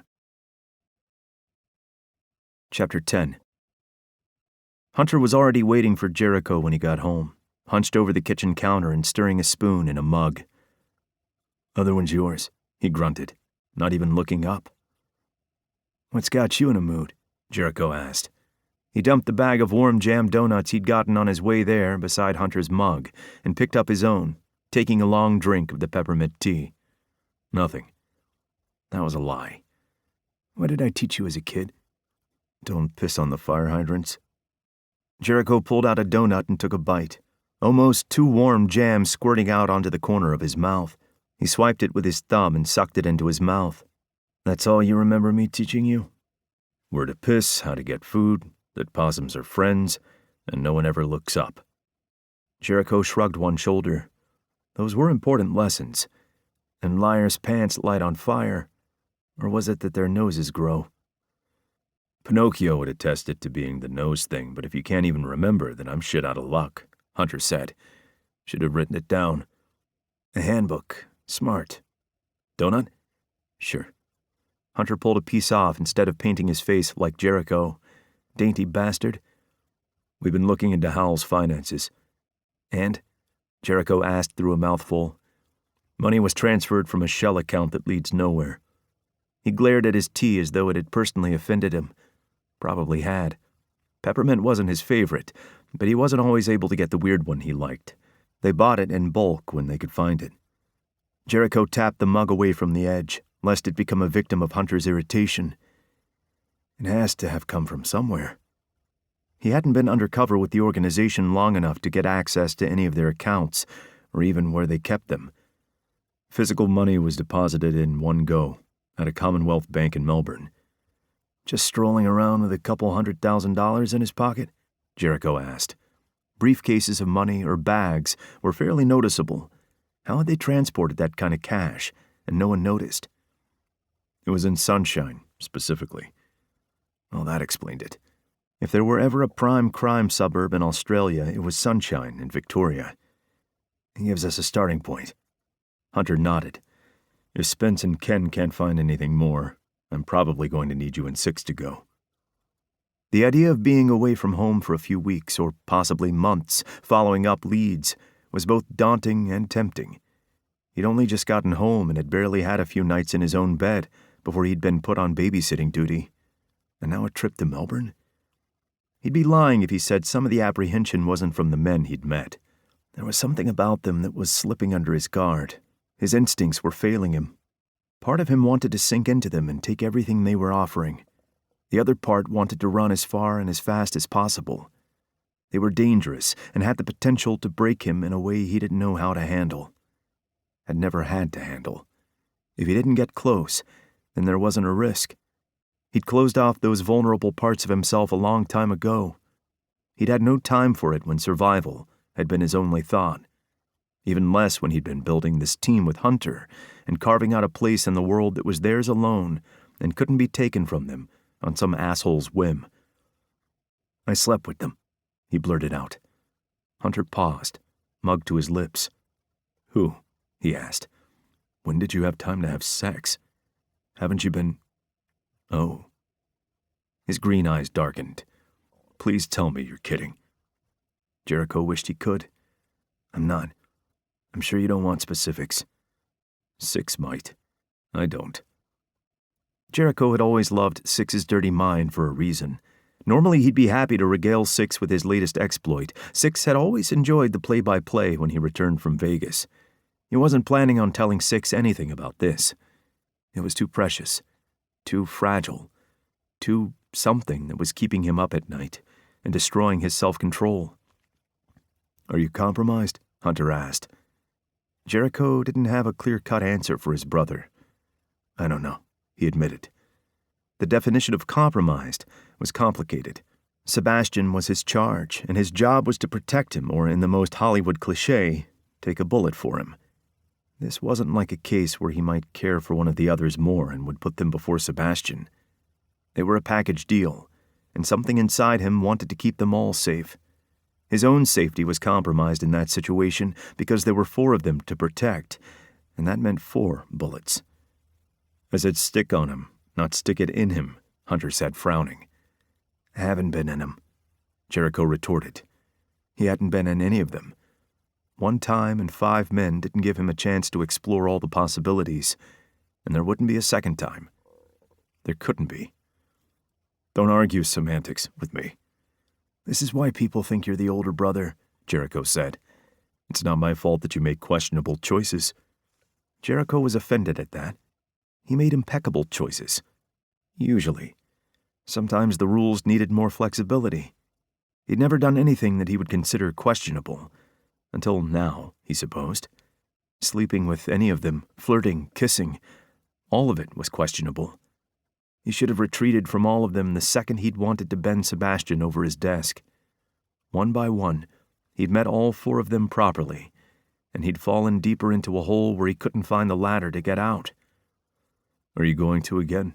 Hunter asked, scowling. Jericho hesitated. We agreed. Only one night. That isn't what I asked. If they asked, yes, I would. He couldn't deny that. If they offered him another night, another fuck, another touch, he knew he would take them up on it. Every single time. Regardless of the damage to his soul, or the fact that they would go to bed together at the end of the night, and he would be alone. Downstairs or in another house, it didn't matter. The point was that they had a future together, and Jericho was an interloper. He didn't belong with them. He was a shadow. He didn't exist on paper, and he couldn't exist with them. Do I need to put someone else on them? No, Jericho blurted, too quickly to try to maintain some semblance of dignity. Heat rose in his cheeks. Hunter's face hardened. Andrew. Jericho winced. Fucking hell. He hadn't heard that name in years. No, he said more quietly. I need to do this. You asked me to do this. Hunter might be the face of the operation, but Jericho was at the top of that structure as well, and if he wanted it, the leader role could be his. He didn't want it. He never had. He just wanted to be. Hunter rarely requested he do anything. Jericho volunteered and went where they all needed him to because they were a team. I never would have asked if I thought this was going to do you harm. They haven't hurt me, Jericho said, offended at the idea that any of them would. All of them were beyond honorable men. Perhaps not physically. Hunter pushed away from the bench and crossed his arms over his chest. You might be good at hiding yourself from everyone else, but you can't hide from me. Not for lack of trying. We'll finish this and then I'll keep my distance. It was the only option available. Anything else would destroy him. Or I can pull you now and we can put Six or Moira on them. Better yet, you and Six can go to Melbourne and put some distance between you, and Spence and Ken can take over. Jericho slammed his mug down so hard, the tea sloshed over the side, heating his fingers. I said no, Alex. It's my job and I'll see it through. With your hand down their pants? Jericho scowled as he wiped his hands with a napkin. You're not too old to put over my knee, he warned. Hunter snorted. Try it, old man. You're 15 months younger than me, Jericho said. Those in glass houses shouldn't throw stones. 15 months, 15 hours, 15 minutes, it's all relative and doesn't change the fact that you'll always be older than me. Eat your donut and shut up. What else did you find out about Howell? I can't shut up and tell you, Hunter said, though he did pull another piece off the donut and swipe some of the jam, sticking his finger into his mouth. The only past connection that we can find on him is that he came from Melbourne, appeared out of nowhere with a handful of cash, and then came here. What about Derek? That's where it gets interesting. The Errol Derek that we found when doing our preliminary investigation was a front. Once we dug deeper, there is no Errol Derek in any database that we can find.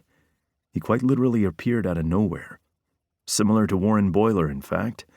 Even Ethan couldn't find anything from his end, unless you count the man born in 1894 in Manchester. Damn. If neither of them could find something, that was sus as fuck. He looked pretty good for his age, Jericho remarked. I bet the elixir of life would go for a pretty penny on the black market. You need to get your hands on some, Hunter said. You're getting some crow's feet.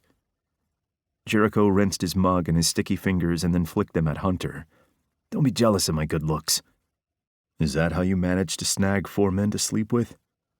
Oh, yeah. These locks are good for so many things, including enticing sexy men out of their underwear. Jericho absently ran his fingers through his short beard. Chances are he's not a ghost, and the name is fake. Jericho wouldn't rule out the paranormal, because who knew what existed out there? But the guy had bled red blood, and it seemed pretty dead when he, Six, and Greer had delivered the bodies to Maverick. Either way, who he was before that is just gone. No traces of it anywhere. And we have access to enough backdoor information that it being so elusive isn't a good sign. Think he was federal police? Jericho wondered. Or worse, CIA maybe? Wouldn't be the first time they'd operated on Australian soil. If he was, they were all in a shit ton of trouble. They could argue that they had no idea, since in these situations task forces rarely talk to each other. It wouldn't pull them completely out of the muck, though, and they'd have to do some fast talking. No, nothing like that, Hunter said. That was the first thing we checked. The FBI is currently sniffing around the twins, but it has nothing to do with this. We've confirmed that Howell wasn't on their radar whatsoever, and doesn't belong to any of the alphabet agencies. One less thing to worry about. Someone hiding him? Jericho asked. Half to himself. The fuck was going on? Your guess is as good as mine. Let's hope that Spence and Ken can find something to give us a lead, because they're drying up fast. For idiots, these guys are pretty fucking good at covering their tracks. Which was both frustrating and insulting. Their group was the elite, and some two-bit thugs that couldn't string 2 good ideas together were outsmarting them even in death. Jericho hated that. They would have been more useful alive. The dead cannot speak, after all, but he couldn't fault Peyton in what he had chosen to do. Some threats were better in the ground, regardless of how useful they were. Not all risks were worth what they could get out of them. They needed to find out what they'd known in life, who they really were, and what the fuck was going on before they ended up in the ground themselves. That wasn't how Jericho planned to die. His fantasies had involved something more like whipped cream and chocolate. Quinn held his forehead in his palm, his head feeling too heavy to hold up as he flicked through the case files. His phone sat beside them on the desk, screen lit up. Peyton and Will were messaging in their group chat. Both of them were at work as well and should have had better things to do. And Quinn had been forced to silence his phone before Grady murdered him. Peyton was relegated to light duties at Aubrey's bar, and he'd gone in to help with the prep for opening shift. He would be done by 10 that night and would head back to the apartment he shared with Will and Parker. It would be the first time in over a week that they hadn't spent the night together. In the grand scheme, it wasn't a lot of time, and Quinn had spent literal years sleeping alone. Still felt foreign, somehow. To me? Quinn looked up without moving his head. What? I said, are you listening to me? Grady said. Never mind. I don't need you to answer. I can work it out. Can you? Quinn asked mildly. You were on the phone, he pointed out. Was on the phone, Grady corrected. And now I'm not. Are you waiting for your congratulatory party? Gideon hasn't gotten the balloons yet for it, sorry. Don't blame me, Gideon spluttered from his desk. You were daydreaming and being all lovesick. It's beautiful. Gideon's partner, Ange, and the only other sane person in the precinct besides Riley and Quinn, said, deadpan. Would you two stop eavesdropping? Grady said heavily. If you need some extra cases to occupy your time, I have some I can throw your way. When I hear my name, I pay attention, Gideon said, grinning wide. I have to confirm any and all outlandish rumors, and create some of my own if they're too boring. They don't need your help to confirm that you're an idiot, Ange said. Grady held up a pen in agreement. He stood and stretched. I'm getting coffee. I don't want to know if you want one because I'm not making you one and wouldn't want you to waste your breath. He got snagged by Henry on his way to the small hallway that would take him to the break room. Whatever he said to Grady had him following Henry back to his desk on the other side of the room. Gideon leaned his forearm on Quinn's shoulder. "I think the rookie has a thing for grades," he said gleefully. Ange studied them over the top of her computer. "He has a boyfriend," Quinn said. He'd seen the moon eyes, of course. Astronauts in space had seen them. "Who, the rookie?" Gideon asked. "Since when?" "No, Grady." Quinn paused, and then glanced up to where Grady was explaining something to Henry and pointing at his computer. The kid was hanging on his every word. Quinn doubted whatever he was saying was that interesting. "Henry could too. I have no idea. He never asked. He probably should have." The rookie hadn't been with them even 6 months yet, but his partner Greer would hardly have been very welcoming. No wonder he developed the thing for Grady when he paid Henry the most attention. It was hard to compete with that, and Grady's attention could be intense. Quinn had never been tempted to go there, but he could understand why someone would. It was what Mal had seen in him years ago when they'd met. "Unless you're an asshole, which, for the record, I don't think he is, but I will reserve judgment until that can be confirmed. You don't look at someone like that if you have a boyfriend," Ange said. "Like what?" Gideon asked curiously. "I know he has a thing, but I don't see a look." That begged the question about how he knew. Quinn wasn't going to ask. Gideon's head was a minefield that Quinn had no interest in navigating. "If Grady told him to drop to his knees right now and suck his dick, Henry would do it," Ange said simply. "Not it for arresting him," Quinn murmured. Why did they feel the need to have this conversation around his desk? They could see he was working, right? The stacks and stacks of files around him weren't just there for show or his imagination. "Not it," Ange said. Gideon groaned dramatically. "Why do I gotta do it?" "Because you're too slow, chump," Ange said. "No one is sucking anyone's dick in here," Quinn said. That really shouldn't have to be said, and yet here they were. He wanted to be surprised. He wasn't. He was just as shocked as everyone else when their yearly figures came out, and they were in the top percentile in Australia for solved cases. Maybe murderers were dumber in New South Wales.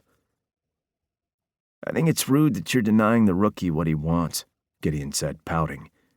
"Everyone wants a piece of Grady," Quinn said. "That doesn't mean I have to give it to them."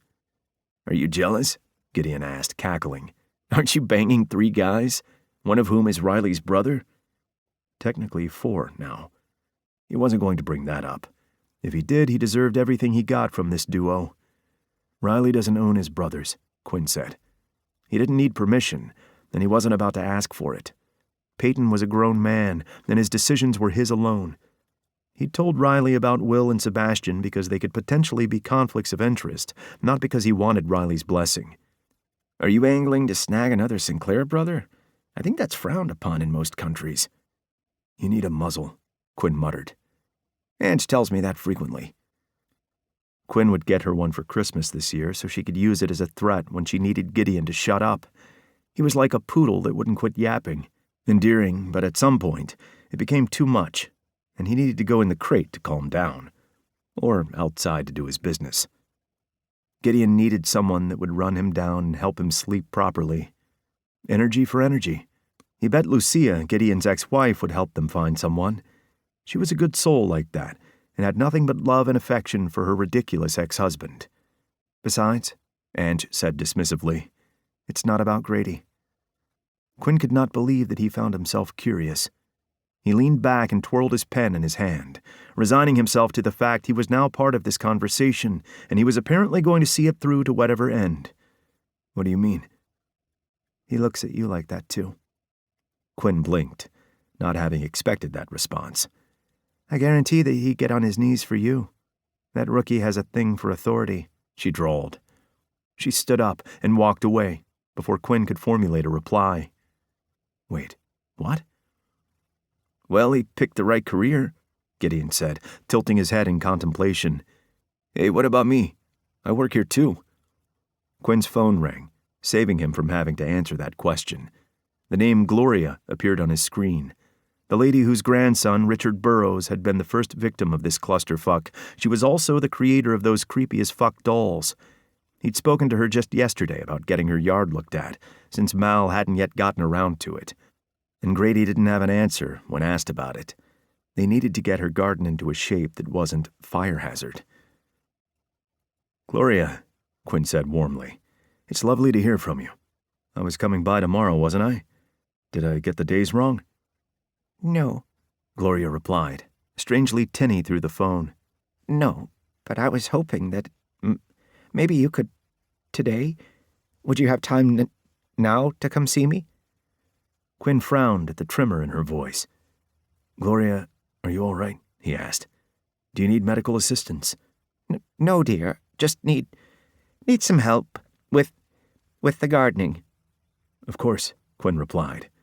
He checked the time and figured he'd put in enough hours today. "I'm on my way. I'll be half an hour?" Fine, dear. Quinn worried his lip between his teeth as he grabbed his keys and wallet. She'd sounded weird. Had someone said something to her about her front lawn? They were getting it sorted. Some neighbors needed to learn the art of patience. "Where are you going?" Grady asked. "To see a man about a horse," Quinn said. He shrugged his jacket on and flipped the files closed, teetering them on top of the ever-growing pile. "I'm clocking out for the day. See you on Monday. Try not to arrest anyone." He had no idea how long this would take and didn't want to rush the poor woman. He might even end up having to do some of the lawn that night. He could get one of his men to bring him a change of clothes if that were the case. "I only arrest people that deserve it, and I'm not planning to work this weekend. Mal said he has plans." Quinn bet. "Have fun." There was an unfamiliar black Mitsubishi parked in front of Gloria's white Tesla when Quinn arrived. He parked behind Gloria's car and curiously checked out the other car as he made his way to her front door. The grass in the front yard of her small cottage home almost reached his knees. The weeds were having a party, and his back already hurt thinking about all the manual labor that would be required to get it back in some kind of decent shape. If no one had complained about it yet, they were going too soon. The council would fine her if she didn't get it under control, and that was an outcome Quinn wanted to avoid. When he knocked, the door swung open on its own from the force. Quinn frowned. "Gloria?" he called out. He put a hand on the grip of his gun, flicking the clip open so he could easily access it. Something wasn't right. He pushed it the rest of the way open and stepped inside. His dress shoes clicked on the wooden floors as he made his way through the house towards the kitchen. "Gloria, are you in here?" He didn't get a chance to finish his sentence, as the moment he stepped into the room, pain burst across the side of his face. His knees buckled and he hit the floor, shock shooting up his arms when his palms slapped on the tiling. Dizziness swamped him when he tried to push himself to his feet, his nails scraping on the cold tiles. His temple throbbed, and blood obscured his vision. Had someone just... He grunted as he was kicked square in the chest, his ribs protesting the brutal treatment. His vision blurred and moved in and out as he found himself staring at the ceiling, flipped to his back from the momentum of the kick. The barrel of a gun came into view first, and then a blurry face that slowly came clear. It was a man he'd never seen before in his life.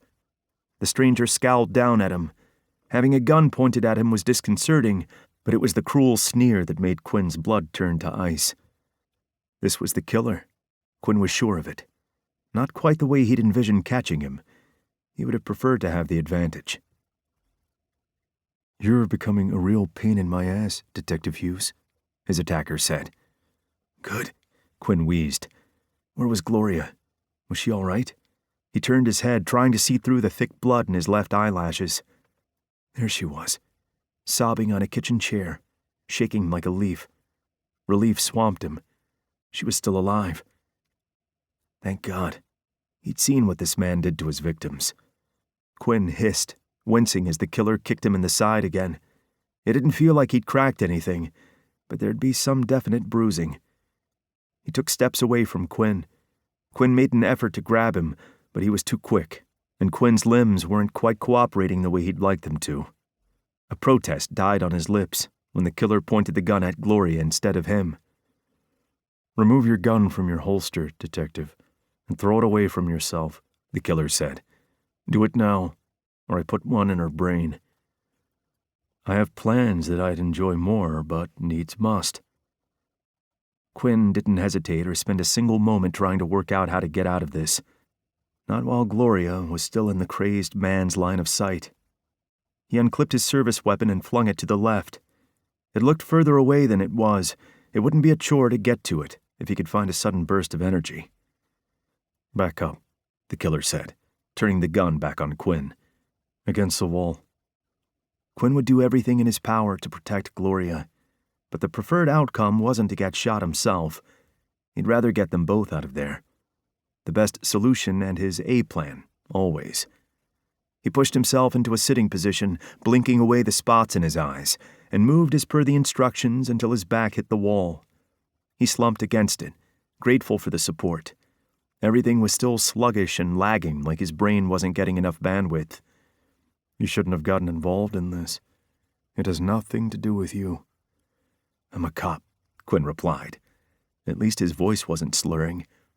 He would take that as a win. There were so few right now. "And you've been killing people." Enough said. "Traitors. They walked away and stole from us. This was the only outcome for them." Quinn tried to catch Gloria's gaze. It was no use. She was looking down at her hands, her entire body vibrating, and tears streaming down her face. He needed to get her out of here. "Who stole from you?" Quinn asked, stalling for time. There was a green shopping bag near him. "Please don't be empty," he begged silently. Gloria seemed scatterbrained enough that surely she didn't put all her groceries away the second she got them home. The killer turned from Quinn and picked up. Quinn's stomach dropped. A liter can of lighter fluid. He knew what that was for. This man enjoyed his fire. Would he slit their throats first, like his other victims? Did he set the fires and then kill them? The victim in Jericho's apartment, George Bryce, had been killed instantly and hadn't fought back. So that couldn't be right. Maybe he didn't have a tangible pattern. That ratcheted up the panic fighting its way up Quinn's throat. No. He needed to stay calm and get them to safety. "This should have been an easy job," the killer said, almost to himself. "Take them out, take out anyone associated with them just for doing business with traitors, and then go home. You fucked it up for me." Quinn inched his fingers across, finding purchase in the green bag. "How did I do that?" he asked. He wanted to wipe his face, get the blood out of his left eye. Being able to see out of only one of them was disorienting and unhelpful. He didn't need assistance in that department. The pain at his temple was a steady thrum that he was pushing to the back of his mind. He could focus on how much it hurt later, when he wasn't at risk of being shot or burned alive. "You're always one step behind me and forcing me to rush. I don't like to be rushed." That sounded like a personal problem, and a short trigger, neither of which made Quinn feel any safer. "It's my job." His hand slipped into the bag, and he felt around for something he could grab. He doubted there'd be a weapon, but that's not what he needed. He already had a weapon. He just needed that split second of time to get to it. The killer was still holding his own gun loosely in his hand, and Quinn needed to even the playing field. "This is underworld justice. It has nothing to do with pigs." It had been a long time since Quinn had been called that, to be honest. Probably not since he'd been on the beat with Riley. It wasn't a common slur slung at the Australian police anymore. Not in most circles, anyway. Not ones he frequented. "Why does there need to be justice?" Quinn asked. The more he could get out of this, the better. He just hoped he remembered it. The killer turned on all of the gas burners on the stove, the blue and yellow flames flickering high. He stopped and stared for a long moment before he yanked the tea towel from the oven door handle. His fascination with the flames gave Quinn enough time to pull an apple from the bag and slide it behind himself, out of sight. When the killer glanced at him, he was back where he'd started. No one the wiser. "Stealing from your partner is bad business." "For sure," Quinn agreed. He curled his leg under himself, twisting his foot so that he would have a better grip to push off from. The killer frowned at him, watching him move, but must have decided it wasn't worth taking offense at since he spoke again. "Stealing from family is a sin," he said as though he needed Quinn to understand his point of view. Quinn wondered whether he meant a religious sin or in a more generic way. It didn't matter. But he was curious as to what had driven this killer to come here to murder a whole slew of people for some kind of fucked up justice. And is that what they did? Steal from family? Quinn asked. They both did, the killer bellowed. Mully looked after his family. He looked after me. And they stole from him. They, Quinn repeated. Do you mean Dane Howell and Errol Derrick? He couldn't think of who else he could mean within that context. When I find them, they'll join you in the afterlife. They're already dead, Quinn said. Gloria was staring into space now, and Quinn was worried she was going to have a medical episode. She was too old for this kind of terror. Time was running out for both of them. I haven't killed them, the killer argued. Yet. One way to get a confession, Quinn supposed. You didn't, he agreed. But they're already dead. The killer scowled, scrunching the tea towel in his hand. Quinn didn't want to know what he was going to do with it. You think lying to me is going to get you out of this? You're a dead man walking. An ominous thought that Quinn preferred not to dwell on. He had no intention of dying here and allowing Grady or his family or one of his men to be forced to attempt an identification of his charred body. He had far too many plans for the future with all of them. He needed to know what Jericho wanted from them, and if he were going to be part of the future they were shaping. Too many questions. Dying here would mean those questions remained unanswered, and Quinn had enough regrets in his life. He wouldn't take more into death with him. Quinn grabbed the apple and threw it as hard as he could at the killer. It missed by a mile, slamming into the window instead. The loud noise, accompanied by Gloria's screeching in surprise, was enough to momentarily distract the killer. That was all Quinn needed. He lunged forward. His world spun sharply and his stomach dropped out from under him. He blindly gripped his gun, muscle memory more than anything else guiding him. He swung wildly in the direction of the killer, glad that Gloria was clear on the other side of the room. He couldn't say with certainty that he wouldn't accidentally shoot her if she'd been closer. He aimed for the killer's knee. It was off mark, but went through his calf at least. The killer collapsed, dropping his gun at his side. Quinn rocketed to his feet, pushing through the dizziness and nausea that were threatening to swamp him. If he stopped now, he was dead. Don't, Quinn snarled when the killer went to grab his weapon. Push it away from you with the back of your hand. He didn't move. Do it now. Once the gun was out of the killer's reach, Quinn grabbed his phone from his pocket and slid it onto the kitchen counter before using two hands to hold his gun steady and aimed at the killer. He was bleeding steadily from his calf wound, and it had to be hurting like a son of a bitch. Yet his gaze was locked onto Quinn, glaring darkly, no hint of pain in his expression. That sole focus was likely why he was such a good cold killer. Quinn was glad that this would be the end of the line for him. No more victims would be shaped under his blade. Gloria, take my phone and get out of here, Quinn said, checking her in his periphery. He couldn't afford to lose sight of the killer. Call for help. She hesitated, wobbling as she stood. But, please, I need you to help me with this. She needed help and comfort and all of the things that he couldn't give her right now. All he could do was finish this to ensure that they both had time for those things later. Gloria grabbed his phone and bolted without another word. Stand up, Quinn said. He had to tighten his grip to stop his arms from visibly shaking. The throbbing was taking over his head, and the blood obscuring his vision was getting worse. He had to hope that help would get here quickly, because he was deteriorating, fast, slowly. No sudden movements. He couldn't guarantee that the next bullet that flew wouldn't be lethal. He'd rather take him in than kill him. He had questions, and this man had answers. The killer took hold of the side of the cupboard and awkwardly slid to his feet. I won't go to jail. I don't think you have a choice, Quinn replied. Turn the burners off. He waited until the killer had done what he'd told him to. Multiple counts of homicide. Taking an elderly woman hostage. Assaulting a police officer. 2 counts of arson. The killer looked nonplussed at the charges that Quinn rattled off. You think I'm afraid to die? Quinn gritted his teeth. Turn around and put your hands behind your head, he said forcefully. He swallowed, biting back the bile and vomit crawling up his throat. Half the room was spinning. If he threw up, It was all over. He couldn't give this man any chances to go for him. Quinn didn't have the energy to grapple with anyone, and he knew it. The killer ducked, lunging for something on the counter. The next few tense seconds were a blur. Quinn fired, grazing the killer's shoulder. He fired again, and it went wide.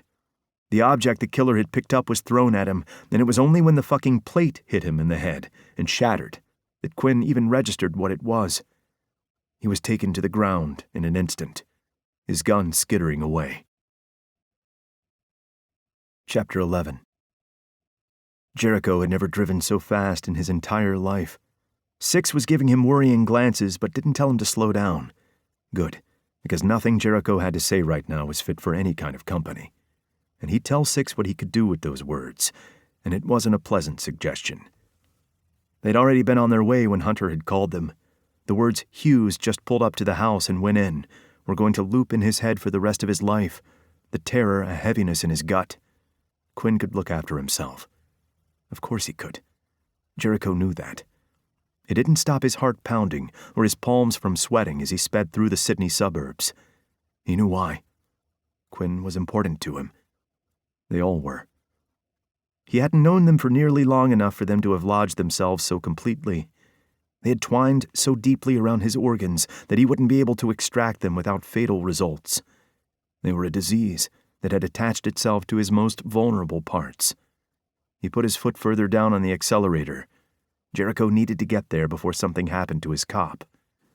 Words he never thought he'd ever think. Shut up. We have to get there in one piece if you want to be all hero. I said shut up, Jericho said through gritted teeth. He eased off just enough to satisfy his friend. They finally arrived, and Jericho left the car running, sprinting across the yard. An old lady Jericho knew as Richard Burroughs' sort of grandmother, Gloria Pilla, was in the front yard. She was on her knees in the long grass, almost hidden if it weren't for her bright yellow dress or the harrowing sobs coming from between her lips. He recognized the phone in her hands as Quinn's, and his blood went cold as his breath left him. "Where is he?" Jericho demanded. "Quinn, my cop." He's, she hiccuped. He was still inside.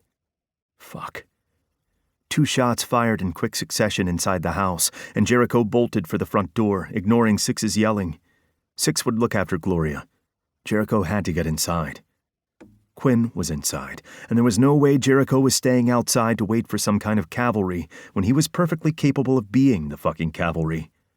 Sounds of a scuffle had him speeding up, rushing through to the kitchen, where he found Quinn grappling with an unknown assailant. Quinn's gun was out of reach, and Quinn was only making a half-hearted effort to fight back. The blood covering the side of his face had Jericho seeing red, anger like an explosion in his gut, and squeezing his chest. He grabbed a fistful of the attacker's shirt and yanked him back as hard as he could. Jericho's leg lifted, following the momentum, and the flat of his foot hit square in the man's chest, hard enough he heard a distinct crack. Fucking good. The man didn't stagger from the pain, and instead came at Jericho with a knife. Wrong move. Jericho swept his arm across the space in front of his chest, turning it during the motion to take hold of the attacker's wrist. At the same time, he brought his elbow forward and smashed it into his nose with another sickening crack. The blade clattered to the floor. Jericho jerked the man's arm back and twisted him, slamming his forehead into the kitchen counter. Once, and then a second time, for good measure. He kneed him in the stomach, even knowing it was overkill. Jericho didn't care. This fucking shit stain had touched Quinn, had hurt him. Jericho would make him scream. Jericho let him go, and he slumped to the floor, groaning. Jericho pulled his Glock 22 out and aimed. If he was going to shoot him, he'd do it with his own weapon this time. Jericho clenched his jaw. "Move it all, and I will put one in the back of your head," he said harshly. He wouldn't hesitate. He checked Quinn quickly, a calculated risk because Quinn was the priority always. Six was kneeling in front of him, checking his pupils with a small torch and speaking quietly to him. Jericho felt some of his tension ease. Six would look after him. Jericho crouched down beside the man who had dared to touch Quinn and pressed the muzzle against the curve of his skull. "I really want to pull the trigger right now," he whispered. You have no idea. So don't tempt me." Jericho couldn't resist kicking him once more, every fiber of his being wanting to do far more damage than that. He found zip ties in a drawer below the cutlery and tied the man's wrists together, tighter than was necessary. The red from the pressure biting into him was satisfying. Jericho pulled him roughly to his knees, then pressed his forehead against the side of the counter, angling him so the blood from his nose was running down and wouldn't drown him, which was a shame. "I want you to move, remember? So go ahead." He didn't. Another shame. Six glanced behind them when Jericho dropped to his knees beside Quinn and handed him a tea towel. "We good?" "He's not going anywhere." Unfortunately, Jericho wanted to send him to hell. "Breathing?" "For now." Jericho would make good on his promise if he dared to move. It would give him great pleasure to do it. He cupped Quinn's clean cheek, stroking it with his thumb as he searched his face. Rage tugged at him at the damage above his temple, on the upper curve of his forehead. Quinn's half-lidded eyes flitted to him. "Jericho." "Hey," Jericho said, trying to smile through the anger that was like a red haze across his mind. Quinn was a good cop, a good person. More than that, he was Jericho's, and no one had any right to put their hands on him. "Did he hurt you anywhere else?" "Just head." Jericho looked to Six in question. "He's got a definite concussion. The cut doesn't need stitches, but it needs to be cleaned and bandaged. I don't want to clean it with anything in here that isn't sterilized." Nothing in the room would be clean enough if that was Six's criteria. "Don't you want to stop the bleeding?" Jericho asked, frowning. Half Quinn's face was covered with it, and while it wasn't pouring out enough to be of immediate concern, it hadn't stopped yet. "Movement is good. Less chance of infection setting in with fresh blood flow. Gloria said she called for an ambulance, and I asked her to direct them in here once they arrive." Six twisted up onto one knee, leaning over Quinn. "How many fingers am I holding up?" Jericho swept his gaze over the rest of Quinn, wanting to see for himself that he didn't have any unknown injuries. The blood that had dripped on his suit was deceiving, and since there were no cuts or damage elsewhere, it had to have come from his face. He took Quinn's hand, not liking how little pressure he exerted when he squeezed Jericho. 8, Quinn said slowly. Six twisted his arm, showing Jericho the 4 he was holding up. Fuck. Six glanced at their twined hands but didn't say anything. "Can you tell me your name?" he asked, gently turning Quinn back to face him. "Try not to move your head, all right?" "Quinn." "Your full name, sweetheart," Jericho said. He pointedly ignored Six's sharp look. Quinn's mouth moved for a few tense beats before sound came out. "Quinn Lewis Hughes." "Lewis?" Six asked. He wiped the blood from Quinn's face with the tea towel Jericho had given him, avoiding the cut entirely. "Family name?" "My dad." "And what day is it?" Six asked. Quinn blinked. "Friday, September." Quinn's partner Grady and the paramedics arrived together, squeezing into the room with Gloria coming in behind them. In a matter of seconds, the kitchen was uncomfortably crowded. As much as Jericho hated it, and how much everything in him screamed to keep his hands on Quinn and reassure himself that he was all right, he stood and stepped back to give the paramedics room to work. Six spoke to them in a low, urgent voice. Considering he was a qualified doctor and someone that Jericho trusted his own life with, he knew that Quinn was in good hands. The best hands. Better hands than his. His healing skills, while better than average, were rudimentary compared to the medical professionals. Grady's face was tight as he approached Jericho. "Give me 2 reasons why I shouldn't arrest you." "Only 2?" Jericho quipped. If he hadn't arrested Jericho when he'd killed someone right in front of him, this wasn't going to do it. Jericho didn't think it possible, but Grady's scowl somehow deepened until his whole face was just one giant scowl. Grady pulled a set of cuffs from the inside of his jacket. "If you had anything to do with this, I promise you that I will make your life a living hell. A slow, torturous hell." Jericho let him have that, only because he was firmly in Quinn's corner. He appreciated loyalty, and the kind these two showed each other was admirable. And Quinn having someone like that watching his back could only be a good thing. "I'm not the one you want to arrest." "What the hell does that mean?" Grady asked. Jericho gestured to the killer, who was being a good boy with his head still firmly pressed to the counter. Part of that irritated Jericho. The darkest part of him had wanted to exact more primal revenge. Legal justice was a cold, long road instead of the instant gratification he preferred. This is your guy. What is my guy? Is this blood courtesy of you? He deserved it, Jericho said flatly. Deserved that and more. If he didn't think that Quinn would highly disapprove, Jericho would have spent a lot more time working him over until there wasn't an inch of him that wasn't hurting. Grady's eyes flared as he glanced between where the paramedics and Six were lifting Quinn carefully onto a stretcher, with Quinn protesting, and then back to the huddled figure. Grady was a smart man, and Jericho could see the cogs moving. He leaned down and slapped the cuffs on the man, yanking him to his feet none too gently. You're under arrest for the murder of George Bryce, Dylan Hall, Benjamin Kenny, and Chris Digby, and for the assault and attempted murder of a police officer. Probably some other stuff. Give me some time to put together a nice long list for you. Jericho left Grady there with the killer and followed the crowd out of the house, not wanting Quinn out of his sight. Six snagged his arm and stopped him on the porch. The fuck are you doing? Jericho asked. I'm going with them. Gloria refuses to leave Quinn's side, and he's of the same mind. She'll be going with them in the ambulance, and there isn't room for 3. I want to make sure that you're okay to drive before I let you go. Jericho frowned. I can drive just fine.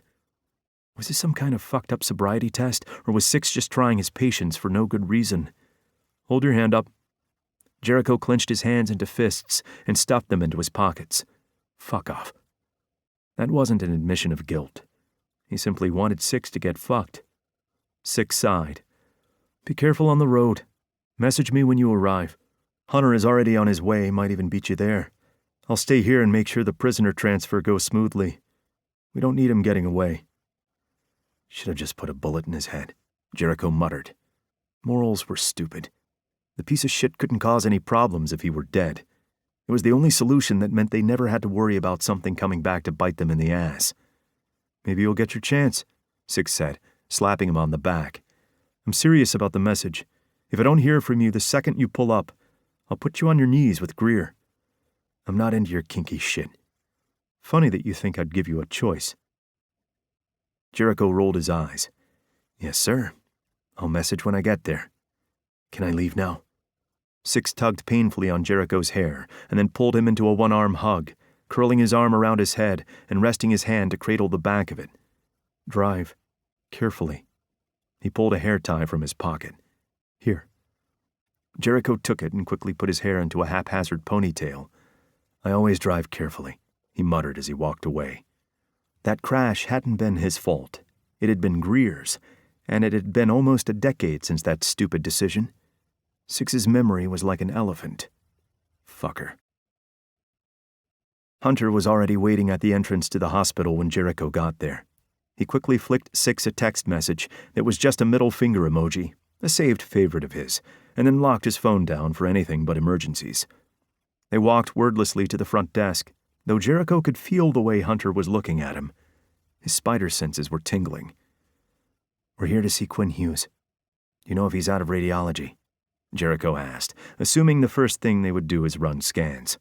If he didn't have a concussion, Jericho would eat his non-existent badge.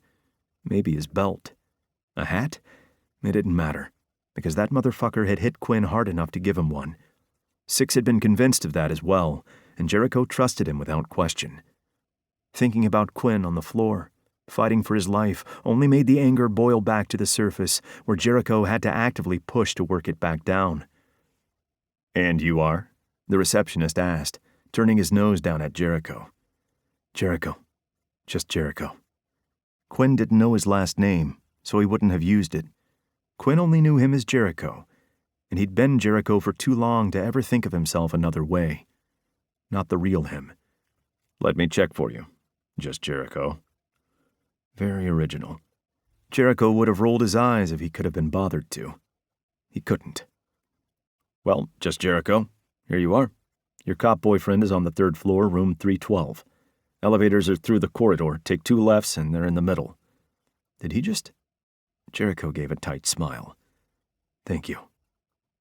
He could feel Hunter staring some more as they walked through the maze of hallways, navigating effortlessly around the bustle of a busy hospital. "Shut up," Jericho bit out.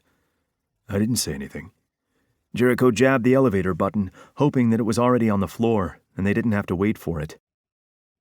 "If there was something you wanted to talk about, I will end you," Jericho promised darkly. He would climb onto the roof of the elevator and cut the cable ties and watch him plummet to his death. It was only a few floors.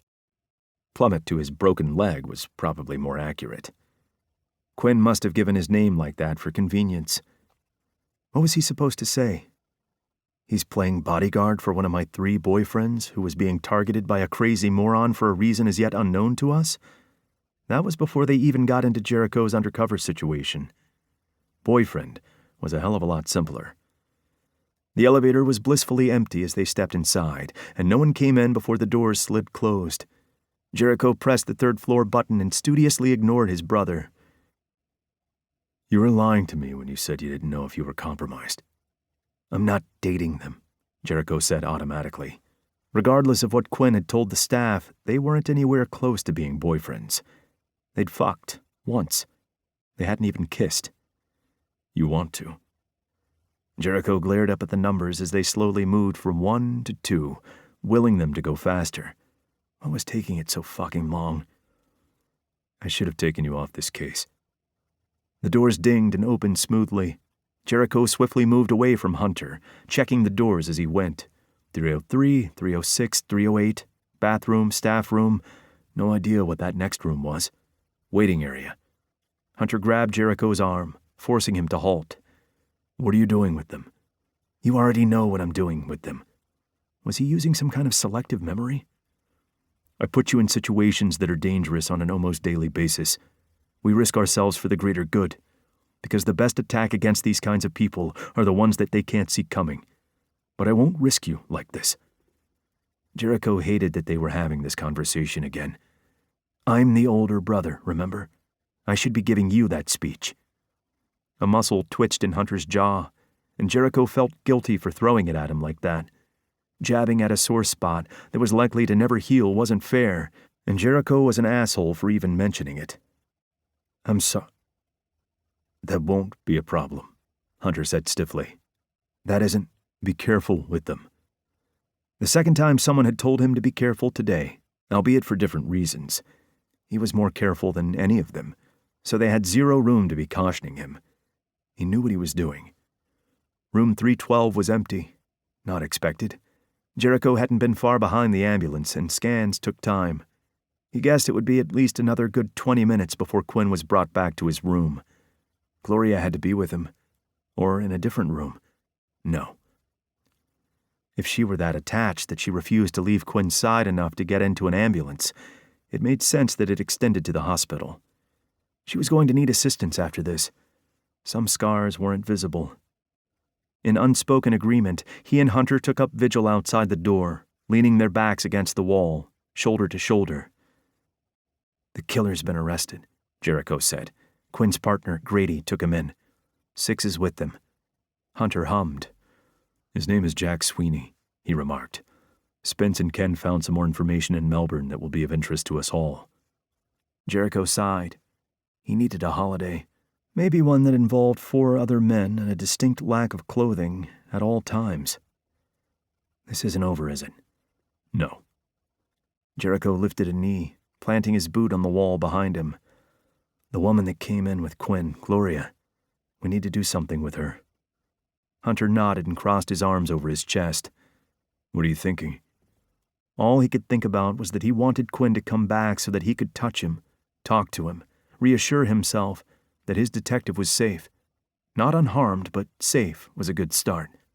"She can't go back there, and we don't know if someone else might come for her, until we clean this up." He shrugged. She hadn't been collateral, not like Sarah and her children or Trevor. She'd been a partial target. If they left her out in the open, it was just asking for someone else to use her as leverage, and that wasn't something that Jericho was willing to risk. Not when it meant putting Quinn, or any of them, in danger again. "For now, we can put her up at home," Hunter said. "It's the safest place for her, and it'll buy us some time until we can work out a better solution." It was as good a plan as any, he supposed. And how... Why is it every time my detectives are knee-deep in shit, you two are at the center of it? Jericho grinned as he clasped Riley Sinclair's hand and tugged him into a one-armed hug. Word travels fast. You have no idea, Riley replied. He gave Hunter the same treatment before crossing his arms over his chest. Where's Quinn? Still getting x-rays, Jericho said. Could be a little while. Good.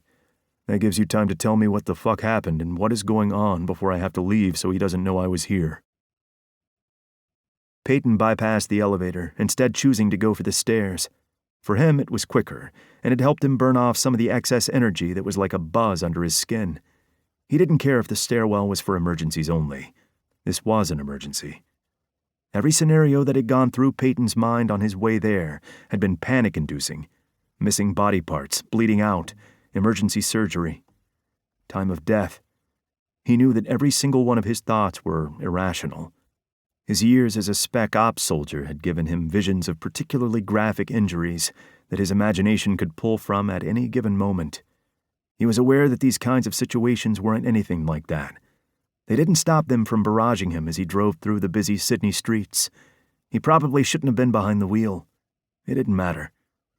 He was here and in one piece, and he wasn't going to wait 1 second longer than he had to get to Quinn. Quinn wasn't even in the bed when he arrived. He was sitting on top of the maid bed, Jericho in a chair next to him. Jericho had said that he'd called Sebastian and Will as well, but they weren't there yet. There was nothing hooked up to Quinn, and other than a square white bandage on his forehead, he looked okay. Relatively. He looked weary, like he needed 10 years of sleep. But if Peyton hadn't known that he'd been assaulted and almost killed by the very same man that was gunning for Sebastian, it wasn't something he would have guessed. Relief flooded Peyton, and he took hold of the doorframe, using it to lean on. You're okay, he said, his voice a little hoarser than he would have liked. Just a headache and some disorientation, Quinn said. Doctor even said I could go home. Really? Peyton asked skeptically. He took a few cautious steps into the room, almost afraid that Quinn would disappear on the wind, like a ghost. He'd had dreams like that, too. With a concussion? Jericho had said concussion on the phone. Was it protocol to just let their patients go home after a knock like that? False, Jericho said. He advised Quinn to stay overnight for observation. Unfortunately, Quinn is stubborn and they can't stop him from signing discharge papers. You can stop saying my name like that. As long as he's being watched and he promises to come back if anything gets worse, they're begrudgingly allowing him to go home. It sounded like they'd had this argument already. Twice, probably. Peyton tipped Quinn's chin up with one finger, cataloging his face. There was a light bruise on his cheek, and now that he was closer, there was a definite fog to Quinn's gray, silvery eyes. You're supposed to be the good one, Peyton murmured thickly. He stroked Quinn's beard, the sharp bristles soothing him. Who told you that? Quinn asked. He settled firm hands on Peyton's hips, pulling him between his legs. Peyton got comfortable with his knees pressed to the mattress. You're my rock, Quinn. Peyton bent and kissed Quinn softly, their lips whispering against one another's, soft caresses that made butterflies dance in his stomach. The last of the nightmare eroding him from the inside disappeared under the feel of Quinn beneath him. I need you whole. Another brush of lips. Safe. Another. The journey to be there with him, to be able to hold and touch and love him, had been years of rocky back and forth and hurt feelings. He'd be damned if some asshole took his happy ever after from him just as he'd managed to grasp it. All the time in the world would never be enough, and they'd only just started. He wanted years with Quinn, with all of them. He twisted, meeting Jericho's fake blue gaze. Was Jericho part of that too? Peyton couldn't deny that he was curious, that he wanted. Something in him just knew that the others did too. Did Jericho? He was an enigma. Hard to read. He was good at being a chameleon. Will had told Peyton that he didn't recognize him as the person he'd arrested. Like night and day. Slipping into a completely different persona, with nothing left of who he really was. Was the man sitting there the real Jericho, or another fake to fit in the space between them? Were you hurt? Peyton asked. One of Quinn's hands moved, resting against the small of Peyton's back, warm and comforting. "Would you kiss it better?" Jericho asked, smirking. Commotion at the door made them turn. Sebastian stood there, hair wild and eyes wide. Elevated breathing, tie askew, pale face, red cheeks. He'd run here. "Quinn," he choked out. Quinn stood, slipping an arm around Peyton's waist to keep him secure. "Seb, everything's—" He didn't get a chance to finish as Sebastian strode across the room and took his lips in a harsh kiss. Quinn melted, his fingers digging into Peyton's hip as he surrendered to Sebastian's embrace. Sebastian dropped his forehead to Quinn's chest when he pulled away, his eyes closed, wrinkles across his forehead, his glasses tilting under the pressure and lifting from behind his ear. Will squeezed in with the three of them. He pressed a tender kiss to the bandage on Quinn's face, and then a trail of them down Quinn's cheek before their lips met. Will kept it light, one hand sliding up and down Quinn's chest, as though reassuring himself that he was there, and standing of his own volition. Peyton understood that visceral need. "This is my fault," Sebastian whispered. "He wasn't after you. He was—" "The blame game leads to a road where no one wins," Quinn interrupted. He cradled the back of Sebastian's head, curling his fingers in Sebastian's damp hair. Peyton felt the shiver that ran through Sebastian when Quinn kissed the top of his head. "That lure was for me, not you. He deliberately got Gloria to call me and get me there. As much as I'm sure you'd like to put the world on your shoulders, this one wasn't about you." Sebastian pulled back, frowning. "Why?" "You were getting too close," a voice said from the doorway. "Hunter," Sebastian growled, moving to shield Quinn. Peyton slid in front of both of them, bristling as Hunter and the man he knew as Six entered the room. Jericho stood from his chair, his fingers brushing the inside of Peyton's elbow as he passed, moving to stand beside Hunter and Six. Hunter closed the door to the private room with a quiet snick. "Your partner got Sweeney to the station just fine," Six said to Quinn. "He's handling the paperwork and waiting for your call. He's quite worried about you. It seems cruel to make him wait too long." "You know the killer's name," Quinn said flatly. "And a whole lot more," Hunter said. Something about Jericho being on the other side of the room, beside Hunter instead of beside them, rubbed Peyton the wrong way. It was on the tip of his tongue to demand that Jericho stand on this side. Another irrational thought. This wasn't a line-in-the-sand situation. There was no us versus them. Jericho had been assigned to be a bodyguard to Sebastian because they wanted to keep him safe, not hurt him. If their plan was to hurt him, there was easier ways to go about it. Sebastian wasn't built for combat, and his street smarts were almost non-existent. Taking him off the board before now, especially for men of this caliber, would have been child's play. "What does that mean?" Sebastian asked. "A whole lot more?" "Why don't you take a seat?" Hunter suggested, gesturing at the bed and various spare chairs in the room. "Why don't you just fucking tell us?" Sebastian replied tersely. "Quinn needs to sit down," Jericho said. He was right. Quinn's face had lost a few shades of color, and he was holding tight to Peyton as though using him as an anchor. "I'm fine," Quinn said stubbornly. "Sit down or I'll give you a push," Jericho warned. "Either way, you'll be where I want you." "And is that where you want him?" Peyton challenged. Jericho glanced at Hunter and Six. "The killer's name is Jack Sweeney. He's associated with a man named Arthur Mulhall, who was serving time in jail for drug trafficking, illegal firearms possession, and attempted blackmail of a high-level politician." Peyton clasped Quinn's elbow and helped him keep steady as he sat down in the hospital bed. Will sat beside him, wrapping an arm around his shoulders and giving him a resting post. Even sitting like that, he was as tall as Peyton was standing. Peyton kissed his temple, brushing his hair from his forehead. His heart skipped a beat when Will smiled warmly at him in return. "Is that name supposed to mean something?" Sebastian asked. Sweeney was part of a drug organization in Melbourne. Middling, nothing fancy, but it was big enough that the police down there had spent the better part of a year trying to bring it down, Hunter said, which they did. It was run by Mulhall. "Why is that of interest to us?" Quinn asked. What does that have to do with Sweeney being here and on some kind of vendetta against not only Sebastian but all of the people on that list? He paused. Mulhall. That's who he was talking about, he murmured. Mulhall is Errol Derrick's stepbrother, Hunter answered. As in the weasel one? Sebastian asked, brows furrowing. He wasn't in charge. The other one was. His shoulder brushed Peyton's. Peyton agreed wholeheartedly with that assessment. Dane had been the one giving the orders and keeping his companion in check.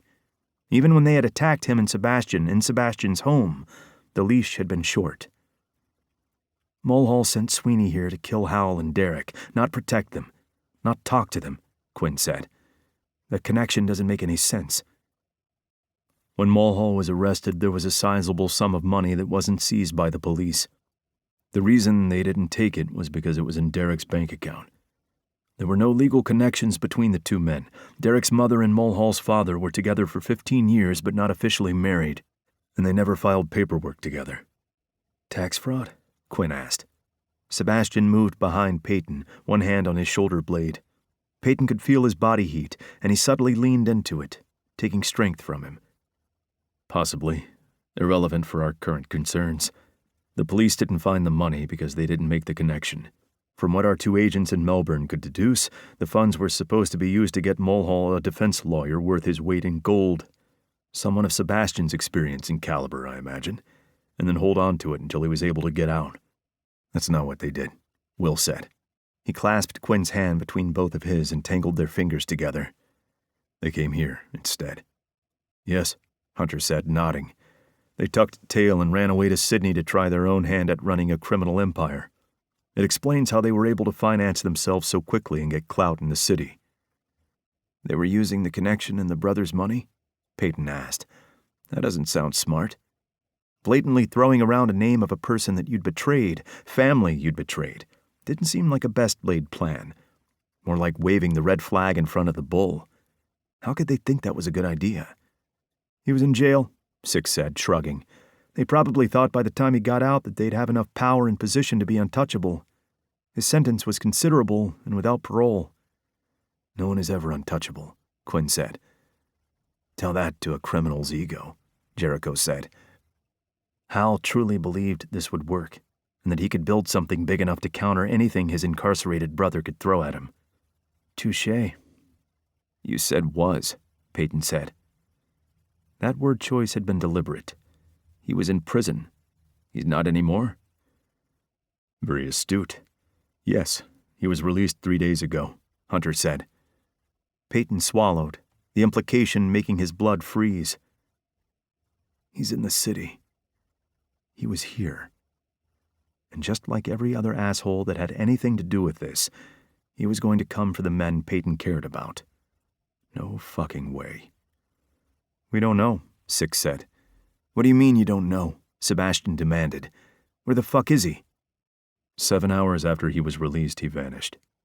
We lost track of him and haven't been able to pick up the trail again, Hunter said. He fiddled with the cuffs of his jacket. We're working on it. He's here, Peyton said with absolute certainty. A man who paid an associate to travel somewhere to kill an entire list of people didn't just forget about that kind of need for revenge simply because they were no longer behind bars.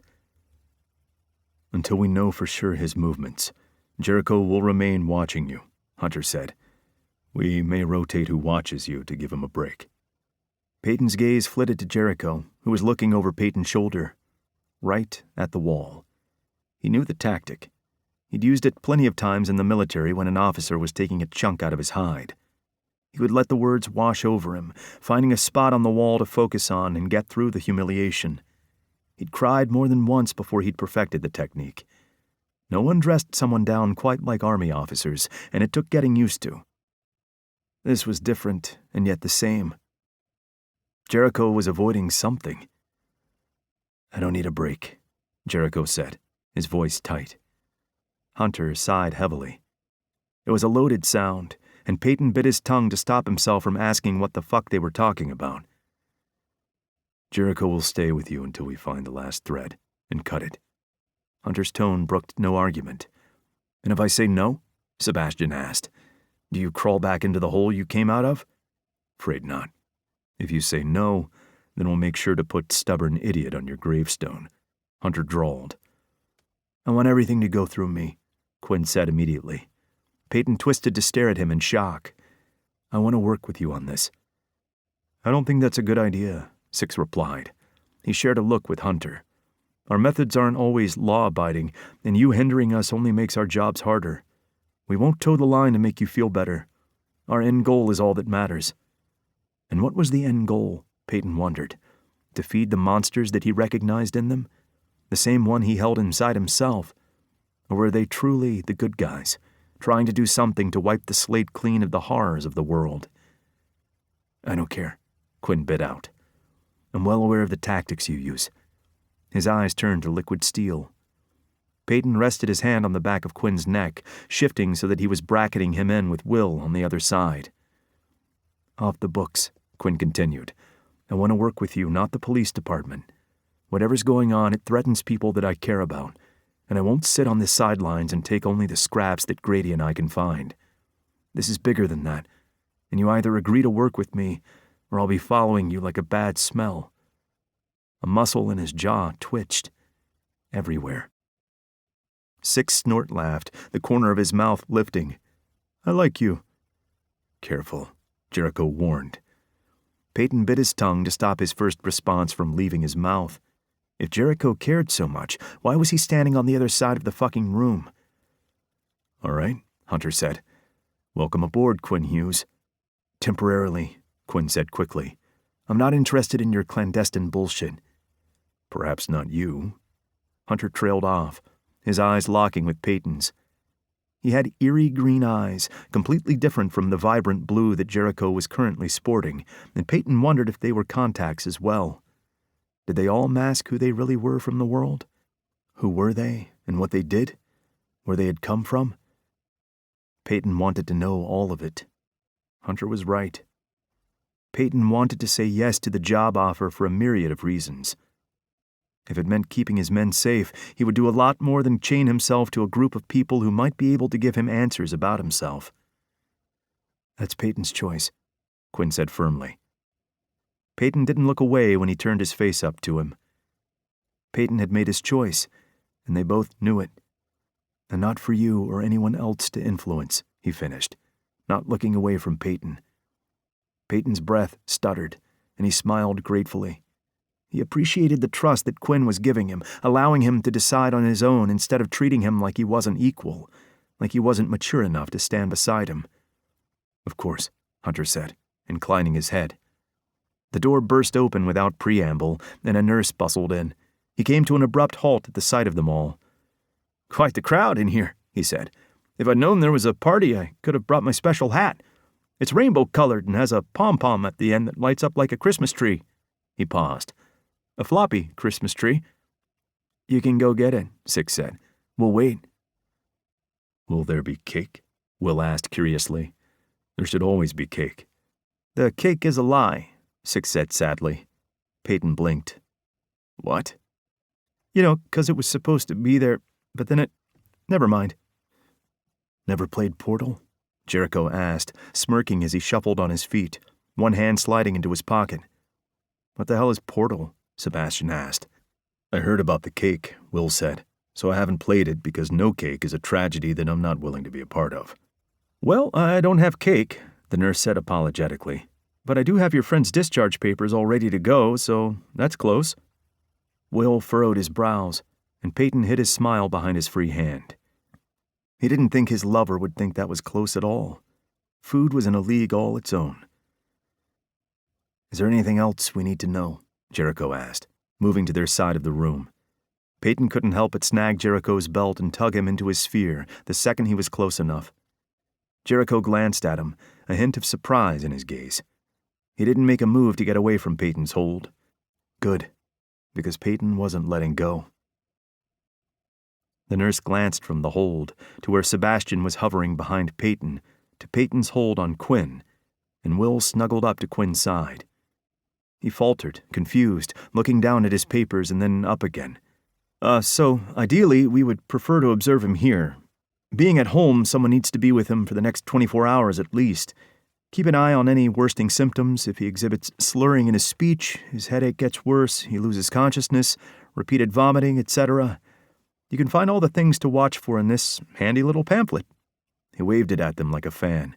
He won't like it, but he'll need to be woken a few times during the night to ensure he's waking properly. If he doesn't, bring him to a hospital immediately? Sebastian asked. Exactly. It's always best to be extra cautious with these kinds of injuries. If he gets worse at any point, take him straight to your nearest medical facility. He's right here, Quinn muttered.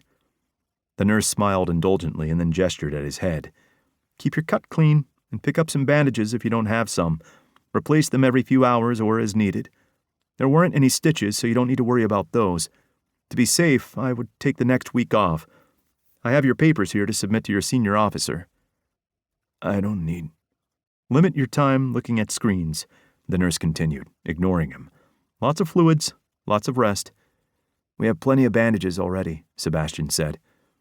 The nurse's gaze shifted from where Sebastian's eyebrow injury was mostly healed and then to Peyton's cheek, which he knew was still a little angry. It itched like fucking crazy, and while he knew that was a sign of healing, that knowledge didn't make it any less frustrating.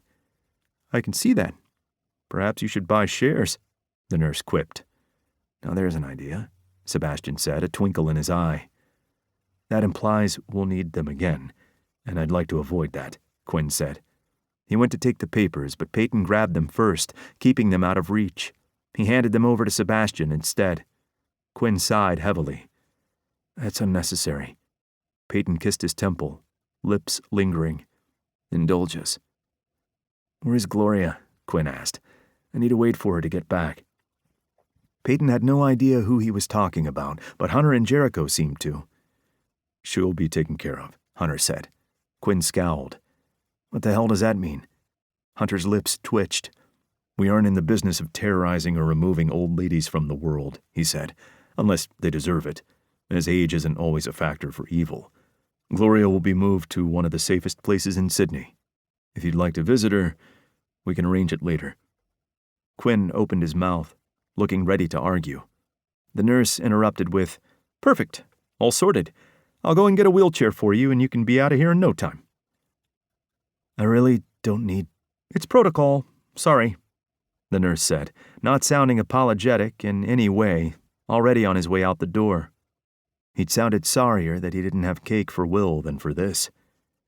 I had to, Peyton pointed out. And I'd only hurt my shoulder. Maybe we should try to limit the number of times that we all end up in hospital, okay? Will said. He stood and leaned into Peyton. I'm only 28. I don't need gray hairs just yet. He ran a hand through his hair consideringly. You think I'd look good with gray? Let's find out when you're old, Peyton said. He didn't want another phone call like the one he'd gotten from Jericho, ever again, in his life. Chapter 12. 4 days later. Will gave the satay chicken noodles one last taste to make sure before he began dishing it up into the bowls that Quinn had spread on the counter for him. He liked his with less curry paste and more coconut milk and peanut butter. The sauce was runnier but sweeter. He was also particular about his peanut to noodle ratio. He was making noodles, not soup.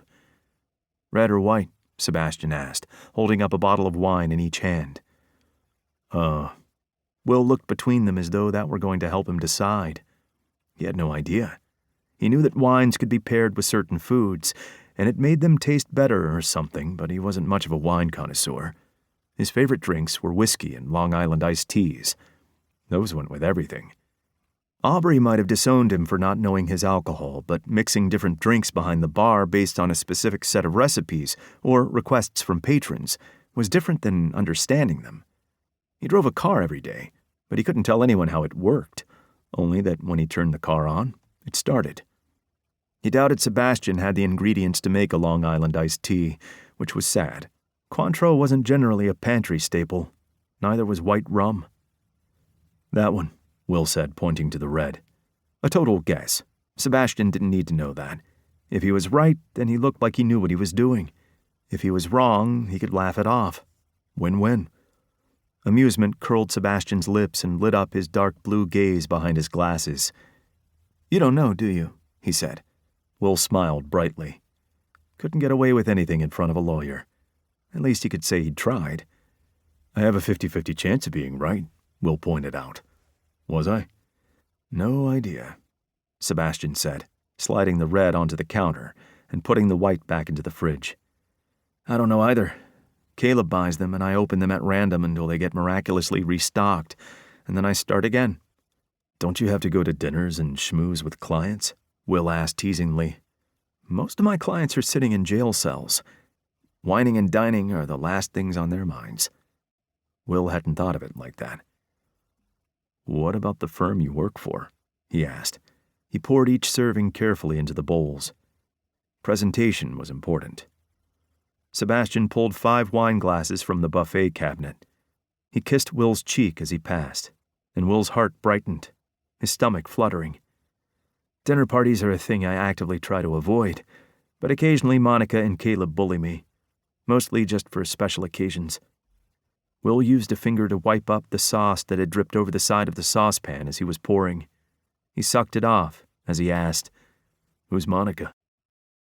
My guardian angel, also known as my assistant, Sebastian explained. Between her and Caleb, I have every minute of my day accounted for. And Caleb is your paralegal, but also your friend. Yes, Sebastian said slowly. He was staring so intently at the bottle as he poured the glasses of wine, a dark cloud hanging over him, that Will wondered if he'd said something wrong. I met Quinn through Caleb, actually. Oh, that sounded messy. They were friends? They were passing friends, more than acquaintances, but not meet-the-family friends. Despite trying to rationalize the level of friendship, Sebastian sounded like those words hurt. Will's heart ached for him, for them both. He didn't think that Quinn and Caleb were friends anymore, in any capacity. What happened? Will asked tentatively, not sure if he was stepping on toes or wading into territory where he wasn't welcome. Does that have something to do with when you and Quinn broke up? Yeah. Sebastian shrugged and then took a drink that emptied half a glass before filling it again. No one came out of that situation clean. Will wasn't really sure what situation they were talking about. He knew it had ended badly, but no one had really explained why. He didn't want to rush them. He knew they would talk about it when they were ready. Or they wouldn't. That was okay, too. Sometimes the past needed to stay buried. Their present and future were more important than getting stuck in things that couldn't be changed. What he means, Quinn said, appearing in the kitchen with Persephone at his feet. She looked damp, and Will bet she'd snuck off to jump into the sea when Quinn wasn't looking during their quick toilet walk. He looked better today. For the last few days, they'd forced him to rest and do nothing. Will had most enjoyed when they'd spread out on the couch and watched movies. He'd played with Quinn's hair while Quinn read through some of the books that they'd found in the nook upstairs in Sebastian's house. Is that when I accused Sebastian of cheating on me with Riley, Caleb tried to defend him, and I said things to them both that couldn't be taken back. Wait, what? Riley is in Riley Sinclair, Peyton's brother, Riley? Will asked, his mouth dropping open. As far as he knew, Riley and Quinn had been detective partners once upon a time, before Riley had risen in the ranks. What did he have to do with Quinn and Sebastian's fallout? It wasn't like that, Sebastian said stiffly. It was exactly like that. Quinn slid the back sliding door closed. You don't need to sugarcoat it for my sake. There's no point rehashing the past, Sebastian argued. We agreed to move on from it, to not let past mistakes cloud what we're doing now. They still deserve to know where we came from, to know that I made a mistake, more than one. You aren't the only one that made a mistake, Sebastian said. Becoming friends with someone I was close to wasn't making a mistake, Sebastian. We can keep the blame solely where it belongs. Sebastian looked away, a muscle in his jaw twitching. Will looked between them, feeling like he was still missing a large, important piece. You weren't, he faltered, unsure how to come out and say, did you cheat, without looking like an asshole. Was it a valid question? He didn't know. He couldn't imagine Sebastian doing anything like that now or then. Not with the way he looked at Quinn. No, Quinn said. Insecurity's got the best of me. There still had to be more to it than that. Will was sure of it.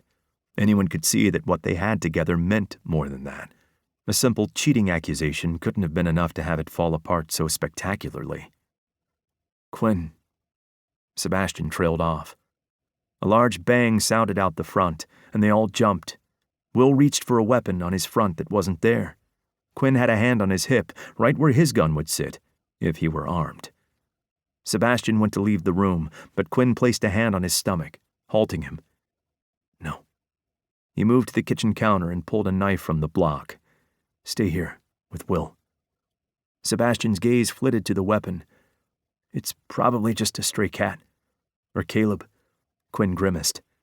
Just stay here. Will wasn't sure that feeling better meant able to take on an opponent in hand-to-hand combat, but he trusted that Quinn knew his body and what he was capable of.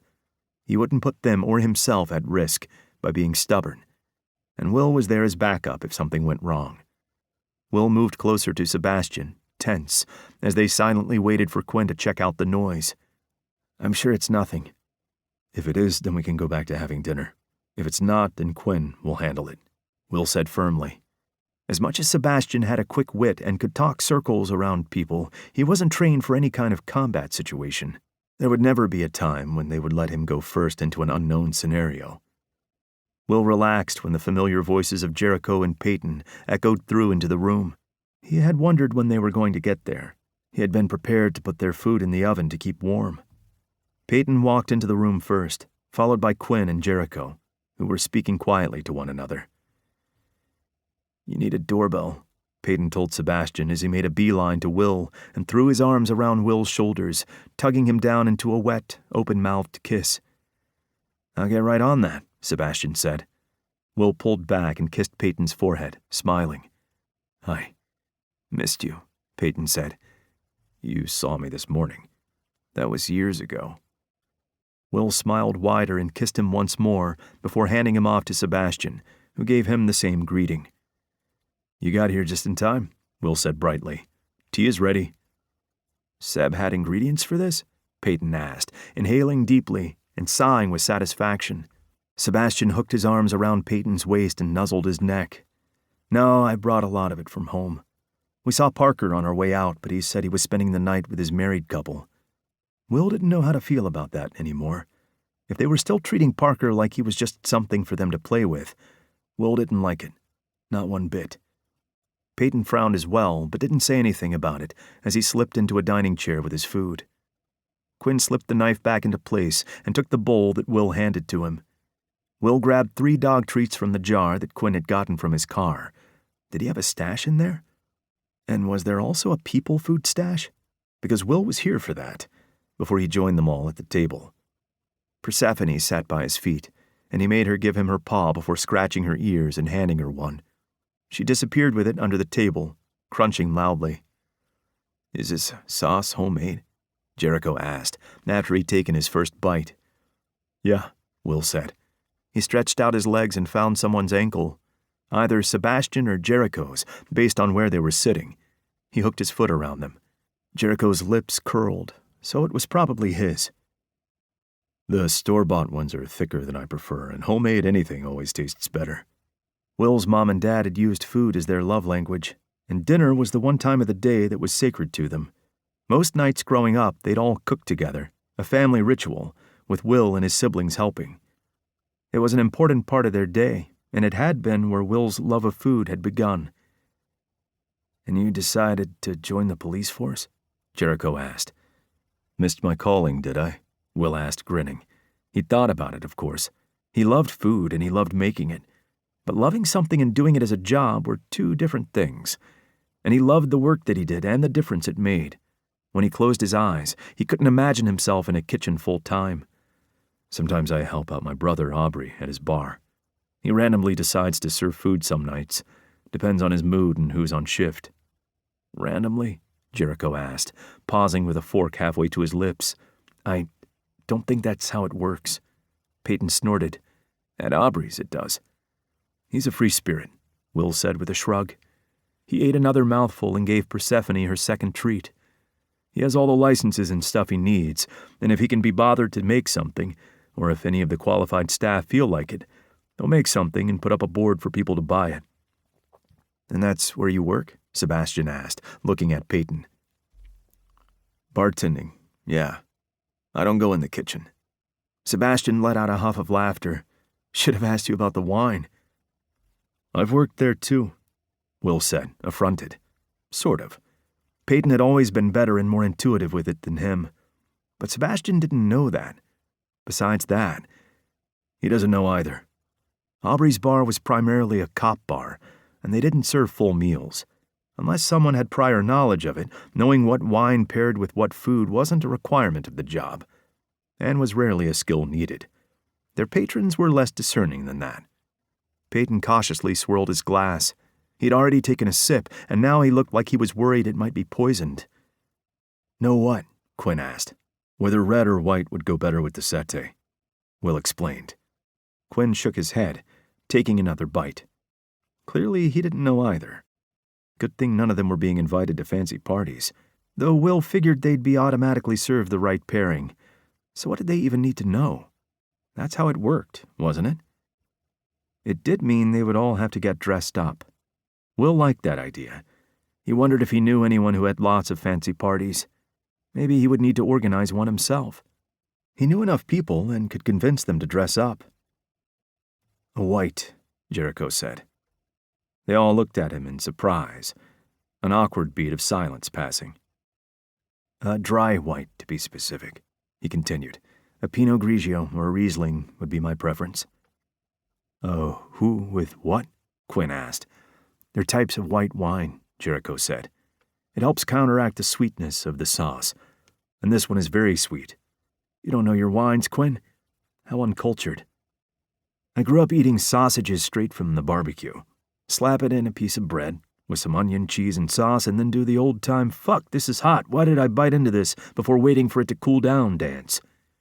Will choked on the wine he just sipped, his throat burning. Peyton patted his back while he coughed and tried to suck air into his lungs. "I know that dance," he said hoarsely. "You okay?" Quinn asked, his brows turned down in concern. Will gestured okay with his hand. He was fine. A little embarrassed, maybe. Knowing how to drink properly seemed like it should be a basic skill. "How do you know your wines?" Sebastian asked curiously. "I don't always masquerade as a drug dealer," Jericho replied. He twirled some pasta around his fork. "I wear many faces." "And which face do we see?" Peyton asked, a hint of steel in his tone. He was looking right at Jericho, food forgotten. Will wondered if he was going to finish it. "Mine, of course. I've never been anything but myself while I've been with you. Arrest and jail time notwithstanding." Nothing about the man that Will had arrested was sitting in front of him. It was like they were two different people entirely. Will hadn't felt a pang of anything when he'd arrested him. He felt something now. "You certainly know how to play the part," Sebastian said dryly. "I'm not playing a part. I don't sleep with just anyone, and certainly not while on a job." "Are we supposed to count ourselves lucky?" Peyton asked sarcastically. He frowned at his bowl and then pushed it across to Will. "Why are you still wearing contacts?" The challenge in his eyes was burning, daring Jericho. Jericho chewed thoughtfully on a piece of chicken, contemplation in his gaze. "Habit," he said shortly. "I have different colored contacts, and I change them every day if I'm not on a job. I keep to the one color during, of course. I use bright, vibrant colors that are easily remembered, so that when I take them out, I look nothing like what they'll describe if questioned. All they'll remember is the blue or the green or the gold. If they were asked to describe all of you, your beautiful eyes would be one of the first things they'd remember." Will wasn't sure why he was included in that, since he just had brown eyes, and they all had gorgeous colors, but he took the compliment because it made him happy. "Do you need them to see?" he asked. "No," Jericho said. "It's purely for aesthetic reasons." "You sleep in them?" Peyton asked. "You're wearing the same color as yesterday." "Occasionally. Not this time. I just grabbed the wrong color when I woke up," Jericho admitted. "I've done it thousands of times, and I don't use a mirror anymore to get them in or out." A chameleon. Will had no idea how he kept it all straight in his head. He'd be lost trying to be anything other than himself. A foreign concept. "Show us," Sebastian demanded. "Take them out." Jericho hesitated. "We don't want a mask, Jericho," Quinn said. "We want you. All of you. The real you." Jericho glanced between them, his throat working as he stared. Will thought he was going to deny them, which was his right. He didn't have to give them anything that he didn't want to. But Will would be lying if he said he didn't want to see Jericho's real eyes as well. Wanted to be let in more than Jericho let anyone else in. How long had it been since a lover had seen the real him? Will wanted them to be that for him. Jericho nodded briefly. He pulled a small black case from the inside of his jacket and flipped it open. 2 small round cases were sitting inside it. He twisted each of them off to reveal a clear liquid inside them. He reached up to his face, his movements hesitant.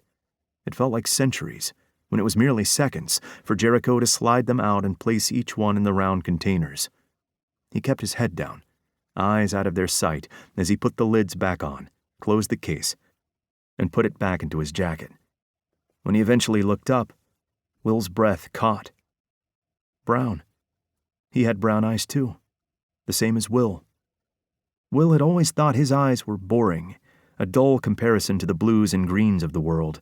That was before he even brought Quinn's unique gray into the mix, and yet, looking at Jericho's dark gaze, he could see the utter beauty in them. He was stunning. Will didn't know if it was because it was Jericho without any curtains between them, but seeing him with his natural eye color somehow made every other feature come to life. Sebastian cupped Jericho's cheek and turned his face, studying him.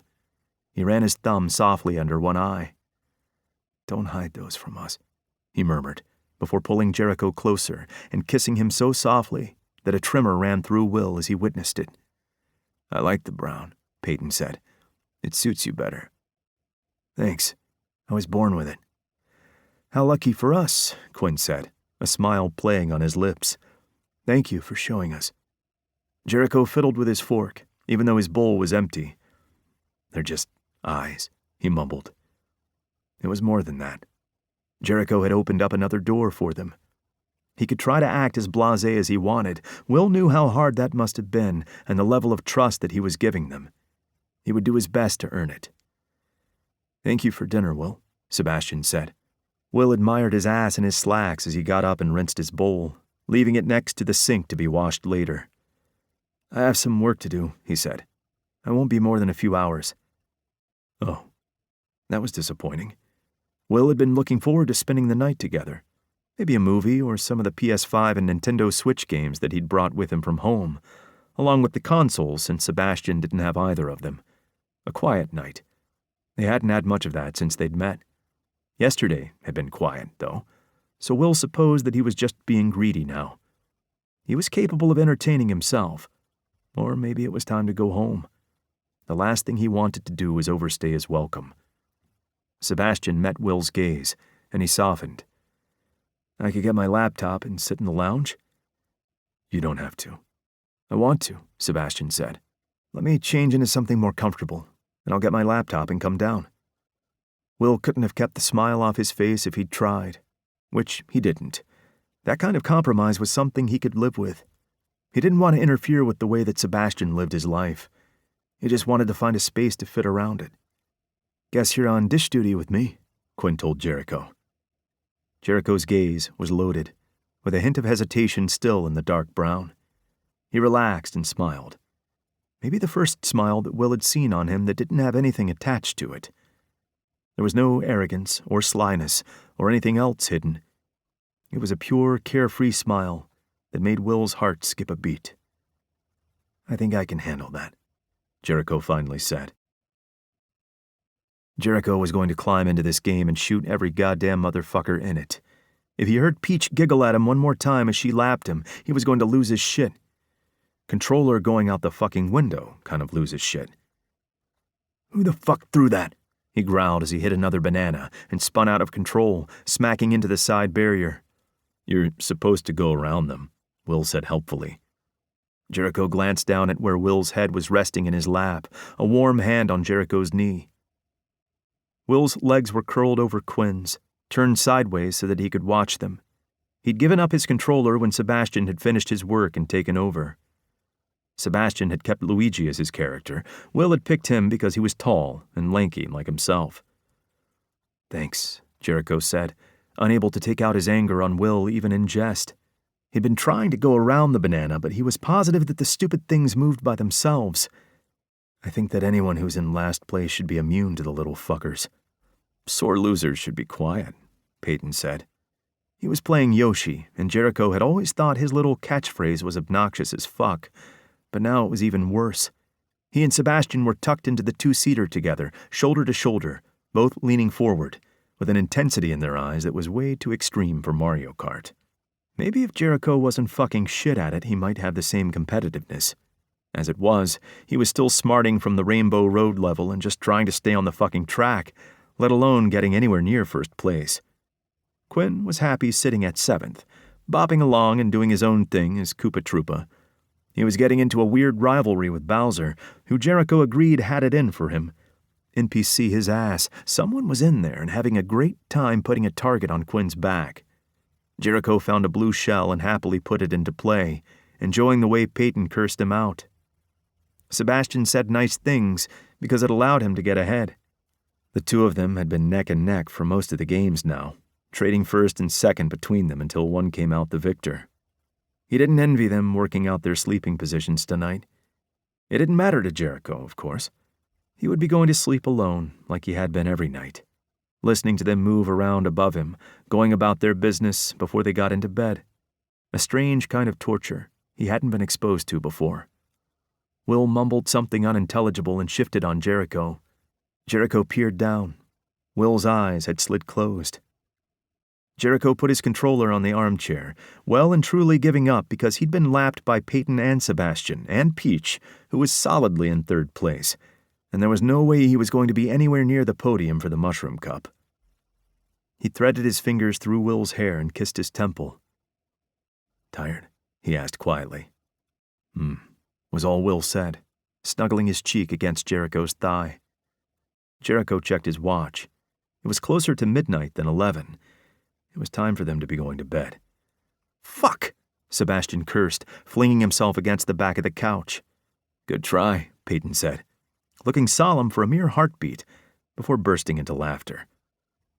Persephone looked up from her bed next to the TV cabinet, extremely put out. She huffed and curled back up to sleep. "There'll be no living with you after this." Sebastian looked at Will and then up at Jericho. "Time for bed?" "It is getting late," Quinn agreed. Will stood slowly and stretched with a loud groan, something in his back cracking. Jericho admired the view, the way the movement lifted his shirt enough to see the muscles in his back flexing, and the perfect curve of his ass. He wanted to put his hands on it, run his palms across the smooth flesh. He hadn't had an opportunity to explore it properly. He wished he could say, yet, but he doubted that was a possibility. Peyton vaulted over the back of the couch and did his own stretch, gripping the couch and bending forward. His ass should be illegal. "I'm hungry," Will murmured. "I'll get you a snack," Sebastian said, taking his hand and leading him towards the kitchen. Peyton and Quinn left in the direction of the stairs, and a moment later, Sebastian and Will came back, a packet of something in Will's hands. "Invitation is open," Sebastian told him as they filed out. He'd said it to Jericho every night. Jericho hadn't taken him up on it. It would be the final nail in the coffin, and he didn't know if he was ready for that. Persephone stayed downstairs with him, and Jericho was getting used to having the shadow. Jericho waited until the men's footsteps had reached the top of the stairs, and movement could be heard above him.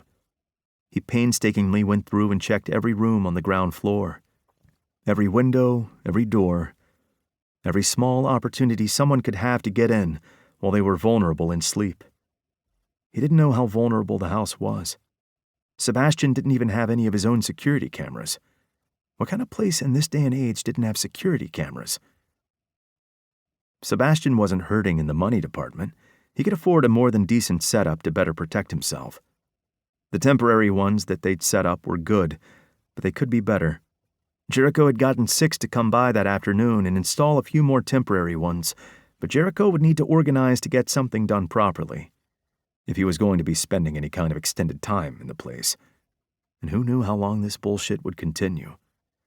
Everyone at HQ was working overtime to clean up their streets, but these things were never quick or easy.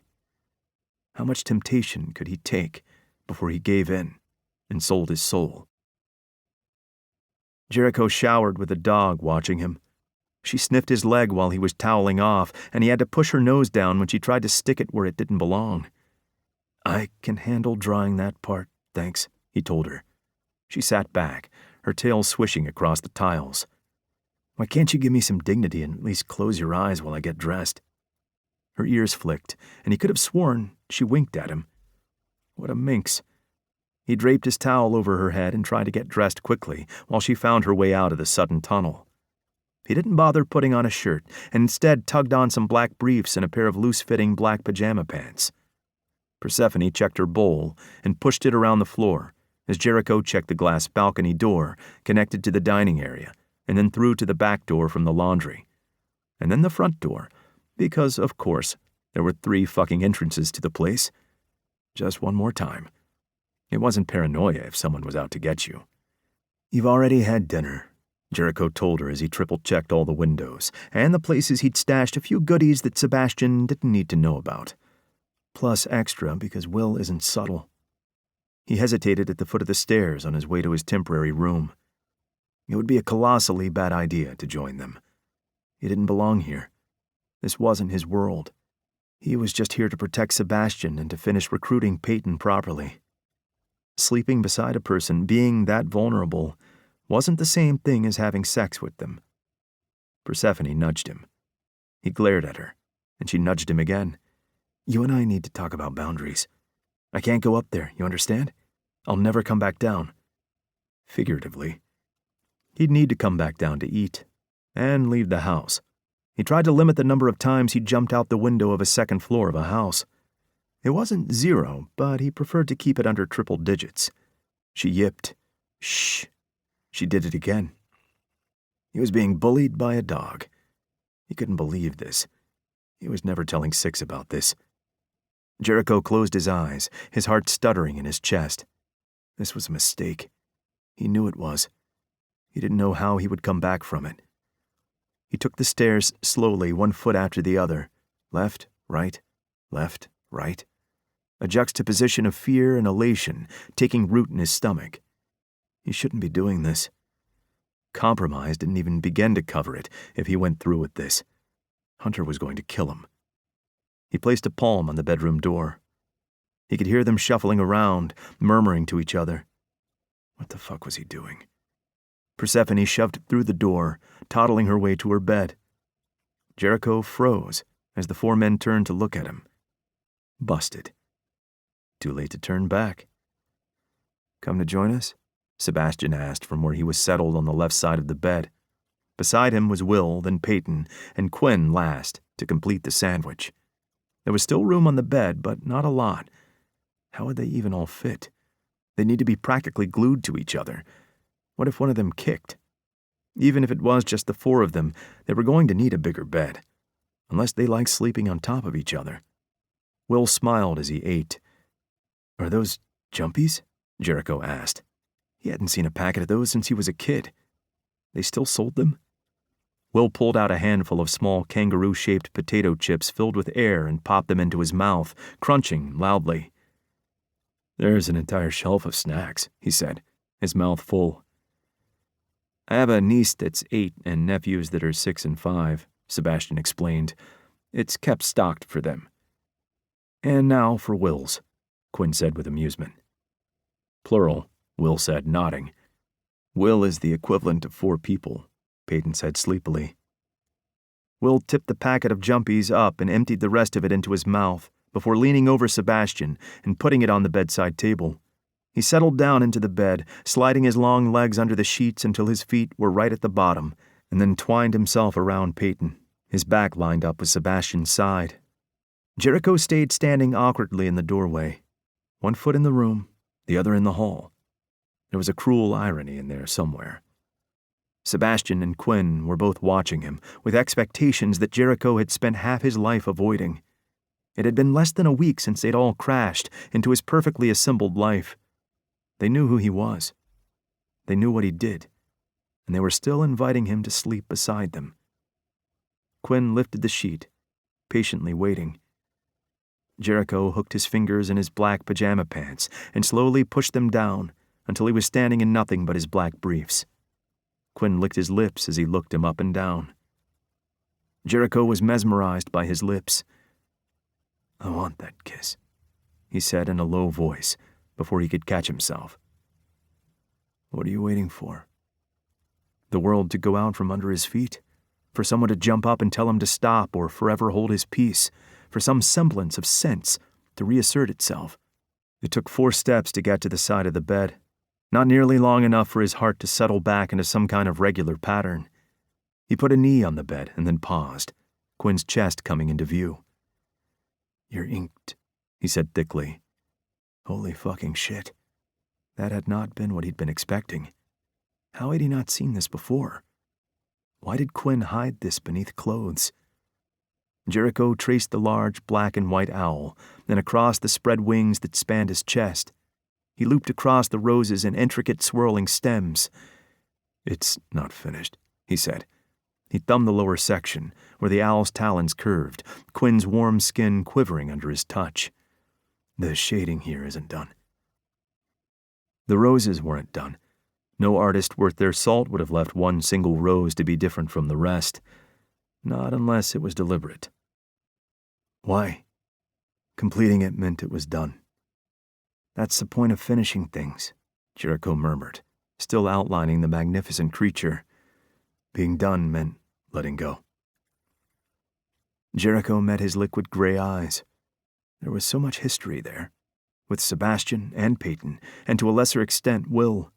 They were all intertwined. They had something special together. Why would they want that with him as well?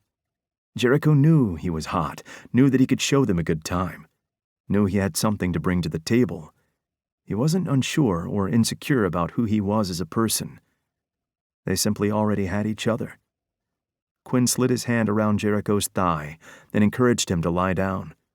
Jericho shouldn't have let the touch guide him, but he did. He settled back against the pillow, not sure if he could ever remember feeling quite so awkward in his life. Quinn propped himself up on one elbow and brushed his knuckles across Jericho's chest. Jericho sucked in a breath as Quinn leaned forward, and their breath mingled. "I want that kiss, too, Jericho," Quinn whispered. Fucking hell. Jericho wanted this more than he should. What had they done to him? He didn't know who moved first. It didn't matter. Quinn's lips were warm against his, hands hot against his cheeks, the scent of him all around them. Jericho's eyes closed as he opened his mouth and pulled Quinn closer until half his weight was on Jericho. Quinn slid a hand into his hair, tightening just enough to send a shiver across Jericho's skin. Quinn's back was warm beneath his fingertips as he pressed into hard muscle. He tilted his chin, giving Quinn more room. Jericho tried to shut out the feelings of everything, settled into place as Quinn consumed him, but it was impossible. Quinn kissed him like it was something more than physical. He met Jericho's harsh strokes with soft, slow ones, gentling him at each turn, and twisting it into something that had his heart pounding. He had fucking butterflies, while Quinn was sweetly tearing him apart from the inside. He let out an involuntary sigh when they parted.